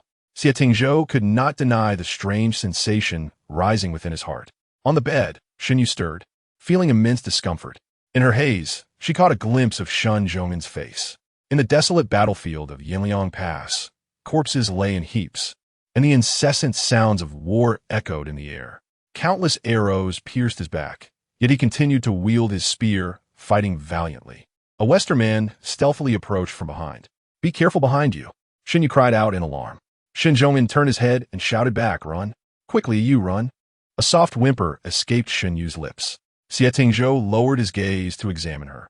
He noticed her clenched jaw and furrowed brow, as a solitary tear stealthily slipped from the corner of her eye. He gently brushed his fingers against her tear-stained cheek and exhaled deeply. Chonglu, who had been kneeling at the door until his knees went numb, murmured to himself, Had I known the prince would take so long, I wouldn't have accompanied you in kneeling. I have done nothing wrong. Just as the words left his mouth, the door opened, and Chonglu quickly straightened his posture. Xie Tingzhou casually closed the door behind him and coldly inquired Shifeng, Did you notice anything unusual when you brought the dog over? Shifeng, unable to raise his head, felt a chill of sweat trickle down his neck. When I brought it, dawn was just breaking, and Shen Yu was responding from within the room. I thought he was merely waking up, so I placed the dog in the courtyard. Xie Tingzhou sighed heavily and asked, "How long until Zhongbo arrives?" Shi Feng replied, "He wants he set out for Balin until after the new year. It will likely be at least half a month." Zhongbo was the steward of the Balin royal residence, and with Xie Tingzhou's arrival in the capital, his stay would not resemble the previous months. The emperor wished to retain him in the capital as a hostage, making the return date uncertain. Now that Xie Tingzhou was residing in Shengjing, his previous servants were naturally insufficient. Families were scrambling to send people to the royal residence, yet one's own people were the most reliable. Zhongbo and his staff were coming directly from Balin. Xie Tingzhou frowned and asked, "Who is managing the internal affairs of the royal residence now?" "It's the original steward left behind, but he usually only oversees cleaning and maintenance. Since the prince returned to the capital, Chang Lu has been in charge of daily living arrangements." "Yes, indeed," Chang Lu interjected. Xie Tingzhou continued, "The looming pavilion is occupied. Why have no maids been arranged?" Chang Lu was momentarily taken aback. Then after a while, he responded, "But it was a bodyguard. There has never been a reason to assign maids to bodyguards." Shi Feng nudged Chang Lu, who almost stumbled from a push. Xie Tingzhou cast a sidelong glance at the two before turning to leave. Chang Lu, puzzled, said, "I didn't say anything wrong." Shi Feng stood up and brushed off his trousers. "The prince is asking you not to seek understanding in the why, but rather to be reminded of what you ought to do." Enlightened, Chang Lu sprang to his feet. "I will arrange it right away." He limped out of the courtyard, nearly colliding with Xie Tingzhou, who was returning. Without a sideways glance, Xie Tingzhou walked past him, approached the front of the house, and called out to Huang. The Huang glanced up at him before lying back down. Xie Tingzhou bent down and said, "Come with me, don't disturb her." The Huang seemed to comprehend his words and followed Xie Tingzhou. As the man and dog made their way to the courtyard, a sudden shrill cry pierced the air.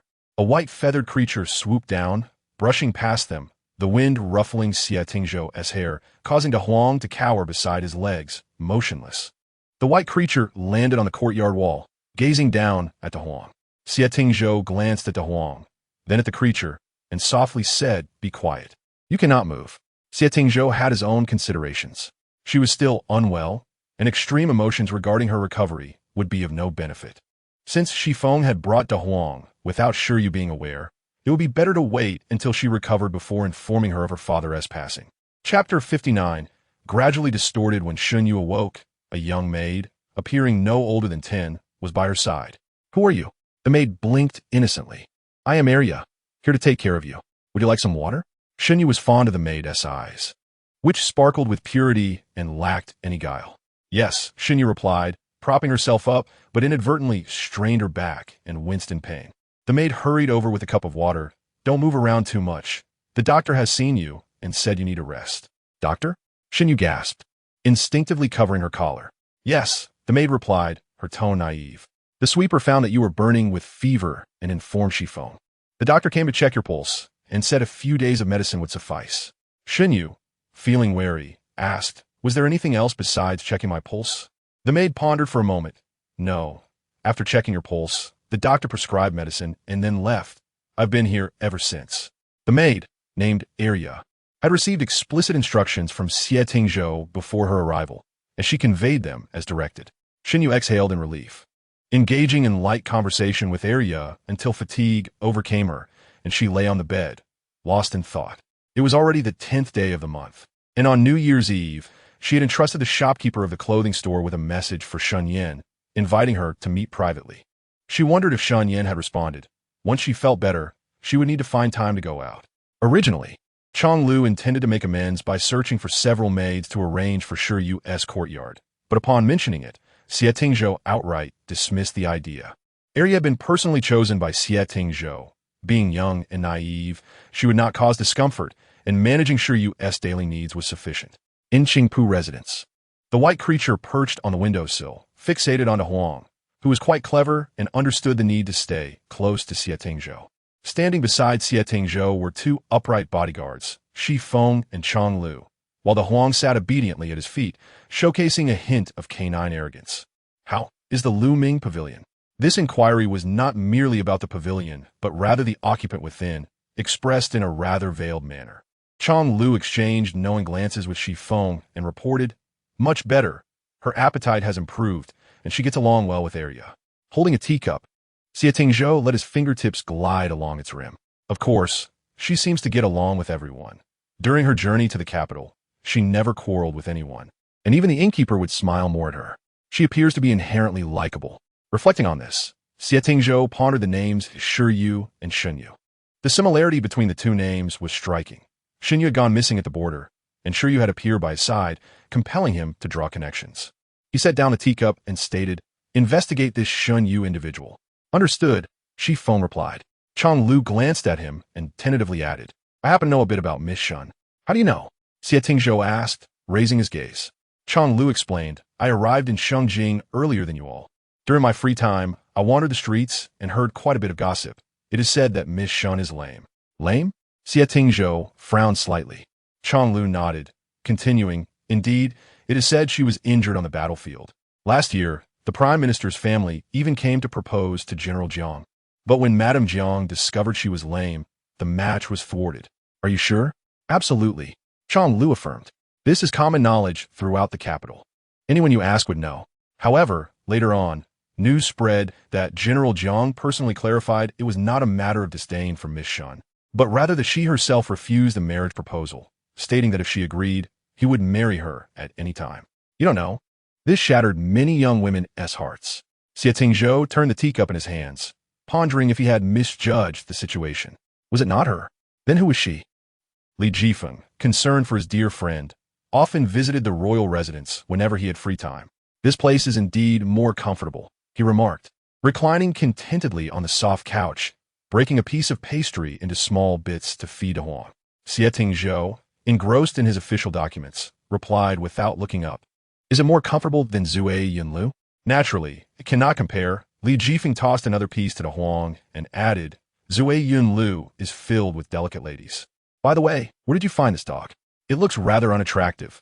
I'll get you a better breed tomorrow." De Huang let out a soft whine, abandoning the pastry to nuzzle against Xie Tingzhou's leg. Xie Tingzhou looked down and smiled. "Like attracts like, no wonder you favor Xie Yu. You share quite a bit in temperament." "It understands," Xie Tingzhou remarked. "And what of understanding?" It was inherently unattractive, and Li Jifeng nonchalantly remarked, "Just a beast." Xie Tingzhou chose not to respond, finishing one official document before switching to another. After a moment of contemplation, Li Jifeng fixed his gaze upon him and suddenly exclaimed, "I've noticed you seem to be in good spirits. How is it that you've transformed from a state of despair, drowning your sorrows in drink, to this?" Before Xie Tingzhou could reply, Li Jifeng's eyes glimmered with intrigue. "Have you come to terms with something? Or perhaps achieved something?"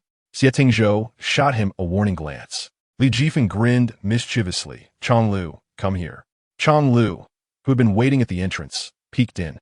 "Your Highness," Li Jifeng inquired, "what about the one in prison?" Chang Lu stealthily glanced at Xie Tingzhou and, upon noticing no signs of displeasure, responded, "He has been released."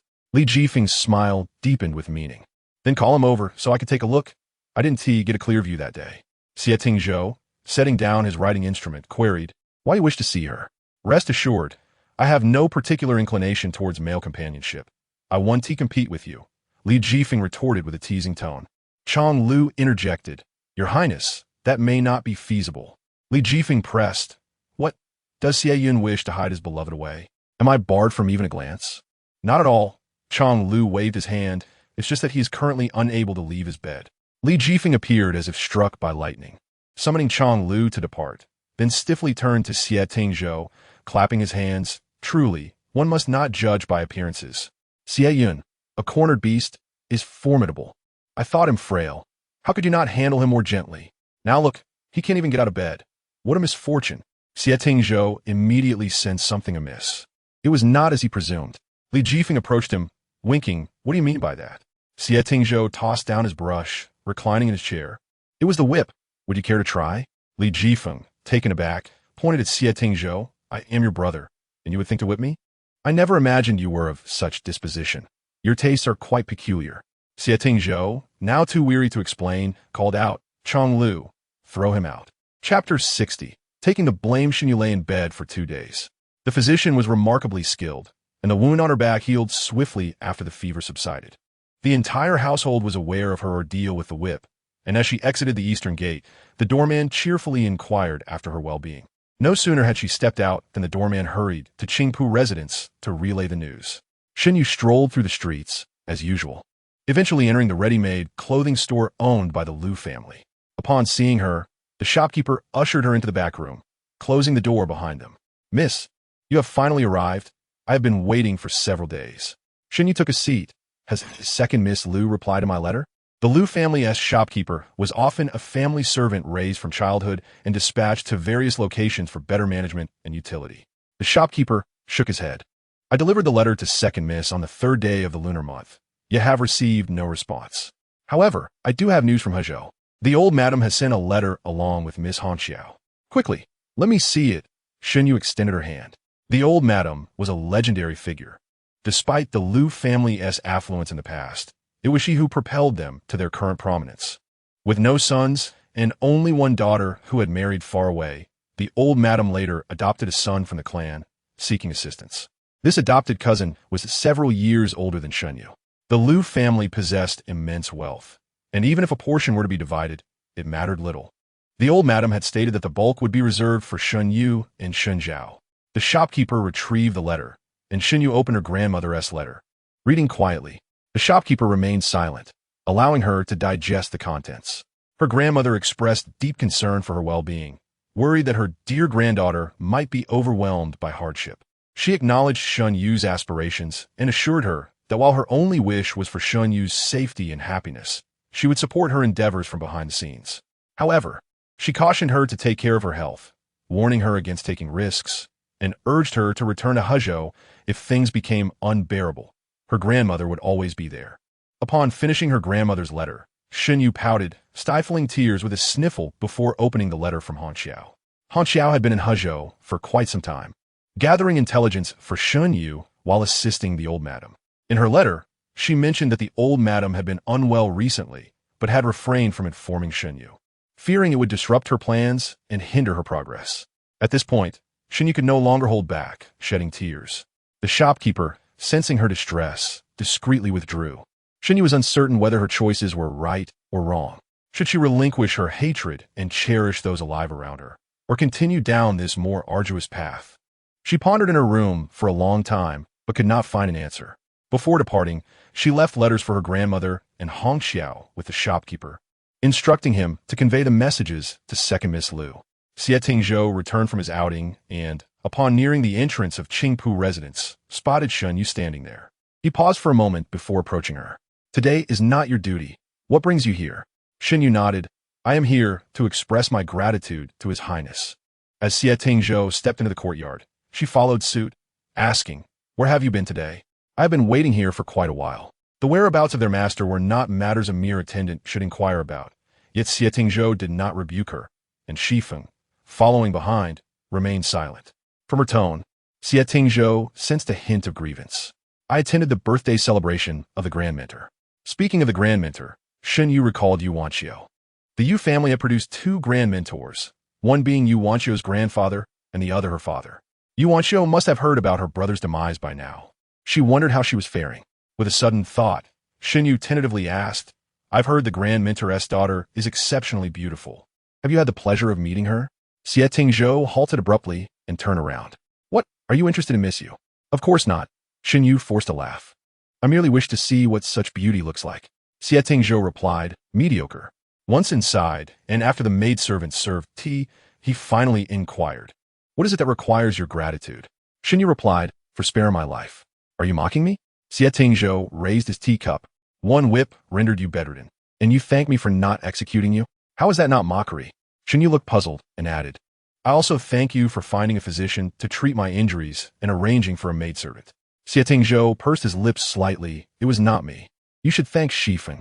Shifeng, standing at the door, raised his hand in confusion.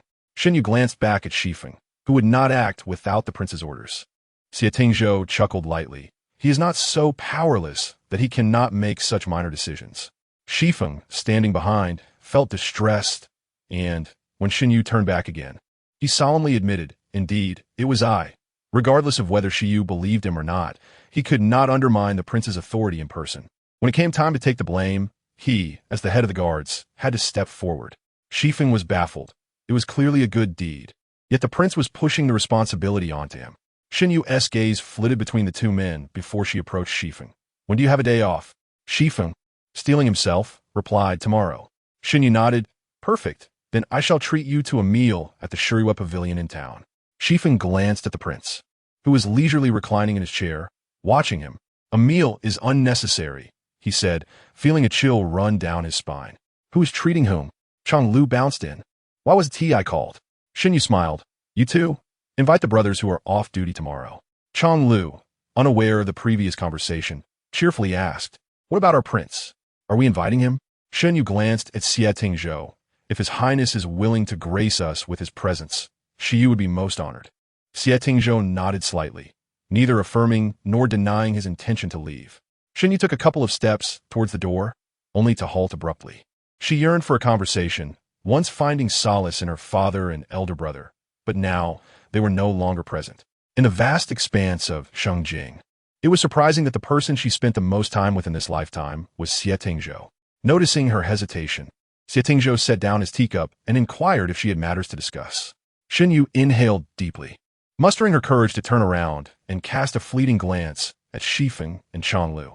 Understanding her unspoken request, Xie Tingzhou waved his hand, prompting Shifeng and Chang Lu to withdraw, closing the door behind them. Please take a seat, Xie Tingzhou invited. Shen Yu, feeling no need for formality, settled into the chair opposite him. Their interactions invariably stirred memories of their shared past. In the absence of guards and maids, he resembled the fragile, dependent Xie Tingzhou who once relied entirely on her. Yet, in the presence of others, he transformed into the imposing and formidable crown prince of Balin. Aware of her desire to speak, Xie Tingzhou refrained from pressing her, casually picking up a book to read.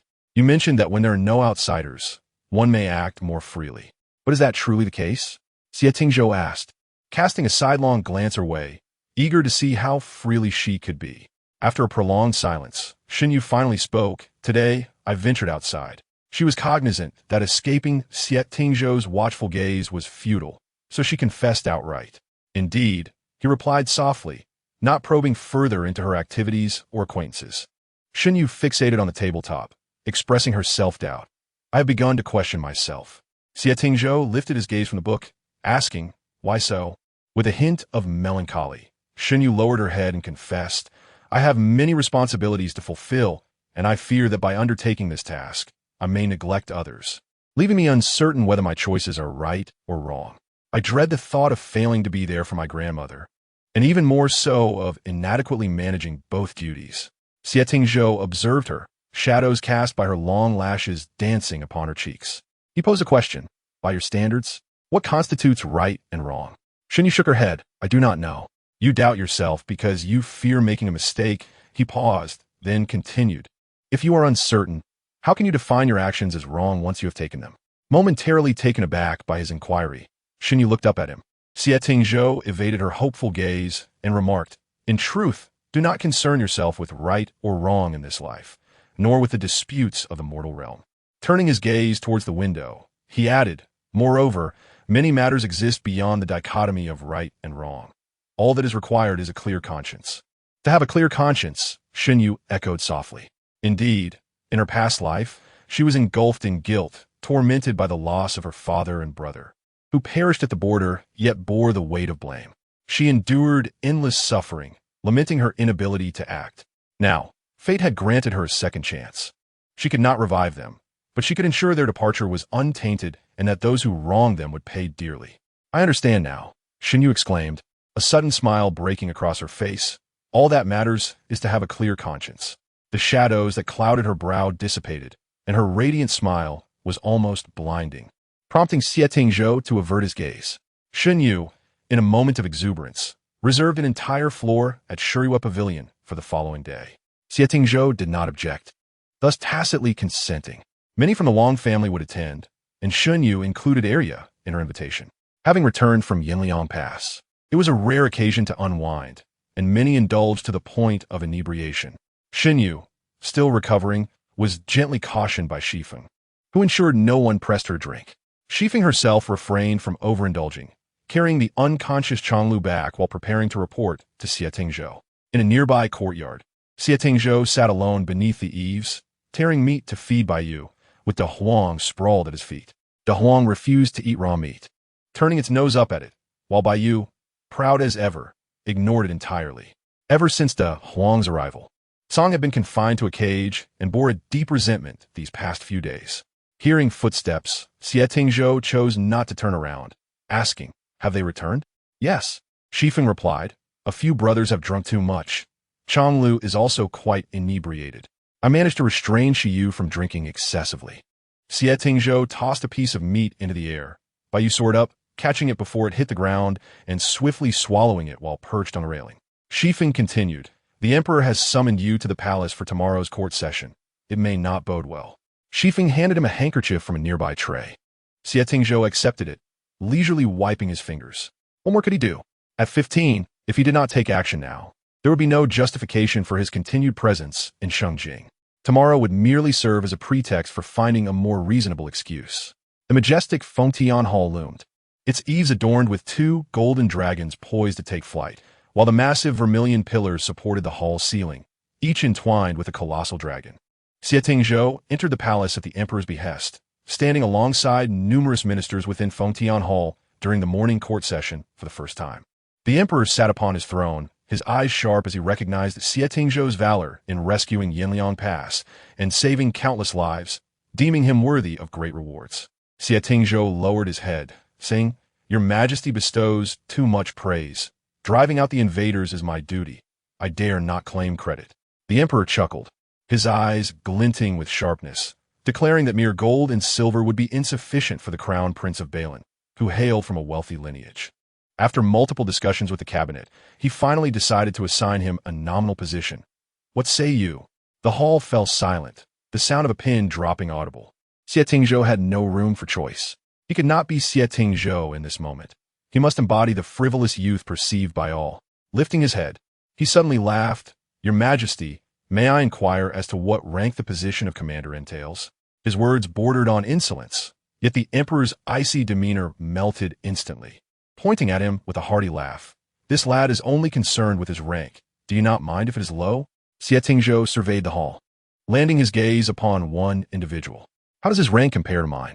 Jiang Lianzhi stepped forward, identifying himself as the Deputy Minister of Revenue, holding the 3rd rank, thus equating his position with Xie Tingzhou's. Xie Tingzhou nodded slightly, seemingly satisfied. "Then I thank your Majesty for your kindness. Shengjing's splendor is captivating. Yet my father has sent a letter urging my return to Balin. I was at a loss for a reason to decline, and your Majesty has provided me with a timely resolution." The emperor burst into hearty laughter. "Perfect. Issue the decree." As he exited Fengtian Hall after court, officials offered their congratulations. One remarked, "In our future service together, should we continue to address you as the Crown Prince or as Commander Xie?" Xie Tingzhou amicably engaged in conversation. "It is but a title. My esteemed colleagues may address me as they wish." Balin was too formidable, and the emperor harbored trepidation, seeking to confine the prince within the capital as a hostage, merely a matter of issuing a decree. Without an official position, it would be unreasonable for the emperor to detain him in the capital. Thus, after such a convoluted maneuver, he was assigned a nominal role, all to maintain the illusion of being a wise ruler. As Fengtian Hall receded behind him, Xie Tingzhou stepped onto the cobblestone path, each step growing heavier, his frustration with this place mounting. "Crown Prince, wait." Xie Tingzhou paused, turning to see someone hastily approaching, adorned in peacock-patterned official robes, exuding an air of elegance. "Is there something you wish to discuss, Master Jiang?" Jiang Lianzhi approached him, expressing a desire to seek counsel on a matter. "Is it official or personal?" "Personal. What personal matters could you possibly have with me?" Xie Tingzhou began to walk away. Jiang Lianzhi hurried after him. "Crown Prince, having returned from Yanliang Pass, I wish to inquire if you encountered a woman on the battlefield?" "The daughter of General Shen Yu." Once again, Shen Yu's name surfaced. Xie Tingzhou slowed his pace, casting a glance at Jiang Lianzhi. Jiang Lianzhi continued, "To be honest, the daughter of General Shen is the object of my affection. I heard she was on the battlefield, yet she remains unaccounted for, neither alive nor dead." "Master Jiang," Xie Tingzhou halted. "Do you understand why there are no bodies?" Jiang Lianzhi's expression turned puzzled. "I would like to know more." Xie Tingzhou narrowed his eyes. "Because there are too many corpses. As far as the eye can see, they're all soldiers' remains. Some frozen together, others trampled beyond recognition. So tell me, why do you think they cannot be found? It was merely a case of not recognizing. All of it piled together and burnt. Jiang Lianzhi's face turned pale in an instant, while Xie Tingzhou had already swept away in silence. Chapter 62. Comforting a bang bang. Bang. Chang Lu forcefully struck the courtyard gate, and Arya hurriedly approached. As soon as she opened the door, Chang Lu squeezed inside, asking, "Where is Xie Yu?" Arya tilted her head back to look at him in the room. Chang Lu dashed into the chamber and found Shen Yu sprawled on the couch. Flipping through a book, he seized her arm and pulled her outside, insisting, "Come with me." "Where to?" Shen Yu stood up, dragged by him. "To Qingpu residence. But I'm not on duty today." Shen Yu protested, but Chang Lu, in a fit of urgency, insisted, "You must come. Xifeng just called your name." "Then wait a moment." Shen Yu freed herself from his grasp, turned back to retrieve a knife from the table, and followed Chang Lu out. Xifeng stood at the entrance of Qingpu residence, accompanied by a group of guards who looked grim as if the lady had run off with someone. "What has happened?" Xifeng's expression was serious. "His Highness has not eaten since he left the palace yesterday." Shen Yu thought for a moment. "He won't starve in a day. And then what?" Xifeng pressed his lips together. "We were all driven out when we tried to enter." "Then why did you call me?" Shen Yu instinctively asked. Xifeng shoved a food box in her hands. "You go deliver it."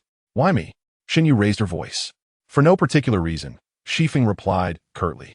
Chang Lu had already opened the courtyard gate, and in perfect synchrony, Xifeng pushed Xie Yu inside, while quickly shutting the door behind them.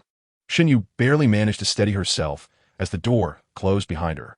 She turned to stare at the door for a while, realizing that the previous night's feast had not earned her any friends. When trouble arose, they unhesitatingly pushed her to take the blame. She felt as if she were merely feeding the dogs. With a sigh, Shen Yu resignedly carried the food box toward the study. The study was empty, so she proceeded to Xie Tingzhou's bedroom.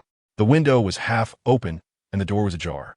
Peering through the crack, Shen Yu saw Xie Tingzhou reclining on his low couch, hand resting on his forehead, seemingly in slumber. She knocked gently on the door and waited for a moment. When there was no response, she knocked again. "Who allowed you to enter? Go away." Two cold rebukes echoed back, and Shen Yu replied with a hint of discontent. "Oh." Inside, Xie Tingzhou slowly opened his eyes.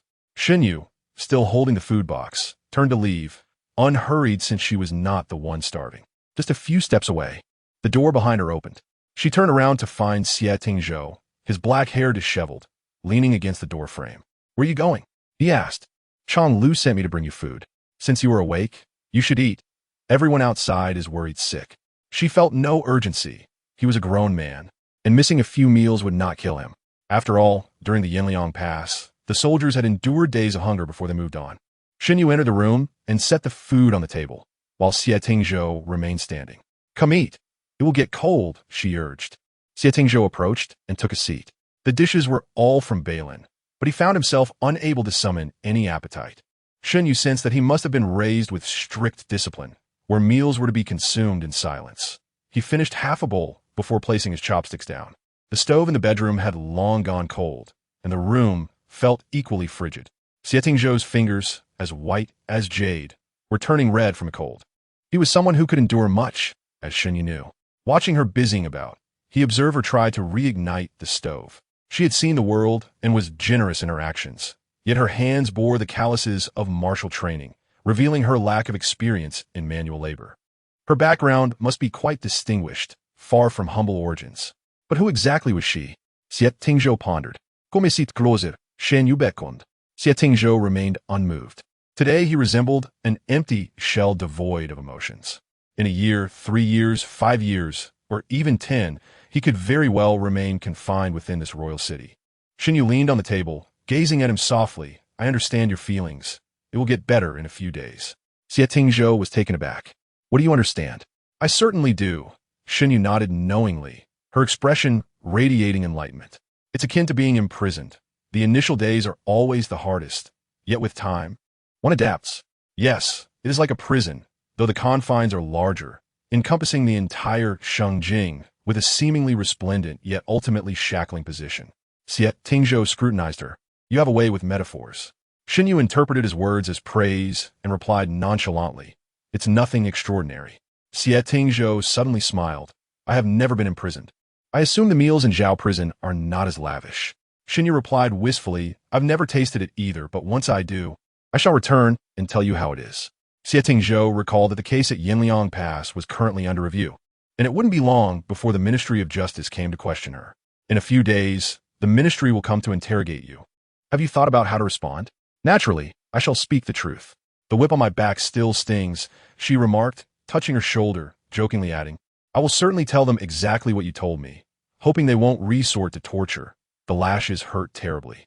Understanding her implication, Xie Tingzhou pursed his lips. That beating was not in vain. Then he added reassuringly, do not worry, no one in the ministry will harm you. At this juncture, the room fell silent again. Shen Yu contemplated, glancing at the knife at her waist. It was the very one she had taken from Xie Tingzhou's carriage during a moment of peril. Being a sword enthusiast, she had been reluctant to return it, even going as far as to find a sheath for it. Xie Tingzhou did not rush her, and she pretended to be unaware, for in the end, it was he whom she sought to protect with the knife.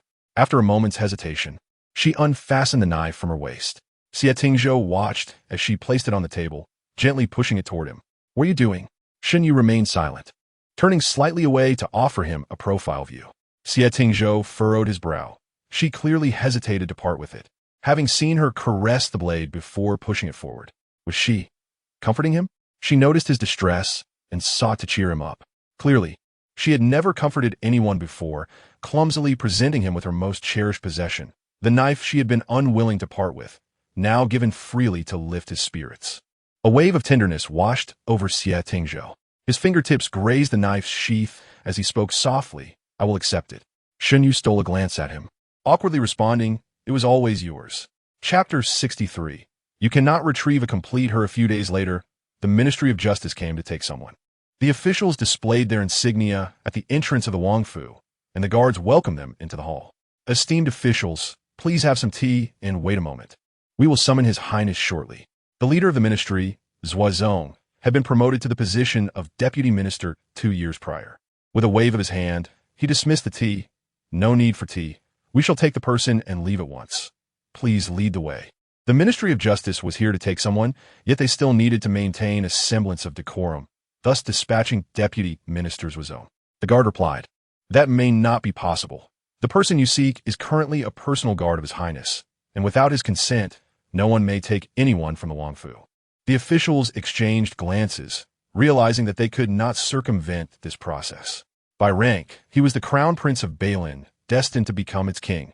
In terms of position, Xie Tingzhou was now acting as a commanding officer, a rank that held considerable weight. From any perspective, he was not someone to offend lightly. Moreover, this gentleman's temperament was unpredictable, known only through hearsay. In summary, he was not one to be trifled with. After weighing his options, Zhuozong decided, there is no need to trouble the crown prince to come meet us. I shall visit him instead. Please lead the way. The guard escorted him to Qingpu residence, and after some formalities, allowed him inside. Zhuozong stepped into the courtyard, just as a dark figure leaped down from the tree, agile and poised. As Zhuozong discerned the situation, he instinctively took 2 steps back, pressing his thumb against the hilt of his dagger, ever prepared to unsheath it. Xie Tingzhou leisurely stood beneath the eaves, stating, there is no need for alarm. It's merely a pet. Who keeps a leopard as a pet? Cold sweat trickled down Zhuozong's spine. Song paced around the group, his pale, golden eyes scrutinizing everyone, radiating an aura of danger. Your Excellency, Zhuozong spoke sternly. I am Zhuozong, here on official business. Suddenly, Song emitted a roar unique to leopards, interrupting Zhuozong.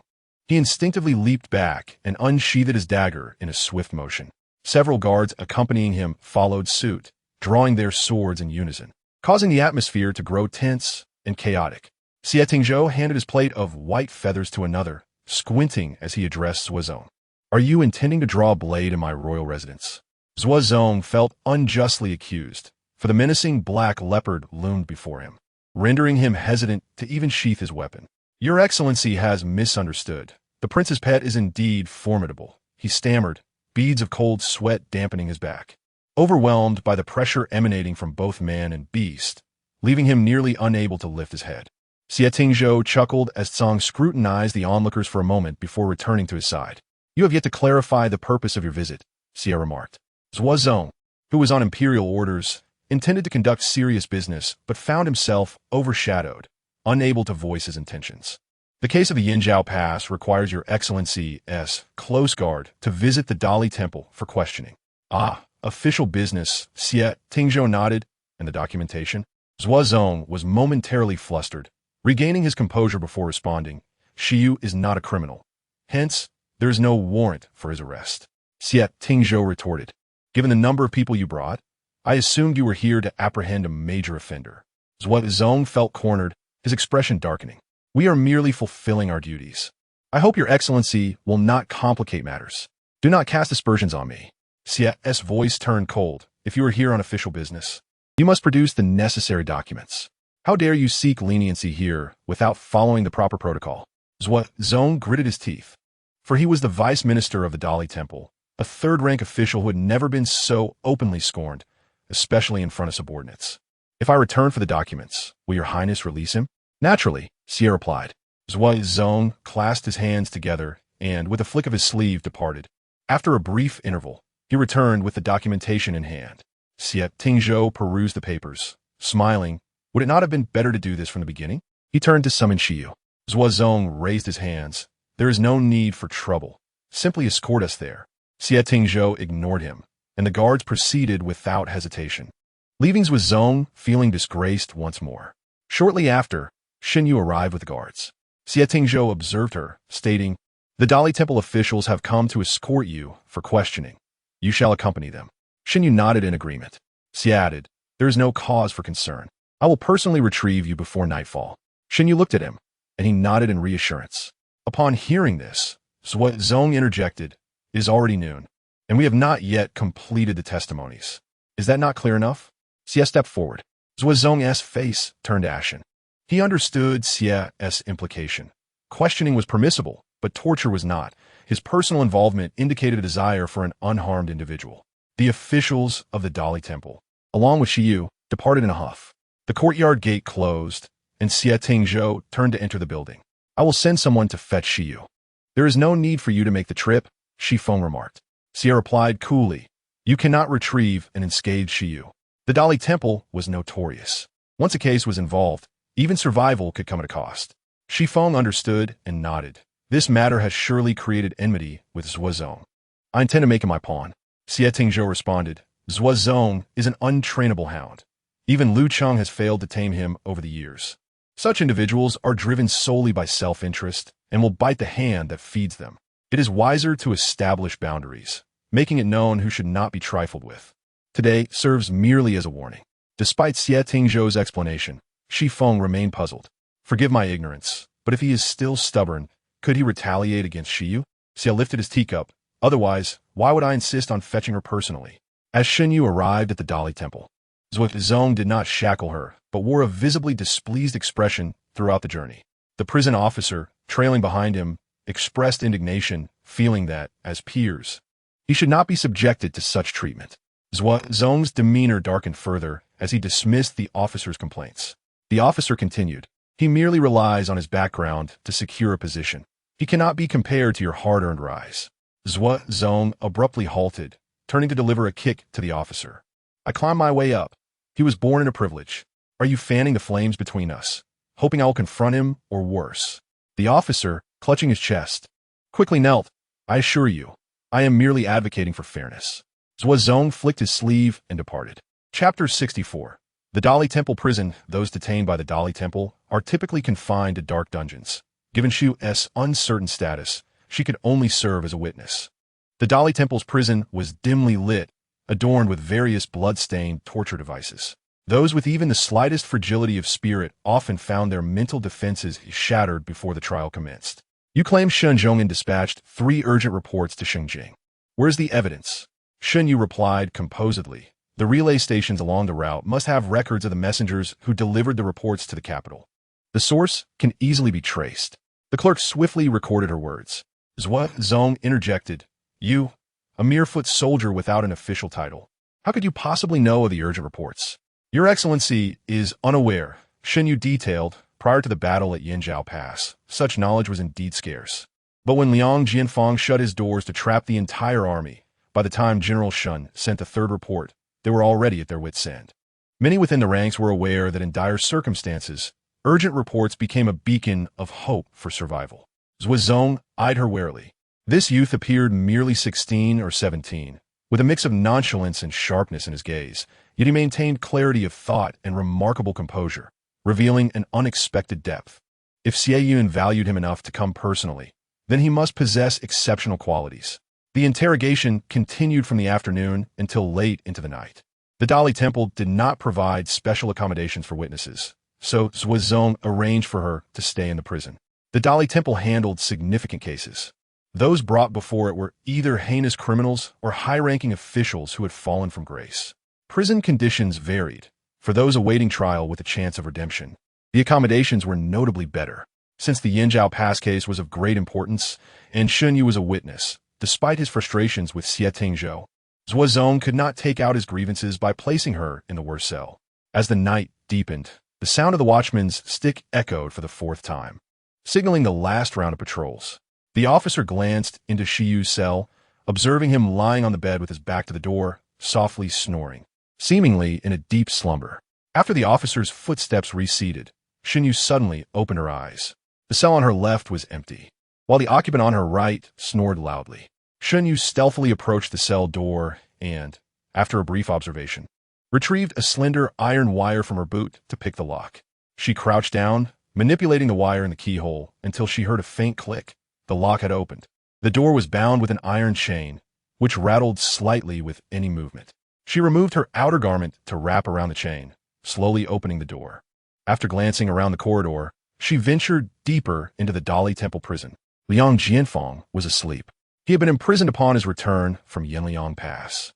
Yet he showed no fear, able to eat and drink as usual.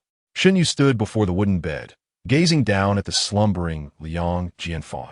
This man was responsible for the demise of hundreds of thousands of soldiers, the death of her father and brothers. The enemy was right before her. Her heart screamed for vengeance, desiring to flay him alive and shatter his corpse into pieces. Yet she could only suppress the hatred that threatened to erupt. Reason told her this was insufficient. How could his life possibly equate to that of the 10,000 soldiers? The dark forces behind him had yet to be revealed. Shen Yu raised her foot and kicked Liang Jianfang on the wooden bed. Liang Jianfang was accustomed to being awakened in the middle of the night by the guards, interrogated when his will was at its weakest. Assuming it was merely a guard, he slowly sat up, only to be startled into silence upon seeing her attire. As he opened his mouth to scream, Shen Yu swiftly stuffed a rag into it, whispering, "If you make a sound, you will die. Tell me, who ordered you regarding the Yanliang Pass incident?" The figure before him was backlit, making it difficult for Liang Jianfang to discern her features. Shen Yu brandished a dagger, twirling it in her hand. "I will count to 3. If you have yet to formulate a response, I can always remind you one." Liang Jianfang, fearing for his life, hastily removed the claw from his mouth, exclaiming, "I will tell you." Shen Yu lifted her chin, urging him to speak. "It was Lord Jiang, the Chancellor." Shen Yu frowned. "The Chancellor? Jiang Yuanqing?" Liang Jianfang nodded earnestly. "Please don't kill me. There are debts to be repaid, and I'm merely a pawn. The decisions were made by my superiors." Shen Yu pondered for a moment. "Did you say the same when you were captured?" "Yes." Shen Yu scoffed. "Then tell me, what was Jiang Yuanqing's motive for instructing you to act?" Liang Jianfang trembled. "Lord Jiang has a grudge against General Shen, but I'm unaware of the details." "Unaware, you say? Allow me to enlighten you," Shen Yu said, pressing the dagger against Liang Jianfang's throat, leaning in to whisper. "That grudge is non-existent." As she drew closer, Liang Jianfang suddenly recognized her face. He had seen her among Shen Zhongman's troops, right by Shen Zhao's side. Shen Yu did not miss the flicker of realization in Liang Jianfang's eyes, a subconscious attempt to find a way out as his lies unraveled. Shen Yu tilted the dagger slightly, forcing Liang Jianfang to raise his chin. "I grant you one more opportunity to answer correctly. I demand a truth." Liang Jianfang, paralyzed with fear, stammered, "I am not lying." "Incorrect," Shen Yu replied with a smile. Liang Jianfang sensed the danger in her smile, his pupils dilating in fear. Before he could react, he was rendered immobile, the rag stuffed back into his mouth. Pain suddenly shot through his leg. Liang Jianfang's eyes widened in terror as muffled cries escaped his lips. "Is it worth it?" Shen Yu asked. "The people behind you want you dead, yet you shield them, even attempting to implicate others. Liang Jianfang immediately began to defame Jiang Yuanqing. But had Shen Yu not married Jiang Lianzhi in her previous life and known Jiang Yuanqing well, she might have been deceived. Jiang Yuanqing was one of the few virtuous members of the Jiang family. In her past life, when her family was wronged, Jiang Yuanqing was the first to defend Shen Zhong'an, asserting he was not the type to seek fame recklessly. It could be said that Emperor Su's decision not to punish the Shen family was largely due to Jiang Yuanqing's intervention. Later, when she married into the Shen family, Jiang Yuanqing had even spoken to her, assuring her that the Jiang family would not allow loyal subjects to suffer. Unfortunately, she had ultimately lost faith in Jiang Lianzhi. Shen Yu coldly remarked, "Do you know why you were not escorted back to Shengjing via the direct route, but rather took a long detour?" Liang Jianfang, dizzy with pain, focused intently on her words. "Because the person you wish to protect is constantly plotting your demise." For a brief moment, Liang Jianfang wavered, gritting his teeth to remain silent. "Your doppelganger was escorted back to the capital via the original route by the Qingyun Guard. Do you know what has become of him?" Liang Jianfang fixed his gaze on her. "He never made it to Yian. At Longjing Peak in Huidang County, he was crushed by stones, attacked by over 100 assassins."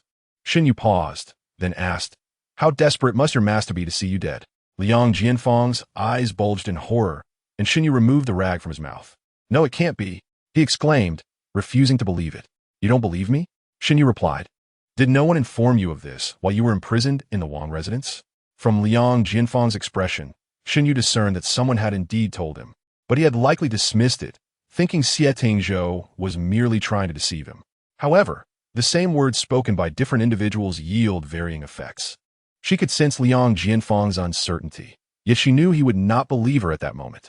Believe it or not, within 3 days, someone will come to take your life. She stepped back, her voice low.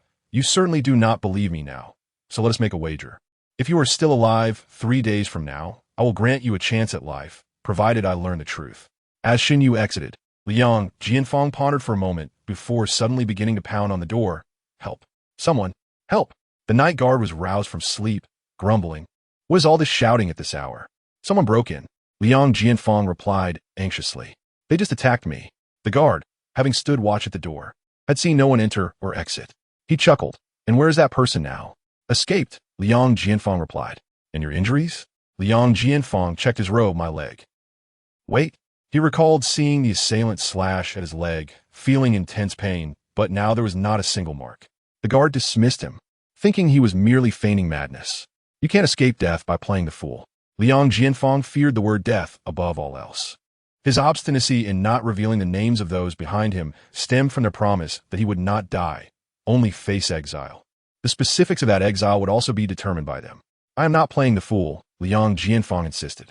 "I have seen that person among Shen Zhong'an's troops. He seems to be Shen Zhao's guard." The guard's drowsiness evaporated instantly, and he hurried towards the cell containing Xie Yu. Upon finding the prisoner still snoring, the guard inspected the lock on the door, confirming it was intact and had not been tampered with. In the dead of night, a tall figure stealthily slipped out of the Dali Temple prison, taking several winding paths before arriving at the residence of a certain lord in the Eastern Market. The following evening, Shen Yu emerged from the Dali Temple. A carriage awaited her at the entrance, alongside several sedan chairs belonging to officials attending to business. As she descended the steps, Chang Lu leapt down from the carriage's yoke. "Xie Yu." Shen Yu smiled as she approached. "Thank you for coming to fetch me. I could have returned on my own." Chang Lu grinned. "It is not I who am burdened, it is someone else." Perceiving the underlying meaning, Shen Yu climbed into the carriage, lifting the curtain to find the interior more opulent than she had anticipated. She thought she was not of such high importance. The exterior seemed modest, yet inside it was excessively luxurious. She lifted the curtain again, noticing the interior was layered with soft white furs. After spending a night in the prison, she feared soiling the exquisite material. "How did you manage to come out?" Chang Lu inquired. "Life is cheap," Shen Yu replied, sitting beside Chang Lu on the carriage's yoke. "This splendid carriage makes me feel as though I am being sent away." Chang Lu laughed. "Let's be off." "Not in a hurry," Chang Lu replied. "The prince has yet to emerge." Shen Yu was taken aback. "The prince is here as well?" She had assumed Xie Tingzhou's earlier warning was merely a bluff to caution the Dali Temple officials. She never expected him to truly come for her. Indeed, Chang Lu gestured with a finger, having encountered the esteemed officials of the censorate upon his arrival, and kindly invited them in for a cup of tea. The Supreme Court was adjacent to the censorate, and Xie Tingzhou, newly arrived in the capital, understood that his status differed from that of Li Jifeng. To secure a stable existence here, he could not merely be a figurehead. With the officials extending their goodwill, he could not afford to dismiss them outright. It was prudent to maintain connections whenever possible. After a brief stay at the censorate, he rose to take his leave after finishing his tea. "Is His Highness in such a hurry to depart?" Vice-Censor Wan Ruihan inquired, seeing him off. Wan Ruihan had previously served as an inspector in Shengjing, where he had crossed paths with a corrupt official and had been abducted by bandits in collusion with the said official. He had been rescued by the king of Balin. Since then, his career had flourished, and he now held the position of left vice-censor, a testament to some influence from Balin. Xie Tingzhou glanced outside, noting the late hour, and decided it was time to leave. Wan Ruihan walked alongside him to the exit, curious to see who warranted the prince's personal escort. "It's just a child from the manor," Xie Tingzhou replied with a smile. "Forgive my jest. He is at that age where one must worry a bit more. Please, do not trouble yourself further." As they stepped out of the censorate's entrance, Wan Ruihan ceased his escort, standing at a distance. Just as Xie Tingzhou approached, a carriage arrived, from which a handsome youth swiftly dismounted and stood before him. That time in confinement was not wasted, Shen Yu remarked with a smile. They exchanged a knowing glance, and Xie Tingzhou responded, "We shall discuss it further upon our return." Shen Yu nodded, but added, "I already know the answer. Prison food is dreadful." Wan Ruihan, unaware of their exchange, observed Xie Tingzhou's demeanor, which remained unchanged, though the ice in his eyes seemed to thaw slightly. The two then boarded the carriage, and the young lad on the carriage's yoke cracked the whip, directing the vehicle towards Guanghua Gate. The inner city of Shengjing encompassed the imperial palace, government offices, while the outer city comprised residences and streets. At Guanghua Gate, a palace attendant halted their carriage. "May I inquire if His Highness is within?" Chonglu reined in the horses. "Indeed, good sir. Is there something you require?" The attendant took a few steps forward, addressing the carriage. "Your Highness, I have been sent to deliver a message. His Majesty has heard of your arrival, and given the late hour, has ordered me to invite you to dine at the palace." Xie Tingzhou drew back the carriage curtain and recognized the attendant as the godson of the chief of the Board of Rights, and in such a public setting, the message could not be disregarded. He turned to Shen Yu and said, "You and Chonglu should return first." Shen Yu questioned, "And what about you?" "Chonglu will escort you home before returning for me. He knows how to manage it." Feeling guilty for making Chonglu run back and forth, Shen Yu suggested, "Perhaps it would be better if I returned alone, allowing Chonglu to accompany you." Xie Tingzhou cast her glance. "Who decides in the Wangfu, you or I?" Shen Yu pouted and turned away, refusing to meet his gaze. Xie Tingzhou exited the carriage to converse with Chonglu. Just then, Jiang Lianzhi emerged from the Ministry of Revenue and spotted the attendant blocking Xie Tingzhou's carriage. They were not acquainted, so he merely offered a polite salute as he passed. The carriage curtain lifted slightly again, and Shen Yu quietly asked Xie Tingzhou, "If you return late, should I wait for you?" "It will not be late," he assured her. "Wait for me at Kingpuju." Shen Yu had discovered something the previous night and wished to discuss it with him. Others would not comprehend the underlying significance of their exchange. This thought occurred to the attendant, who, head bowed, dared not look up. The carriage curtain fell once more, and Chonglu drove them away. Jiang Lianzhi frowned at the disappearing carriage and suddenly inquired, "Your Highness, may I ask who is in the carriage?" Xie Tingzhou replied succinctly, "My person." With that, he turned to leave. The attendant stifled a laugh and whispered to Jiang Lianzhi, "Do not pry so deeply, sir. Some matters are not meant for public discourse." The attendant followed Xie Tingzhou, while behind them, Gao Jin whispered, "There are rumors circulating in the capital that Xie Tingzhou favors handsome youths and has sought companionship at Ziyin Tower. The favored youth by his side must be. Do not spread unfounded rumors," Jiang Lianzhi reprimanded sharply. "Yes, sir." Gao Jin bowed his head in submission. The carriage grew increasingly distant, exiting Guanghua Gate and proceeding onto Yongning Street. Jiang Lianzhi gazed into the direction where the carriage had vanished, lost in thought. He had glimpsed a profile resembling a Yu's, yet the voice he heard was unmistakably youthful. Xie Tingzhou indeed returned promptly, arriving before the hour of Su. Upon entering the courtyard and noting the absence of Xie Yu, he inquired, "Where is everyone?" "Shifeng knows whom you inquire about. He is still dining." "Why so late?" Shifeng, exasperated, explained. Xie Yu finds the prison ominous and had Changlu fetch a brazier. Changlu, being quite exuberant, went about jumping over the brazier and searching for mugwort to burn. And they spent quite some time causing a ruckus in the courtyard, which made Arya tear up and come to complain to me. Xie Tingzhou, upon hearing this, bore no intention of punishment. In fact, a light smile graced his lips.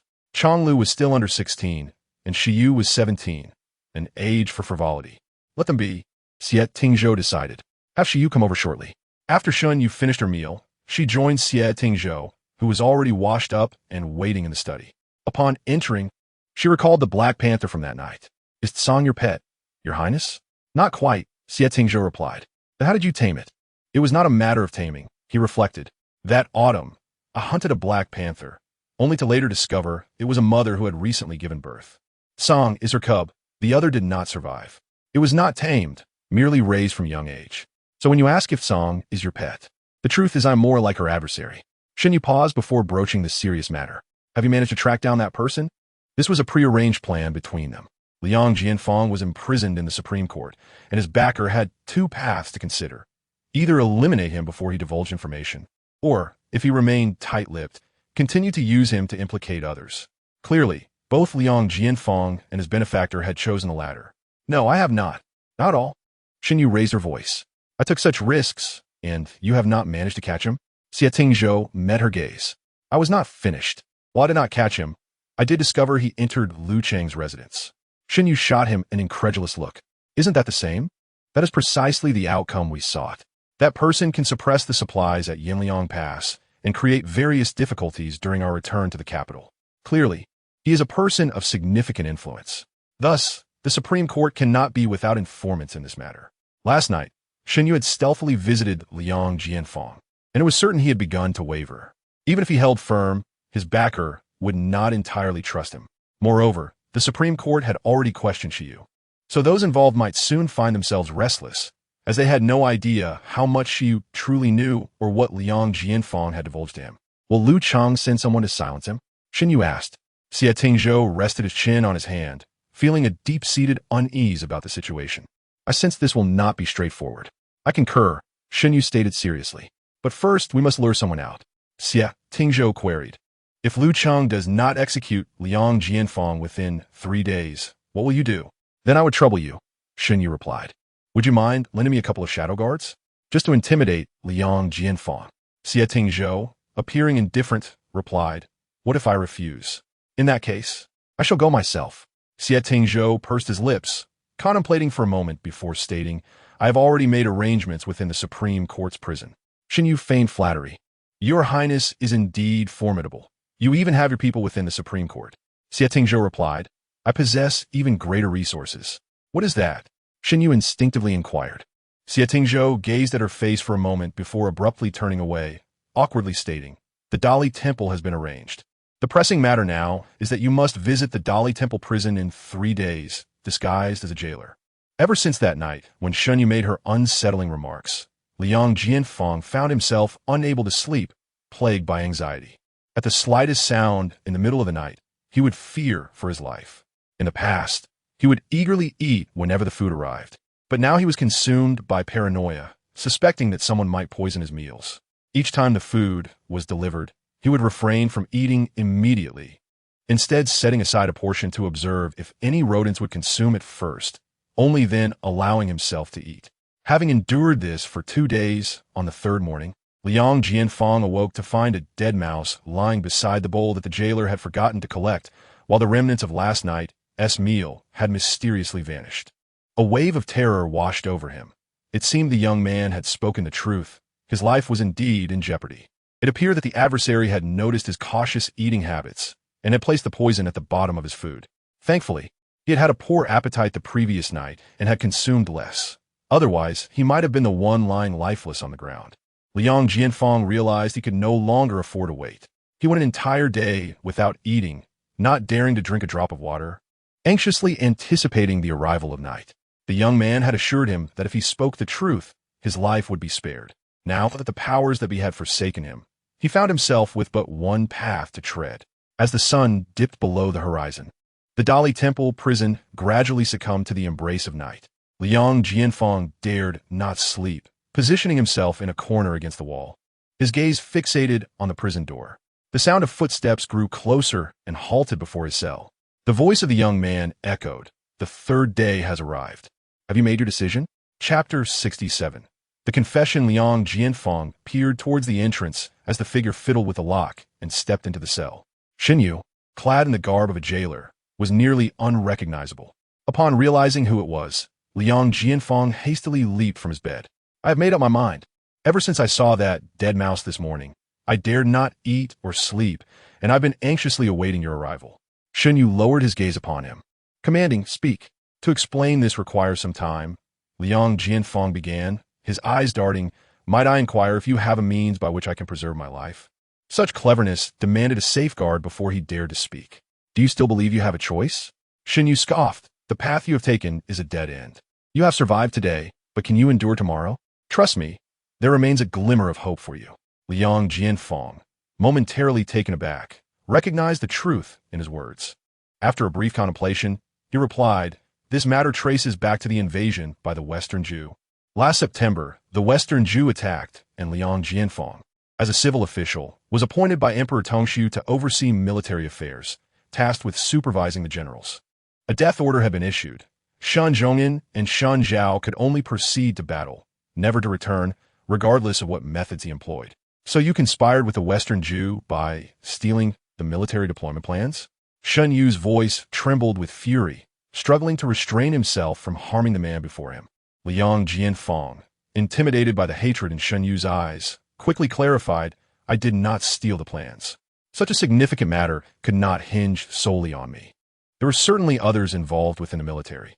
Shen Yu remained skeptical. "If you did not steal them, how could you assure a certain defeat in battle? How could you fulfill your orders?"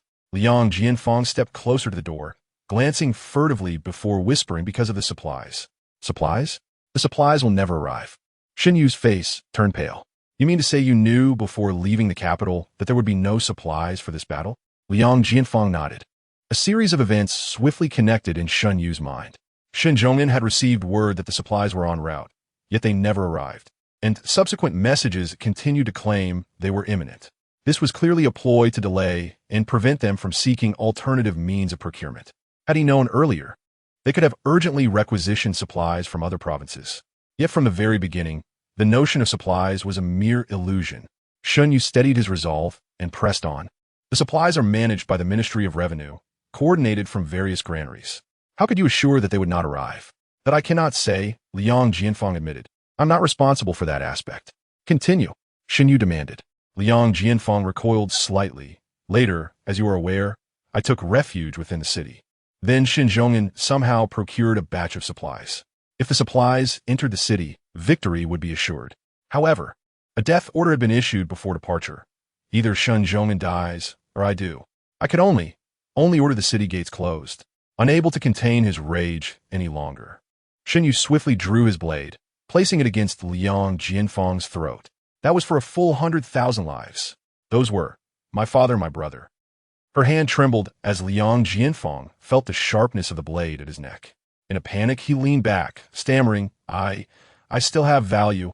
Please don't kill me." Shen Yu gripped the knife tightly, slowly retracting it, reaching behind her waist to retrieve an item that she tossed at Liang Jianfeng's feet. "Right? Document everything you just said." Liang Jianfeng stared at the paper and pen on the ground, instinctively retreating. He understood that if he committed his words to writing, he would forfeit his existence. "Rest assured," Shen Yu coldly declared, "I require you to personally identify him. But if you refuse to write, I can end your life right now." Liang Jianfeng picked up the paper and pen, licking the tip of the pen nervously before beginning to write. Once completed, Shen Yu warned him, "The Guanghua gate will be tightly secured at night. No one may enter or exit. The gates will not open until the hour of the yin. And by the hour of the Mao, it will be time for the departments to change shifts." Shen Yu, armed with her badge alongside another jailer, exited the Guanghua gate. Crossing Yoning Street, they exchanged a glance before parting ways. She remained rooted in place, fully aware of certain details and cognizant of the true puppeteer behind the scenes. Yet her heart felt heavier, for she suddenly realized that even with the truth grasped and the culprit apprehended, her father and brother would never return. The scene from that fateful day played back in her mind. The air was frigid, the snow thick, as she searched through the pile of bodies. Praying with each one, she uncovered that it would not be them. Yet in the end, her hopes were dashed. A carriage halted before her, and Shifeng regarded the silent Xie Yu without uttering a word, instead lifting the curtain. Xie Tingzhou cast his gaze downwards, softly urging, "Get in. It is time to return." Shen Yu stepped into the carriage, leaning her head against the window frame, lost in thought. Xie Tingzhou observed her silently, choosing not to speak, allowing her the space to contemplate in silence. After a moment, Shen Yu produced 2 sheets of paper from her sleeve and handed them to him. Xie Tingzhou accepted them. Liang Jianfang's confession? Shen Yu nodded gently. Xie Tingzhou scanned the contents swiftly, his brow furrowing as he gripped the confession tightly, his hand trembling. Such absurdities were beyond comprehension. Folding the paper, he announced, "Shifeng, to the Daziyuan." Xie Tingzhou, holding a third-rank official title, was obliged to attend court daily. However, as the son of a Northern Lin prince, the emperor merely granted him a nominal position, exempting him from daily attendance. The gates of the Fontian Hall swung open, with princes and ministers lining the sides. As Xie Tingzhou entered, curious gazes fell upon him, for it was the first time in many days that he had come to court. A sudden uproar erupted within the hall. The left censor of the Daziyuan, Wan Rui, clad in his crimson robes, strode into the hall. The Daziyuan was tasked with overseeing laws and regulations, possessing the authority to reprimand even the highest-ranking officials. His appearance signified the initiation of an impeachment against an official. When the appointed hour arrived, Emperor Tongshu entered, immediately spotting the figure in scarlet among the crowd. His expression grew stern. "Wan Qing, whom do you intend to impeach today?" Wan Ruixian presented a memorial, solemnly stating, "I respectfully report to your majesty that the case of Yanliang Pass has been reviewed by the 3 judicial departments. I, the left deputy minister Wan Ruixian, hereby submit a report regarding this case, impeaching the Minister of Revenue, Lianzhi, for colluding with treacherous officials to frame loyal subjects, resulting in the defeat of Yanliang Pass." The court erupted in an uproar. Emperor Tongshu quickly perused the memorial, already having a grasp of the situation, and spoke in a deep voice, "Proceed." Stepping forward, Wan Ruixian continued, "Last September, Chapter 68, a dispute. Xie Tingzhou exited the Grand Hall, feeling that the court and the entire Dezhou had descended into chaos. He stood still, uncertain of how to explain the outcome to her. After all the effort, this was the result. Shen Yu had not slept all night, and Shifeng had continuously urged her to go home and wait, but she refused, remaining outside Yongning Street. As the officials gradually dispersed, it was quite some time before Xie Tingzhou appeared at Guanghua Gate. Xie Tingzhou was typically inscrutable, yet Shen Yu could discern from his expression that today's events had not gone well. He approached her, asking, "Why haven't you gone back?" "I was worried," Shen Yu replied. Xie Tingzhou nodded, instructing her to speak in the carriage. "I have handed over Liang Jianfang's confession to Wan Ruixian, who will take the lead in impeaching the Minister of Revenue, Lianzhi, for colluding with Liang Jianfang, leading to the military defeat." Shen Yu scrutinized Xie Tingzhou's countenance, sensing something amiss. "Is there a problem?" After a moment, Xie Tingzhou finally spoke. "Liang Jianfang is dead." "What?" Shen Yu gasped in shock. Xie Tingzhou replied coldly. Emperor Tongshu heard the impeachment and intended to interrogate Liang Jianfang on the spot. However, when the guards went to fetch him, they reported that he had committed suicide in prison out of fear of punishment. "That's absurd," Shen Yu exclaimed angrily. Liang Jianfang was so cowardly. Who would believe he took his own life out of guilt? "Some people do believe it," Xie Tingzhou said, his brow furrowing slightly. "Most importantly, before his death, he left another confession that contradicts the one you gave me." Shen Yu's mind raced as she realized. Someone forced him to write that confession and then killed him to disguise it as suicide. Xie Tingzhou nodded, 2 testimonies from the same person, yet completely contradictory. Emperor Tongshu is in a dilemma and has no choice but to detain both groups for further investigation. Accepting either confession as evidence is untenable, and it seems we must find another way. Having just left the Dali Temple prison, someone had followed closely behind to kill Liang Jianfang. It appeared that someone in the Dali Temple was always watching, perhaps even monitoring her movements. After a moment of contemplation, Shen Yu suddenly declared, "I must visit the clothing shop of the Liu family." Noticing Xie Tingzhou's gaze upon her, she asked, "What are you looking at?" "Nothing," he replied, diverting his gaze. But Shen Yu tilted her head, observing him. Recently, the young lord seemed somewhat off. Unlike before, when he would spar with her verbally, he now appeared much more composed. The carriage halted before the clothing shop. Shen Yu dismounted and turned back, saying, "Your Highness and Shi Feng should return first. I will go back to the Wangfu myself." Xie Tingzhou remained in the carriage, watching her enter the store. Shi Feng leaned back and remarked, "He no longer avoids you, which suggests he has started to trust you." Xie Tingzhou lifted the curtain slightly, catching sight of the shopkeeper welcoming Shi Yu into the inner chamber. Shen Yu inquired, "Is there any news of the green medicine?" The shopkeeper shook his head gravely, moving to the desk to open a drawer. "However, there is a letter that just arrived from Hezhou this morning." Shen Yu nodded, opening the letter while asking, "Is there any news from the Shen residence?" The shopkeeper hesitated. "Speak," she urged. "Yes," he replied cautiously. "I personally delivered the letter and reminded the second miss." She said, "The eldest daughter of the Shen family has already died at Yinliang Pass. How could a scoundrel dare impersonate her unless they seek to defraud?" After reading, Shen Yu's hand holding the letter fell to her lap. "Should I send another letter?" The shopkeeper tentatively asked. "There's no need," Shen Yu replied. "I will seek her out personally." Upon exiting the shop, she found that Xie Tingzhou and Shi Feng had not left and had parked their carriage to avoid obstructing customers. Shen Yu entered the carriage. Being the astute person she was, she refrained from asking awkward questions. She could not simply ask why he had not left yet, waiting for him to say, "I'm waiting for you." As the carriage rolled through the bustling streets, Shen Yu recalled Hong Qiao's letter and asked Xie Tingzhou regarding that batch of grain. "They say the grain officer died on the way, and the grain has gone missing." Xie Tingzhou responded, "It is said that the grain was intercepted by mountain bandits within the Qichang territory. The situation in Zhou had worsened in recent years, with corrupt officials rampant, leaving the populace in despair.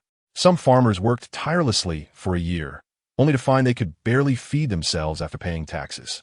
The number of disaster victims was increasing, and many who could not afford food resorted to banditry just to secure a meal. This had led to a proliferation of bandits across Zhou. Which bandit would dare rob grain meant for the front lines?" Shen Yu scoffed. "That is why I said it is said," Xie Tingzhou replied leisurely. "The court is short-staffed, and they have yet to devise a plan to deal with the bandits. Can't the local princes deal with the bandits?" Xie Tingzhou shook his head. "Emperor Tongshu is naturally suspicious. Would he dare allow the princes to lead troops out of the capital?" "That is true. If we are speaking of candidates, one is readily available," Xie Tingzhou said. "When escorting, he only dared to bring 2,000 Qingyun guards and turned back after 50 miles from the capital, fearing Emperor Tongshu would seize upon any misstep." As Shen Yu pondered, a sudden realization struck her. "Qichang, Qichang. What is it?" Xie Tingzhou asked. Shen Yu grasped his hand excitedly, proclaiming, "The location of Qichang. Why did the grain go missing specifically there?" Xie Tingzhou remained silent, staring at the hand that held his. It felt as though something had brushed against his heart. How could such a small hand wield such a long blade? He gazed for too long, causing Shen Yu to sense something amiss and quickly retract her hand. "Your Highness, I apologize." As her hand withdrew, a faint sense of loss washed over Xie Tingzhou. "It is nothing." Shi Feng, standing outside the carriage, suddenly heard the word offend, but was oblivious to how Shi Yu had offended the young lord. "What did you just say?" Xie Tingzhou asked, focused. Shen Yu replied, "If I recall correctly, the location of Qichang is quite unique." Xie Tingzhou pondered for a moment and nodded. Qichang is situated between two fiefdoms, with a main road leading directly to Shengjing.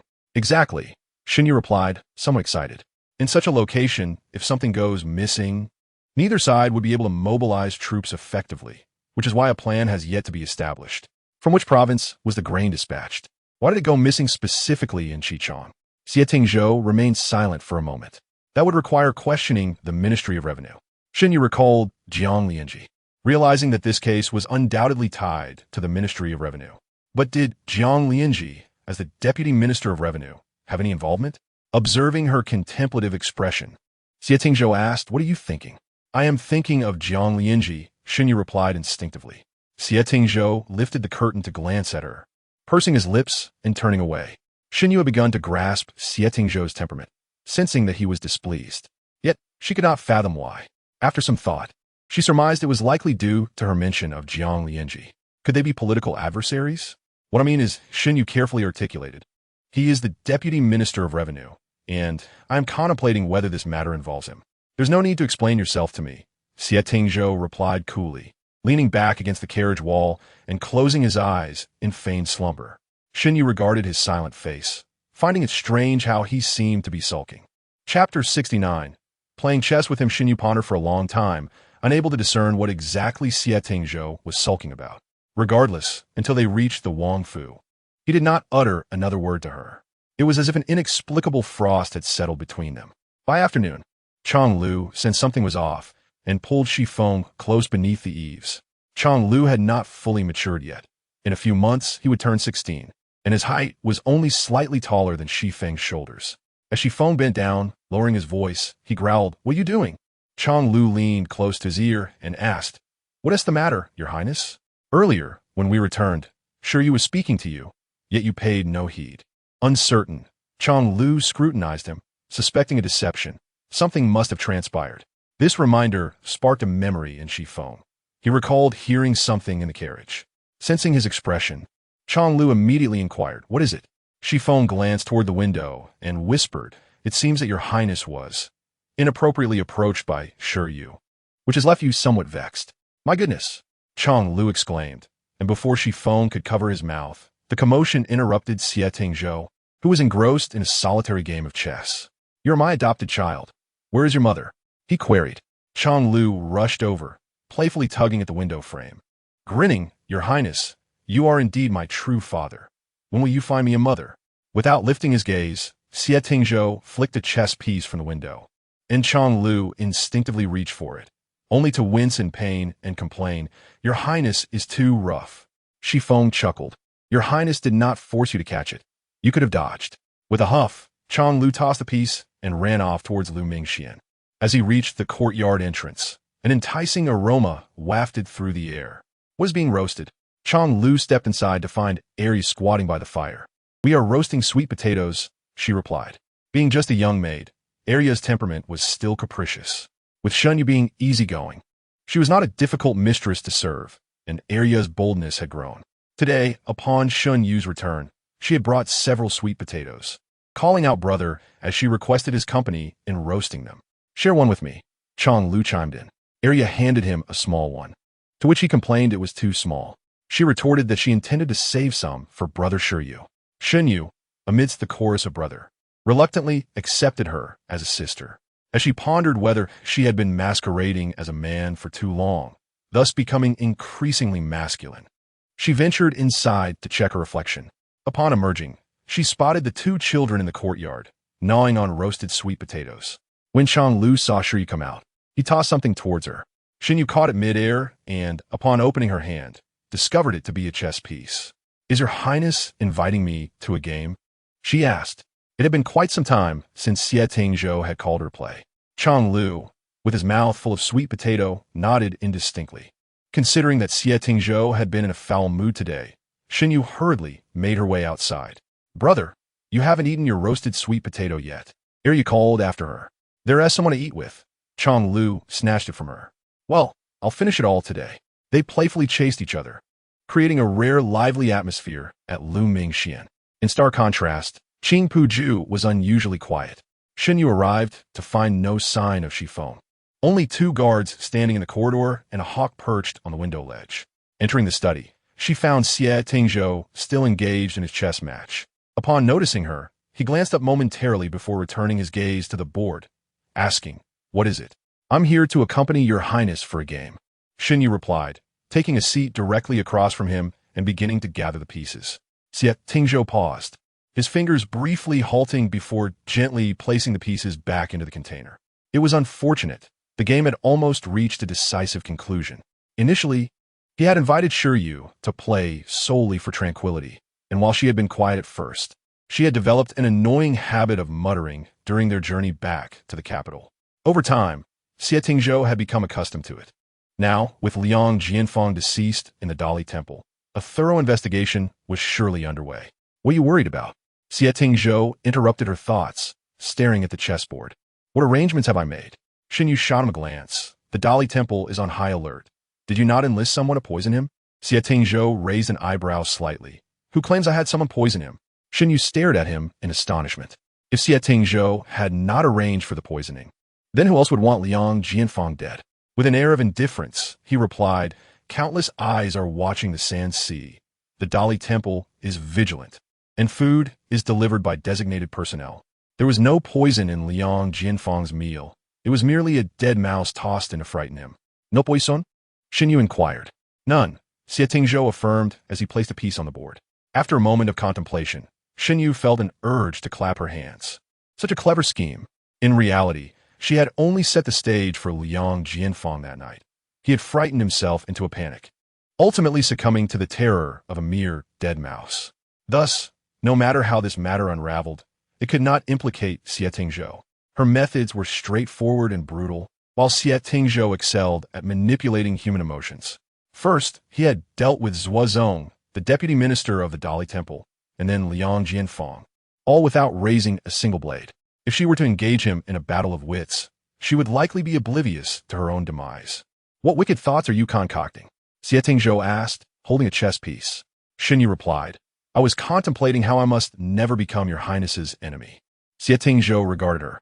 "What do you wish to become then?" "An ally," Shen Yu declared with conviction. "An ally who supports one another." Xie Tingzhou chuckled lightly, leaning closer with his elbow resting on the table. "I am not one to harbor ambitions for the world. This case is of no concern to me. Ultimately, I am aiding you. What sincerity can you offer in return?" "Not necessarily," Shen Yu countered, "if not for your broader vision. How could the Qinyan Guard have rescued Yinliang Pass? Regardless of past lives or the present, Shen Yu firmly believed Xie Tingzhou cared for the populace.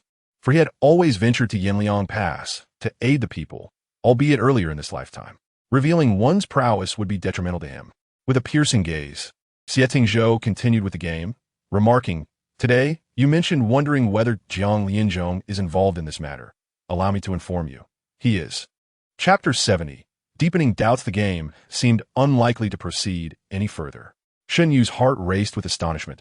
Is there evidence? What had originally been a mundane inquiry now struck Xie Tingzhou as oddly abrasive. Was she questioning him? Or did she trust Jiang Lianzhi more? "Your Highness?" Suppressing his displeasure, Xie Tingzhou replied coolly, "While in Bailing, I received a secret letter mentioning irregularities in the battle at Yinliang Pass, urging me to provide assistance." Shen Yu frowned. "But you previously stated that you rescued Yinliang Pass due to discovering the Liu family hoarding grain." Initially, she believed someone had orchestrated a scheme to provoke Xie Tingzhou into action. If he acted recklessly, it would become leverage for Emperor Su. Thus, she had merely sent someone to investigate.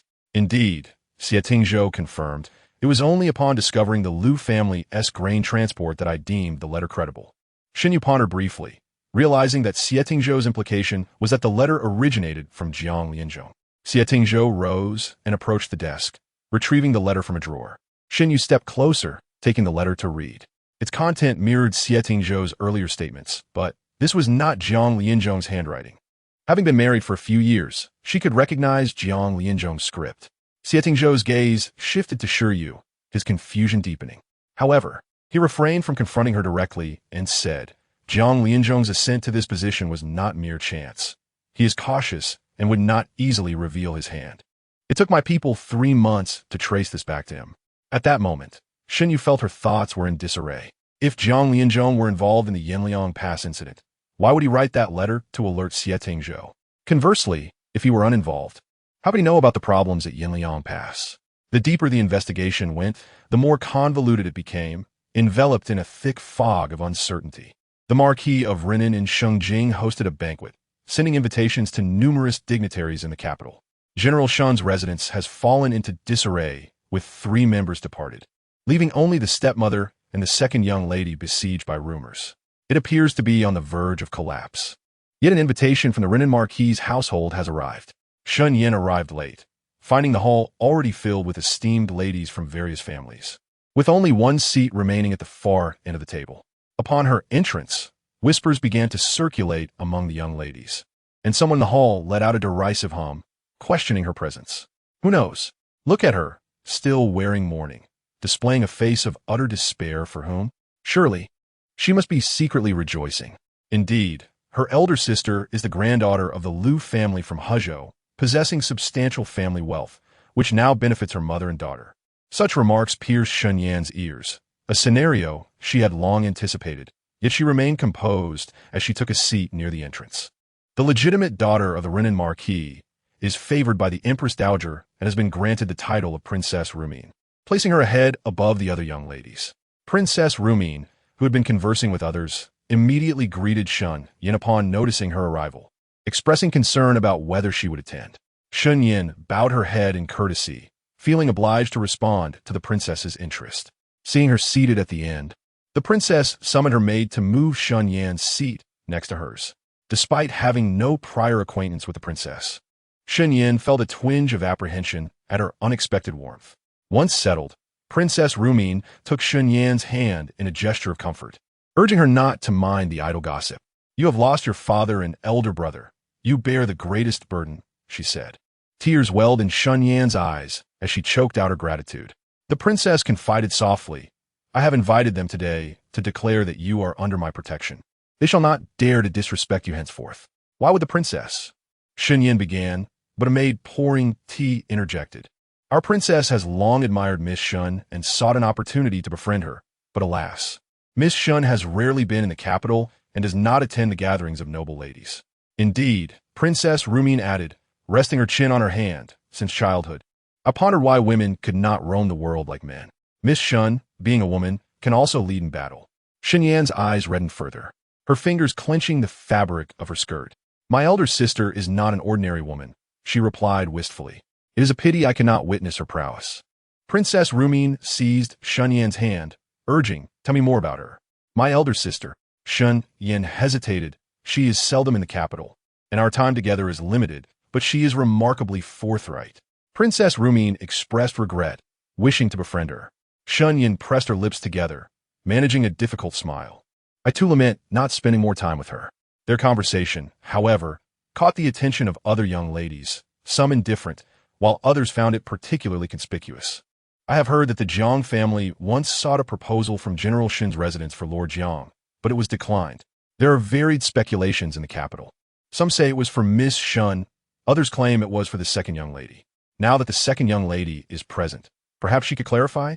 The speaker was the legitimate daughter of Lord Luo from the Hanlin Academy, her expression tinged with arrogance. Historically, the realm of literature and military has often been at odds, with certain scholars looking down upon martial men. The assembly turned their inquisitive gazes towards Shen Yin, even Princess Rumin scrutinizing her. Shen Yin lowered her eyes, feeling unworthy of Lord Jiang's attention. The atmosphere in the hall grew heated with the implications of her words. Though not explicitly stating that Lord Jiang's proposal was directed at her, it suggested that she felt unworthy of him. Each lady's thoughts diverged in various directions. A young lady clad in emerald inquired, "Yet I have heard Lord Jiang proclaimed that should Miss Shen consent, he would come to seek her hand without delay." With such ardent affection from Lord Jiang, Miss Shen must possess remarkable qualities. Shen Yin replied softly, "Currently, I am in mourning and do not entertain such thoughts." In truth, the mourning period for women differs from that of men. If a daughter were to observe 3 years of mourning like a son, she might miss out on suitable proposals. Hence, the duration varies, with some lasting a year, while others only 3 months. A voice scoffed, "If you have no intention, it would be better to state it clearly to avoid wasting others' time." Laughter erupted in the hall, with some mocking her. Shen Yin, after a taxing exchange with the other young ladies, felt utterly drained. Times have changed, with Shen Zhongyan and Shen Zhao no longer present. The young ladies of the capital no longer offered her any face. Her future standing among the noble women now depended solely on her own maneuvering. Upon returning to the general's residence, things felt no different than before. It was still just her mother and herself as the heads of the household. Yet a sense of change lingered. She stepped inside, finding the courtyard deserted. A maid called out, "Mrs. returned. Where has everyone gone? They seem to be slacking off in your absence." The maid hurried ahead to open the door for Shen Yin. As they entered the room, they were taken aback to see someone seated in a chair. "Elder sister," the maid exclaimed, trembling. Shen Yu sat regally at the head of the table, directly facing the door, locking eyes with Shen Yin. She gazed coldly at her sister, seeing only shock and fear reflected in Shen Yan's expression, devoid of any joy. Shen Yin had not wished for her return. Though she had anticipated this outcome, it still sent a chill down her spine. They were both members of the Shen family. yet they had grown distant, or perhaps they had never shared a bond. Under Shen Yu's scrutiny, Shen Yin instinctively tightened her grip, striving to maintain a steady voice. Zhi, you may leave. No need. Shen Yu gestured toward the adjoining room. Two maids knelt there, trembling in silence, while Zhi joined them. Shen Yin inhaled deeply, lifted her skirt, and knelt, tears streaming down her cheeks. Elder sister, Shen Yu's unwavering gaze bore into her, as if attempting to reassess the sister she had once overlooked. After a long pause, she spoke. I thought my elder sister could no longer enter the Shen residence. Are you blaming me? Shen Yin asked. Why would I blame you? Shen Yu replied coolly. Shen Yin sobbed. Manager Liu sent me a message, but I did not come to see you. Shen Yu laughed coldly. So you knew I was still alive? When Manager Liu first sent the message, I suspected it was a deception, so I ignored it. It was only during the second message that I reluctantly believed, yet I lacked the courage to visit my elder sister. Utter nonsense. Shen Yu snapped. I clearly explained the reasons in the letter I sent with Green Herb. Shen Yin looked up in shock. What was my elder sister talking about? Green Herb never sent me any letter. Since she departed with you from the capital, I have not seen her again. Shen Yu felt a jolt of panic. Could it be that Green Herb's disappearance occurred before she had the chance to deliver the letter? Or was Shen Yan's deceit so masterful that it had reached perfection? Examining Shen Yan's face closely, she discerned no signs of falsehood. Shen Yan continued. Upon receiving news of my father and brother's deaths, I inquired about my elder sister's whereabouts, but found no leads. Thus you took it upon yourself to announce my death. Shen Yu interrupted. From this moment forth, there is no longer a Shen Yu in this world. Only you. Shen Yan remains. Elder sister, how can you think of me so? Shen Yan crawled a few steps forward, tears flowing. My elder sister has gone to the frontier with no word, and with our father and brother gone, you cannot possibly wish to live alone. Are you suggesting I should die? Shen Yu's gaze pierced sharply. Shen Yin startled, quickly clarifying. That is not what I meant. If I did not announce your passing, how would I explain to others your absence from our father and brother's funerals? What would they speculate? Moreover, I have heard of the tragic state of Yinliang Pass in the capital. So many lives have been lost, and I never imagined my elder sister would return alive. At that moment, all I could think was that even if she had to leave, I wanted to leave her with a good name. Shen Yu sneered inwardly. So you did this for my sake? Shen Yin replied. To be fair, if my elder sister had not returned alive, would not my approach have been the best? Shen Yu leaned forward, coldly staring at Shen Yin on the ground. For you, this might indeed be the most favorable outcome, but unfortunately, I have returned. How could a pampered young lady raised in seclusion compare to one who has emerged from the battlefield? She exuded a fierce aura, and in that instant, it seemed as if one could smell the blood of war. For the first time, Shen Yin felt intimidated by such a presence. She discovered that the once gentle Shen Yu bore a commanding aura. Shen Yin attempted to rise, but felt her entire back tense, rendering her immobile. Sister, you have truly misunderstood me. Shen Yin cried, I am not yet 16. Indeed, Shen Yu replied with disappointment. I too wish to know from where such profound cunning arises in one so young.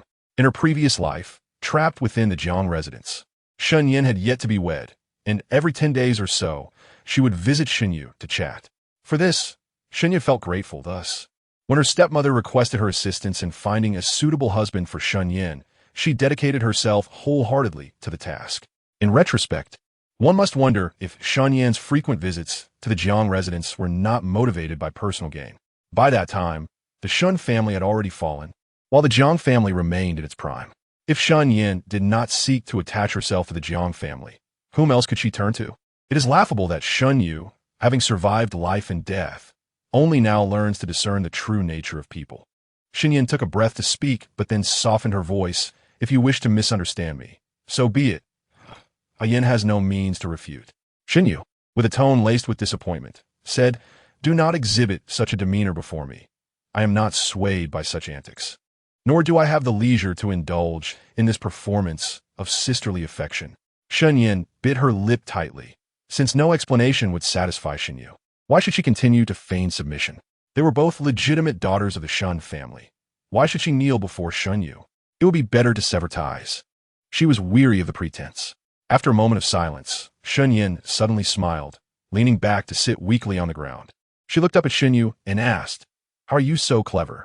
Sometimes I wonder why, when people mention you, they refer to you as Miss Shen. While I am merely the second Miss Shen, even though I too am a legitimate daughter of the general's household. Is a title so important? Shen Yu inquired. It is. Shen Yin glared at her, without proper recognition. How can one command respect? You have been cherished by your father and elder brother since childhood. How could you possibly understand my feelings? My father is an honest official, but how much can his salary and rewards possibly be? My mother, despite holding the title of general's wife, lives in the general's residence in a state worse than that of a mere merchant's concubine. And you? That was my maternal grandmother's affection, Shen Yu interjected. Indeed, Shen Yin sobbed and laughed simultaneously. Every time I receive your gifts, I console myself thus. How fortunate it would be if you did not have such a grandmother, as I would not have to witness our disparities time and again. Shen Yu shook her head in disappointment. You always blame others. Why not seek the cause within yourself? I have, Shen Yin shouted. Thus I realized that if I let you, Shen Yu, perish at the border, everything here would belong to me. In a world without Shen Yu, when people speak of the Shen daughters, they would only know me, Shen Yin. Shen Yu stood up, and Shen Yin immediately pushed herself back in terror. What do you intend to do? The maid beside them could no longer contain herself. She crawled over, attempting to shield Shen Yin, only to be kicked aside by Shen Yu. Shen Yu lowered her gaze to Shen Yin. I ask you again, where is green medicine? Shen Yin stubbornly held her head high. I have told you already. I have never seen her. If you do not believe me, the general's residence is familiar to you. You may search as you please. Shen Yu had already searched and found no one. Her maid also denied ever seeing green medicine. She stepped closer to Shen Yin, intent on breaking her psychological defenses. Upon reaching the doorway, Shen Yu halted, her voice suddenly cutting off as her gaze fell upon a particular tile on the ground. Chapter 72. Heart-stirring, that tile appeared unremarkable, much like the others in the courtyard. If one were to point out a difference, it would be that this tile's color seemed slightly fresher than the rest. A dreadful thought crossed Shen Yu's mind. She lowered her gaze, fixating on Shen Yin. Why has the tile at your entrance been replaced? Shen Yin's expression stiffened. You wish to meddle in a mere tile replacement? Her reaction confirmed Shen Yu's suspicions. Shen Yu crouched down, quick as lightning, and seized Shen Yin by the throat. I ask you once more, where is green medicine? Shen Yin struggled to breathe, desperately prying at Shen Yu's hand. I do not know. Several maids rushed in, only to be swiftly knocked to the ground by Shen Yu. Do not call for help, Shen Yu managed to say, struggling. Shen Yu forcefully pushed her to the ground. Have you been to my courtyard? The tile at the entrance is covered in drawings. Green medicine enjoyed sitting there drawing when she had the chance. Do not tell me your maid shares such a hobby. Green medicine must have visited Shen Yin, delivering a message. Yet Shen Yin had still proceeded to mourn her. Where is green medicine now? Shen Yu dared not continue her thoughts. Green medicine possesses skills, and the maids around Shen Yin would surely not be her match. Perhaps she had taken advantage of Shen Yin's moment of relaxation to drug her. If you desire silver or status, I care not. I can provide you with both. But you should not scheme against me or harm my people. I give you a deadline. Within 3 days, I want to see green medicine. This is your last opportunity, simply because you are still my father's bloodline. Should I not see her after 3 days, you will come to understand the kind of person I am. Footsteps gradually receded. Shen Yin suddenly sprang to her feet, stumbling after her. Do you not fear I will expose you? Very well. Shen Yu halted and looked back. Do not forget that you took it upon yourself to mourn for me. You too share in the crime of deceiving the emperor. It is merely a matter of exterminating 9 clans. Are you, Shen Yin, not among them? We may as well descend together to seek forgiveness from father. Shen Yan's complexion turned pale in an instant. They had grasped each other's vulnerabilities, and while she should not fear Shen Yu, Shen Yin knew she could not match her. As Shen Yu left the Shen residence, the moon was no longer visible in the sky, and a light rain began to fall. She glanced back. The desolate night wind swayed the lantern hanging at the door, casting her silhouette into obscurity against the rain. This place could no longer be called home. She sighed and slowly turned away to walk back. In but a moment, a shadow flitted past the eaves, vanishing into the darkness. Looming Pavilion was adjacent to the east gate of the Wang residence, and after a brief walk, she arrived. Suddenly, a dog barked at the end of the path. Woof!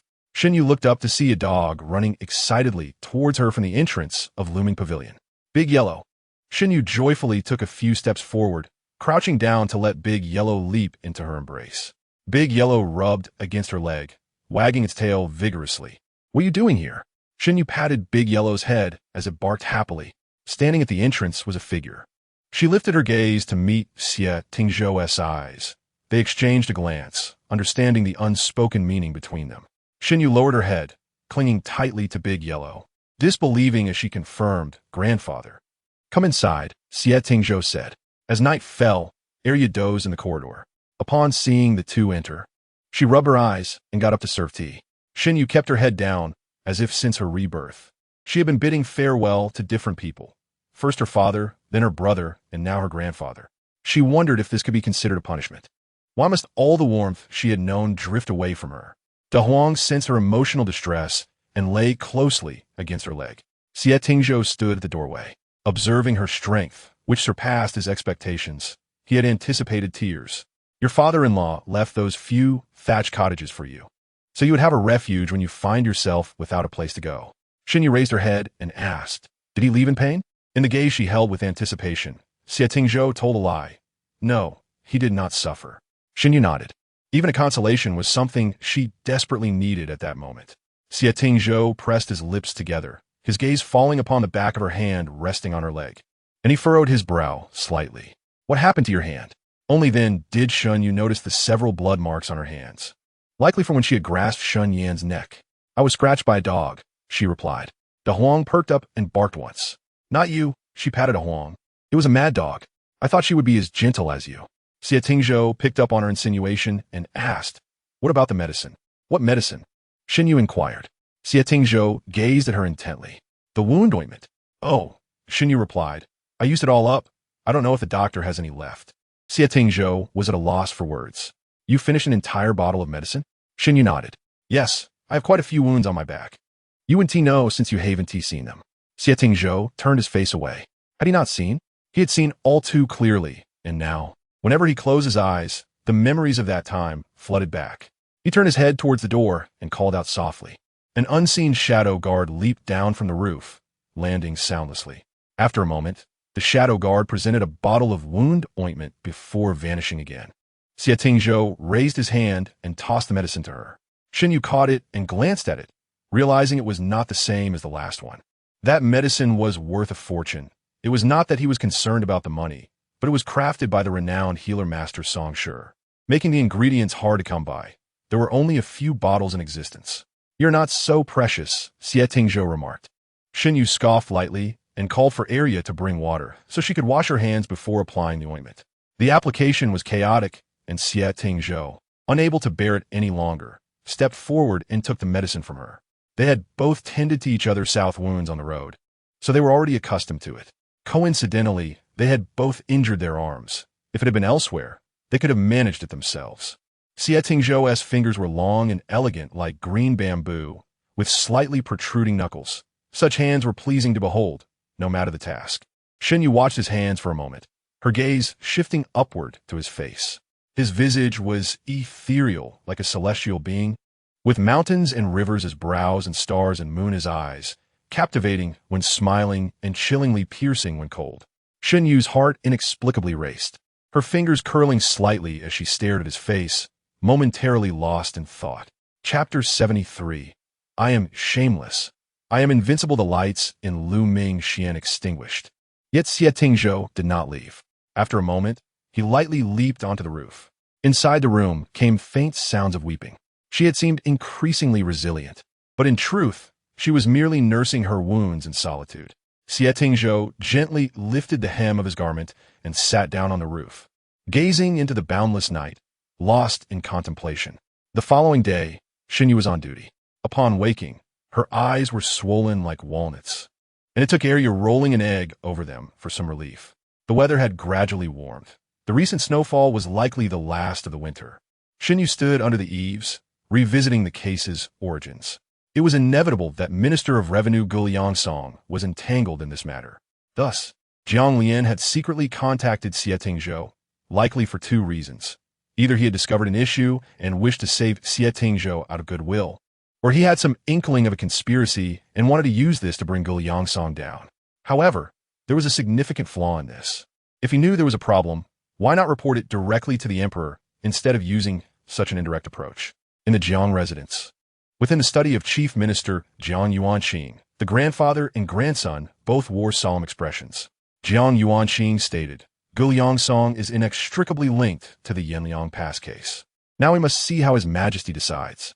With the failure at Yanliang Pass, someone must bear the blame." Jiang Lian understood this well.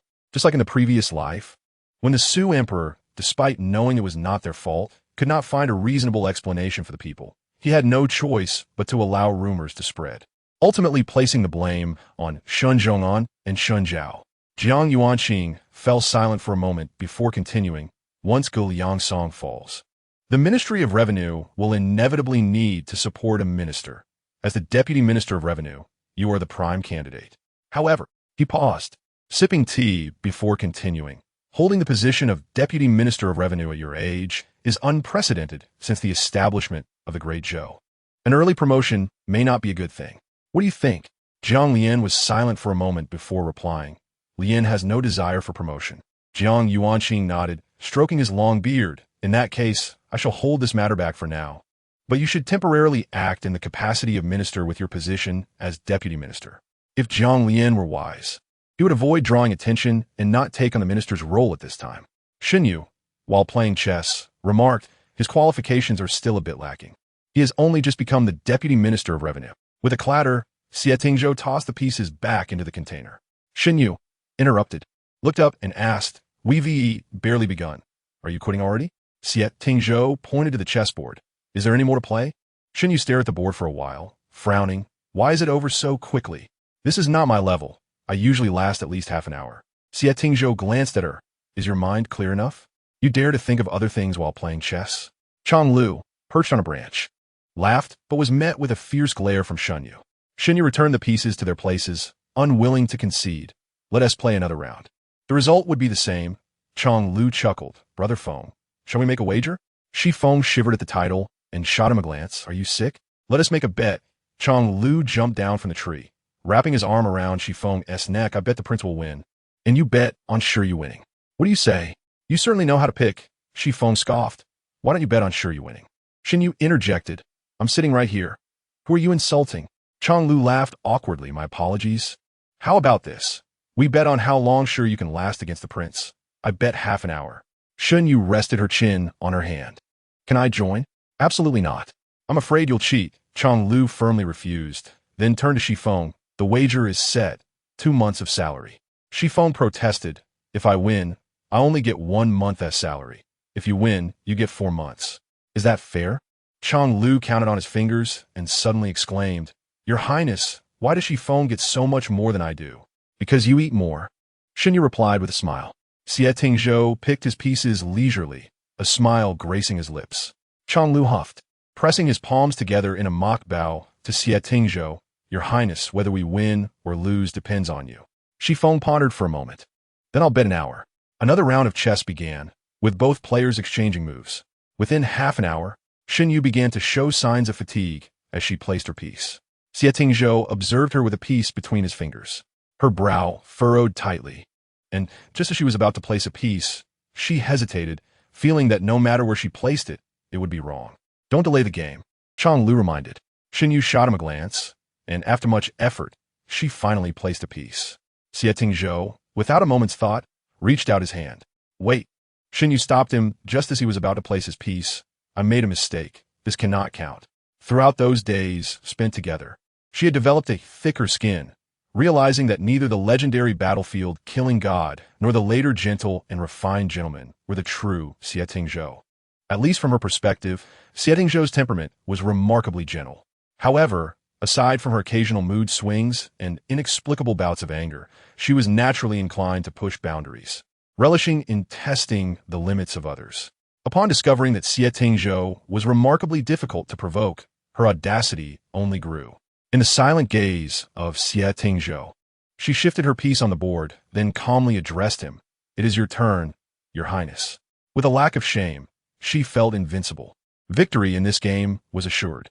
No one had ever witnessed anyone daring to reconsider a move in front of Xie Tingzhou. The guards under the eaves could only watch in silence, anticipating how their young master would handle Shi Yu. Shi Feng stepped forward, contemplating whether to offer a word of caution. After all, Xie Yu had escorted the prince to the capital only to return and face a beating, and she seemed to have lost weight. Or had she gained a bit? Puzzled, Xifeng was distracted from his thoughts when he saw Xie Tingzhou calmly holding a black piece, inquiring, "Are you not going to change your move this time?" Xifeng's jaw nearly dropped, while the guard in the tree almost fell from his perch. Was this really their master? Had he been swapped on the way back to the capital? Was this silent acquiescence? Was he truly indulging her? Xie Tingzhou's question threw Shen Yu into uncertainty. She stared intently at the board for a long moment, unable to discern any error. "I will not change," she replied. Xie Tingzhou's gaze remained fixed on her face as his hand gently placed the piece, satisfied to see her neck stretch and her brows furrow into a frown. A slight smile tugged at the corners of his lips as he remarked, "There will be no opportunity to change." Chapter 74. Indulgence. Shen Yu glanced at him, nearly crushing the piece in her hand before finally tossing it onto the board, declaring she would not play anymore. At last, Xie Tingzhou's smile blossomed, akin to a gentle spring breeze. Patiently, he gathered the last few pieces from the board, his long fingers pointing to a spot. "Do you see?" Shen Yu nodded. "I made an error here." Xie Tingzhou opened his hand, revealing several white pieces, signaling her to continue from where she had erred. "How can this be?" Chang Lu exclaimed. But before he could finish, Xifeng covered his mouth and dragged him away, signaling him to observe. Upon a closer look, Chang Lu noticed the prince's expression was unusually gentle, even indulgent. "This is bad," Chang Lu muttered in a low voice. "With his highness being so lenient, I am bound to lose." "Indeed," Xifeng remarked, standing calmly by. "None of us can win." Shen Yu struggled to suppress a smile as she picked up the white piece from Xie Tingzhou's palm. The sensation of his fingertips grazed her skin, sending tingles up her arm. A flicker of surprise crossed Xie Tingzhou's eyes as he slowly clenched his hand into a fist on the table. Suddenly, a commotion erupted outside. Without lifting his head, Xie Tingzhou ordered, "Go and see." Xifeng promptly left. Moments later, Li Jifeng's voice preceded his arrival. "I had a terrible stomach ache the other day, and you didn't even bother check on me. How cold-hearted." Shen Yu glanced back, and Xie Tingzhou tapped the table to remind her to focus. "Oh," she acknowledged. Li Jifeng scoffed. "The prince comes to see you, and you do not even greet him, nor offer a chair?" Realizing he was a prince, Shen Yu attempted to rise in greeting, but Xie Tingzhou, still not looking up, said, "Just sit." He added, "He is the 9th prince." Shen Yu nodded. "I have met the 9th prince. No need for formalities." Li Jifeng waved dismissively, then turned to inquire, "And who is this esteemed master?" His implication was clear. How could someone so significant command Xie Tingzhou's attention without merit? Chang Lu stifled a laugh. "This is our master Xie Yu." Li Jifeng perked up immediately, moving beside Xie Tingzhou to scrutinize Xie Yu. He had seen her before, but the dim light in prison had obscured her features. Now, he found her strikingly beautiful, with rosy lips and bright eyes. In women's attire, she would undoubtedly be captivating. Shaking off these frivolous thoughts, Li Jifeng settled into a chair brought by a maid. "Tingzhou." Silence while observing the game, Xie Tingzhou reminded him. Li Jifeng, feeling stifled, closed his mouth. He had never been fond of such refined matters, and found them exceedingly dull. He reclined, calling for refreshments, only to be utterly captivated by the unfolding match. Watching Xie Tingzhou play chess shattered his preconceived notions of the game. Xie Yu placed a piece, then, sensing something amiss, discreetly retrieved it. At another moment, she slyly maneuvered to reclaim a piece belonging to Xie Tingzhou with her pinky finger. Yet, Xie Tingzhou, fully aware, feigned ignorance, allowing her to have her way. Li Jifeng turned to Chang Lu, wide-eyed, silently questioning the absurdity of the situation. Chang Lu nodded gravely, affirming, "It has always been this way." Li Jifeng couldn't help but admire Xie Yu. She had managed to smooth out Xie Tingzhou's rough edges, a remarkable feat indeed. Just as he was lost in thought, a cold object suddenly struck his eyelid.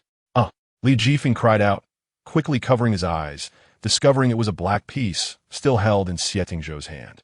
"Xie Yun, what are you doing? Are you trying to blind me?" Xie Tingzhou pointed to Shen Yu, stating, "Let her compensate. She is wealth." Shen Yu retorted, "I did not strike it. Why should I pay?" Xie Tingzhou's gaze held a knowing glint. "Isn't it your preference to rob the rich to aid the poor?" Shen Yu recognized the sarcasm, recalling her earlier jest about redistributing wealth. "You're not poor," she whispered.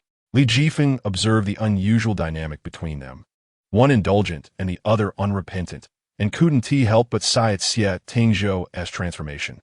In the afternoon, after Shen Yu completed her shift with the guards, she set out, marking the third day of her arrival at the Shen residence. She intended to seek out Shen Yan for assistance. At the base of the eastern wall, a figure stood anxiously rubbing his hands. It was a servant from the tailor's shop, who approached her as soon as he spotted her. Shen Yu exchanged a glance with him, and they discreetly maneuvered around the street corner. I've been waiting for quite a while. The shopkeeper said there's urgent business to discuss with you. What matter? Shen Yu inquired. This morning, a servant from the Shen residence delivered a letter, most likely concerning the whereabouts of the green herbs, Shen Yu thought, hastening her pace toward the tailor's shop. Just as they reached an inn, a young nobleman on horseback charged down the street. The horse ran wild, scattering pedestrians and knocking over several stalls along the way. The rider shouted, "Get out of my way!" Furrowing her brows, Shen Yu moved to intervene, but was abruptly pulled back by the shop's servant, who whispered, "That's Dou Qing, the infamous ruffian from the Dou family. He has powerful connections. It's best not to interfere." As Dou Qing galloped closer, heading straight for a child unable to escape in time, Shen Yu swiftly dashed forward, drawing her dagger from her waist and slicing at an angle. The horse stumbled, its front legs buckling as it fell.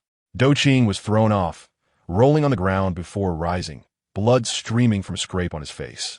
"You damned fool! Who do you think you were to block my path?" Dou Qing roared. Shen Yu helped the frightened child to his feet, turning to Dou Qing. "I did not block your path. I merely saved a life." The child's mother rushed forward, snatching her child from Shen Yu's grasp, fearful of provoking the ruffian, and hurried into the crowd. Dou Qing cast a glance at the horse that had collapsed before him, flicking the whip in his hand and declaring, "I care not for your reasoning. You obstructed my path, harmed my horse, and injured me. You shall not see the light of tomorrow." Shen Yu let out a scoff, as if she had heard a grand jest, and turned to walk away. Enraged and humiliated, Dou Qing swung his whip towards her, only for Shen Yu to deftly seize the end of it, wrapping it around her wrist twice before pulling sharply. Dou Qing was taken aback by the unexpected strength of this seemingly frail youth, nearly toppling over as he hastily released his grip. Chapter 75. A narrow path for rivals. Shen Yu snatched the whip from Dou Qing and tossed it to the ground. At that moment, a group of servants, previously left behind by Dou Qing, approached, encircling Shen Yu with their numbers swelling to nearly 10. Across the street stood a grand tavern, bustling with activity. On the second floor, a young gentleman leaned out to peer down, only to remark, "Ah, it is that fool Dou causing a ruckus again, abusing his cousin's influence." A man in the room sipped his tea and replied, "Let him make a spectacle. The more commotion he stirs, the better. The Jiang family has thrived for too long without my assistance. Let them be mired in trouble." The young gentleman squinted and said, "Strange. The person being bullied by Dou looks somewhat familiar." Below, Dou Qing pointed at Shen Yu, gritting his teeth, "You will kneel before me and sever your own arm, and I shall spare your life." Shen Yu stood on the steps of the inn, looking down imperiously at Dou Qing, and replied coolly, "Regrettably, I rather cherish this arm and wish to keep it intact. Perhaps you might propose an alternative resolution?" Dou Qing was momentarily taken aback, scrutinizing her before noting her striking appearance, rosy lips, white teeth, and a pair of enchanting peach blossom eyes. He had never encountered such a beautiful young man before, save for his cousin. The arrogance in her gaze made Dou Qing's throat tighten. He jested, "How about this? Accompany me to my residence, and we shall discuss how to resolve this matter." A servant gently tugged at Shen Yu's sleeve and whispered, "Beware, Dou Qing is not particular about gender." Shen Yu understood all too well, recognizing the lascivious glint in Dou Qing's eyes and his mocking tone. Had it not been for the public setting, she would have already dealt with him. Shen Yu asserted, "The injury to your horse is but a minor wound. I shall compensate you for it. As for your own injuries, I will cover the medical expenses, and we can consider this matter settled." Were it not for the fear of escalating the situation, she would never have made such concessions. She could never stand by while witnessing injustice. Dou Qing tilted his head and suddenly drew a knife from one of his servants, slashing it across the horse's neck. Blood gushed forth as the horse collapsed, thrashing for a moment before lying still. Dou Qing turned, chin held high, and provocatively challenged, "Now that your horse is dead, I lack for silver. What will it be? Will you come with me willingly, or shall I drag you along?" Faced with Dou Qing's provocation, Shen Yu clenched her teeth. Those who have seen battle know that a horse is a warrior's companion. One does not slay a horse unless absolutely necessary. Dou Qing's brazen act of killing the horse extinguished any semblance of amusement from Shen Yu's face. Her gaze dropped slightly. Glancing at the knife in her hand, a fleeting glimmer of murderous intent flashing in her eyes. The servants quickly encircled her, drawing their weapons, while the onlookers retreated to a safe distance, clearing a space in the street. Go summon reinforcements from the Shuntian prefecture, Dou Qing commanded one of his servants. He planted his knife in the ground, raising his head defiantly. Do you know who I am? My cousin wields great power in the court. When he stomps his foot, the entire Dezhou trembles. You are fortunate to have crossed paths with me today. Obey me, and I shall let bygones be bygones. Shen Yu let out a cold laugh. Shengjing is the capital. A mere brick can strike 3 officials. To claim that one's relative could bring such upheaval in the capital is folly, a claim only Dou Qing would dare make. One wonders how his influential cousin might react upon hearing such words. Shen Yu retorted, And do you know who I am? Dou Qing scrutinized her warily. While many young noblemen roamed the capital, this youth exuded an air of significance. And who might you be? I am your father, she declared. Her words left the crowd momentarily stunned, and several onlookers burst into laughter. Dou Qing's face twisted with fury. How dare you? My cousin is a high-ranking official. I could have him confiscate your assets, annihilate your entire clan, and imprison you as a plaything. A high-ranking official? Shen Yu's heart sank. Could it be that Jiang Shirling? Could it be Jiang? She queried, brow furrowing. Dou Qing, reveling in his triumph, proclaimed, Indeed. Afraid now? Seeing Shen Yu's expression shift, Dou Qing's confidence swelled. Then come with me. Shen Yu bit her lip. Indeed, this was quite unfortunate. Yet, she had now realized who Dou Qing was. She had encountered him before and shared a history, albeit without having met him in this life. Dou Qing, also known as Dou Mingda, was Jiang Lianzhi's cousin. She recalled hearing others refer to him as Mingda, and upon seeing him now, she recognized the resemblance to the chubby boy she had previously met. Dou Qing was a notorious wastrel, engaging in frivolities, debauchery, and gambling. In her past life, he had created numerous scandals, yet Jiang Lianzhi's mother was soft-hearted, often weeping and pleading for Jiang to clean up Dou Qing's mess. Shen Yu had once intervened when she encountered Dou Qing in the garden, where he had been making advances on a maid. When she stepped in, he had accused her of seducing him, while the maid, equally unscrupulous, supported his claims. Fortunately, Jiang Lianzhi saw through Dou Qing's true nature and did not believe him. However, Shen Yu's mother-in-law had scolded her, saying a fly does not alight on an unblemished egg, and punished her by making her copy the lessons for women 10 times. It was truly a case of rivals crossing paths, as that thought ignited a fire within her. Shen Yu recognized that confronting Dou Qing directly would likely escalate matters, potentially complicating things if Jiang Lianzhi intervened. Dou Qing was motivated by greed. It seemed the only option left was to offer him money to avoid disaster. I shall compensate you 500 taels for your horse and your injuries, Shen Yu proposed. Dou Qing paused, scoffing. Do you think I lack silver? 1,000, 2,000, 5,000. Murmurs rippled through the crowd. This was indeed a substantial sum, enough to provide for a family's lifetime. Yet, Shen Yu hailed from the Liu family of Hezhou, and no one in Dezhou dared claim greater wealth than them. To her, this silver was but a drop in the ocean. Even if Dou Qing received her money, it remained to be seen whether he would live to spend it. I offer 10,000. Dou Qing was momentarily astonished. Although he came from a prestigious family, he had never encountered such a sum. 10,000 taels could easily procure a dozen beautiful concubines. While he doubted he could win over this exquisite youth, he could certainly take the silver first and then play tricks later.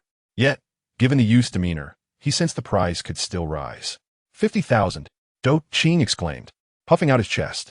Shen Yu let out a cold snort. Why not just rob me? The young gentleman upstairs, having confirmed his suspicions, clapped his hands and said, Ah, I have indeed seen him before. Chapter 76. Aspiring to be Jiang Lianzhi's uncle, 50,000 seemed excessive. Dou Qing pondered before saying, I'll not dally with you. Offer me 20,000, and we shall consider the matter settled. Suddenly, a voice, neither warm nor cold, drifted on the wind. What a generous offer indeed. Upon hearing that voice, Shen Yu was immediately startled. Hadn't he gone to the palace today? How could he possibly be here? The crowd parted to create a path as the officials cleared the way for a carriage that slowly approached the entrance. The exterior of the carriage appeared quite ordinary, suggesting that it did not belong to a high-ranking official, likely only of the 5th or 6th rank. Dou Qing dismissed it with a contemptuous glance, muttering under his breath, "Who are you?" The figure inside the carriage, Shi Feng, seemed unaffected by the disdain as he alighted and lifted the curtain. Inside, Xie Tingzhou, dressed in a simple blue robe, leaned against the carriage wall, his complexion rather pale, casting a cool glance toward Shen Yu. After a moment's hesitation, Shen Yu finally whispered, "Your Highness." Dou Qing was taken aback, stuttering, Which prince?" With so many princes in the capital, Dou Qing had not encountered most of them and could not be certain if he had mistakenly addressed a royal. Xie Tingzhou slightly turned his head and ordered bind him. Shen Yu was alarmed. In the next moment, she saw Dou Qing's hands bound behind his back. "Hey, brother, you got the wrong person. Ouch, that hurts." "It hurts," Dou Qing wailed like a slaughtered pig. Xie Tingzhou raised a hand to press his forehead, silencing Dou Qing. The constables conducted their duties, and soon all that remained was Dou Qing's muffled whimpering. Xie Tingzhou had originally entered the palace, but had felt unwell during the banquet and decided to return to the Wangfu. On the way, he coincidentally encountered the constables from Shuntian Prefecture who had received reports of a disturbance. This road was essential for Xie Tingzhou's return home, and he had not expected that the troublemaker would be Shen Yu. The constables had already recognized this individual as being acquainted with the heir of Balin. One of the constables approached Shen Yu, requesting her to accompany them to the station to clarify the matter. Feeling the piercing gaze of Xie Tingzhou upon her, Shen Yu slowly extended her hand, preparing to allow the constable to bind her. "I appreciate your assistance, kind constable." Xie Tingzhou's eyes turned icy as he pressed his lips together, commanding, "Get in the carriage." Shen Yu hesitated. "Are you asking me to comply?" Her voice grew colder, and after speaking, Xie Tingzhou turned his head and coughed lightly twice. His complexion appeared quite pallid today, and Shen Yu feared that she might provoke him further. Hastily climbing into the carriage and positioning herself at the entrance without daring to look at Xie Tingzhou. As the curtain fell, the light dimmed somewhat, revealing a spacious interior with a small table in the center and a small heater radiating warmth. Shi Feng cracked the whip, and the carriage began to sway gently. The interior was eerily quiet, prompting Shen Yu to lift a corner of the curtain to feign interest in the outside world. Where does one acquire tens of thousands of taels of silver so readily? Are they robbing the rich to aid the poor? Xie Tingzhou inquired. Shen Yu lowered the curtain and sat upright, stammering, "You know very well how the silver came about."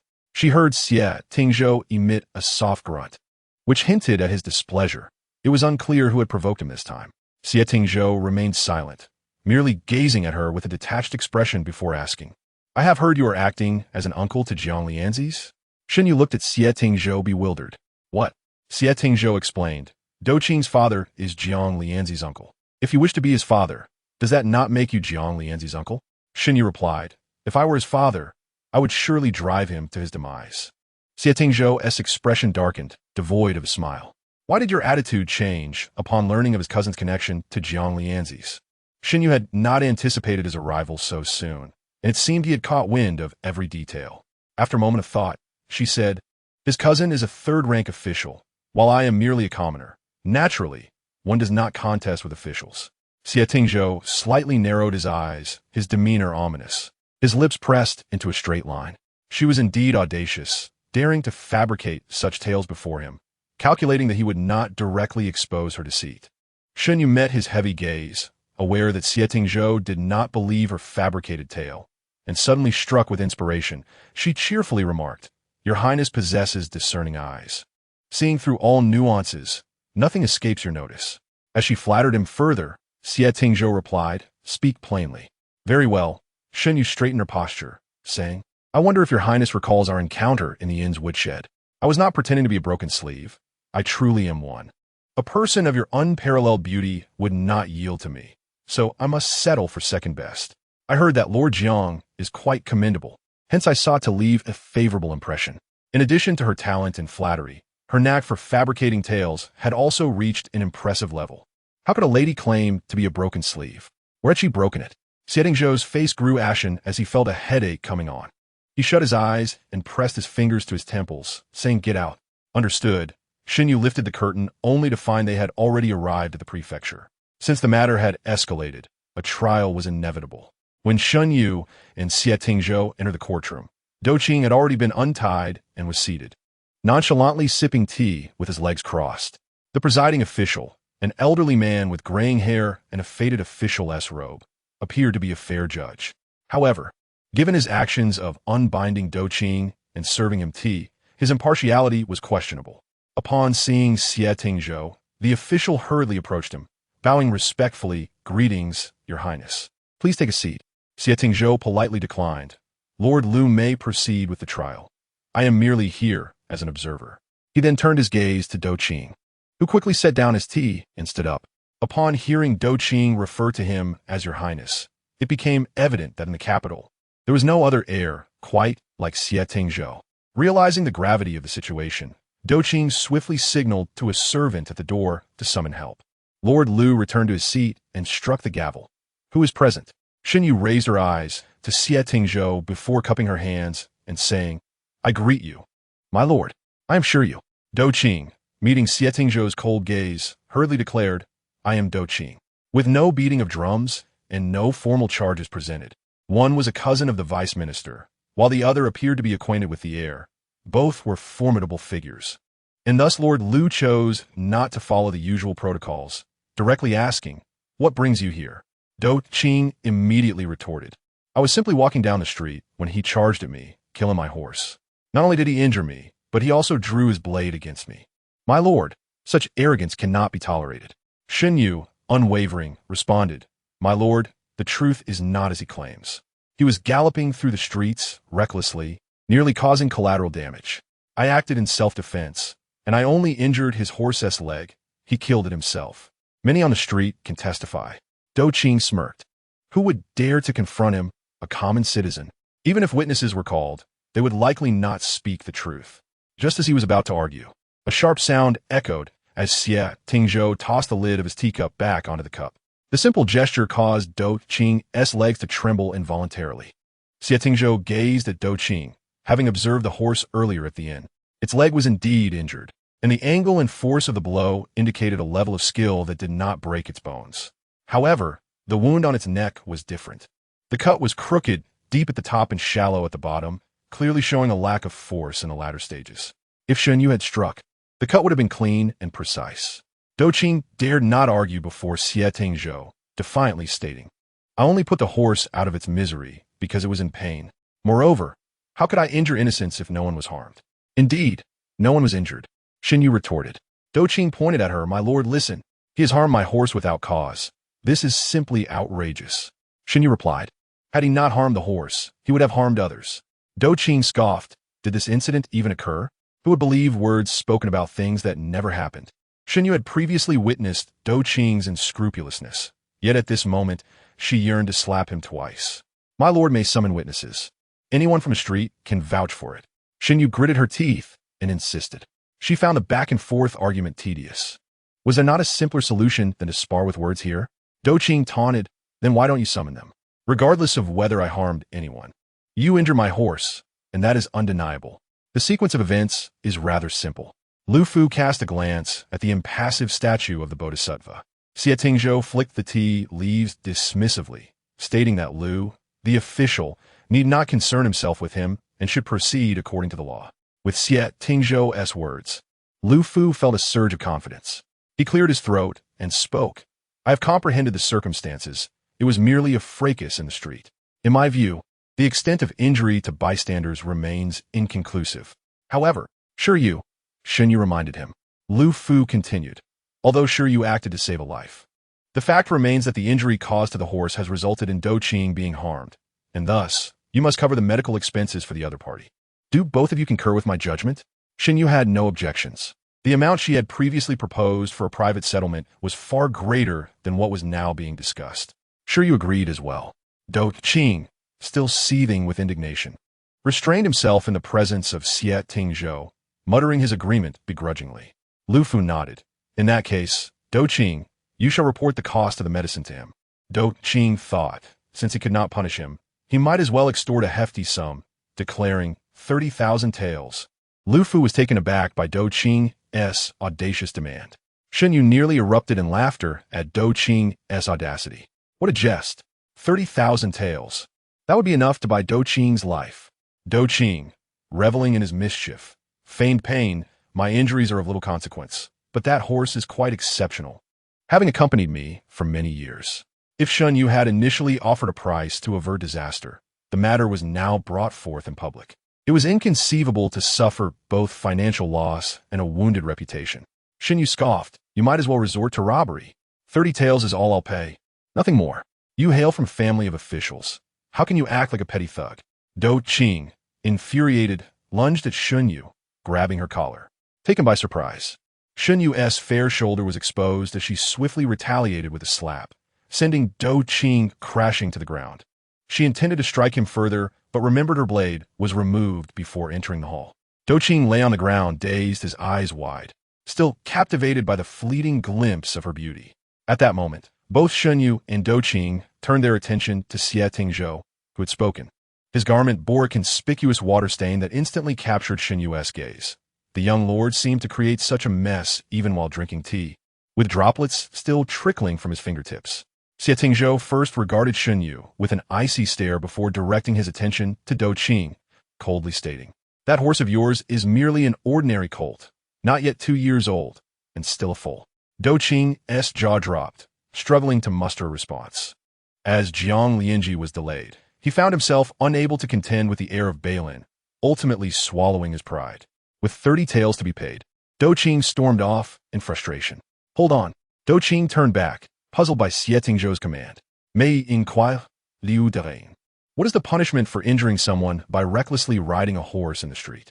Upon hearing this, Lu Fu realized that Xie Tingzhou intended to pursue the matter further. Riding a horse in the street could be deemed trivial if unpunished, yet once scrutinized, it would invoke legal repercussions. Do Qing, ignorant of the law, shrugged off the seriousness. "So what if I did?" "No one died." Lu Fu rubbed his forehead, realizing the situation was not as simple as it seemed. According to the law, reckless riding merited 20 lashes. Should there be injuries, the consequences could range from detention to banishment. Previously, when Xie Tingzhou suggested adhering to the law, Lu Fu believed he was merely showing leniency towards the Jiang family, unaware that it was just the beginning of his calculated intentions to make things difficult for Do Qing. Lu Fu cast a scrutinizing glance at Shi Yu, contemplating how fiercely Xie Tingzhou was protecting his own. Reluctantly, he declared, according to the law, 20 lashes for reckless riding. Today, the governor was absent. Lu Fu was merely a deputy, and in this case, he risked offending both Xie Tingzhou and Jiang Shilang. Do Qing, upon hearing the sentence of 20 lashes, was horrified. In his family, he was the sole male child, cherished like a prized jewel. He had rarely even heard harsh words, let alone face punishment.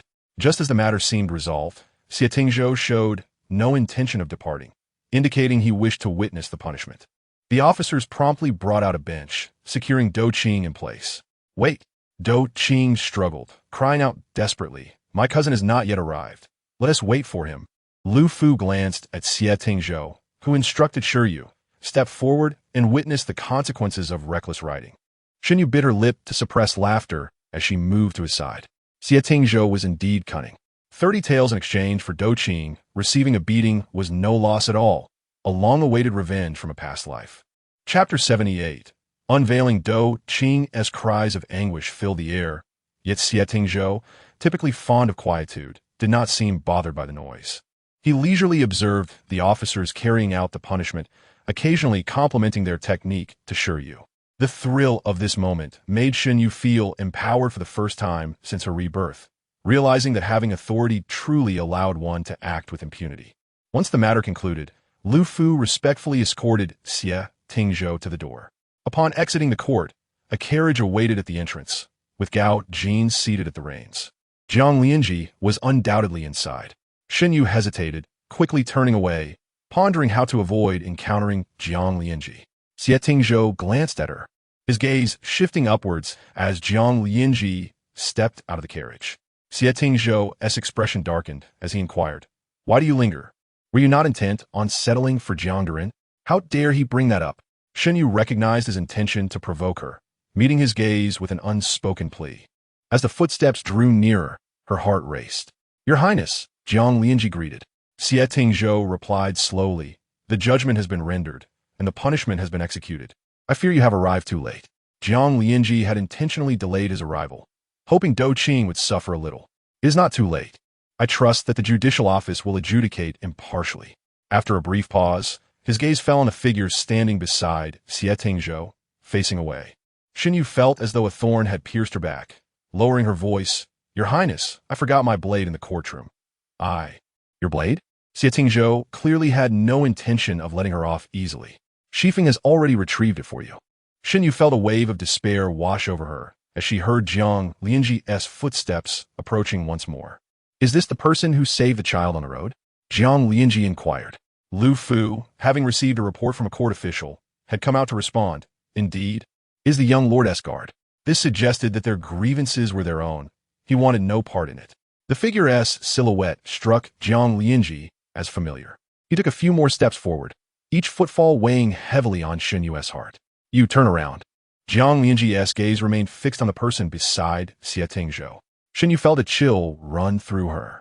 Jiang Lianzhi's brow furrowed as he extended his hand toward him.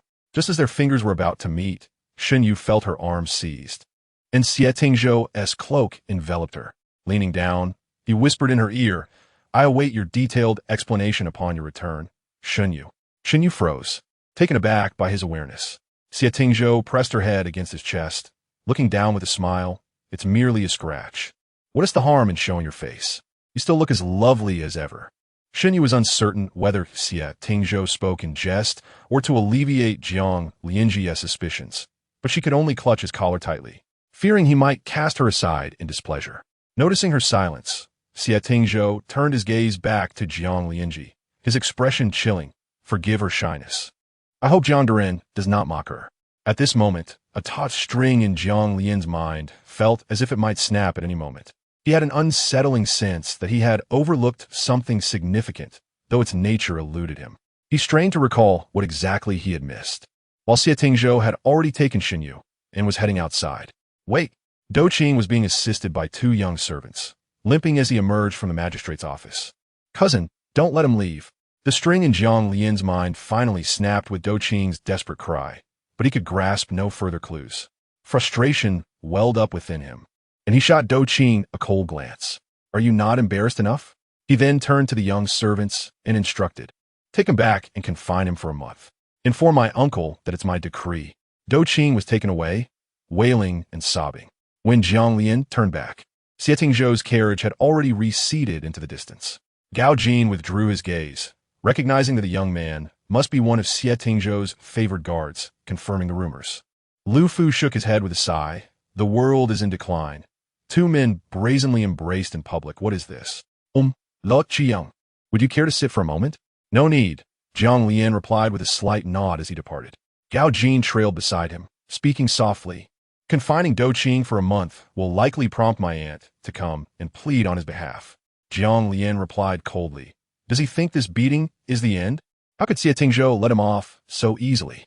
If he wishes to avoid confinement, he may as well step outside and see whether he ends up with a broken hand or leg." The carriage swayed gently as Shen Yu kept her head down, a slender, pale neck visible just above her collar. She had yet to comprehend where she had begun to expose herself, nor did she know what to do now. "Have you made up your mind?" Xie Tingzhou inquired. Shen Yu lowered her head and replied, "Not yet." Xie Tingzhou, unfazed, said, "No rush. Take your time to think and see what lies you can concoct. Make them convincing." With that, he calmly retrieved a book from a drawer beneath the low table, indicating he was prepared for a prolonged engagement. Shen Yu pressed her lips together in silence, genuinely wanting to fabricate something. The dampness on Xie Tingzhou's robe had yet to dry, the warmth from the carriage's stove infusing the air with a faint scent of tea. Noticing her gaze, Xie Tingzhou lifted his hand, allowing the wide sleeves to cover the damp area. The carriage entered the Wang residence through a side gate, finally stopping at Qingpu residence. Shen Yu alighted first, instinctively turning to extend her hand. Xie Tingzhou, standing by the yoke, cast her a glance before disembarking from the opposite side. Shen Yu followed closely behind him. Chong Lu observed that Shen Yu's demeanor at this moment mirrored his own when he had erred, and he tugged at Shifeng, asking, "What happened to him?" Shifeng, with a serious expression, replied, "He got into a brawl in public and knocked down Zhang's brother." "How fierce!" Chong Lu exclaimed as he hurried to keep up. After a short distance, Xie Tingzhou's body suddenly swayed. Xifeng, sensing danger, exclaimed, "Your Highness." Xie Tingzhou waved his hand dismissively. "It's nothing." Upon entering his chamber, Shen Yu had just intended to follow when Xie Tingzhou's calm voice interrupted. "You may return." Xifeng and Chang Lu entered the room, closing the door behind them. Shen Yu prepared to leave, but was startled by a series of suppressed coughs from within. She stepped back into the courtyard, hesitating to depart. After a brief moment, the residence's doctor rushed in with a medicine box. She seemed to have overlooked the fact that Xie Tingzhou's health was rather frail, as he had always endured his ailments stoically. He had appeared well before entering the palace, yet returned with a pallid complexion. What had transpired within the palace? Chapter 79. Consolation. Once the doctor entered, the door to Qingpu residence closed completely. The guards and secret sentinels surrounded Qingpu residence as if it were a fortress, ensuring not even a sparrow could enter. However, from outside, one could faintly hear the commotion within. Shen Yu walked a short distance before returning, leaning against the eaves with the knife and the guards. She was off duty today, yet for reasons unknown. She felt anxious when distanced, finding solace in remaining close. As night fell, Arya brought out De Huang to find her. De Huang was restless all night, barking incessantly. Arya said.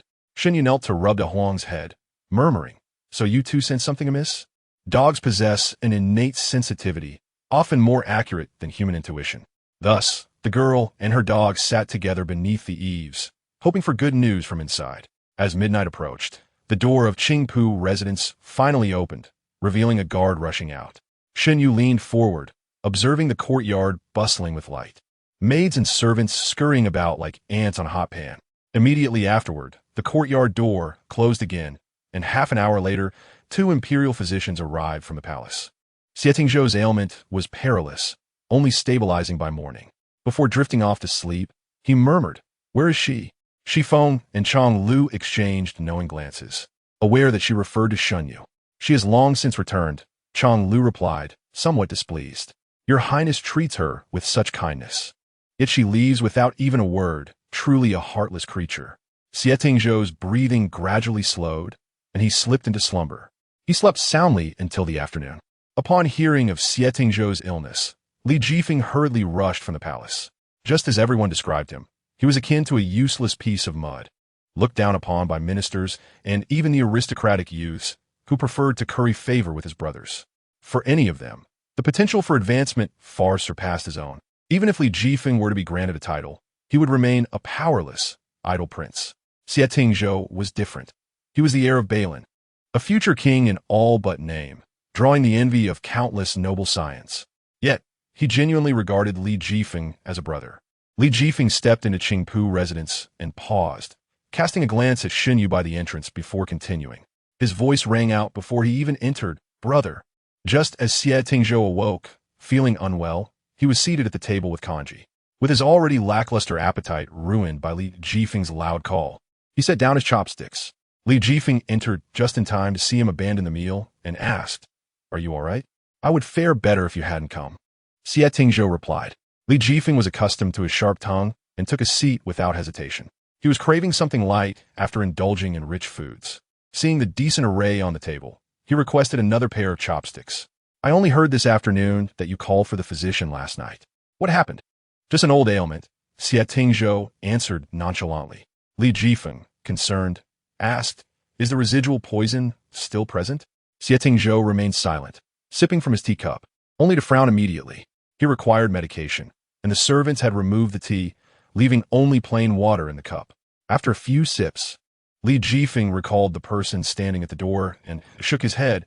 "A night of marriage brings 100 days of affection, and yet you've cast her out so soon?"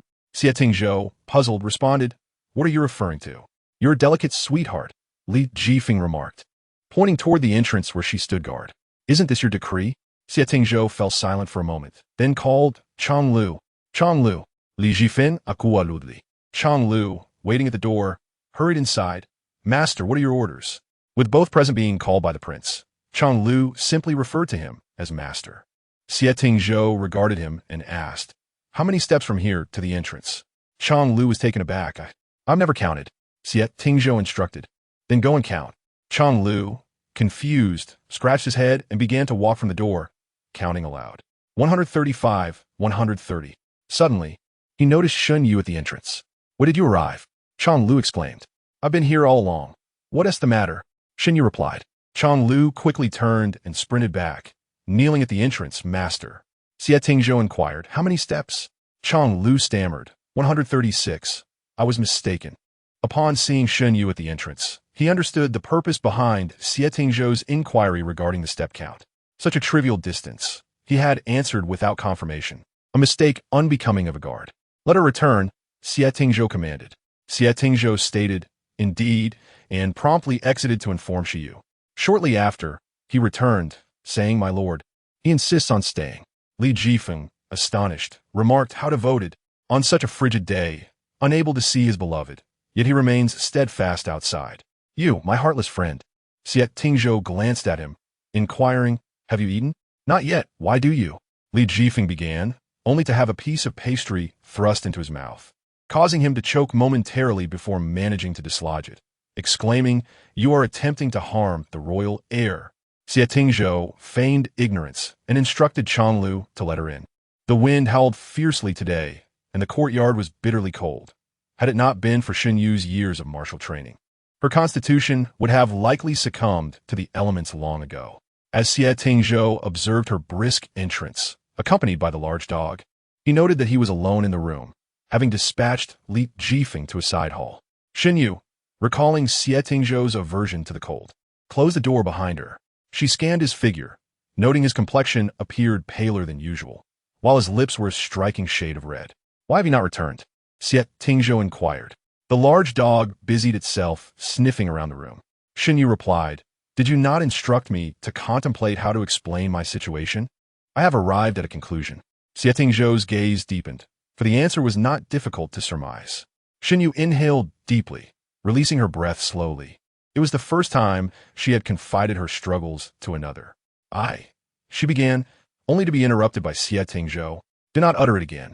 Do not dwell upon what brings you sorrow." Shen Yu stared at him in astonishment, feeling an unexpected sense of solace in his words, realizing for the first time how deeply she felt wronged. Chapter 80. Sister-in-law. At times, one feels capable of enduring everything in silence. Yet when someone inquires if one is weary, it is as if every bone in their body aches with fatigue. Shen Yu lowered her gaze, silent. She could not bear the thought of appearing weak. Yet in the face of Xie Tingzhou's seemingly casual remarks, her vulnerability surfaced. He regarded her and stated, "This case has lingered for too long. Further delays may incite public unrest. The 3 judicial departments will expedite the resolution. Prepare yourself for any outcome." Shen Yu lifted her head, asking, "What do you mean, Your Highness?" Xie Tingzhou turned his gaze to the window. "This case will be adjudicated, but the verdict may not align with your expectations." Shen Yu furrowed her brow in contemplation. All she desired was for those associated with the case to receive their due punishment. Could that truly be unattainable? Just a speculation. Do not overthink it for now. Xie Tingzhou softened his tone. Shen Yu nodded, then inquired, "Are you feeling better?" Xie Tingzhou's eyes lingered on her face for a moment. "It is nothing serious." Shen Yu was well aware of his steadfast resolve. As long as he drew breath, he would deem it inconsequential. "You should return now," he added. As she reached the door, she hesitated before turning back to say, "I wish to step out briefly, to visit the Liu family's shop. I have certain matters to confirm." Unsure why she felt compelled to share this, she simply sensed it necessary. Xie Tingzhou nodded, "Very well." Shen Yu exited and closed the door behind her, glancing around before spotting Shifeng conversing with the guards. She caught a hint of Shifeng discussing rare medicinal herbs, presumably in search of something for Xie Tingzhou. Approaching, Shen Yu noticed Shifeng signaling the guards to leave, asking, "What is it? Are you gathering herbs for His Highness?" Shifeng cast her a cautious glance before nodding.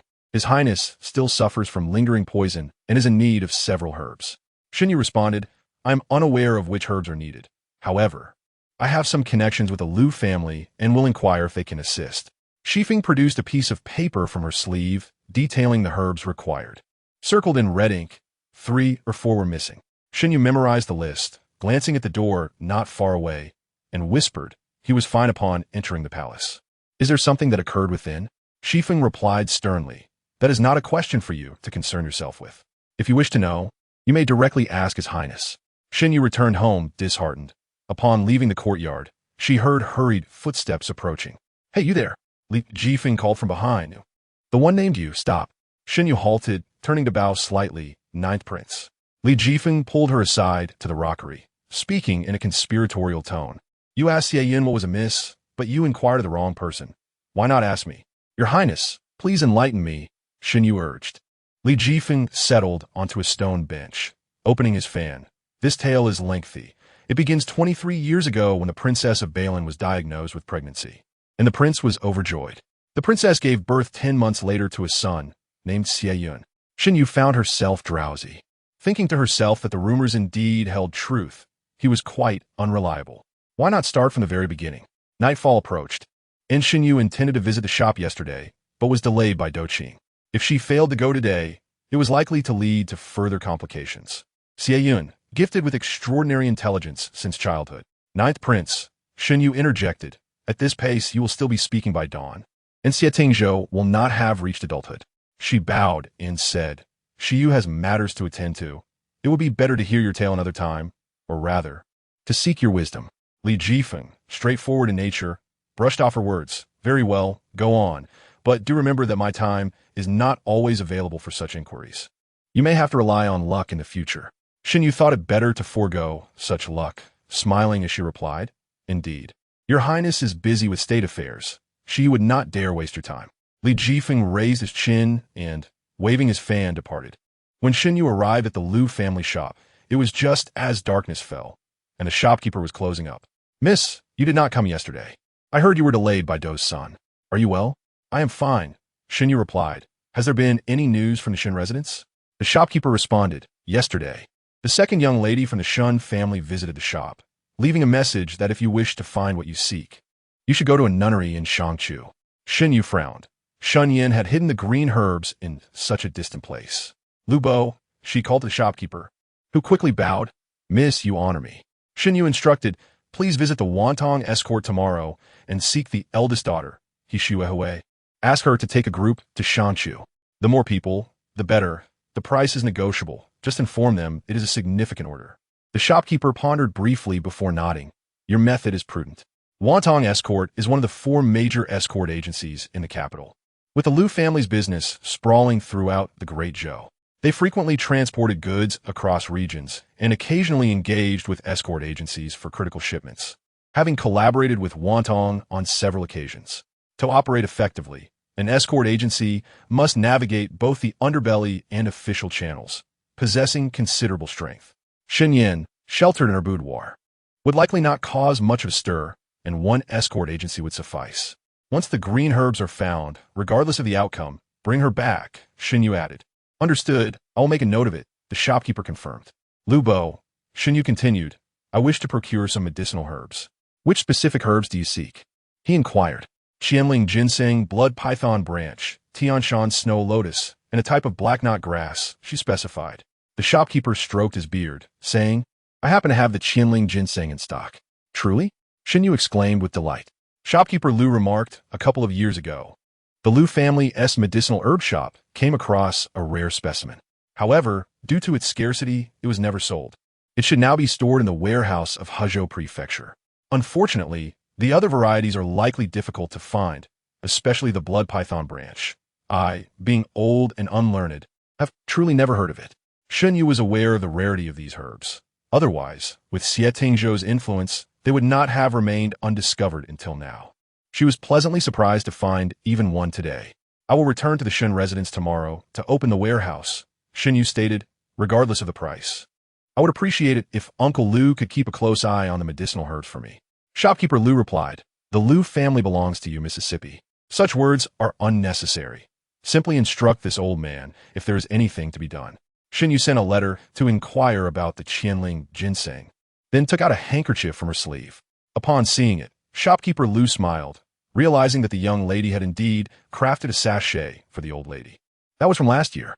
Shen Yu asked the old lady what she would like this year, and the old lady, knowing her lack of skill in needlework, playfully suggested she wanted a sachet embroidered by her. To her surprise, Shen Yu had truly made one. As Shen Yu fondled the unevenly embroidered sachet, she whispered, "I made several, and this one is the best." Shopkeeper Liu assured her. Regardless of its quality, the old lady will undoubtedly be delighted to receive it. By the time they left the shop and returned to the residence, it was already dark. The front courtyard was bustling with noise, prompting Shen Yu to ask Arya, "What is happening over there?" "I'm not sure," Arya replied. "There are many people from the Wang residence, with beautiful maidens and lovely ladies." Shen Yu inquired, "What do you mean by ladies?" Arya innocently explained, "The ladies are dressed not like maids, but like young mistresses.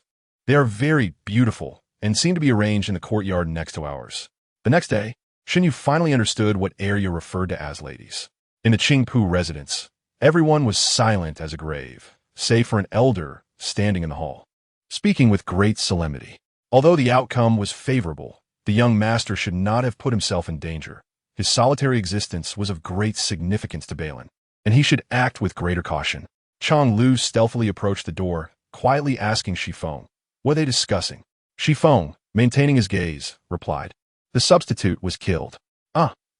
Chang Lu sighed. "This will take a while. It seems he has many matters to address, and who knows when he will finish." The elder's voice continued within, stating that the prince and Balin missed the young master dearly, and the old servant was instructed by the prince.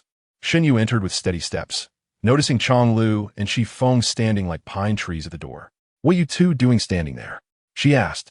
Both exchanged a glance, conveying the message, "You are in trouble." The elder's speech was interrupted, and he frowned, demanding, "Who is causing a disturbance outside?" Shen Yu paused, asking who. Chang Lu quietly reminded her, "The steward from the Wang residence." Zhongbo. Shen Yu acknowledged and stepped forward, saying, "Your Highness, I am on duty today." She then saluted Zhongbo, greeting him respectfully. Zhongbo scrutinized her, inquiring, "Are you the child the prince brought back from the battlefield?" "What does brought back mean?" One might think that Xie Tingzhou is her adoptive father. Shen Yu glanced at Xie Tingzhou, uncertainly responding, "That should be me." Just as she was about to sit on a nearby chair, before she could even touch it, Zhongbo's reprimand echoed. "His Highness has yet to speak. How dare you act so recklessly?"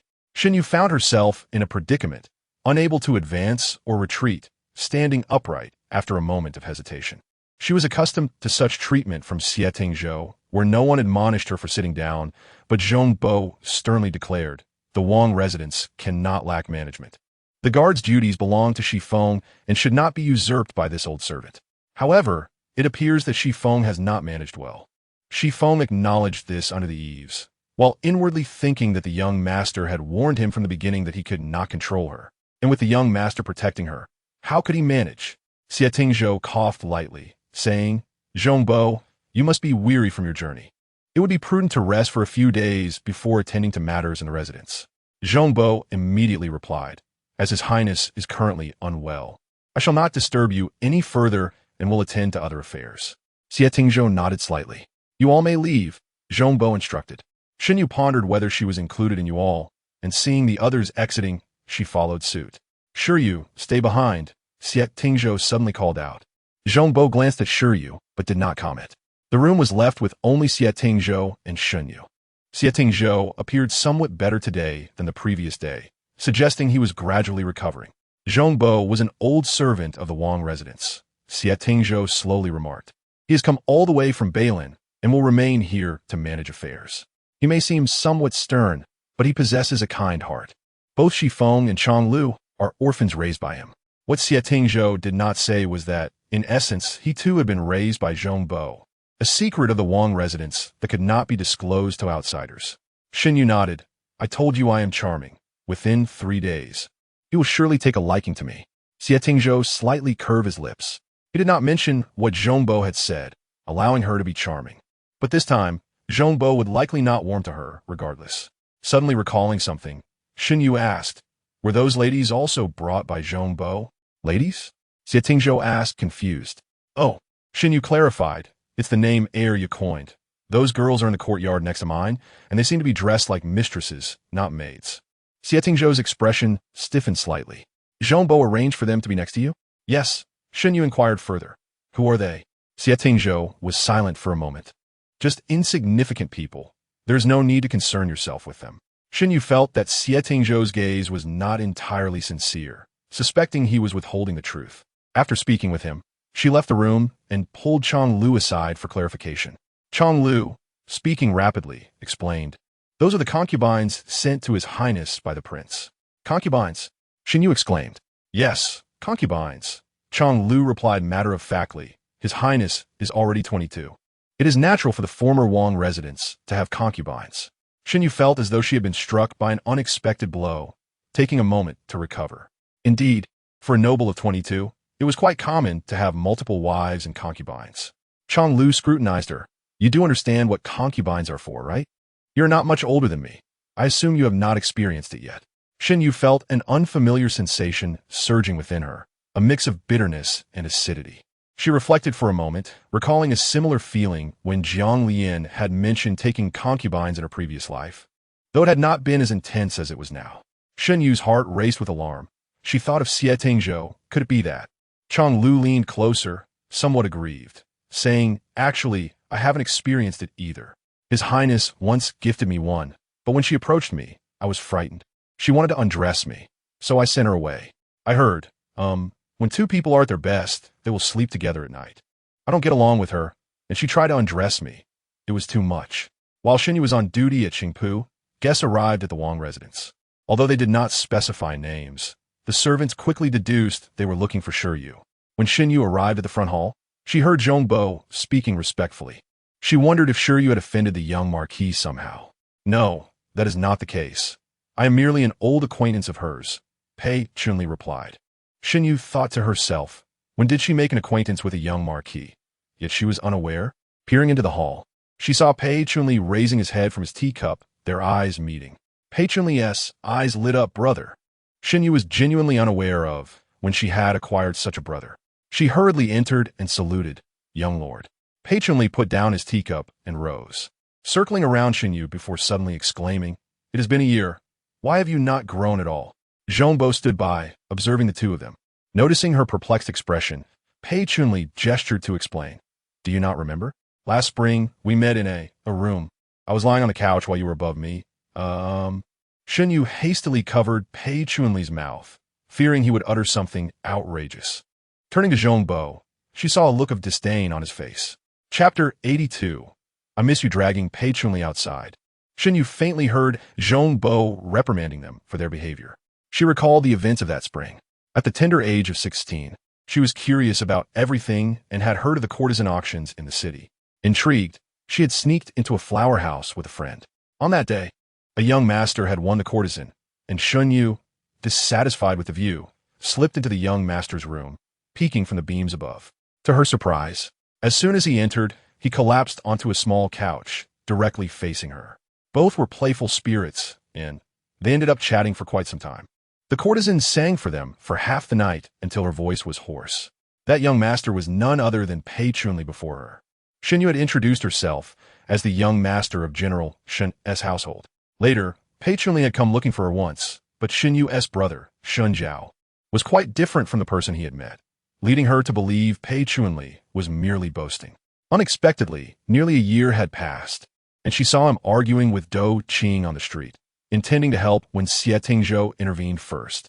For Pei Chunli, it had only been a year since that spring, but for Shen Yu, considering the 3 years she had been married to Jiang Lianzhi, for springs had passed, and her memories were understandably less vivid than his. Shen Yu lowered her voice. "How did you find me here?" "I miss you." Pei Chunli replied, "I truly miss you. No one else is as fun. That night was exhilarating." Shen Yu pursed her lips. "You can't miss me. I don't miss you. Young lord, you should leave quickly. You're utterly heartless." Pei Chunli pointed at her. "We agreed to enjoy life together from now on. How can you go back on your word?" Shen Yu found his childishness amusing. Despite the passage of time, Pei Chunli remained like a child. While Li Jifeng, though incompetent, was shrewd, and Pei Chunli was simply foolish. "It's not that I don't want to, but the reality is I have responsibilities now and am not as free as before. I used to have my father and brother shielding me from everything. With the Shen family and the Liu family, I only needed to indulge in pleasures, with marriage being inconsequential. But now, things are different. I have no time to waste, and many matters await my attention." Pei Chunli clapped his hands. "Well, that's simple. I will ask the heir to bring you to me. From now on, you can accompany me in my revelries." Xie Tingzhou, standing in the corridor, raised his hand to silence Shifeng, who was about to speak. Upon hearing that the young lord was seeking someone, he assumed, given her temperament, that she must have gotten into some trouble and was preparing to intervene. Pei Chunli, with his impulsive nature, seized Shen Yu and pulled her along. Just as they encountered Xie Tingzhou. "Ah, heir, I was just looking for you," Pei Chunli exclaimed. Xie Tingzhou's gaze swept over Shen Yu's wrist, his voice turning cold. "What do you want with me?" Shen Yu sensed the change in Xie Tingzhou's demeanor and quickly tugged at Pei Chunli, signaling him to remain silent. However, she forgot that Pei Chunli was rather dim-witted and misinterpreted her gesture as impatience. "Don't worry," Pei Chunli patted her hand reassuringly. "I'll ask him for you right now." This child was quite charming, but regrettably, he had a loose tongue. Shen Yu realized she had jumped into a river of troubles that she could not clear herself from. Xie Tingzhou took a deep breath and stepped towards the main hall. Pei Chunli quickly followed, while Shen Yu withdrew her hand from his grasp. Upon entering the hall, Xie Tingzhou and Pei Chunli took their seats, and Shen Yu stood in the center. Pei Chunli, in his foolishness, patted the chair next to him and said, "Come, sit here with me." Xie Tingzhou's expression was frosty as he asked Shen Yu, "Why aren't you sitting?" From his tone, Shen Yu discerned an underlying threat, as if to say, "Dare to sit and see what happens." Feeling trapped, she found herself in a precarious position. The maidservants brought in tea, and Xie Tingzhou lifted the teacup, glancing inside, only to find it filled with plain water, which he set down again. Pei Chunli took a sip and asked, "Have you thought it over, heir?" Xie Tingzhou retorted, "Thought over what?" "About giving her to me," Pei Chunli replied with an air of certainty. Xie Tingzhou tightened his jaw. "She has always been free with me. You should ask her if she wishes to accompany you." Pei Chunli beamed. Of course she would be willing. "However, I cannot let the heir suffer a loss. I'll have a few beauties sent to your residence." Speaking of beauties, Shen Yu suddenly recalled Long Lu's words. The neighboring room was abuzz with lively chatter, and she had visited that morning, noting that each girl was as lovely as a lotus, delicate as a willow. Xie Tingzhou was indeed fortunate. Turning to Xie Tingzhou, she said, "Now that I am the princess guard, naturally, it is the prince's decision." Xie Tingzhou caught the provocation in her eyes, and their gazes nearly sparked with fire. Pei Chunli, oblivious to the tension, continued to smile foolishly. "Then this is settled? The heir has already agreed, so you should come with me." As he spoke, he stood up, preparing to pull her along. Shen Yu remained motionless, seemingly indicating that if Pei Chunli were to grab her, she might indeed follow him. As Pei Chunli approached, Xie Tingzhou clenched his fists. Just as Pei Chunli was about to grasp Shen Yu's hand, a loud thud echoed as Xie Tingzhou strode forward, seizing Shen Yu's hand and pulling her away. Pei Chunli stood frozen, bewildered at Xie Tingzhou's sudden reversal. Had he not already consented? How could he go back on his word in front of him? By the time he regained his senses, all he saw was the flutter of robes as they disappeared through the door. Pei Chunli was left in a daze, while Zhongbo looked on with a pained expression. Xie Tingzhou led Shen Yu swiftly down the corridor, and the servants they passed instinctively knelt aside. He was tall and long-legged, and Shen Yu found herself nearly jogging to keep pace with him, uncertain of where they were headed. Xie Tingzhou had just realized that his feelings for her ran deeper than he had previously acknowledged. He understood that for now, he was merely a path for her to achieve her goals. Ultimately, there would come a day when this would conclude. She would leave, reverting back to Shen Yu, or perhaps becoming the wealthy individual she aspired to be.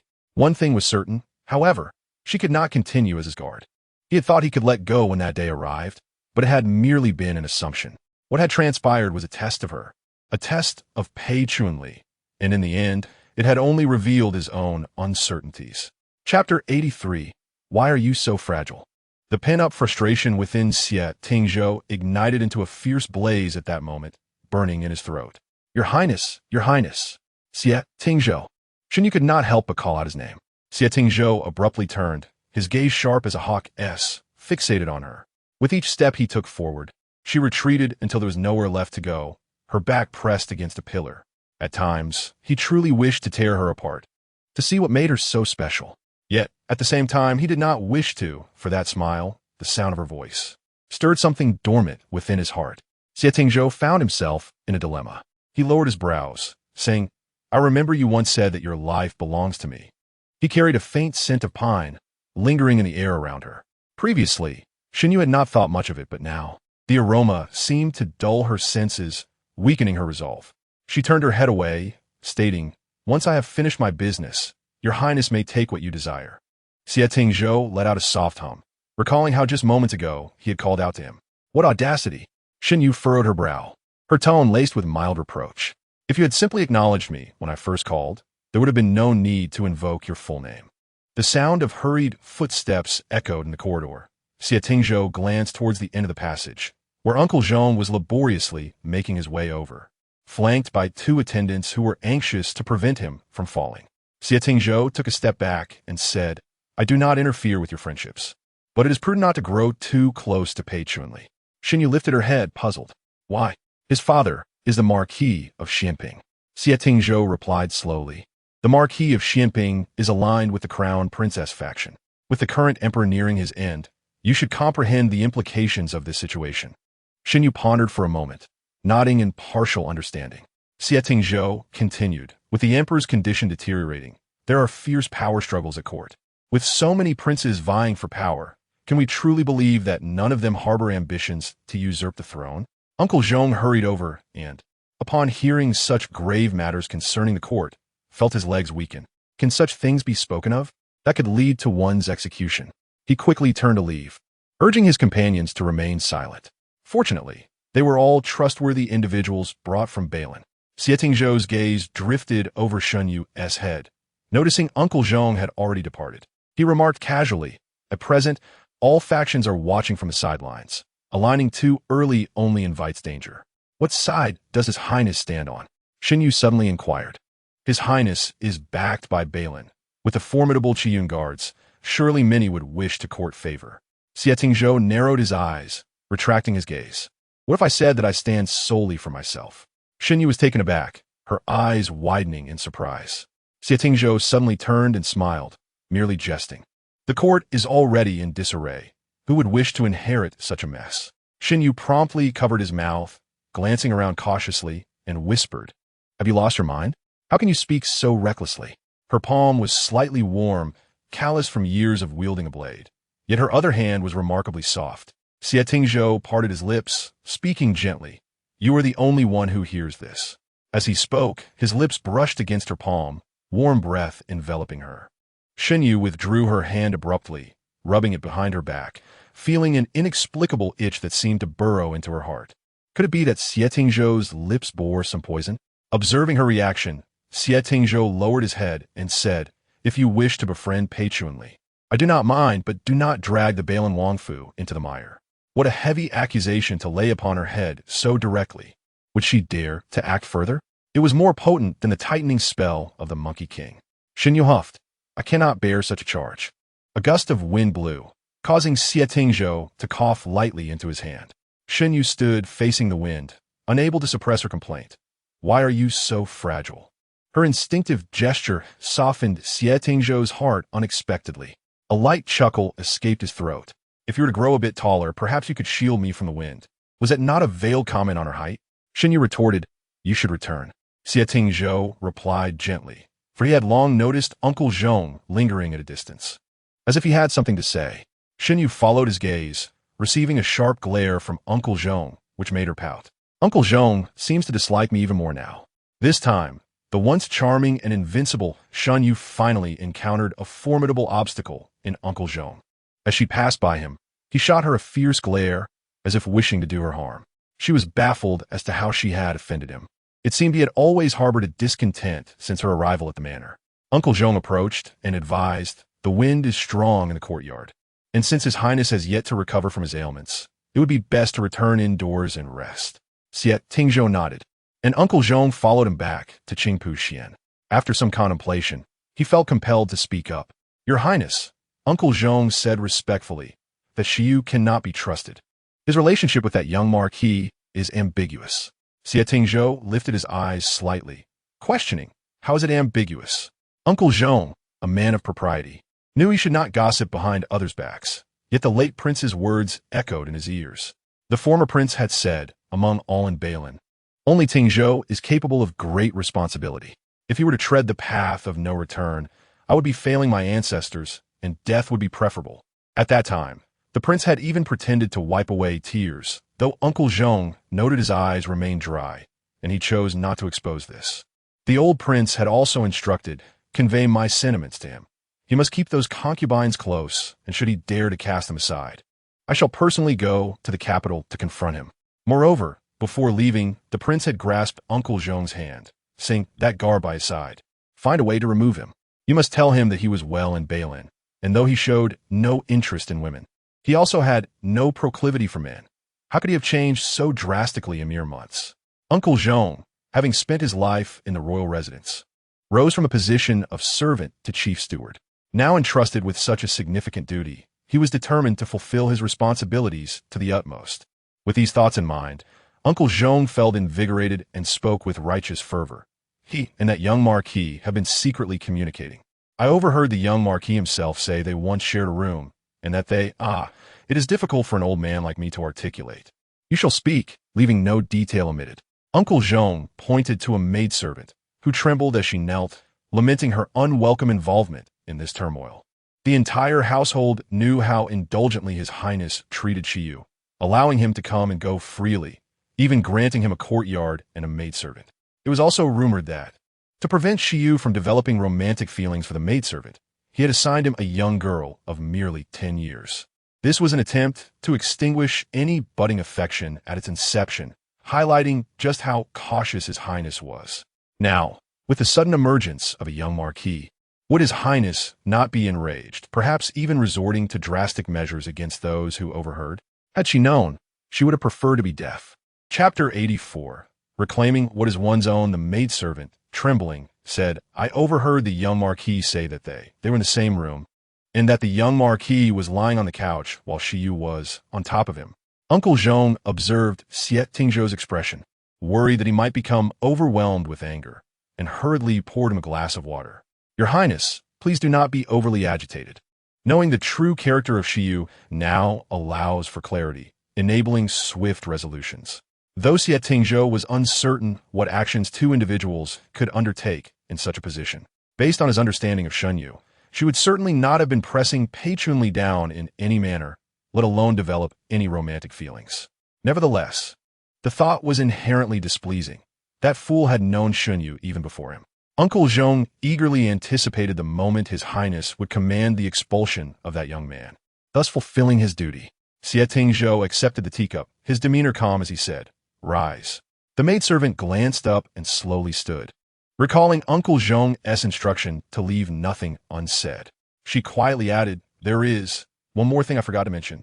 Xie Tingzhou gestured for her to continue. The maidservant said, Before Xie Yu came to the front hall, the young Marquis claimed that they had already pledged their lives to one another. The teacup fell lightly onto the table, and Xie Tingzhou's countenance darkened. The maidservant, terrified, felt her legs weaken and knelt again. Xie Tingzhou squinted his eyes. Did he truly say such a thing? Indeed he did, the maidservant replied, bowing her head, and several individuals present heard it clearly. Uncle Zhong seized the moment to counsel. Your Highness, as the saying goes, it is better to dismantle 10 temples than to ruin a marriage. Since they have made such a commitment, why not facilitate their union with a modest gift, wishing them a harmonious life together? Xie Tingzhou replied coldly, Wish them a harmonious life together? How could patronly be worthy? Uncle Zhong felt a wave of shame wash over him. Good heavens! It appeared that His Highness not only refused to relent, but was also intent on forcibly dismantling their bond, engaging in such an immoral act. The problem was, Uncle Zhong found himself at a loss for words, only able to ponder in silence. Listening to Pei Chunli's description, Xie Yu seemed to be the one above. Yet the issue lay in the fact that His Highness did not appear to be the one below. Had they not realized this dilemma? Zhong Bo felt a deep embarrassment merely contemplating such matters. He intended to say a few more words, but Xie Tingzhou had already raised a hand to his forehead, signaling that it was time to leave. Zhong Bo quickly sealed his lips, deciding not to disturb His Highness's rest. Upon exiting the room, he let out a long sigh.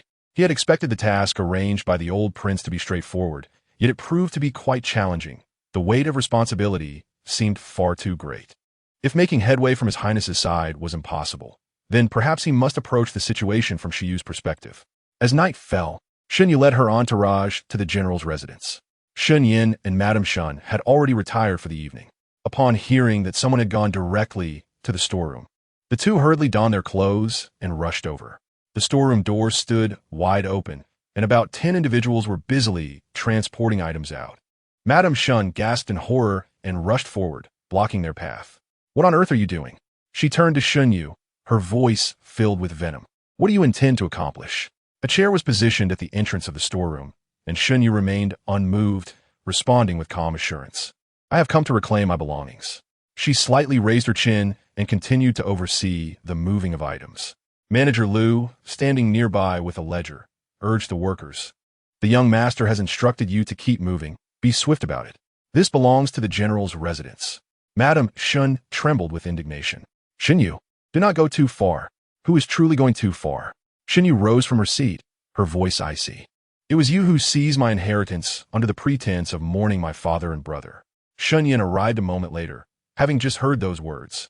She stood at the corridor, momentarily dazed, observing the flurry of activity around her, as if she could not comprehend the situation.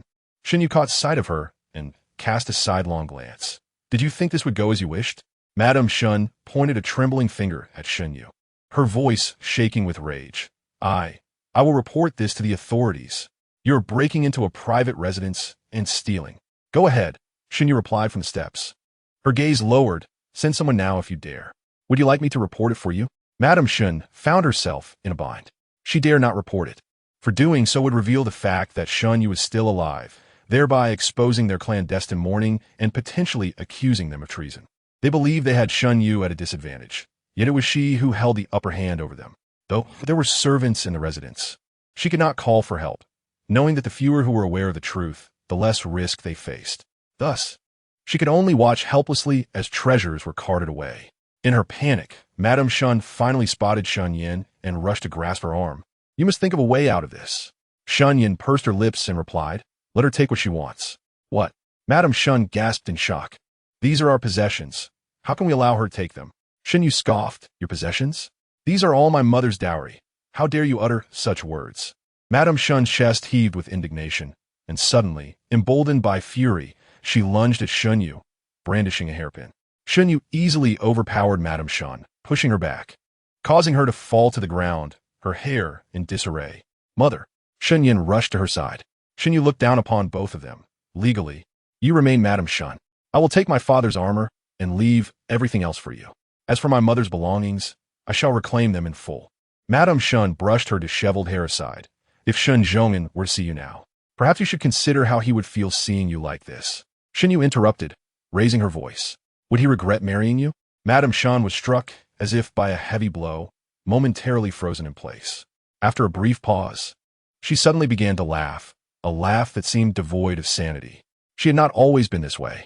When she was informed that she would marry Shen Zhongyan as his second wife, she had initially rejected the idea, believing that a man who had spent years in battle would be unrefined and lacking in romantic sensibility. However, upon seeing him return to the capital, she discovered he was not as she had imagined. The handsome general, mounted high on his steed, receiving the adoration of the people, was a vision of charm and grace. At that moment, her heart was swayed, especially upon learning of Shen Zhongyan's deep care for his first wife. She eagerly anticipated marrying into the Shen family. Yet, everything that followed shattered her illusions. She vividly recalled his words on their wedding night. "Marrying you was not my intention, but now that I have, you are a member of the Shen family." In his eyes, she was merely a member of the family, nothing more. Where was the affection? They cohabited under one roof, yet remained as distant as strangers, his heart forever tethered to his deceased wife. She later learned that it was the Earl of Chengyan who had forced him into marriage. At that time, Shen Zhongyan was not as powerful as he would later become, leaving him no choice but to marry her. Their children were always in his care, while she bore the title of mother without fulfilling the responsibilities that came with it. As she became pregnant, her joy was tainted with resentment. Each time she voiced her grievances, Shen Zhongyan would fall silent, and the more she complained, the less frequent his visits became, until he returned only once every year or two. He fought valiantly on the front lines, while she languished in the capital, feeling like a widow. The pent-up bitterness within her eventually transformed her into a resentful woman, and the general's residence slowly morphed into its current state. Chapter 85. Madness witnessing Madame Shen's vacant gaze. Alternating between laughter and tears, as if trapped in her memories, Shen Yin held her tightly, calling out, "Mother, what is wrong?" Please do not scare me. Finally, Madame Shen was pulled back to reality by Shen Yan's voice. She looked up at Shen Yu, murmuring, "Is it not your desire to be reunited with your deceased wife? I shall ensure that does not come to pass." Shen Yu's expression shifted. Madame Shen continued, "I shall bury you in Shangjing, ensuring that you and your dearly departed will never meet again." You wish to escape me? When I die, I shall be buried with you, forcing you to see my face every day. She gazed at Shen Yu as though she were looking at Shen Zhong'an. Shen Yan's expression darkened, and she shook Madame Shen. "Mother, what is wrong with you?" Madame Shen turned her head, her gaze strange. "Qiu Rue, how long until my wedding with General Shen?" Qiu Rue had been her maid before her marriage and had long since married and left. It seemed she had truly lost her mind. Shen Yin stood frozen, sinking back in disbelief, crying out, "Mother, it is me, Yenner." Shen Yu turned her face away. Madame Shen had descended into madness. A turn of events she had not anticipated. It was evident that she harbored feelings for Shen Zhong'an. After all, love begets resentment. Otherwise, how could such bitterness arise? It was likely that the dreadful news from the frontier had made her heart fester with anger, and now, confronted with painful memories, it had ignited her mind, leaving her in a state of confusion. After weeping for a while, Shen Yin suddenly turned to Shen Yu. "I have already permitted you to take what you want. What more do you wish?" Shen Yu shook her head in disappointment. "I merely seek to reclaim my own belongings. Are you the ones forcing me? Or am I the one forcing you?" Shen Yin opened her mouth, momentarily at a loss for words, and could only cling to Madame Shen, weeping. "Shen Yin," Shen Yu sighed. "Father once told me that he spent too little time with you. He did not want your mother to raise you, knowing she could not nurture a good daughter. He originally intended to take you to the frontier with him, but your mother threatened him with death to prevent it. You yourself had said you could not endure the harshness of the frontier. Father mentioned to me that you were his sister, and as girls, we would be closer. He urged me to look after you, which is why I always selected the best for you from what my grandmother sent, rather than merely giving you my cast-offs." As she spoke, Shen Yu turned her face away. Her voice choked as she continued, "I have never cared for gold and silver trinkets. What truly matters to me is family. These belongings, should you ask, I would willingly part with. I consider you a sister and trusted you enough to write to you. Yet it is you all who have pressured me." Shen Yin bowed her head in tears. Shen Yu raised her chin, stifling the tears that welled in her eyes. "I am the kind of person who repays a kindness threefold. Similarly, I bear grudges for wrongs done to me. Thus, we can no longer be sisters. From now on, let us keep our distance. If you do not offend me, I shall not offend you." She gritted her teeth and asked, "Is everything moved out?" "Yes," replied Manager Liu, approaching with a ledger. "However, some items do not match, as they are missing from the storeroom. How could everything be accounted for? Perhaps some have been squandered long ago. How much is missing?" "About 10 to 20%, Manager Liu responded. Shen Yu glanced at Shen Yin, then sighed. "Let it be. The remaining items are not worth the trouble. What your mother and you have inherited from our father should suffice for your livelihood. Just do not trouble me again." A line of heavily laden carts awaited at the back door. Manager Liu counted them, but did not see Shen Yu, so he pulled a servant aside and inquired, "Where's the young lady?" The young lady mentioned she would visit her courtyard briefly, but would return shortly, the servant replied. The courtyard seemed long neglected. The flowers and grasses lay crushed under the winter snow, leaving only a desolate sight as the snow melted away. Shen Yu pushed open the bedroom door, revealing a thick layer of dust covering the furniture. She made her way to the vanity, stopping before it. Beneath the vanity was a drawer filled with her cherished belongings. Shen Yu opened the drawer and rummaged through it, each item stirring a memory. She found a box to carefully pack her treasures, only to discover one item missing, a small wooden sword her brother had made for her in childhood, its whereabouts unknown. Manager Liu waited at the back door for a moment, and then saw Shen Yu approaching, cradling a box. "Young lady," he greeted. "Let us go," Shen Yu replied. Manager Liu hesitated, saying, "Miss, there is a concern. The tailor shop has only a few assistants. If these treasures attract attention, they may not be well guarded." Shen Yu understood his unspoken concern. "Is there not a money house in the capital?" she inquired. "There is, but the storeroom cannot accommodate so many items," Manager Liu replied.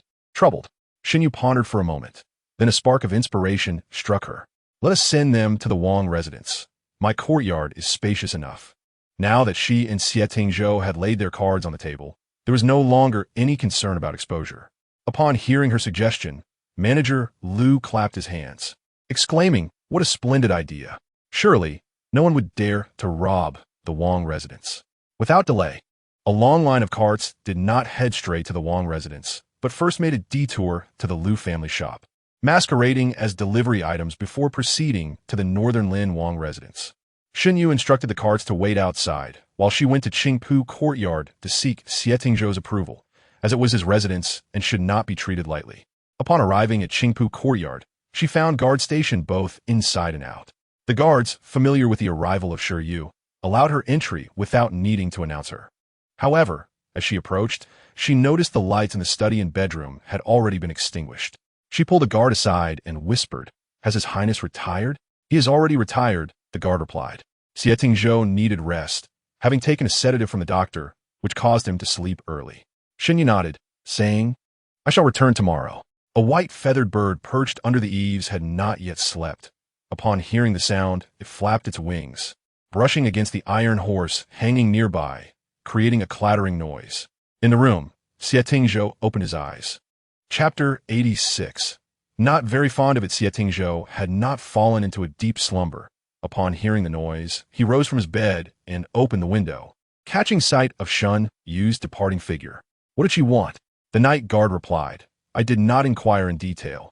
Upon hearing His Highness was asleep, she left, saying she would return tomorrow." Xie Tingzhou mused, believing he understood Shen Yu well enough.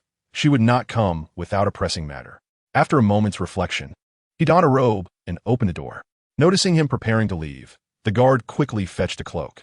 "Your Highness, the night air is quite chilly." Xie Tingzhou accepted the cloak and stepped outside. Having taken the medication, he felt slightly fatigued. Realizing that the distance from Qingpu courtyard to Looming Pavilion seemed further than he remembered. Initially, he had placed her in a more distant location because he had begun to harbor feelings for her. Lost in thought, he arrived at the entrance of Looming Pavilion. "Where is she?" he inquired. A shadow guard replied, "She is at the east gate." The voice came without a visible form, likely startling anyone who might encounter it at such an hour. "Why is she not back yet? What did she want at the east gate?" At the east gate, Shen Yu was distressed, pondering where to place such a large quantity of items. Sometimes excessive wealth could indeed be a burden. Manager Liu suggested, with dawn approaching, "We might as well rest here and wait for the young master to awaken before proceeding." His words were abruptly cut off. Manager Liu, facing the door, spotted Xie Tingzhou stepping out.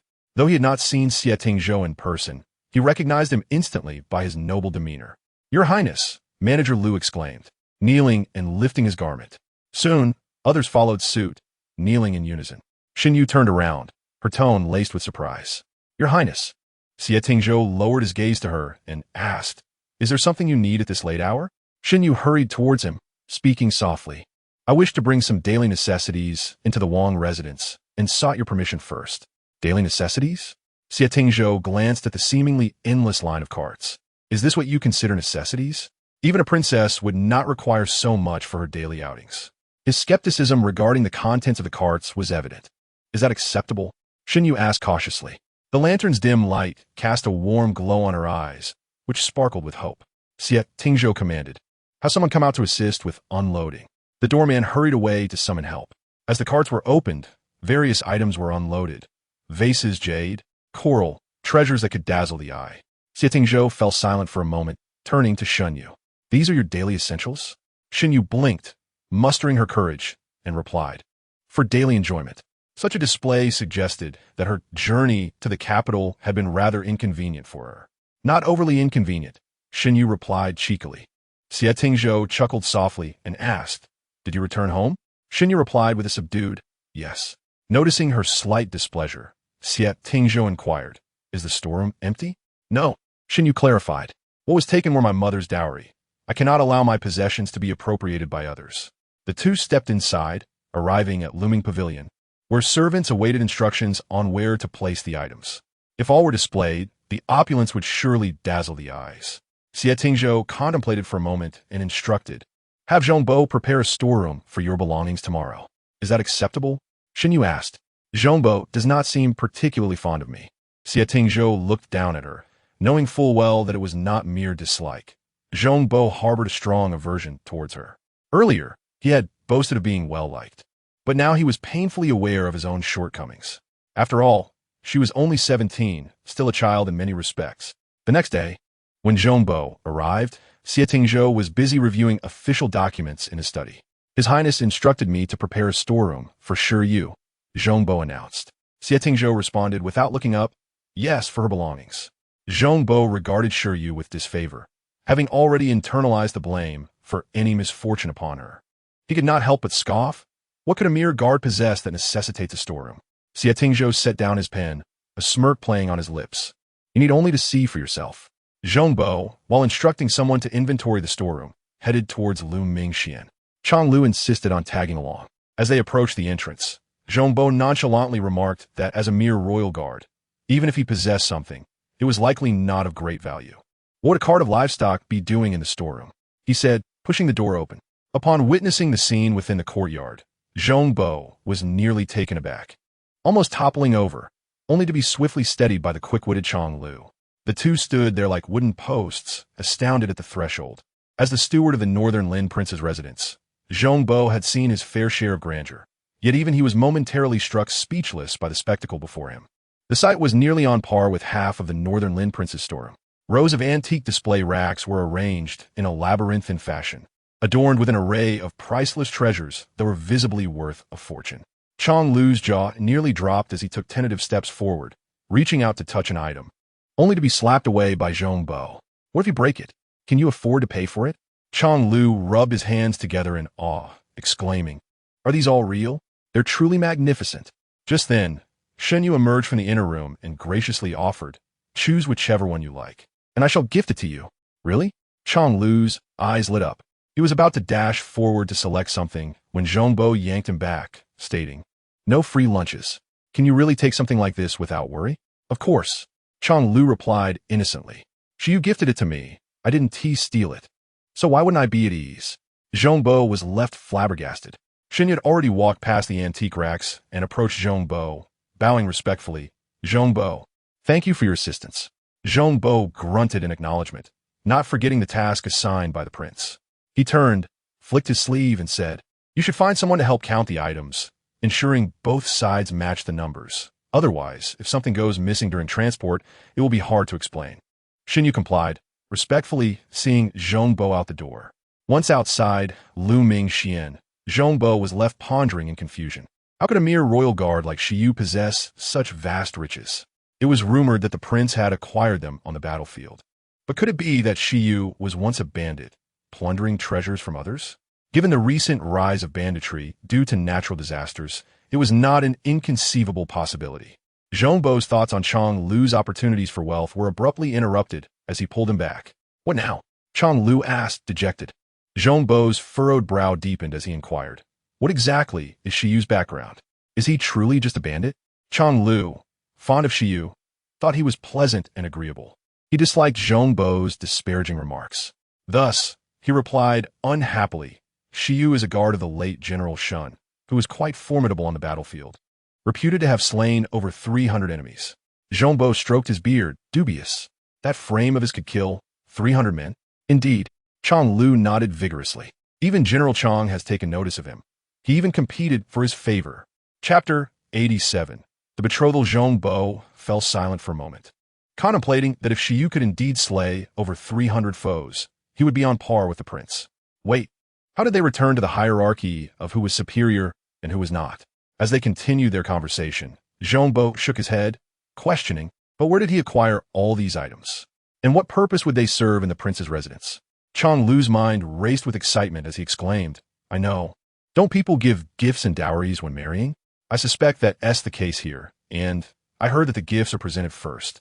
Xie Yu must be here to propose to our family. Before he could finish, Zhongbo slapped him, exclaiming, Nonsense. Fuming, chonk bori tortit, regardless. Our prince is the one marrying. How could it possibly be the other way around? Chang Lu, half understanding, mused aloud, so that means Xie Yu is to be adopted into the family. That's the logic, Zhongbo replied, but quickly corrected himself. No, absolutely not. Our prince has no connection with Xie Yu, and they shall each pursue their own paths in marriage. As they chatted idly, the duo arrived at Qingpu. Xie Tingzhou, seeing them return, inquired, Is everything arranged? Both Zhongbo and Chang Lu wore glum expressions. All is in order, Zhongbo replied respectfully. Xie Yu has found someone to count the items with the storeroom staff to avoid any discrepancies later. Good, Xie Tingzhou said, closing one document and opening another. He glanced up to find both still lingering. Is there something else? Zhongbo pondered for a moment. Recognizing that Xie Tingzhou was unlikely to absorb any trivial chatter at this time, so he replied, nothing of importance. What is wrong with him?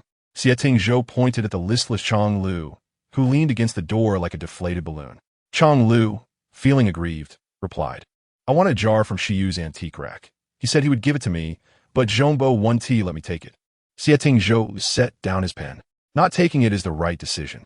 What would you need a jar for? Chang Lu blinked. I want to catch a couple of turtles to keep. Zhongbo sighed in exasperation. Our prince raises falcons and leopards, and you want to keep turtles? Chang Lu shrank back. Xie Tingzhou added, let Zhongbo accompany you to find a jar. Chang Lu hesitated, but it 1T be as nice as Xie Yu's. I prefer pink. Xie Tingzhou was momentarily speechless. Once the items were moved out, the courtyard was left empty again, and De Huang was finally free to run about instead of being cooped up inside. Spring had officially begun, and only yesterday did the spring rain start to fall. De Huang joyfully raced around the courtyard for the entire afternoon, digging a pit in the corner and rolling in the mud. Shen Yu and Arya boiled water and set up a wooden tub outside to give De Huang a bath when they heard two gentle knocks at the courtyard door. Shen Yu rose to answer, warning De Huang, no running. Upon opening the door, she found several lively maidens standing outside. The very same ones from the neighboring courtyard who had come from Northern Lin. Ever since their arrival, there had been no disturbances, and it was unclear why they suddenly visited. The one in a pink blouse smiled and said, having been here for several days, we haven't had the chance to formally greet the young master. I apologize for the oversight. Shen Yu quickly replied, you flatter me. I am merely a guard. The pink-clad maiden smiled silently. Another maiden with an oval face presented a bamboo basket, saying, I made these pastries myself for the young master to sample. They are unique to Northern Lin, and I learned from the old cook back at the prince's residence. I heard that the young master loved them as a child. Initially hesitant to accept, Shen Yu paused at the mention of the pastries, intrigued by a taste of what Xie Tingzhou enjoyed in his youth. Seeing that Shen Yu did not refuse, the oval-faced girl offered, shall I take them in for you? As she gently pushed open another door, she spotted the little maid and the rather unattractive mud dog. Shen Yu graciously stepped aside, saying, please come in. She then approached Arya and instructed, you can't play for too long. Just a short while, then come inside to dry off, understood? Arya nodded obediently, cradling the damp De Huang. We'll only play for half a tea's worth of time. Shen Yu patted Arya's head, praising her, good girl. De Huang barked a couple of times, seemingly displeased that only Arya received praise. Shen Yu then patted De Huang, saying, you're a good boy too. This courtyard seems even larger than ours. Indeed, there appears to be a pavilion in the back. The young master is truly generous. The maidens had already begun to explore the small hall. The pink-clad girl glanced back. Lowering her voice, is this safe? The oval-faced girl replied, of course, I specifically used a colorless and tasteless powder. He won't even notice. But the pink-clad girl still felt uneasy. What if he goes looking for the young master afterward? Then we simply lock the door. Another girl with almond-shaped eyes. Hearing footsteps approach, they quickly fell silent. Apologies for the delay. Shen Yu stepped through the door, carrying a pot of tea on a tray. The others exchanged glances, and the woman in the pink dress remarked with a smile, if the young master does not partake in some snacks soon, they will surely grow cold. Shen Yu took a seat, observing the woman with a heart-shaped face as she delicately arranged the pastries from the box onto the table. The pastries were indeed exquisite, crafted in the shape of lotus flowers, with the tips of the petals tinted in a soft pink, appearing almost lifelike. Please do try, the heart-shaped face said, placing a piece into a small dish. Shen Yu cast a glance at her, causing a sudden tremor of anxiety within the heart-shaped face. She averted her gaze, nervously smiling. Is it inappropriate for the young master to look at me so? After all, I am merely a humble maidservant of the prince. Feeling slightly offended, Shen Yu lifted the dish. The others watched with bated breath, scarcely daring to exhale. When he took a gentle bite, they all exhaled in relief. Shen Yu nodded slightly, indicating the taste was pleasing. The heart-shaped face beamed. If you find it delicious, do indulge further. As they encouraged him, Shen Yu continued to eat until he finished a piece. He then raised his hand and slowly leaned back against the table, lowering his head and closing his eyes. Young master? Young master? Seeing that Shen Yu did not respond, the woman in the pink dress expressed her confusion. What sort of potion did you administer? The heart-shaped face replied, what else could it be? Naturally, it is a potion that stirs his romantic inclinations. But how could he fall asleep after consuming it? You didn't mistakenly use a sleeping draft, did you? With this comment, the heart-shaped face began to doubt herself. I remember the two vials were distinct. Why didn't he mix them up? What shall we do now? One asked. Chapter 88. An indecent proposal. The group pondered for a moment, realizing they could only proceed with their plan, as the next time he might be on guard, making it difficult to execute their scheme. The woman in pink exchanged glances with the almond-eyed girl and said to the heart-shaped face, Qiu Yun, since you've made the mistake with the potion, the subsequent matters will fall to you. The heart-shaped face protested nervously. Why should it be my responsibility? The woman in pink replied, if you do not take charge, it will all fall apart. If the heir investigates, he will discover it was you who administered the potion and baked the pastries. We have not laid a finger on him.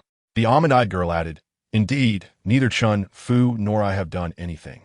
Frustrated, the heart-shaped face exclaimed, how could you betray me like this? Realizing her voice had risen too high, she quickly lowered it. How could you be so treacherous? One must look after oneself. Chun Fu said dismissively. The heart-shaped face, her face reddening with anger and feeling trapped, finally declared, just remember not to turn against me. Otherwise, I will drag you down with me. Chun Fu hooked her arm with a calming tone. That is understood. He will not be under the influence for long. The sleeping draft should wear off soon.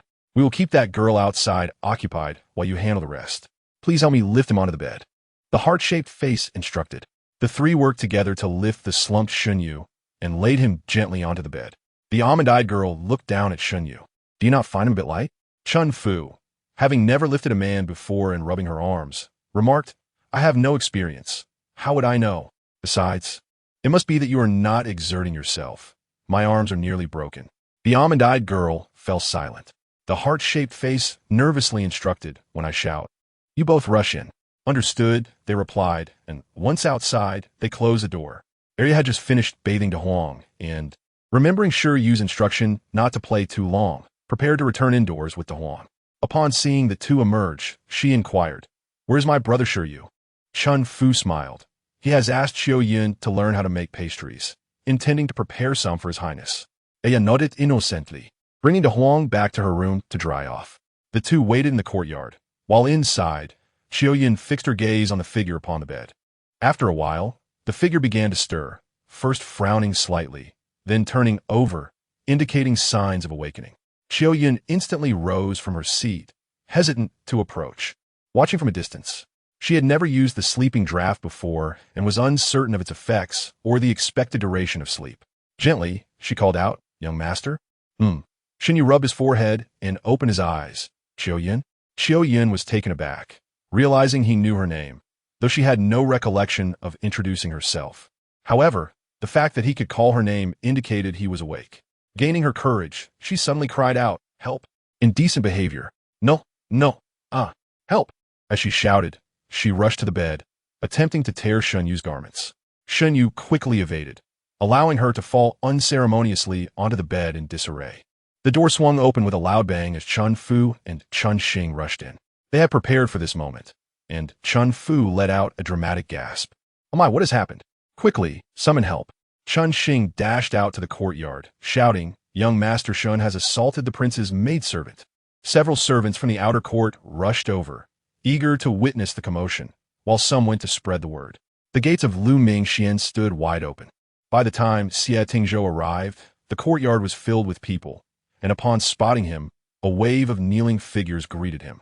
Before he could approach, he heard the sound of a woman weeping, accompanied by others offering consolation. Shen Yu was seated calmly in a chair facing the door, while Arya stood defiantly, hands on her hips, blocking her path. De Huang, uncertain of the situation, barked at the sobbing woman on the ground. As Xie Tingzhou entered, Shen Yu immediately stood to offer her seat. The messenger, uncertain of the details, hesitated to speak freely, merely stating that something had occurred at Lu Mingxian. Thus Xie Tingzhou remained in the dark about the matter. Once seated, he looked at the group of weeping women and asked, what has transpired? Yeah, you take Da Huang outside to play. Shen Yu instructed, wishing to shield the child from the sordid affair. Upon Arya leaving with Dahuang, Chun Fu began to cry, "Your Highness, you must stand up for us. Sure, you attempted to take advantage of Qiu Yun. Had she not cried out, we might not have arrived in time, and God knows what would have happened." Chun Fu clutched her handkerchief, sobbing uncontrollably. Shen Yu remained composed beside her. Fortunately, Xie Tingzhou recognized her as a woman, or else the situation could have been far more complicated. Xie Tingzhou nearly chuckled. Attempted to take advantage? How could he have done so? Who is Qiu Yun? Qiu Yun, tears streaming down her face, replied, "Your Highness, it is I," leaning back in his chair. Xie Tingzhou asked, "Please elaborate on how he attempted to take advantage of you." Qiu Yun glanced around, her handkerchief covering her face as she lamented, "Your Highness, how can I speak of such things? If you cannot speak of it, then where is the evidence?" Xie Tingzhou questioned sternly. Startled, Qiu Yun trembled. Leaning weakly against Chun Fu as she explained, "We live next to young Master Shen Yu. Recently, we prepared pastries to share with him. After tasting them, he expressed a desire to learn, so I remained to teach him. Who could have known that after conversing for a while, he would begin to act inappropriately towards me? As a servant of the prince, how could I submit to another? Thus, I resisted with all my might, but alas." She choked back tears, continuing, "Alas. He was too strong, and as a frail woman, I found myself, sobbing, pinned upon the couch."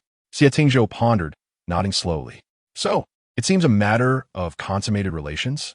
If that is the case, perhaps I should simply hand you over to him." Shen Yu shot an exasperated glance at Xie Tingzhou, who feigned ignorance. "Absolutely not," Qiu Yun pleaded, crawling forward on her knees, attempting to grasp Xie Tingzhou's robe, but was promptly blocked by the guards. In truth, nothing had been consummated. The maidservant, Qiu Yun, blushed slightly, stating, "I remain unblemished." Shen Yu rolled her eyes, and Xie Tingzhou distinctly heard her scoff. Holding back laughter, he inquired, "Do you have any witnesses?" "Certainly." Chun Fu interjected, "Both Chuanxing and I are witnesses. We heard Qiu Yun's cries for help with our own ears. And we also saw her lying disheveled on the couch. Isn't that right, Chuanxing?" Chapter 89. What does it matter if I favor her? Chuanxing glanced at Xie Tingzhou, having ceased her tears when he began to speak. Cautiously, she replied, "I did hear Qiu Yun's cries, but I did not see the two of them lying together on the couch." Chun Fu was taken aback and forcefully pushed Chuanxing, exclaiming, "You are speaking nonsense. You clearly entered with me." Chuanxing, kneeling and shifting aside, murmured, "I truly did not see anything, I only heard the cries. Sister, I am sorry, but I cannot lie to His Highness." Qiu Yun lamented, "Regardless of whether Chuanxing saw it, she heard my cries. It is a fact that Xie Yu has ill intentions towards me. Is it truly a fact?" Xie Tingzhou turned his gaze toward Shen Yu. "Sen Yu played?" "No." Xie Tingzhou absent-mindedly fiddled with the ring on his finger, stating, "You heard her? She says it is not so, then it is not. He is lying." Qiu Yun suddenly became agitated. "Your Highness cannot show favoritism just because he is your guard." Xie Tingzhou paused his movement, slowly asking, "What if I do wish to favor her?" Just as Shen Yu was about to speak, Xie Tingzhou raised a hand to silence her. With a piercing gaze, he asked Qiu Yun, "What if I do favor her?" Qiu Yun felt a tightening in her chest under his gaze and trembled, saying, "Your Highness, how can you distinguish right from wrong? How will you command respect in the future? If word gets out that a guard can casually harass a concubine of yours, where will your dignity rest?" She deliberately shifted the focus onto Xie Tingzhou, hoping to escalate the situation. Xie Tingzhou scoffed. "A few maidservants dare to call themselves concubines?" Both Qiu Yun and Chun Fu's expressions changed simultaneously. They held the title of concubine in the northern Lin prince's residence, but had never served Xie Tingzhou. Qiu Yun cried, "Even if I am not a concubine, even if I am merely a maid, I cannot allow myself to be trampled upon. It would be better to die." As she spoke, she attempted to throw herself against a pillar. The guards gently restrained her with the hilt of their swords, pushing her back down. Chuanxing glanced at the young master and the guard Xie Yu beside him, her resolve firm. Her choice had indeed been correct. Since entering with the young master, Xie Yu had shown no fear, which was illogical and indicated he was confident in the matter. Moreover, the young master's words clearly showed he intended to protect Xie Yu. It was laughable that these two fools continued their charade. Chuanxing secretly rejoiced, thankful she had turned against them early and avoided becoming entangled with their folly. Xie Tingzhou turned to Shen Yu. "It seems they are unwilling to yield. What do you suggest we do?" Shen Yu, disinterested, replied, "How would I know? Xie Tingzhou smiled helplessly. You do not plan to defend yourself? Shen Yu pressed her lips together and said, they brought pastries and laced them with poison.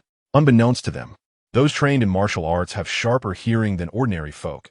I overheard their conversation and decided to play along to see what they intended. You lie. Xiao Yun glared. The pastries were made by me personally. There is no poison. If you do not believe me, summon a doctor to verify.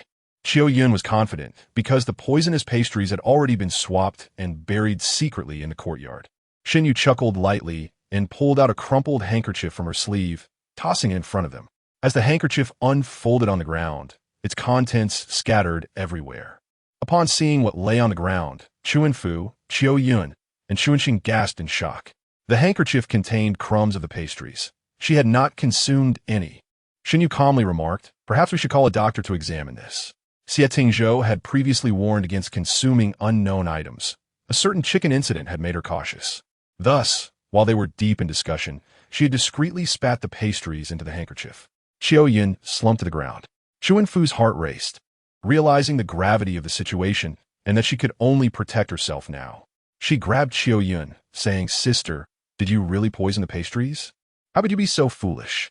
Xiao Yun, wide-eyed, pointed at her. Clearly, we devised this plan together. Now you wish to distance yourself and leave me to bear the consequences? You are delusional. Shen Yu, uninterested in their squabbling, said, I have been fully conscious throughout. I heard everything you discussed. What are you still acting for? Xiao Yun suddenly moved forward on her knees. Your Highness, I was left with no choice. Da Huang, what is wrong with you? Suddenly, the worried voice of Ernyang echoed from the courtyard. Shen Yu ignored the commotion on the ground and stepped outside first, seeing Da Huang anxiously pacing back and forth. When she called for it, it did not respond. What is wrong with it? Ernyang said, her eyes red. I do not know. She replied, weren't you playing with Da Huang? Shen Yu inquired. Ernyang timidly replied, I was eavesdropping at the door, and when I wasn't paying attention for a moment, it became like this. Xie Tingzhou also emerged, and upon seeing the erratic Da Huang, instructed the guards to catch it. Da Huang was soon restrained by several guards, who observed it for a moment before whispering, Your Highness, it seems, it is in heat. Under normal circumstances, even a dog in heat would not behave so wildly. Another guard rushed over, holding half a piece of pastry. Your Highness, there's signs of digging in the flower bed over there, and we found this.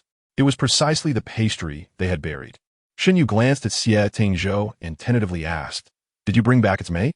Xie Tingzhou was momentarily speechless. Do you think I am someone who can consider such details?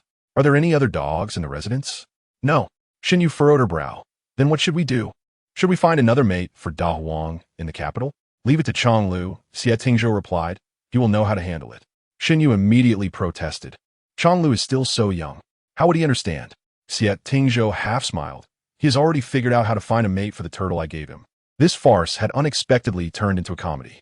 Last time it was the roasted chicken, and now it was the pastries. In the end, Da Huang bore the brunt of it all. Once the matter was settled, Zhong Bo hurried over, inquiring how Xie Tingzhou intended to deal with the situation. Xie Tingzhou replied nonchalantly, Since they were sent by my father, we cannot deal with them too harshly. Simply sell them off. Zhong Bo wiped the sweat from his forehead. Will that be? Xie Tingzhou interrupted him. If you think the punishment is too light, you can execute them directly. Zhong Bo immediately dared not say another word. Chuanfu and the others were bound and taken away by the servants. Chuanxing seized the opportunity when the servant was distracted, rushing to kneel before Xie Tingzhou, crying, Your Highness, I did not participate. I already said I did not see them on the couch. I only heard Xiao Yun's cry. Please spare my life. Chuanxing, with her hands bound behind her, bowed her head repeatedly. She had never anticipated that Xie Yu would act so decisively, utterly disrupting her plans. Xie Tingzhou leaned slightly to look at her, chuckling softly, a sound so deep and gentle that it sent chills down her spine. He said, Do you think I would care whether you participated or not? Chapter 90. I did not like you either. Chuanxing felt a chill run through her heart. In her panic, she turned to Zhong Bo, save me. It was you who instructed us to do this. The courtyard erupted in an uproar. Zhong Bo's face turned pale, and after a moment of contemplation, he knelt down. Your Highness. Shifeng looked earnestly at Xie Tingzhou. He and Chonglu had been raised by Zhong Bo, though not by blood. They were closer than family. Xie Tingzhou said flatly, Get up and speak. Do you have something to say? Zhong Bo stood with Xie Feng's assistance and spoke hoarsely. This old servant did suggest wanting to drive Xie Yu away, but this scheme was not conceived by me. Xie Tingzhou cast a downward glance at Chuanqing. Chuanqing hurriedly explained, "We just wanted to alleviate Zhong Bo's worries." Zhong Bo was the steward of the prince's residence. If they were to relieve him, it would mean they were aligning themselves with him, perhaps even gaining favor in front of Xie Tingzhou. They traveled in threes, behaving improperly and speaking inappropriately. As such, it was best to deal with the matter as deemed necessary. After expressing his thoughts, Xie Tingzhou lifted his foot to leave. If their conduct was merely improper, they could be sold off, but if their words were unseemly, it indicated that even if they left the estate, they might not be able to restrain their tongues. Wealthy families typically had several methods of handling such situations. Either they would be silenced for good through sale, or they would be executed directly. Xie Tingzhou fell ill and could not take Song to hunt. Thus the task fell to Chong Lu. Upon returning from his duties, Chong Lu was startled to find Zhong Bo kneeling in the courtyard. "Grandfather," Chong Lu exclaimed as he rushed over. "Why are you kneeling?" Zhong Bo shook his head in embarrassment. At his age, kneeling for a while had made him dizzy. Chong Lu, anxious, tried to help him up but to no avail. So he hurried off to find Xie Tingzhou. However, he was stopped in his tracks by Xie Feng's commanding voice, "Come back." Chong Lu stomped his feet in frustration. Grandfather is still kneeling. What is happening? Xie Feng pulled Chong Lu aside and explained the situation. As the steward of the Wang residence, Xie Tingzhou had refrained from publicly chastising Zhong Bo, allowing him to maintain his dignity. The loyalty of Zhong Bo was derived from the late Lord Wang, who had once saved him from a knife, nearly costing him his hand. In gratitude, the old lord had bestowed upon him the surname Xie. And although Zhong Bo felt unworthy of the family name, he was affectionately referred to as Uncle Zhong by everyone. Zhong Bo had never acted presumptuously for many years. He had been devoted to his master, never overstepping his bounds. Xie Tingzhou could easily surmise that Zhong Bo was acting on behalf of the late lord. Kneeling was a choice made by Zhong Bo himself. Though he did not instigate the matter, it arose from him, and, as the steward, he should have exercised caution in his speech. The more Xie Tingzhou refrained from punishing him, the more troubled Zhong Bo felt. Chong Lu, anxious and distressed, wrinkled his nose, realizing that it was still early spring and the ground was chilly. How could an elderly man like Zhong Bo endure this? Xie Feng was equally anxious but at a loss. "You're usually so clever. What do you suggest?" After a moment's contemplation, Chong Lu said, "I will seek His Highness." Xie Tingzhou had just finished his medicine when he noticed Chong Lu kneeling upon entering the room. He asked slowly, "Does kneeling perhaps spread like an illness?" Chong Lu pouted, on the verge of tears. "Your Highness, may I take the punishment for Uncle Zhong?" Xie Tingzhou wiped his hands with a cloth. "I have not punished him, but he feels worse than if he had been punished," Chong Lu murmured. At the doorway, Xie Feng overheard this and thought Chong Lu might have a clever solution, but was disappointed by his suggestion. He strode into the room, pulled Chong Lu up from the ground, and scolded, "Are you trying to pressure His Highness with your own suffering? What can His Highness do? He has not punished Uncle Zhong. Do you expect him to bow to Zhong Bo?" Realization dawned on Chong Lu, and he quickly clarified, "I did not mean that. I am just anxious." After a moment of silence, Xie Tingzhou spoke, "Tell Uncle Zhong he owes me nothing." Chong Lu was bewildered, but Xie Feng, being older, understood immediately and dragged Chong Lu outside. Xie Feng conveyed His Highness's words to Zhong Bo, who pondered deeply for a moment before laboriously rising with Chong Lu's assistance. Supporting himself against Chong Lu, Zhong Bo weakly said, "Take me to Lu Ming Pavilion."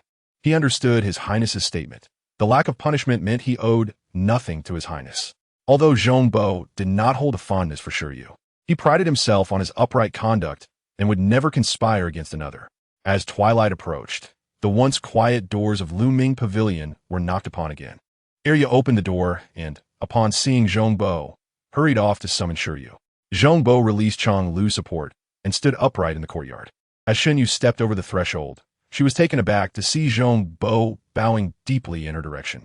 Startled, she sidestepped, and, as Zhong Bo bowed again, she caught his arm. "What is this?"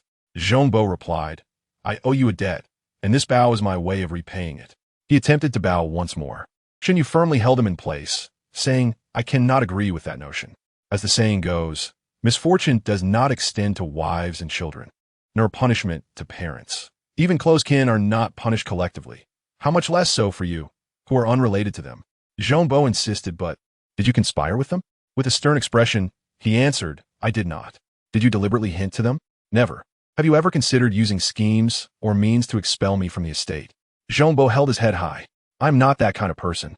I only wish to have a proper discussion with you, hoping to persuade you to leave willingly. That is correct, Shen Yu smiled. I have also heard Shifeng tell Chong Lu that you might as well choke to death, but if Chong Lu truly choked to death, it would have nothing to do with Shifeng. Chong Lu, feeling wrong, protested. How could you think of me dying? Could you not use a different metaphor? Shen Yu laughed lightly, releasing Zhong Bo's arm and taking a step back. It was merely a jest. I will not take offense at a joke, but I am not one to repay kindness with enmity. If you do not like me, I shall not like you in return. However, she paused, then continued. To receive your bow is truly an honor. Sure, you reciprocates. Shen Yu performed a deep bow in return. In the Wang residence, Zhong Bo was highly esteemed and often received bows from the younger generation. Yet this was the first time he felt a sense of dignity restored by such a gesture. Zhong Bo's eyes glistened with unshed tears, but he quickly regained his composure. Although I have received your bow today, I still do not agree with you staying in the Wang residence. We will need to have a serious discussion about this later. As the three departed Lu Ming Pavilion, Zhong Bo felt a myriad of emotions. The youth had maintained a dignified demeanor throughout, displaying poise and propriety, indicative of a well-bred upbringing. Yet he could not fathom how someone so young had found himself in such circumstances. Zhong Bo thought, if Sure Yu had no dealings with His Highness, he would not wish to expel him from the estate. Where could such a young child go if expelled from the Wang residence? In that moment, he completely forgot about the treasure trove that Sure Yu possessed. Chong Lu asked, Grandfather, have you suddenly discovered that Sure Yu is rather good and quite likable? No sooner had the words left his mouth than the gates of Lu Ming Pavilion creaked open again. Shen Yu poked her head out. I must say, there is no need to discuss it further. I am quite stubborn and cannot be driven away, so do not waste your efforts. Zhong Bo, shaking his sleeve in frustration, pointed at her, but she had already retreated, and the door slammed shut with a resounding thud. Zhong Bo, fuming, huffed, what a character. Not at all likable. Chong Lu and Shifeng, however, burst into laughter. Chapter 91. An unexpected encounter. Shen Yu was not one to rest. When off duty, she wandered the streets to gather information. The gambling houses in the capital were filled with a mix of people from all walks of life, serving as a hub for information. To avoid drawing attention, Shen Yu only engaged in small bets, never involving large sums of money. Pei Chunli was preparing to return to the residence, dozing off in the carriage, when he suddenly felt an impulse and lifted the curtain, only to see Sure Yu emerging from a gambling den. Overjoyed, Pei Chunli quickly dismounted and ran after him. Brother, brother, he called out several times, finally catching up after a good distance, panting as he stood in front of Sure Yu. Why are you avoiding me? I am not avoiding you. I simply did not hear, Shen Yu replied, genuinely surprised to find that the voice calling her brother belonged to Pei Chunli, who was accompanied by two young attendants. Pei Chunli, catching his breath, said, At last, I found you. Do you need something from me? Pei Chunli paused to catch his breath and replied, Can I come to see you if there is nothing wrong? Shen Yu responded with an O and said, If there is nothing, then I shall take my leave. Wait, Pei Chunli exclaimed, grabbing her arm. I have not eaten yet, and ahead lies the Shirua Pavilion. How about I treat you to a meal? Unfortunately, I am not hungry. Shen Yu recalled Xie Tingzhou's words. Pei Chunli's father is a member of the royal faction. I don't care, Pei Chunli insisted. The North Lin Wangfu has closed its doors to guests, preventing me from seeking you out. He complained, moreover, wisely Jifeng allowed to visit. Am I the only guest that Xie Tingzhou welcomes? Mentioning Xie Tingzhou, Shen Yu suddenly remembered something. The other day, Chong Lu had asked her if she had privately pledged her life to Pei Chunli, and Xie Tingzhou had been present at the time. Shen Yu halted, crossing her arms. Care to explain when I ever made such a pledge with you? Pei Chunli replied unabashedly, last year in the Flower Tower. We privately agreed to indulge in life's pleasures together, which in simpler terms is akin to a lifelong commitment. Shen Yu nearly leaned against the wall in disbelief. Just as she was about to dismiss Pei Chunli and leave, she caught sight of a carriage approaching, driven by the coachman from the Shen residence. Shen Yu subtly shifted, her form mostly obscured by Pei Chunli. After the incident at the Shen residence, She had expected Shen Yin to quiet down for a while. But today at the gambling house, she heard some news. It was rumored that the second young lady of the Shen family had been visiting General Shen's gravesite daily, and was also purchasing medicinal herbs and grains throughout the city, purportedly to send to Dan Prefecture, which was suffering from a snow disaster this year, in order to cultivate a good reputation in the capital. In the past, Shen Yu might have believed that Shen Yin was genuinely kind-hearted. Now, she could only ponder whether Shen Yin had concocted yet another scheme. Once trust between people collapses, it becomes exceedingly difficult to rebuild. The carriage from the Shen residence halted in front of a medicinal herb shop, confirming the rumors. After a brief contemplation, Shen Yu stepped into a nearby tea house. The maid disembarked first, turning back to assist Shen Yin down. Shen Zhongyin was handsome, and all his children resembled him. Shen Yu shared his features but possessed a pair of eyes as radiant as her mother's, infused with a hint of spiritedness. In contrast, Shen Yin appeared more delicate, her gentle appearance seemingly accentuating her frailty. Shen Yu stood by the window for a moment, watching the two enter the herb shop. As she turned around, she nearly collided with Pei Chunli's chin. "What are you following me for?" Shen Yu queried, somewhat irked. Pei Chunli, stroking his chin thoughtfully, remarked, "You don't fancy such a lady, do you?" Shen Yu felt an eye roll coming on. His thought process was always so peculiar. "I detest such girls." Pei Chunli mimicked her posture, believing it made him look debonair, and resolved to adopt it more often. "Since you dislike her, then I shall too." Shen Yu shot him an exasperated glance. "Can't you form your own opinions?" "I cannot," Pei Chunli replied defiantly, and, as his gaze shifted, he abruptly changed the subject. "Look, they are coming out." Shen Yu turned to see Shen Yin and her maid emerging from the herb shop, the shopkeeper cheerfully bidding them farewell. "Miss Shen, the herbs you ordered will be delivered to your residence tomorrow." The shopkeeper likely was unaware that addressing her as Miss Shen was a sensitive matter. Shen Yin, however, showed no change in expression, appearing more composed than before. She smiled gently, replying, "Thank you for your trouble, shopkeeper." Shen Yu furrowed her brow in contemplation. It appeared that the herb purchases were indeed true. Previously, Shen Yin and Madame Shen had garnered negative public opinion, but now, through disaster relief efforts, they had achieved significant improvement. However, the Shen residence was not a wealthy estate. Why had Shen Yin chosen this moment to engage in charity? As she pondered, she observed Shen Yin being assisted towards the carriage, the two whispering to each other for a moment. Suddenly, Shen Yin stumbled, collapsing from the carriage into her maid's arms. Instantly unconscious, "Miss," the maid cried out, "what happened to you?" She shook Shen Yin several times, but there was no response. Panic-stricken, the maid shouted for help. The shopkeeper and his assistants rushed out, and the crowd began to gather. Pei Chunli crossed his arms, exclaiming, "She truly is frail and delicate." Shen Yu shot him a disapproving glare. Why not go down and perform a heroic rescue?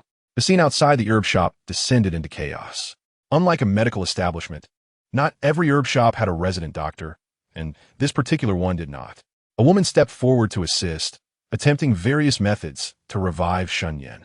The maid, holding Shen Yin, wept bitterly. The shopkeeper suggested, "Why not lift Miss Shen into the carriage? There's a medical clinic nearby. We can take her there." The crowd swelled, blocking the street. Jiang Lianzhi's carriage was caught in the commotion. "Go see what is happening up ahead," Jiang Lianzhi instructed. A servant quickly squeezed through the throng and returned with news. "Miss Shen has fainted at the herb shop door." Jiang Lianzhi frowned. In his previous life, Shen Yu had treated this sister well, yet he found it difficult to harbor any fondness for her, perhaps because her eyes starkly contrasted with Shen Yu's, one clear and bright, the other holding a depth beyond her years. If a Yu had lavished affection on this sister in her past life, she would surely blame him for his indifference now. "Let us go take a look," Jiang Lianzhi decided. Amidst the onlookers, someone recognized Jiang Lianzhi and recalled the rumors in the capital. It was said that this gentleman had sought marriage before, making it an opportune moment for a heroic rescue. The crowd parted to create a path for him. From her vantage point on the upper floor, Shen Yu had a clear view of the unfolding scene. It was indeed a coincidence that this herb shop, though not the largest in Shenyang, was on Jiang Lianzhi's route home from court. The timing of Shen Yan's fainting was suspiciously fortuitous, prompting Shen Yu to question her motives. This foolish sister had once relied on the Jiang family as her safety net, visiting their residence daily. It seemed little had changed.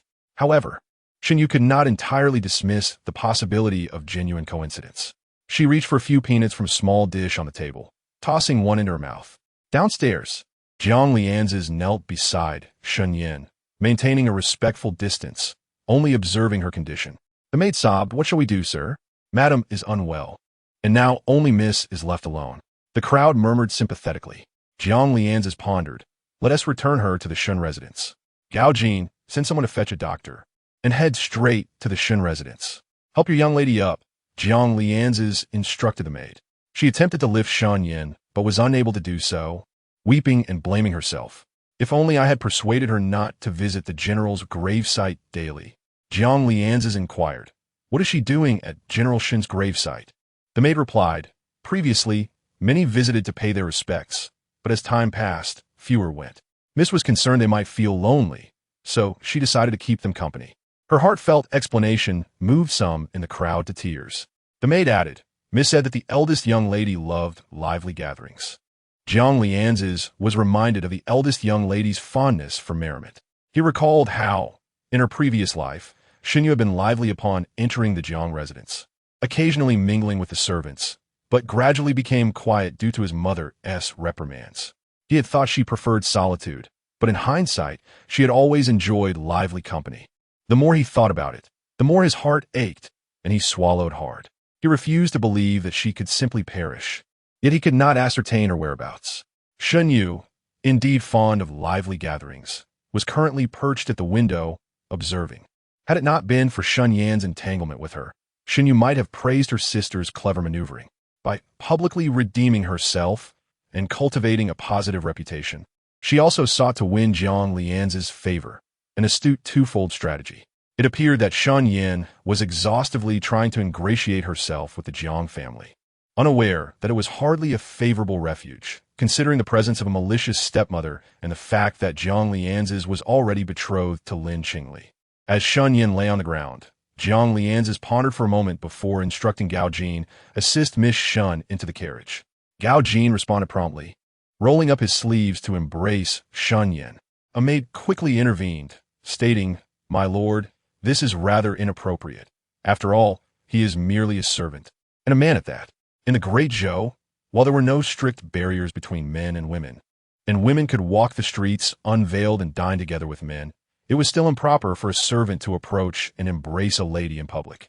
Shen Yu couldn't help but laugh, remarking, "Is it inappropriate for a servant to embrace, yet somehow acceptable for Jiang Lianzhi to do so?" This clever girl was indeed crafty. Seizing the opportunity to entangle Jiang Lianzhi in public, Shen Yu tossed a peanut into her mouth, pondering whether to help them become an item. Yet, Shen Yu still dared to use her as a tool. It seemed her memory had not yet matured. As the saying goes, "If I know you are living well, I shall ensure my own life is not so." She resolutely refused to grant Shen Yu her wish. Shen Yu tossed another peanut into her mouth, leaving one in her hand. Without further hesitation, she flicked it, sending a peanut hurtling towards Shen Yu's waist. Shen Yu gasped in pain, springing upright, causing the crowd to erupt in excitement. "Ah, she is awake. It's good to see her awake." Shen Yu, suppressing her pain, wondered if Jiang Lianzhi had noticed. Her gaze briefly met his before darting away, unable to hold his stare. Jiang Lianzhi rose and said, "Since the second Miss Shen has awakened, you may return home." The maid assisted Shen Yu, who coughed lightly into her sleeve, confused about what had just transpired, feeling suddenly lightheaded.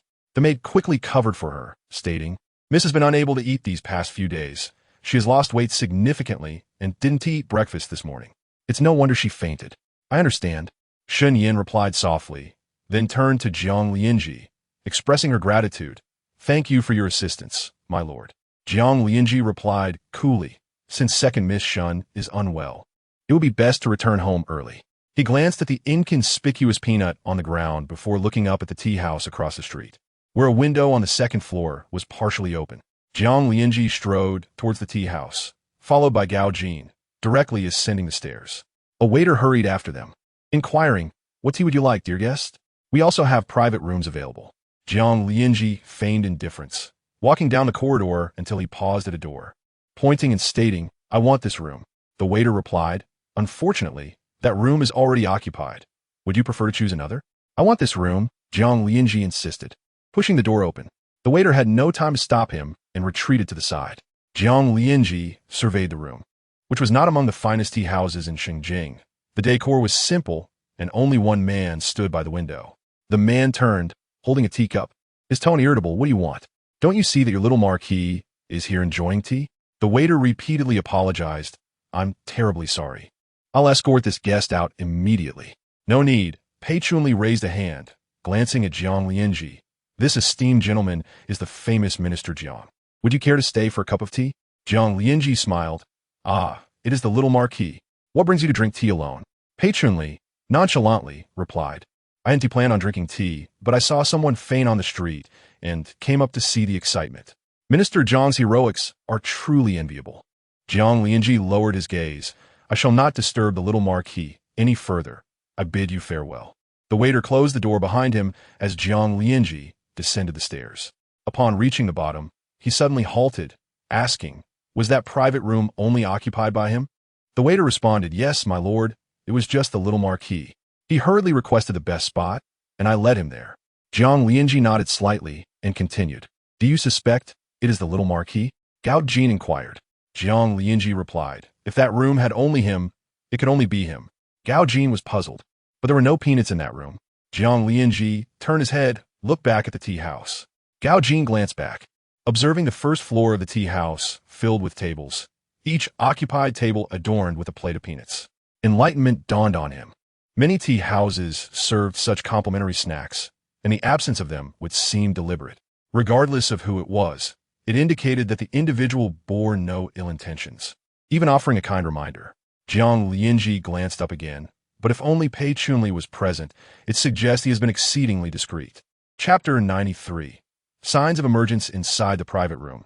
Pei Chunli patted his chest, muttering, "Drinking tea alone is quite dull."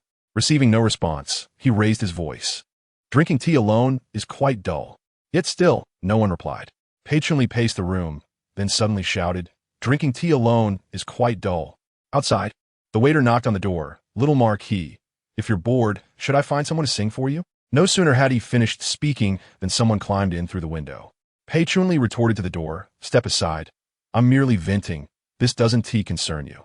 Turning back, he whispered, "Why did you arrive so late?" I called out the code 3 times. If you hadn't tea come, they would think I was unwell. Shen Yu found Pei Chunli's code absurd.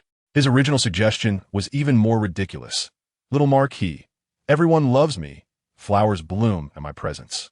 Shen Yu found it utterly distasteful and insisted he change it. Ignoring him, Shen Yu gazed out the window, noting that the crowd had already dispersed, and Jiang Lianzhi's carriage had departed. Turning back, her eyes casually swept across the table when she suddenly inquired, "Where are the peanuts? Do you still want to eat?"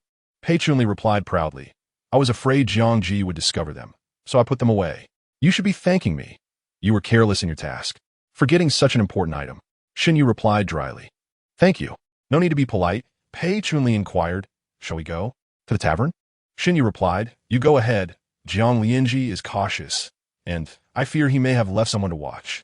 I will come find you shortly." Jiang Lianzhi had clearly harbored suspicions, which prompted his investigation. It must be said that while Pei Chunli was not particularly astute, he was innocent and could still be useful in critical moments. After Pei Chunli left, a while later, a man slipped into the alley across from the tea house, reporting to someone lurking in the corner. Only the little marquis, left alone. No one accompanied him. Should we continue watching? Gao Jin pondered before replying, "No need." After Pei Chunli's departure, Shen Yu summoned the waiter, handing him a silver ingot. "You did well." The waiter accepted the silver with a cheerful smile. "It is my fortune to serve the young master." This was indeed the same establishment Shen Yu had visited on New Year's Eve, and the waiter was the one who had discreetly gathered information for her. "By the way, I heard something peculiar," the waiter mentioned. Shen Yu asked, "What is it?" The waiter leaned closer, lowering his voice cautiously. "I heard this from elsewhere. My brother works at the Tongfu Inn. A few days ago, several guests arrived speaking with an accent from Qichang Prefecture. My brother inadvertently overheard something. Those men said they came to the capital to file a complaint."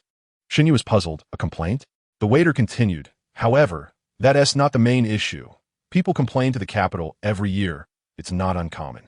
The issue is that the next day, those men vanished from the inn." "Did they leave?" The waiter shook his head. Their belongings were still there, yet they were nowhere to be found. Days passed without their return. Eventually, The inn reported it to the authorities, but the officials dismissed it, saying it was normal for people to leave behind unimportant items. Shen Yu pondered thoughtfully. The world was currently turbulent. Each year seemed worse than the last. As long as it was not a significant matter, the authorities preferred to overlook it, showing little interest in seeking trouble. The waiter added, "My brother dared not mention what he overheard to the officials. He only secretly told me. He even caught a glimpse of their belongings. Their travel permits were still there. How could they simply leave?" More astonishingly, after reporting to the authorities, thieves appeared at the inn the following midnight. "What was lost?" Shen Yu inquired. "Nothing was lost," the waiter replied. "However, the bundles belonging to those few individuals were rummaged through chaotically, which is indeed peculiar. This certainly qualifies as an oddity." Yet what occupied Shen Yu's thoughts was the origin of those individuals. "Are you certain they came from Qichang Prefecture?" Shen Yu asked.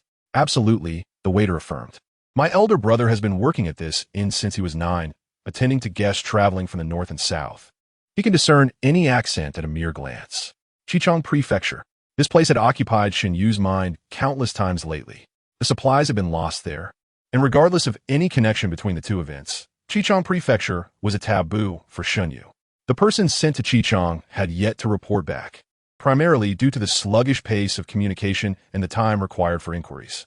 "I understand," Shen Yu nodded, placing a silver note on the table. The waiter's eyes widened, rubbing his hands together as he asked, "Is there anything else, young master?" Shen Yu replied calmly, "Where are the belongings of those guests now? They are not valuable items, either left at the inn or discarded." The waiter, quick-witted, asked, "Would you like to take a look?" Shen Yu nodded. After a moment of contemplation, the waiter suggested, "How about this?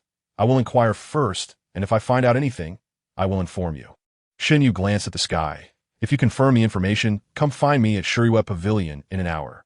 Pei Chunli was still waiting for Shen Yu at Shirihua Pavilion, famished to the point of his stomach pressing against his back, and Shen Yu arrived late.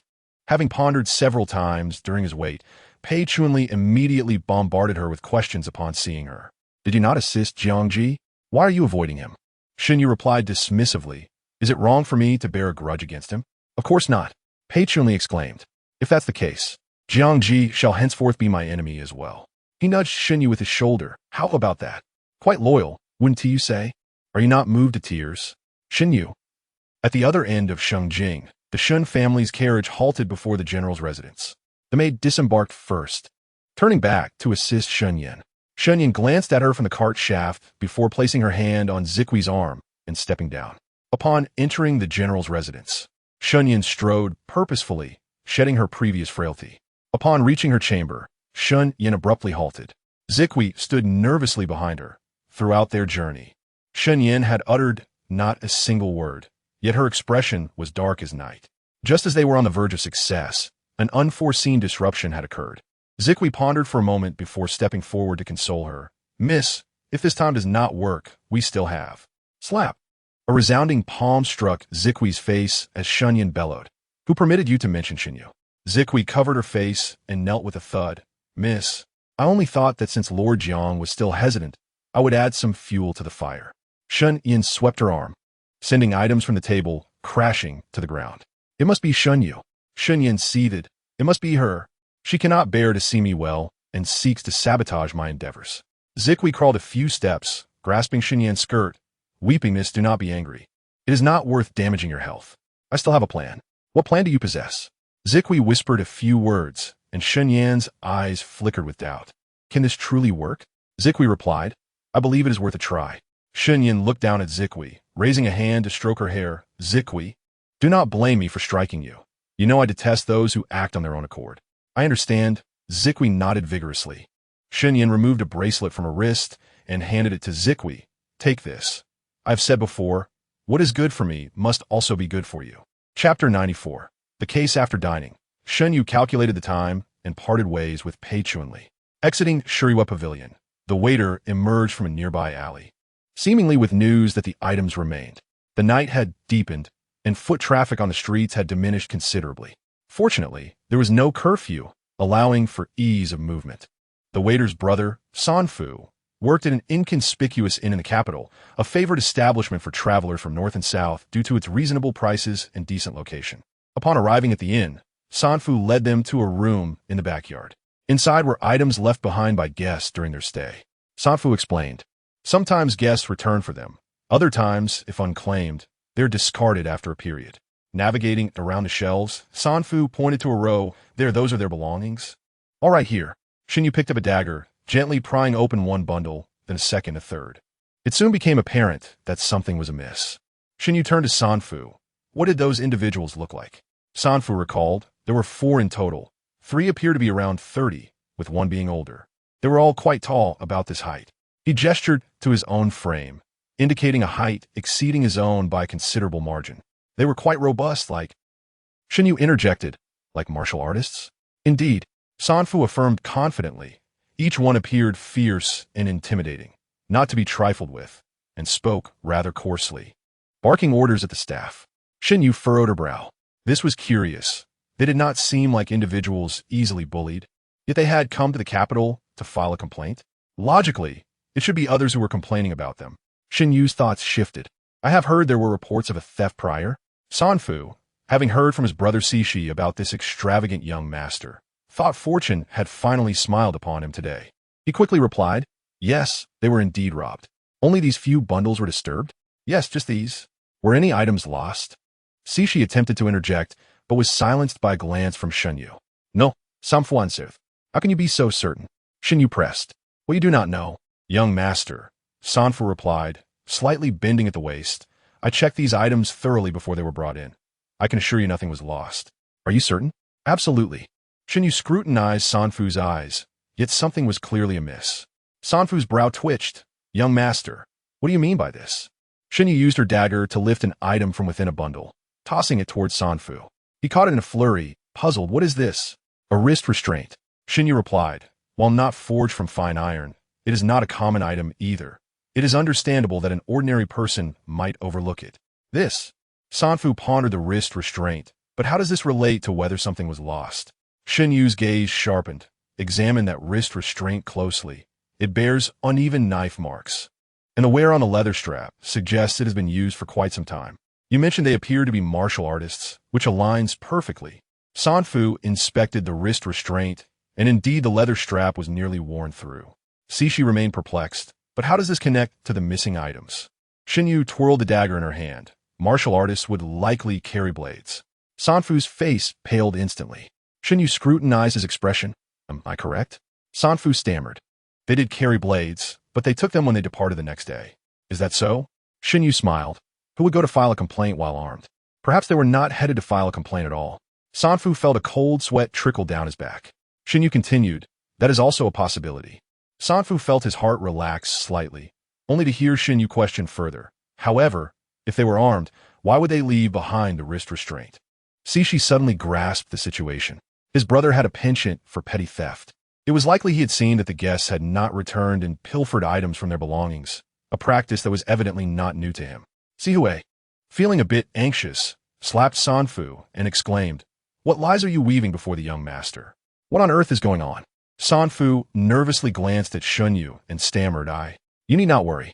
Shen Yu replied leisurely, If you speak the truth, I shall not take you to the authorities. But should I discover a single falsehood, beware of your tongue. I have no patience for deceit. Sanfu swallowed hard, approached the door, surveyed the surroundings to ensure no one was present, and lowered his voice. They indeed left without their knives. I stole them. Shen Yu had surmised as much, suspecting that Sanfu had failed to recognize the potential value of the arm bindings. And the knives? I sold them, Sanfu stuttered. Shen Yu inquired coldly. You claim they were fierce and intimidating, yet you dare to steal and sell their possessions? Aren't you afraid they might come after you?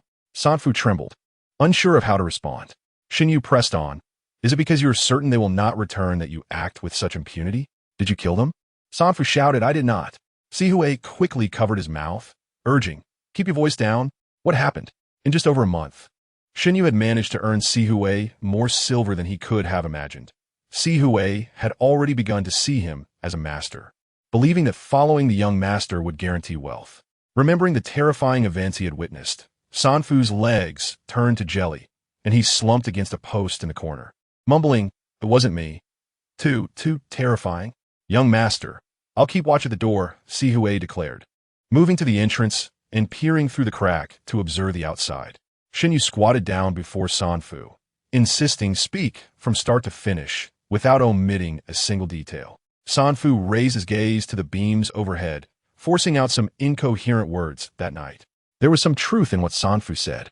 Those individuals had indeed come to the capital to lodge a complaint, although he did not finish his story. Known for his petty thievery, San Fu was not greedy. Even when he pilfered from a guest's purse, he only took a few small coins to avoid detection.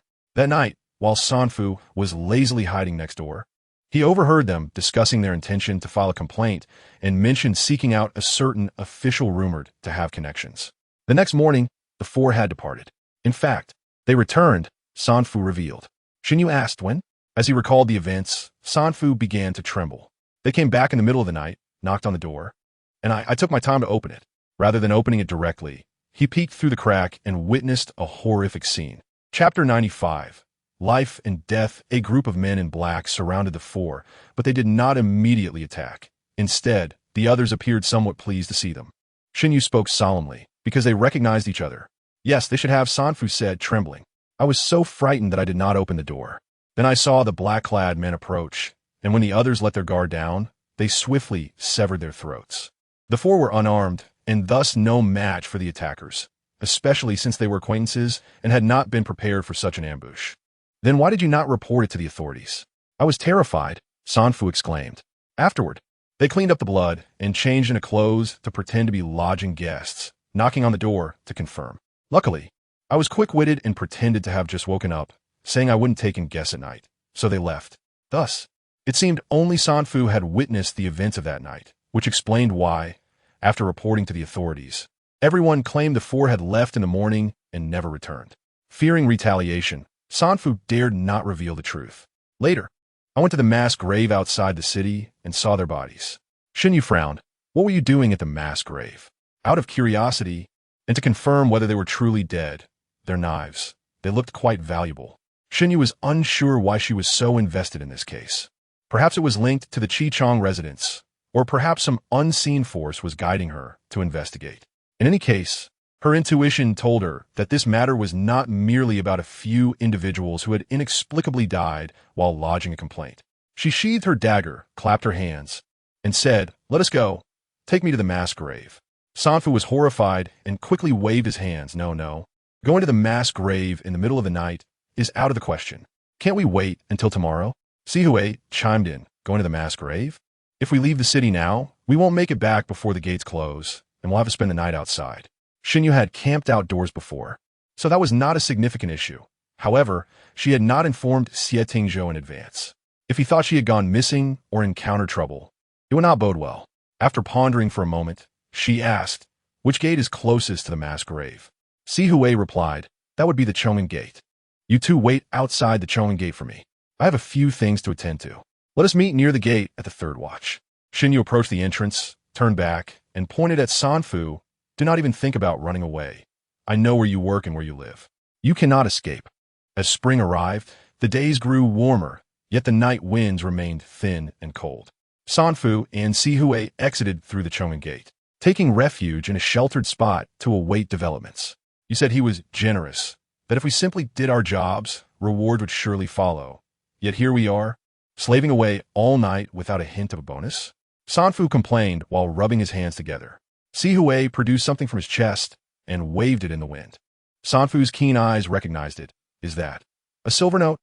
Let me feel it. He had never seen a silver note in his life. He was only accustomed to handling small change. Xie shushed him, tucked the note away, glanced around, and whispered, when have I ever deceived you? But why isn't he giving it to me? Because you're not trustworthy, Xie replied. Look at the young master. He can tell you are lying just from one item. We are not the sort who can fool him. If you truly want to follow him and do his bidding, you must keep your ears open and your mouth shut. Those petty thieving antics cannot continue. San Fu thought to himself that if he could indeed work for the young master, he would not need to worry about money, nor would he covet such trifles. After all, he had previously lacked opportunities. As he spoke, he nudged Xie's shoulder. What kind of person is that, master? To be so extravagant? Xie shot him a frustrated look. You just said to keep your mouth shut, and now you are prying for information. If the young master doesn't want you to know something, even if you do, you must pretend otherwise. But do you know? Xie replied, I don't. At that moment, The sound of hooves echoed at the city gate. The two peered out to see a dozen riders surrounding a large carriage. The heavy city gate began to close slowly behind them. Si Hui grew anxious, fearing the young master might not appear now that the gate was shutting. I just knew he was unreliable. Who would go to a mass grave at this hour? Suddenly, a piercing cry sliced through the wind. Both men looked up to see a massive eagle soaring overhead, its wings obscuring half the moon. Good heavens! Sanfu exclaimed. What a large bird! That's an eagle, Shen Yu said, riding up on horseback, reining in her steed before the two. The hooves rose high before crashing down, and the guard behind her followed suit. Shen Yu looked down at them and commanded, Lead the way. We are going to the mass grave. The mass grave lay several miles from the Chong'an Gate, nestled in a hollow surrounded by mountains on three sides. The night winds whistled through the hollow, producing an eerie sound that sent chills down one's spine. The carriage was filled with incense burners, yet the stench of decay from the corpses was overwhelming. Earlier, when Shen Yu returned to inform Xie Tingzhou, he insisted on accompanying her. Under his command were many capable individuals, among them Feng Yang, a skilled coroner. Feng Yang handed Shen Yu a vial, saying, Let the master take a whiff of this. It will mask the odor. Shen Yu had yet to respond when Feng Yang had already turned to depart, heading to distribute a message to other guards. He crushed garlic and ginger, mixing them with vinegar, and soaked a cloth to cover their mouths and noses. Although the scent was unpleasant, it served to ward off the stench of decay and pestilence. With no other choice, Shen Yu climbed into the carriage, her face concealed by scented cloth, leaving only her clear, bright eyes visible. Xie Tingzhou inspected the vial, but found it devoid of any scent. Shen Yu cautioned, The wind is strong at night, and you haven't fully recovered, so you should stay put. Neither should you, Xie Tingzhou replied, sealing the vial. There is nothing worthwhile to see among the corpses. I still wish to take a look. Perhaps there may be something of significance. Xie Tingzhou knew he could not dissuade her. After a moment's contemplation, he nodded, Let Feng Yang go. You must not interfere. Shen Yu nodded and opened the carriage door, preparing to descend. Come back, Xie Tingzhou called. She turned back, catching the object he tossed her. She sniffed it as he remarked, It will ease your discomfort. The guards, each wielding a torch, illuminated the mass grave as brightly as day. The bodies discarded before spring had frozen in the snow, and, as the weather warmed, the melting snow had begun to rot and emit a foul odor. Coupled with the recent bodies thrown in, the grave was nearly filled. The sight was enough to unsettle anyone. Shen Yu gazed at the grave, her mind conjuring images of the blood-soaked mountains of corpses at Yanliang Pass. Sanfu clung to a tree, retching violently. Cixi, with cloth stuffed in his nose, questioned, Didn't you come here once before? Heaving between retches, Sanfu replied, Soon. I'll be fine once I finish. The medicine was precious, requiring over 1,000 taels of silver and herbs to concoct just this one vial. Feng Yang was reluctant to share it with them. Come and identify them.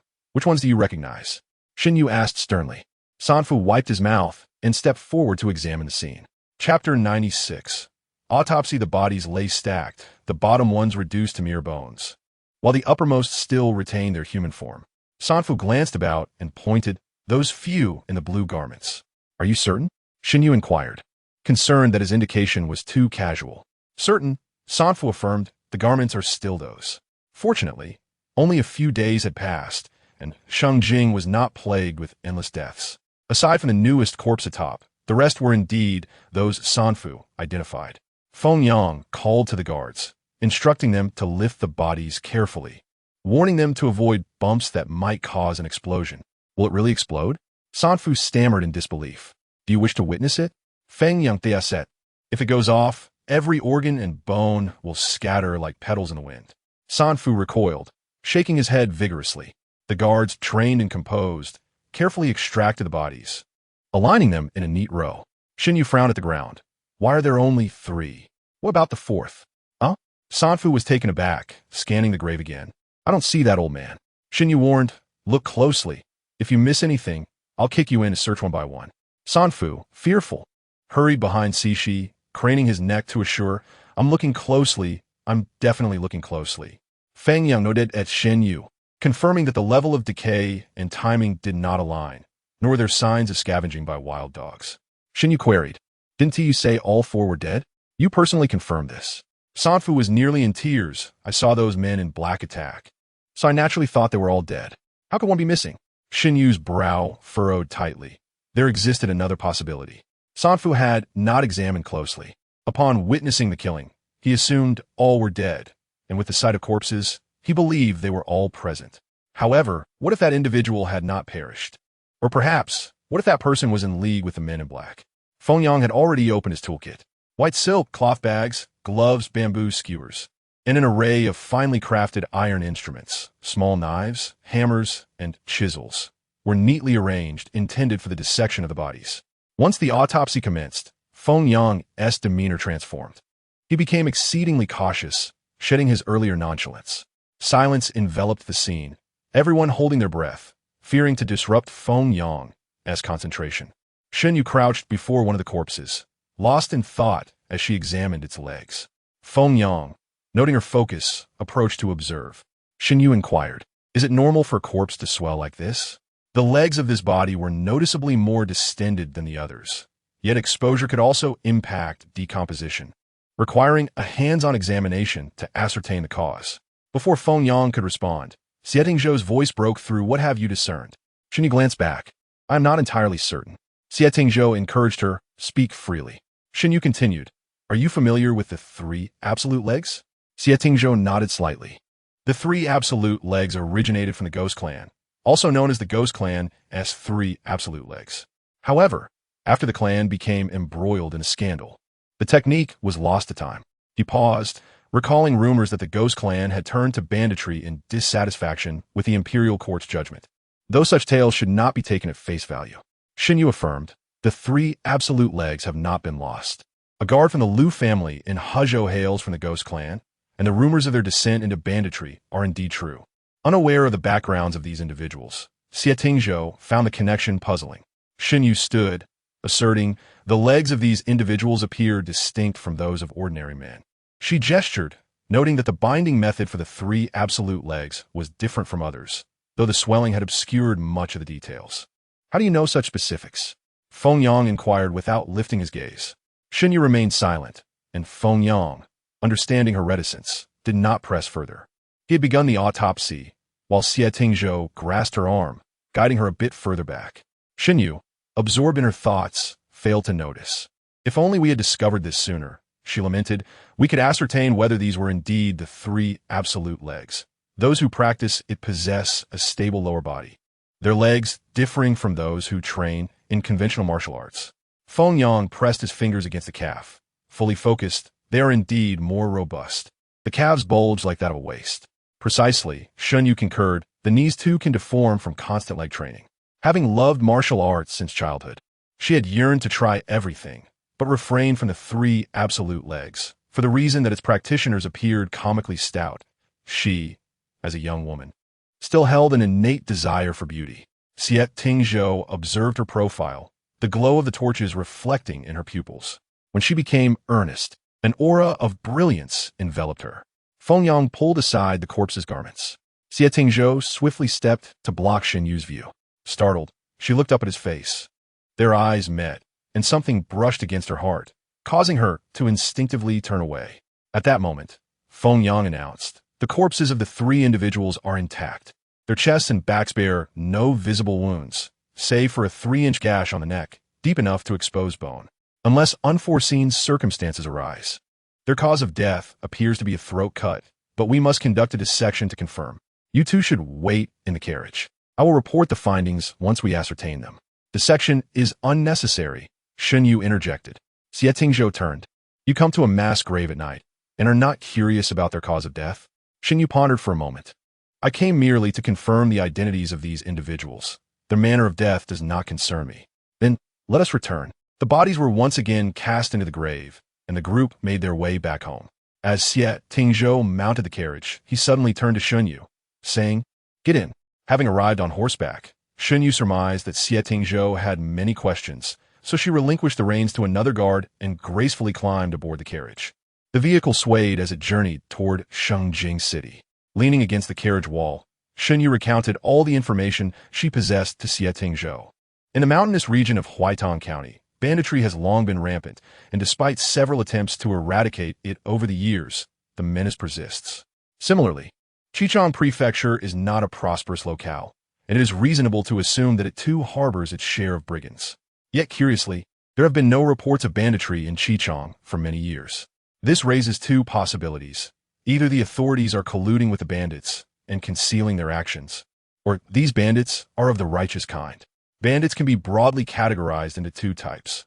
One that engages in heinous acts of burning, killing, and pillaging solely for profit, and another that, while having resorted to banditry out of desperation, retains a sense of morality.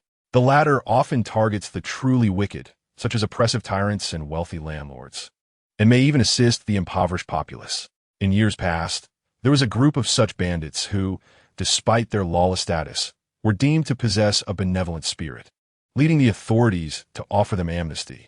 Some were incorporated into the military, while others were granted land to cultivate. Do you suspect they are righteous bandits? Xie Tingzhou inquired, propping his head on his hand. Shen Yu was at a loss for words. She found it peculiar that supplies meant for Xichang Prefecture had been stolen. A group of obscure bandits, whom even the court had no intention of pursuing, suddenly dared to raid state provisions without any gradual escalation. Suddenly, Shen Yu lifted the curtain and called out, "Where is Sanfu? Bring him here." Sanfu was escorted over by the guards, who had to carry him since neither he nor his companion could ride. Once placed on the ground, Shen Yu dismounted from her carriage and swiftly drew a knife from one of the guards. Terrified, Sanfu attempted to flee, only to be seized by the collar and thrown to the ground by the guard. Trembling, he lay there, repeatedly pleading for mercy, "My lord, spare my life." Forxie quickly knelt down, begging, "My lord, what wrong has my brother done?" Shen Yu stood firm, her blade poised against the earth. Fixing her gaze on Sanfu, she warned, "I have told you I will not tolerate falsehoods. If you are dishonest, I shall cut out your tongue." Sanfu began to prostrate himself, exclaiming, "By heaven's conscience, I speak only the truth." He described how a group of intimidating men treated him and his companions harshly. Sanfu fell silent, taken aback that she remembered his words so clearly. He hurriedly continued to bow. "My lord, I was merely speaking off-handedly." Shen Yu narrowed her eyes. "I grant you a chance to speak anew." Sanfu's intentions were transparent. He sought to portray others in a worse light, hoping to deflect blame for his own theft of weapons. He remained prostrated, admitting that while the men appeared fearsome, they were, in fact, quite amicable and had not mistreated their companions. "What else have you omitted?" Shen Yu pressed. Sanfu strained to recall, wishing he could tear his own head open to remember. "I recall. They referred to that old man as Dirty Uncle, though I do not know why. Beyond that, I have nothing more. Our shop receives many guests. I cannot keep watch over just a few." Casting an unwavering gaze at Sanfu, Shen Yu suddenly swung her knife. The sharp gust of the blade grazed his cheek, causing him to forget to breathe as strands of hair fell around him. Shen Yu coldly stated, "Upon your return, guard your tongue well. If you cannot, I shall take it upon myself, much like your brother." She sheathed the knife and returned to the carriage, resuming her earlier conversation with Xie Tingzhou. Sanfu claims they came to the capital to file a complaint against the court. Though they appear fierce, they may indeed be righteous bandits. Xie Tingzhou frowned deeply, contemplating. "Are you suggesting that the family of the notorious Sanja-Leg demon has turned to banditry, possibly in Xichang, and now they have come to the capital to file a grievance?" Shen Yu's thoughts became entangled, linking various seemingly unrelated events into a chaotic web. Just as she felt they were on the verge of forming a coherent narrative, a flicker of clarity eluded her. Xie Tingzhou gazed at the flickering candlelight on the table and mused, "Let us assume your hypothesis holds merit. When have you ever heard of bandits who, after plundering supplies, dared to come to the capital to complain? Why would the family of the demon risk their lives to come to the capital?" He pressed. Suddenly, Xie Tingzhou's voice dropped, and he turned sharply to Shen Yu, stating gravely, "Because they have heard that the court intends to send troops to exterminate bandits after the new year. But what if they never actually stole the supplies?" A thunderbolt of realization struck Shen Yu, causing her hairs to stand on end. If that were true, everything would make sense. The bandits within Xichang Prefecture had not raided state provisions, and upon hearing of the impending military action, they risked entering the capital to file their complaint, only to fall victim to someone connected to a certain official. This connection implied that the official had a hand in the supply theft, wishing to silence any witnesses. Should the bandits be exterminated, the true perpetrators could rest easy, having shifted the blame onto the innocent. Yet, if the Xichang bandits did not steal the provisions, where did they go? Xie Tingzhou observed her growing panic and poured her a cup of tea. Overthinking is futile.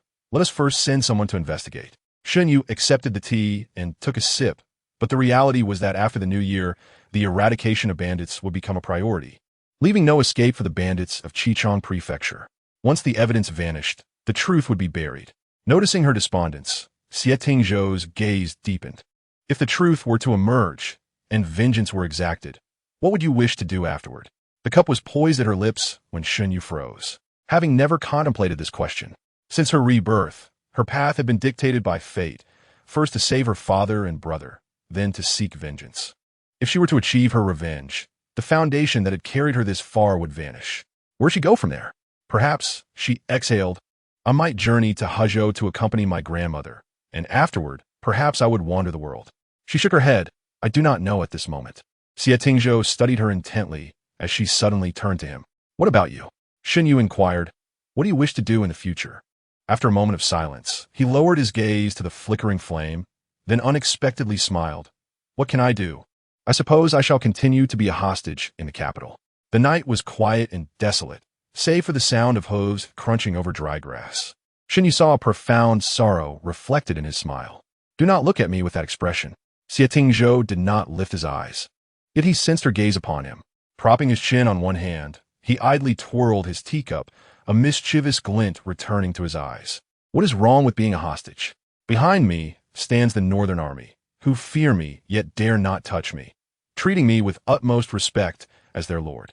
Shen Yu vividly recalled the last time she had seen such a look in his eyes, when they faced peril on their journey to the capital. Just before he collapsed against her shoulder, his eyes gleaming with the same madness. But you are trapped. Xie Tingzhou halted the movement of his cup, placing it back on the table before leaning closer. Do you not know what you wish to do? Would you like to be trapped here with me?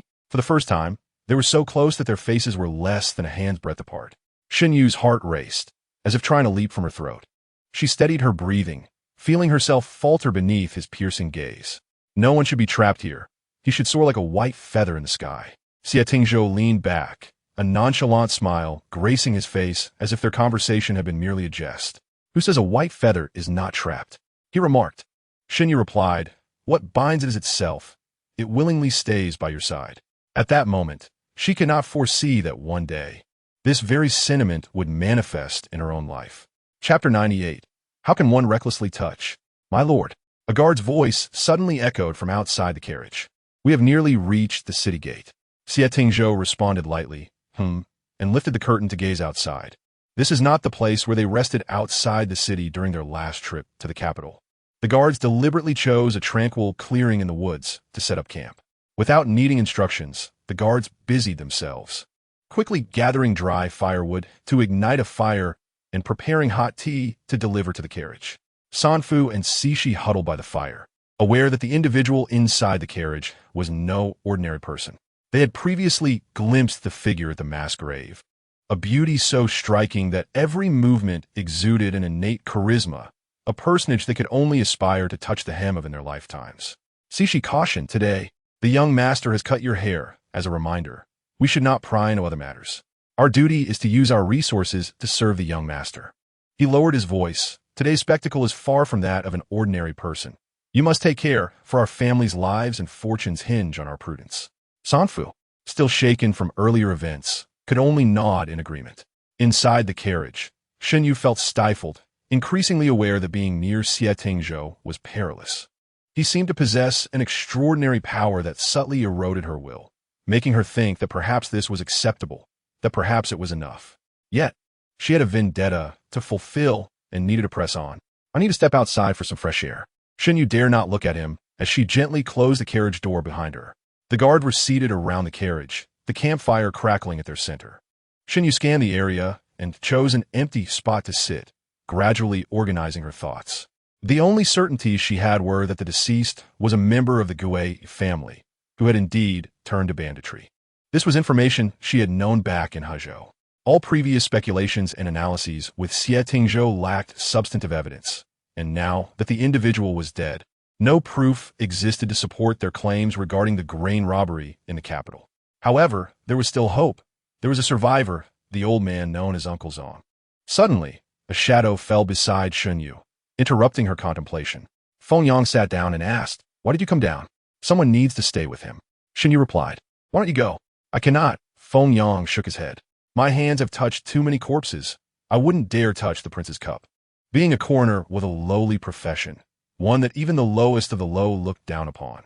Thus, few wanted to deal with the dead. It was said that coroners bore a heavy aura, making it difficult for them to have children, though that was merely hearsay. Feng Yang's skill in examining corpses was passed down through generations, and fortunately, he was in Xie Tingzhou's company, where no one dared to belittle him. Shen Yu scrutinized her hands in the firelight, murmuring, "You've probably touched fewer corpses than I have." Feng Yang, skeptical, replied, "How many have you touched?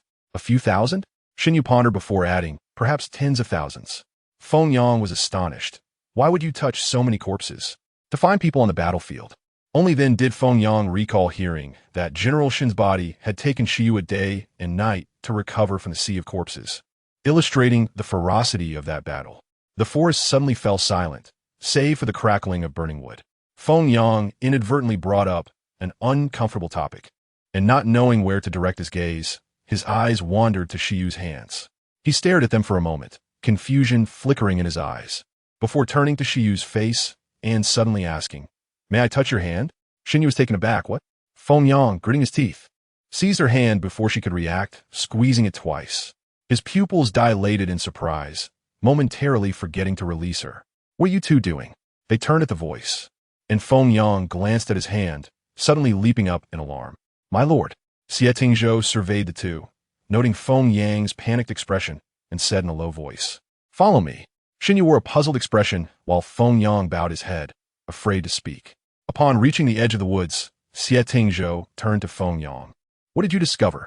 Just as Shen Yu was about to speak, Xie Tingzhou interjected, "Silence." Shen Yu clenched her teeth, complying. Feng Yang, too afraid to look up, stated, "I realize she is a woman."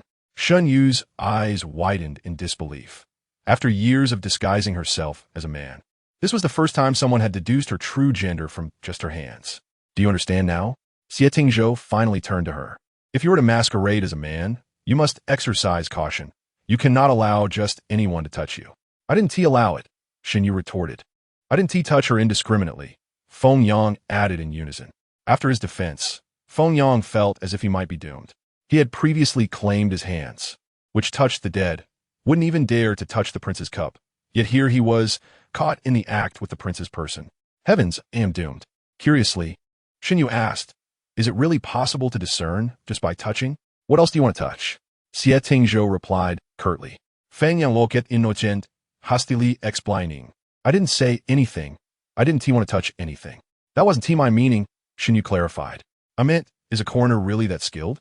Faced with such praise, Feng Yang felt a surge of pride. Had Xie Tingzhou not been present, he would have been strutting with pride. "It is possible, but usually, one cannot confirm solely by touch." "Then why were you able to tell immediately?" Feng Yang responded seriously, "Because your hands feel small and soft." Xie Tingzhou. "Shen Yu, what else can confirm it?"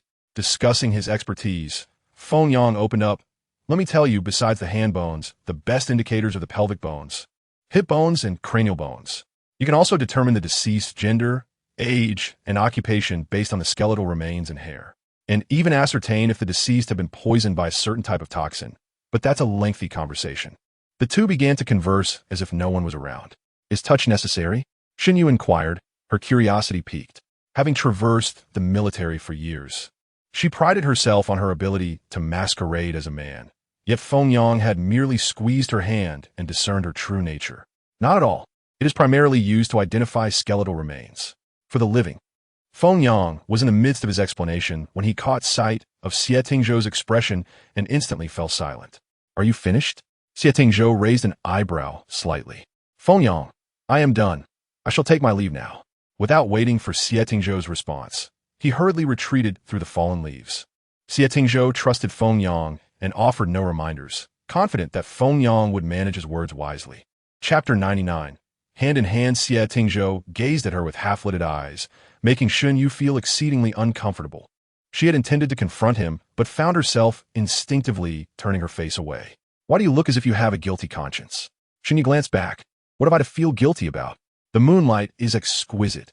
Can I simply enjoy it?" Xie Tingzhou's lips curled slightly. "Follow me." Indeed, the moonlight was splendid that night, their shadows falling one before the other upon the ground littered with dead branches and leaves. As they ventured deeper into the woods, Shen Yu forgot her earlier intentions, becoming entranced by Xie Tingzhou's broad silhouette, a man so rare in this world. She wondered what kind of woman he would eventually marry. Surely, it would be a matchless lady, proficient in all arts, worthy of him. As they crossed the woods, the sound of flowing water suddenly reached their ears. "Here we are," Xie Tingzhou said, his tone easing. It seems I was not mistaken. The stream was not wide, approximately 10 feet across, its surface shimmering with light. The moonlight fragmented by the breeze into countless shards, the cool, clear bits floating upon the water. "Have you been here before?" Shen Yu asked, approaching the stream's edge. "Yes." "When?" Xie Tingzhou looked down at the water, his gaze deepening many years ago. Shen Yu did not detect the anomaly in his tone as she crouched down to dip her hands in the water. The stream was cold, the icy sensation permeating through her fingers. "There are fish," Shen Yu suddenly exclaimed, lifting her head. "Feeling greedy?" Xie Tingzhou inquired. Shen Yu nodded, drawing out the dagger at her waist, her gaze fixed intently on the water's surface. The night air was still too chilly. "Do not venture into the water," Xie Tingzhou cautioned from behind her. Her heart flickered at this subtle concern, and a fish stealthily slipped past from the depths. The moonlight was undeniably beautiful, yet for reasons unknown, it obscured her vision, leaving her with a fragmented view, as though her eyes and heart were both in disarray. After a moment, she dejectedly sheathed her dagger, conceding that she could not see clearly at night. Xie Tingzhou pondered briefly before whistling softly. A moment later, a piercing cry soared into the sky as a white, feathered creature swooped down through the night. It brushed past Xie Tingzhou and, after a graceful arc, returned to perch on his arm. He stroked its plumage, remarking, "Tonight's feast relies on you." The white feathered bird seemed to comprehend his words, suddenly taking flight. It circled in the air, its keen eyes fixated on the surface of the water, and in an instant it dove down, gliding just above the water before plunging beneath the surface for its prey. The motion was as swift as lightning, and when it emerged, it grasped a fish in its talons. Without landing, it dropped the fish onto the grassy bank before soaring back over the river. Shen Yu hurriedly seized the still flopping fish, exclaiming, "Look!" As the fish thrashed, it splashed water onto her face, causing her to wrinkle her nose and turn away, a smile curving at the corners of her eyes like a crescent moon. Xie Tingzhou gazed at her radiant smile, the shattered moonlight cascading over her features. And for a fleeting moment, he felt an inexplicable ache in his heart, pondering how he might keep that smile upon her lips forever. A fire crackled by the riverbank, atop which lay 4 small fish, releasing a tantalizing aroma as they roasted. Shen Yu watched the fish turn, stating, "These fish are fragrant even without seasoning. How delightful it would be to have a bowl of fish soup with tofu." Upon finishing her sentence, she lifted her gaze, expecting to meet Xie Tingzhou's eyes as he admired the moon or the flames, only to find his gaze fixed directly upon her. He was watching her, his dark eyes reflecting the firelight, burning deeply within like a flame capable of turning one to ashes. Shen Yu hastily averted her gaze, staring blankly at the fish. She had lost her train of thought far too many times tonight. "Why? If you don't turn them, they'll burn," Xie Tingzhou reminded her. Quickly, she flipped the fish, seeking to change the subject. "What about the Black Panther? I haven't seen in a while." Xie Tingzhou withdrew his gaze, adding a stick to the fire. "Song is different from Baiyu. It retains some of its wild instincts. With too many people coming and going in the courtyard, I worry it might attack." "Oh," she replied, and he suddenly chuckled. "If we let it out, it would be your dog it attacks first." The Black Panther had a strong territorial instinct, often using its scent to delineate its domain. Any unfamiliar animal scent could provoke aggression. Shen Yu nodded, observing that one of the fish was ready, and handed it to Xie Tingzhou. Xie Tingzhou paused for a moment before accepting the fish, speared on a stick. It seemed that alongside her, he was continuously lowering his standards, staying in a thatched hut he had never occupied, wearing coarse linen garments he had never donned, gnawing on the hardest buns, and now indulging in fish roasted without even a hint of salt. He chuckled self-deprecatingly, tearing off a piece of fish and placing it in his mouth. "How is it? Quite delicious, I presume?" Xie Tingzhou gazed into her sparkling eyes and nodded slowly. Of the 4 roasted fish, he consumed one, while the remaining 3 found their way into Shen Yu's stomach. Bai Yu too had finished off 2 fish, its talons and beak stained with blood. Xie Tingzhou produced a cloth, wet in the water, and wiped Bai Yu's beak and claws. Shen Yu observed this and asked, "May I touch it?" Xie Tingzhou extended his hand, saying, "Give me your hand." Shen Yu cautiously placed her hand in his palm. At that moment, Xie Tingzhou recalled Feng Yang's remark, noting how delicate and soft her hand was, save for the thin calluses on her palm and knuckles. A testament to years spent wielding a blade. He momentarily lost his focus, his fingers gliding to her wrist, guiding her closer to Bai Yu. As their hands neared, Bai Yu turned its keen gaze towards them, its eyes cold as frost. Shen Yu instinctively recoiled, but Xie Tingzhou tightened his grip slightly, ensuring she did not withdraw, allowing her hand to rest on Bai Yu's feathers. The bird's plumage was thick and layered, reminiscent of fish scales, providing a delightful tactile experience. This was Shen Yu's first encounter with the sea eagle, her eyes brimming with delight. "I often see you petting its head and chest. Why am I only allowed to touch its back?"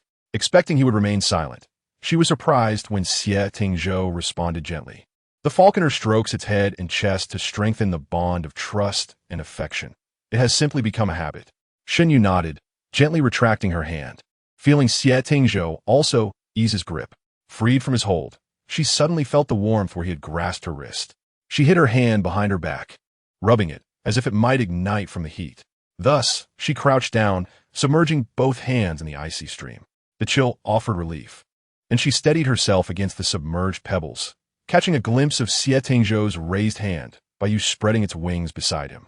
As she stirred, the shimmering surface of the water distorted the image.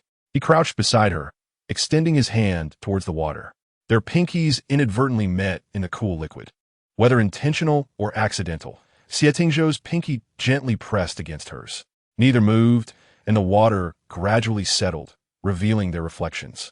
Chapter 100. The red apricot enters the wall. That familiar, languorous sensation washed over Shen Yu, causing her entire being to relax. She bit her dry lips, steeling herself before suddenly standing up, droplets of water cascading from her hands to the shore. "I'm feeling a bit tired," she stated awkwardly. As her footsteps faded into the distance, Xie Tingzhou finally rose, beckoning Bai Yu to return to him. For 2 days, Shen Yu ventured out of the estate without fail, and Xie Tingzhou, aware of her impatience, chose not to intervene, trusting her to exercise discretion. In the afternoon, a shadow guard reported. Upon hearing the news, Xie Tingzhou turned in surprise. She attended the poetry gathering. The shadow guard responsible for protecting Shen Yu confirmed, indeed, it was the spring poetry gathering, and she went with the young marquis.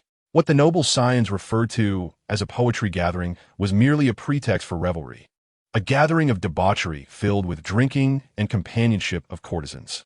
Noticing the darkening expression on Xie Tingzhou's face, the guard hastily added, "It is not a gathering organized by the aristocracy, but rather at the Beishan Academy." This revelation deepened Xie Tingzhou's astonishment. The Beishan Academy was established over a century ago by Chancellor Cui. It was a school for those of humble origins who could not afford tuition, yet displayed exceptional talent. What business did Pei Chunli, a young man accustomed to indulgence, have at Beishan Academy? Could he even comprehend the literature? Xie Tingzhou pondered. If Pei Chunli did not wish to attend, it was likely that Shen Yu had made the choice. Perhaps she had old friends at the academy, he surmised. But the shadow guard's next statement dispelled that possibility. "This is her 3rd consecutive visit. His Highness mentioned that if there were no special circumstances, there was no need to report, which is why we are reporting today." Xie Tingzhou stroked Bai Yu's feathers, murmuring, "What on earth does she intend to do?" His voice was low, almost as if confiding in Bai Yu. "Should we intervene if this happens again?" The guard tentatively inquired. Xie Tingzhou replied coolly, "No need. Unless it concerns life and death, you need not intervene. If she cannot resolve even trivial matters, then she is no longer, not Shen Yu." As the lunar month waned, the grass grew lush and the orioles sang. Bai Yu returned from the Deer Ming Pavilion, alighting on the window ledge. Xie Tingzhou glanced up from his documents, asking, "Did you quarrel with De Huang again? Did you win?" Bai Yu's sharp eyes widened, tilting its head slightly. "So, it seems you did not win," he mused, a smile playing on his lips. Since that night, Bai Yu had allowed Shen Yu to pet it. Occasionally, it would fly from Xie Tingzhou's Qingpu residence to Shen Yu's Deer Ming Pavilion, squabble with De Huang, and then return. The The reason it is deemed noisy is that De Huang occasionally enters and exits Qing Puxian. After realizing that, Bai Yu would not attack him. His audacity has grown significantly. The moment Bai Yu steps into Lu Ming Xian, De Huang barks furiously at him. Bai Yu has contemplated seizing him and tossing him from the air to his demise countless times. Yet De Huang's master appears formidable, while his own master seems somewhat untrustworthy. Xie Tingzhou set aside his documents and rose to the window, lifting the prepared meat to feed Bai Yu. At that moment, a guard hurried through the courtyard and approached the window to report, "Your Highness, that person has come again." Xie Tingzhou paused. Tossing the meat he was about to offer to Bai Yu back into the bowl, thinking to himself that he had raised this creature only to be met with such ignorance. "Would your Highness like to go and see?" the guard inquired. Xie Tingzhou pondered for a moment, replying, "I happen to have something to inform her." Xie Tingzhou washed his hands and proceeded towards Lu Ming Xian. The guard hurriedly followed, stating, "He is lying against the courtyard wall, and my subordinates dare not push him, fearing he might fall. If he falls, then so be it," Xie Tingzhou replied nonchalantly. "If he breaks a leg, I will bear the consequence. What is there to fear?" The guard lowered his head in acknowledgement. "Yes, your Highness." Upon Xie Tingzhou's arrival, Pei Chunli was leaning over the wall, maligning him to Shen Yu. "Look at me. What sacrifices I have made to see you. Now the capital is abuzz with rumors that I spend my days lurking around the Wang residence. Xie Tingzhou won't let me in.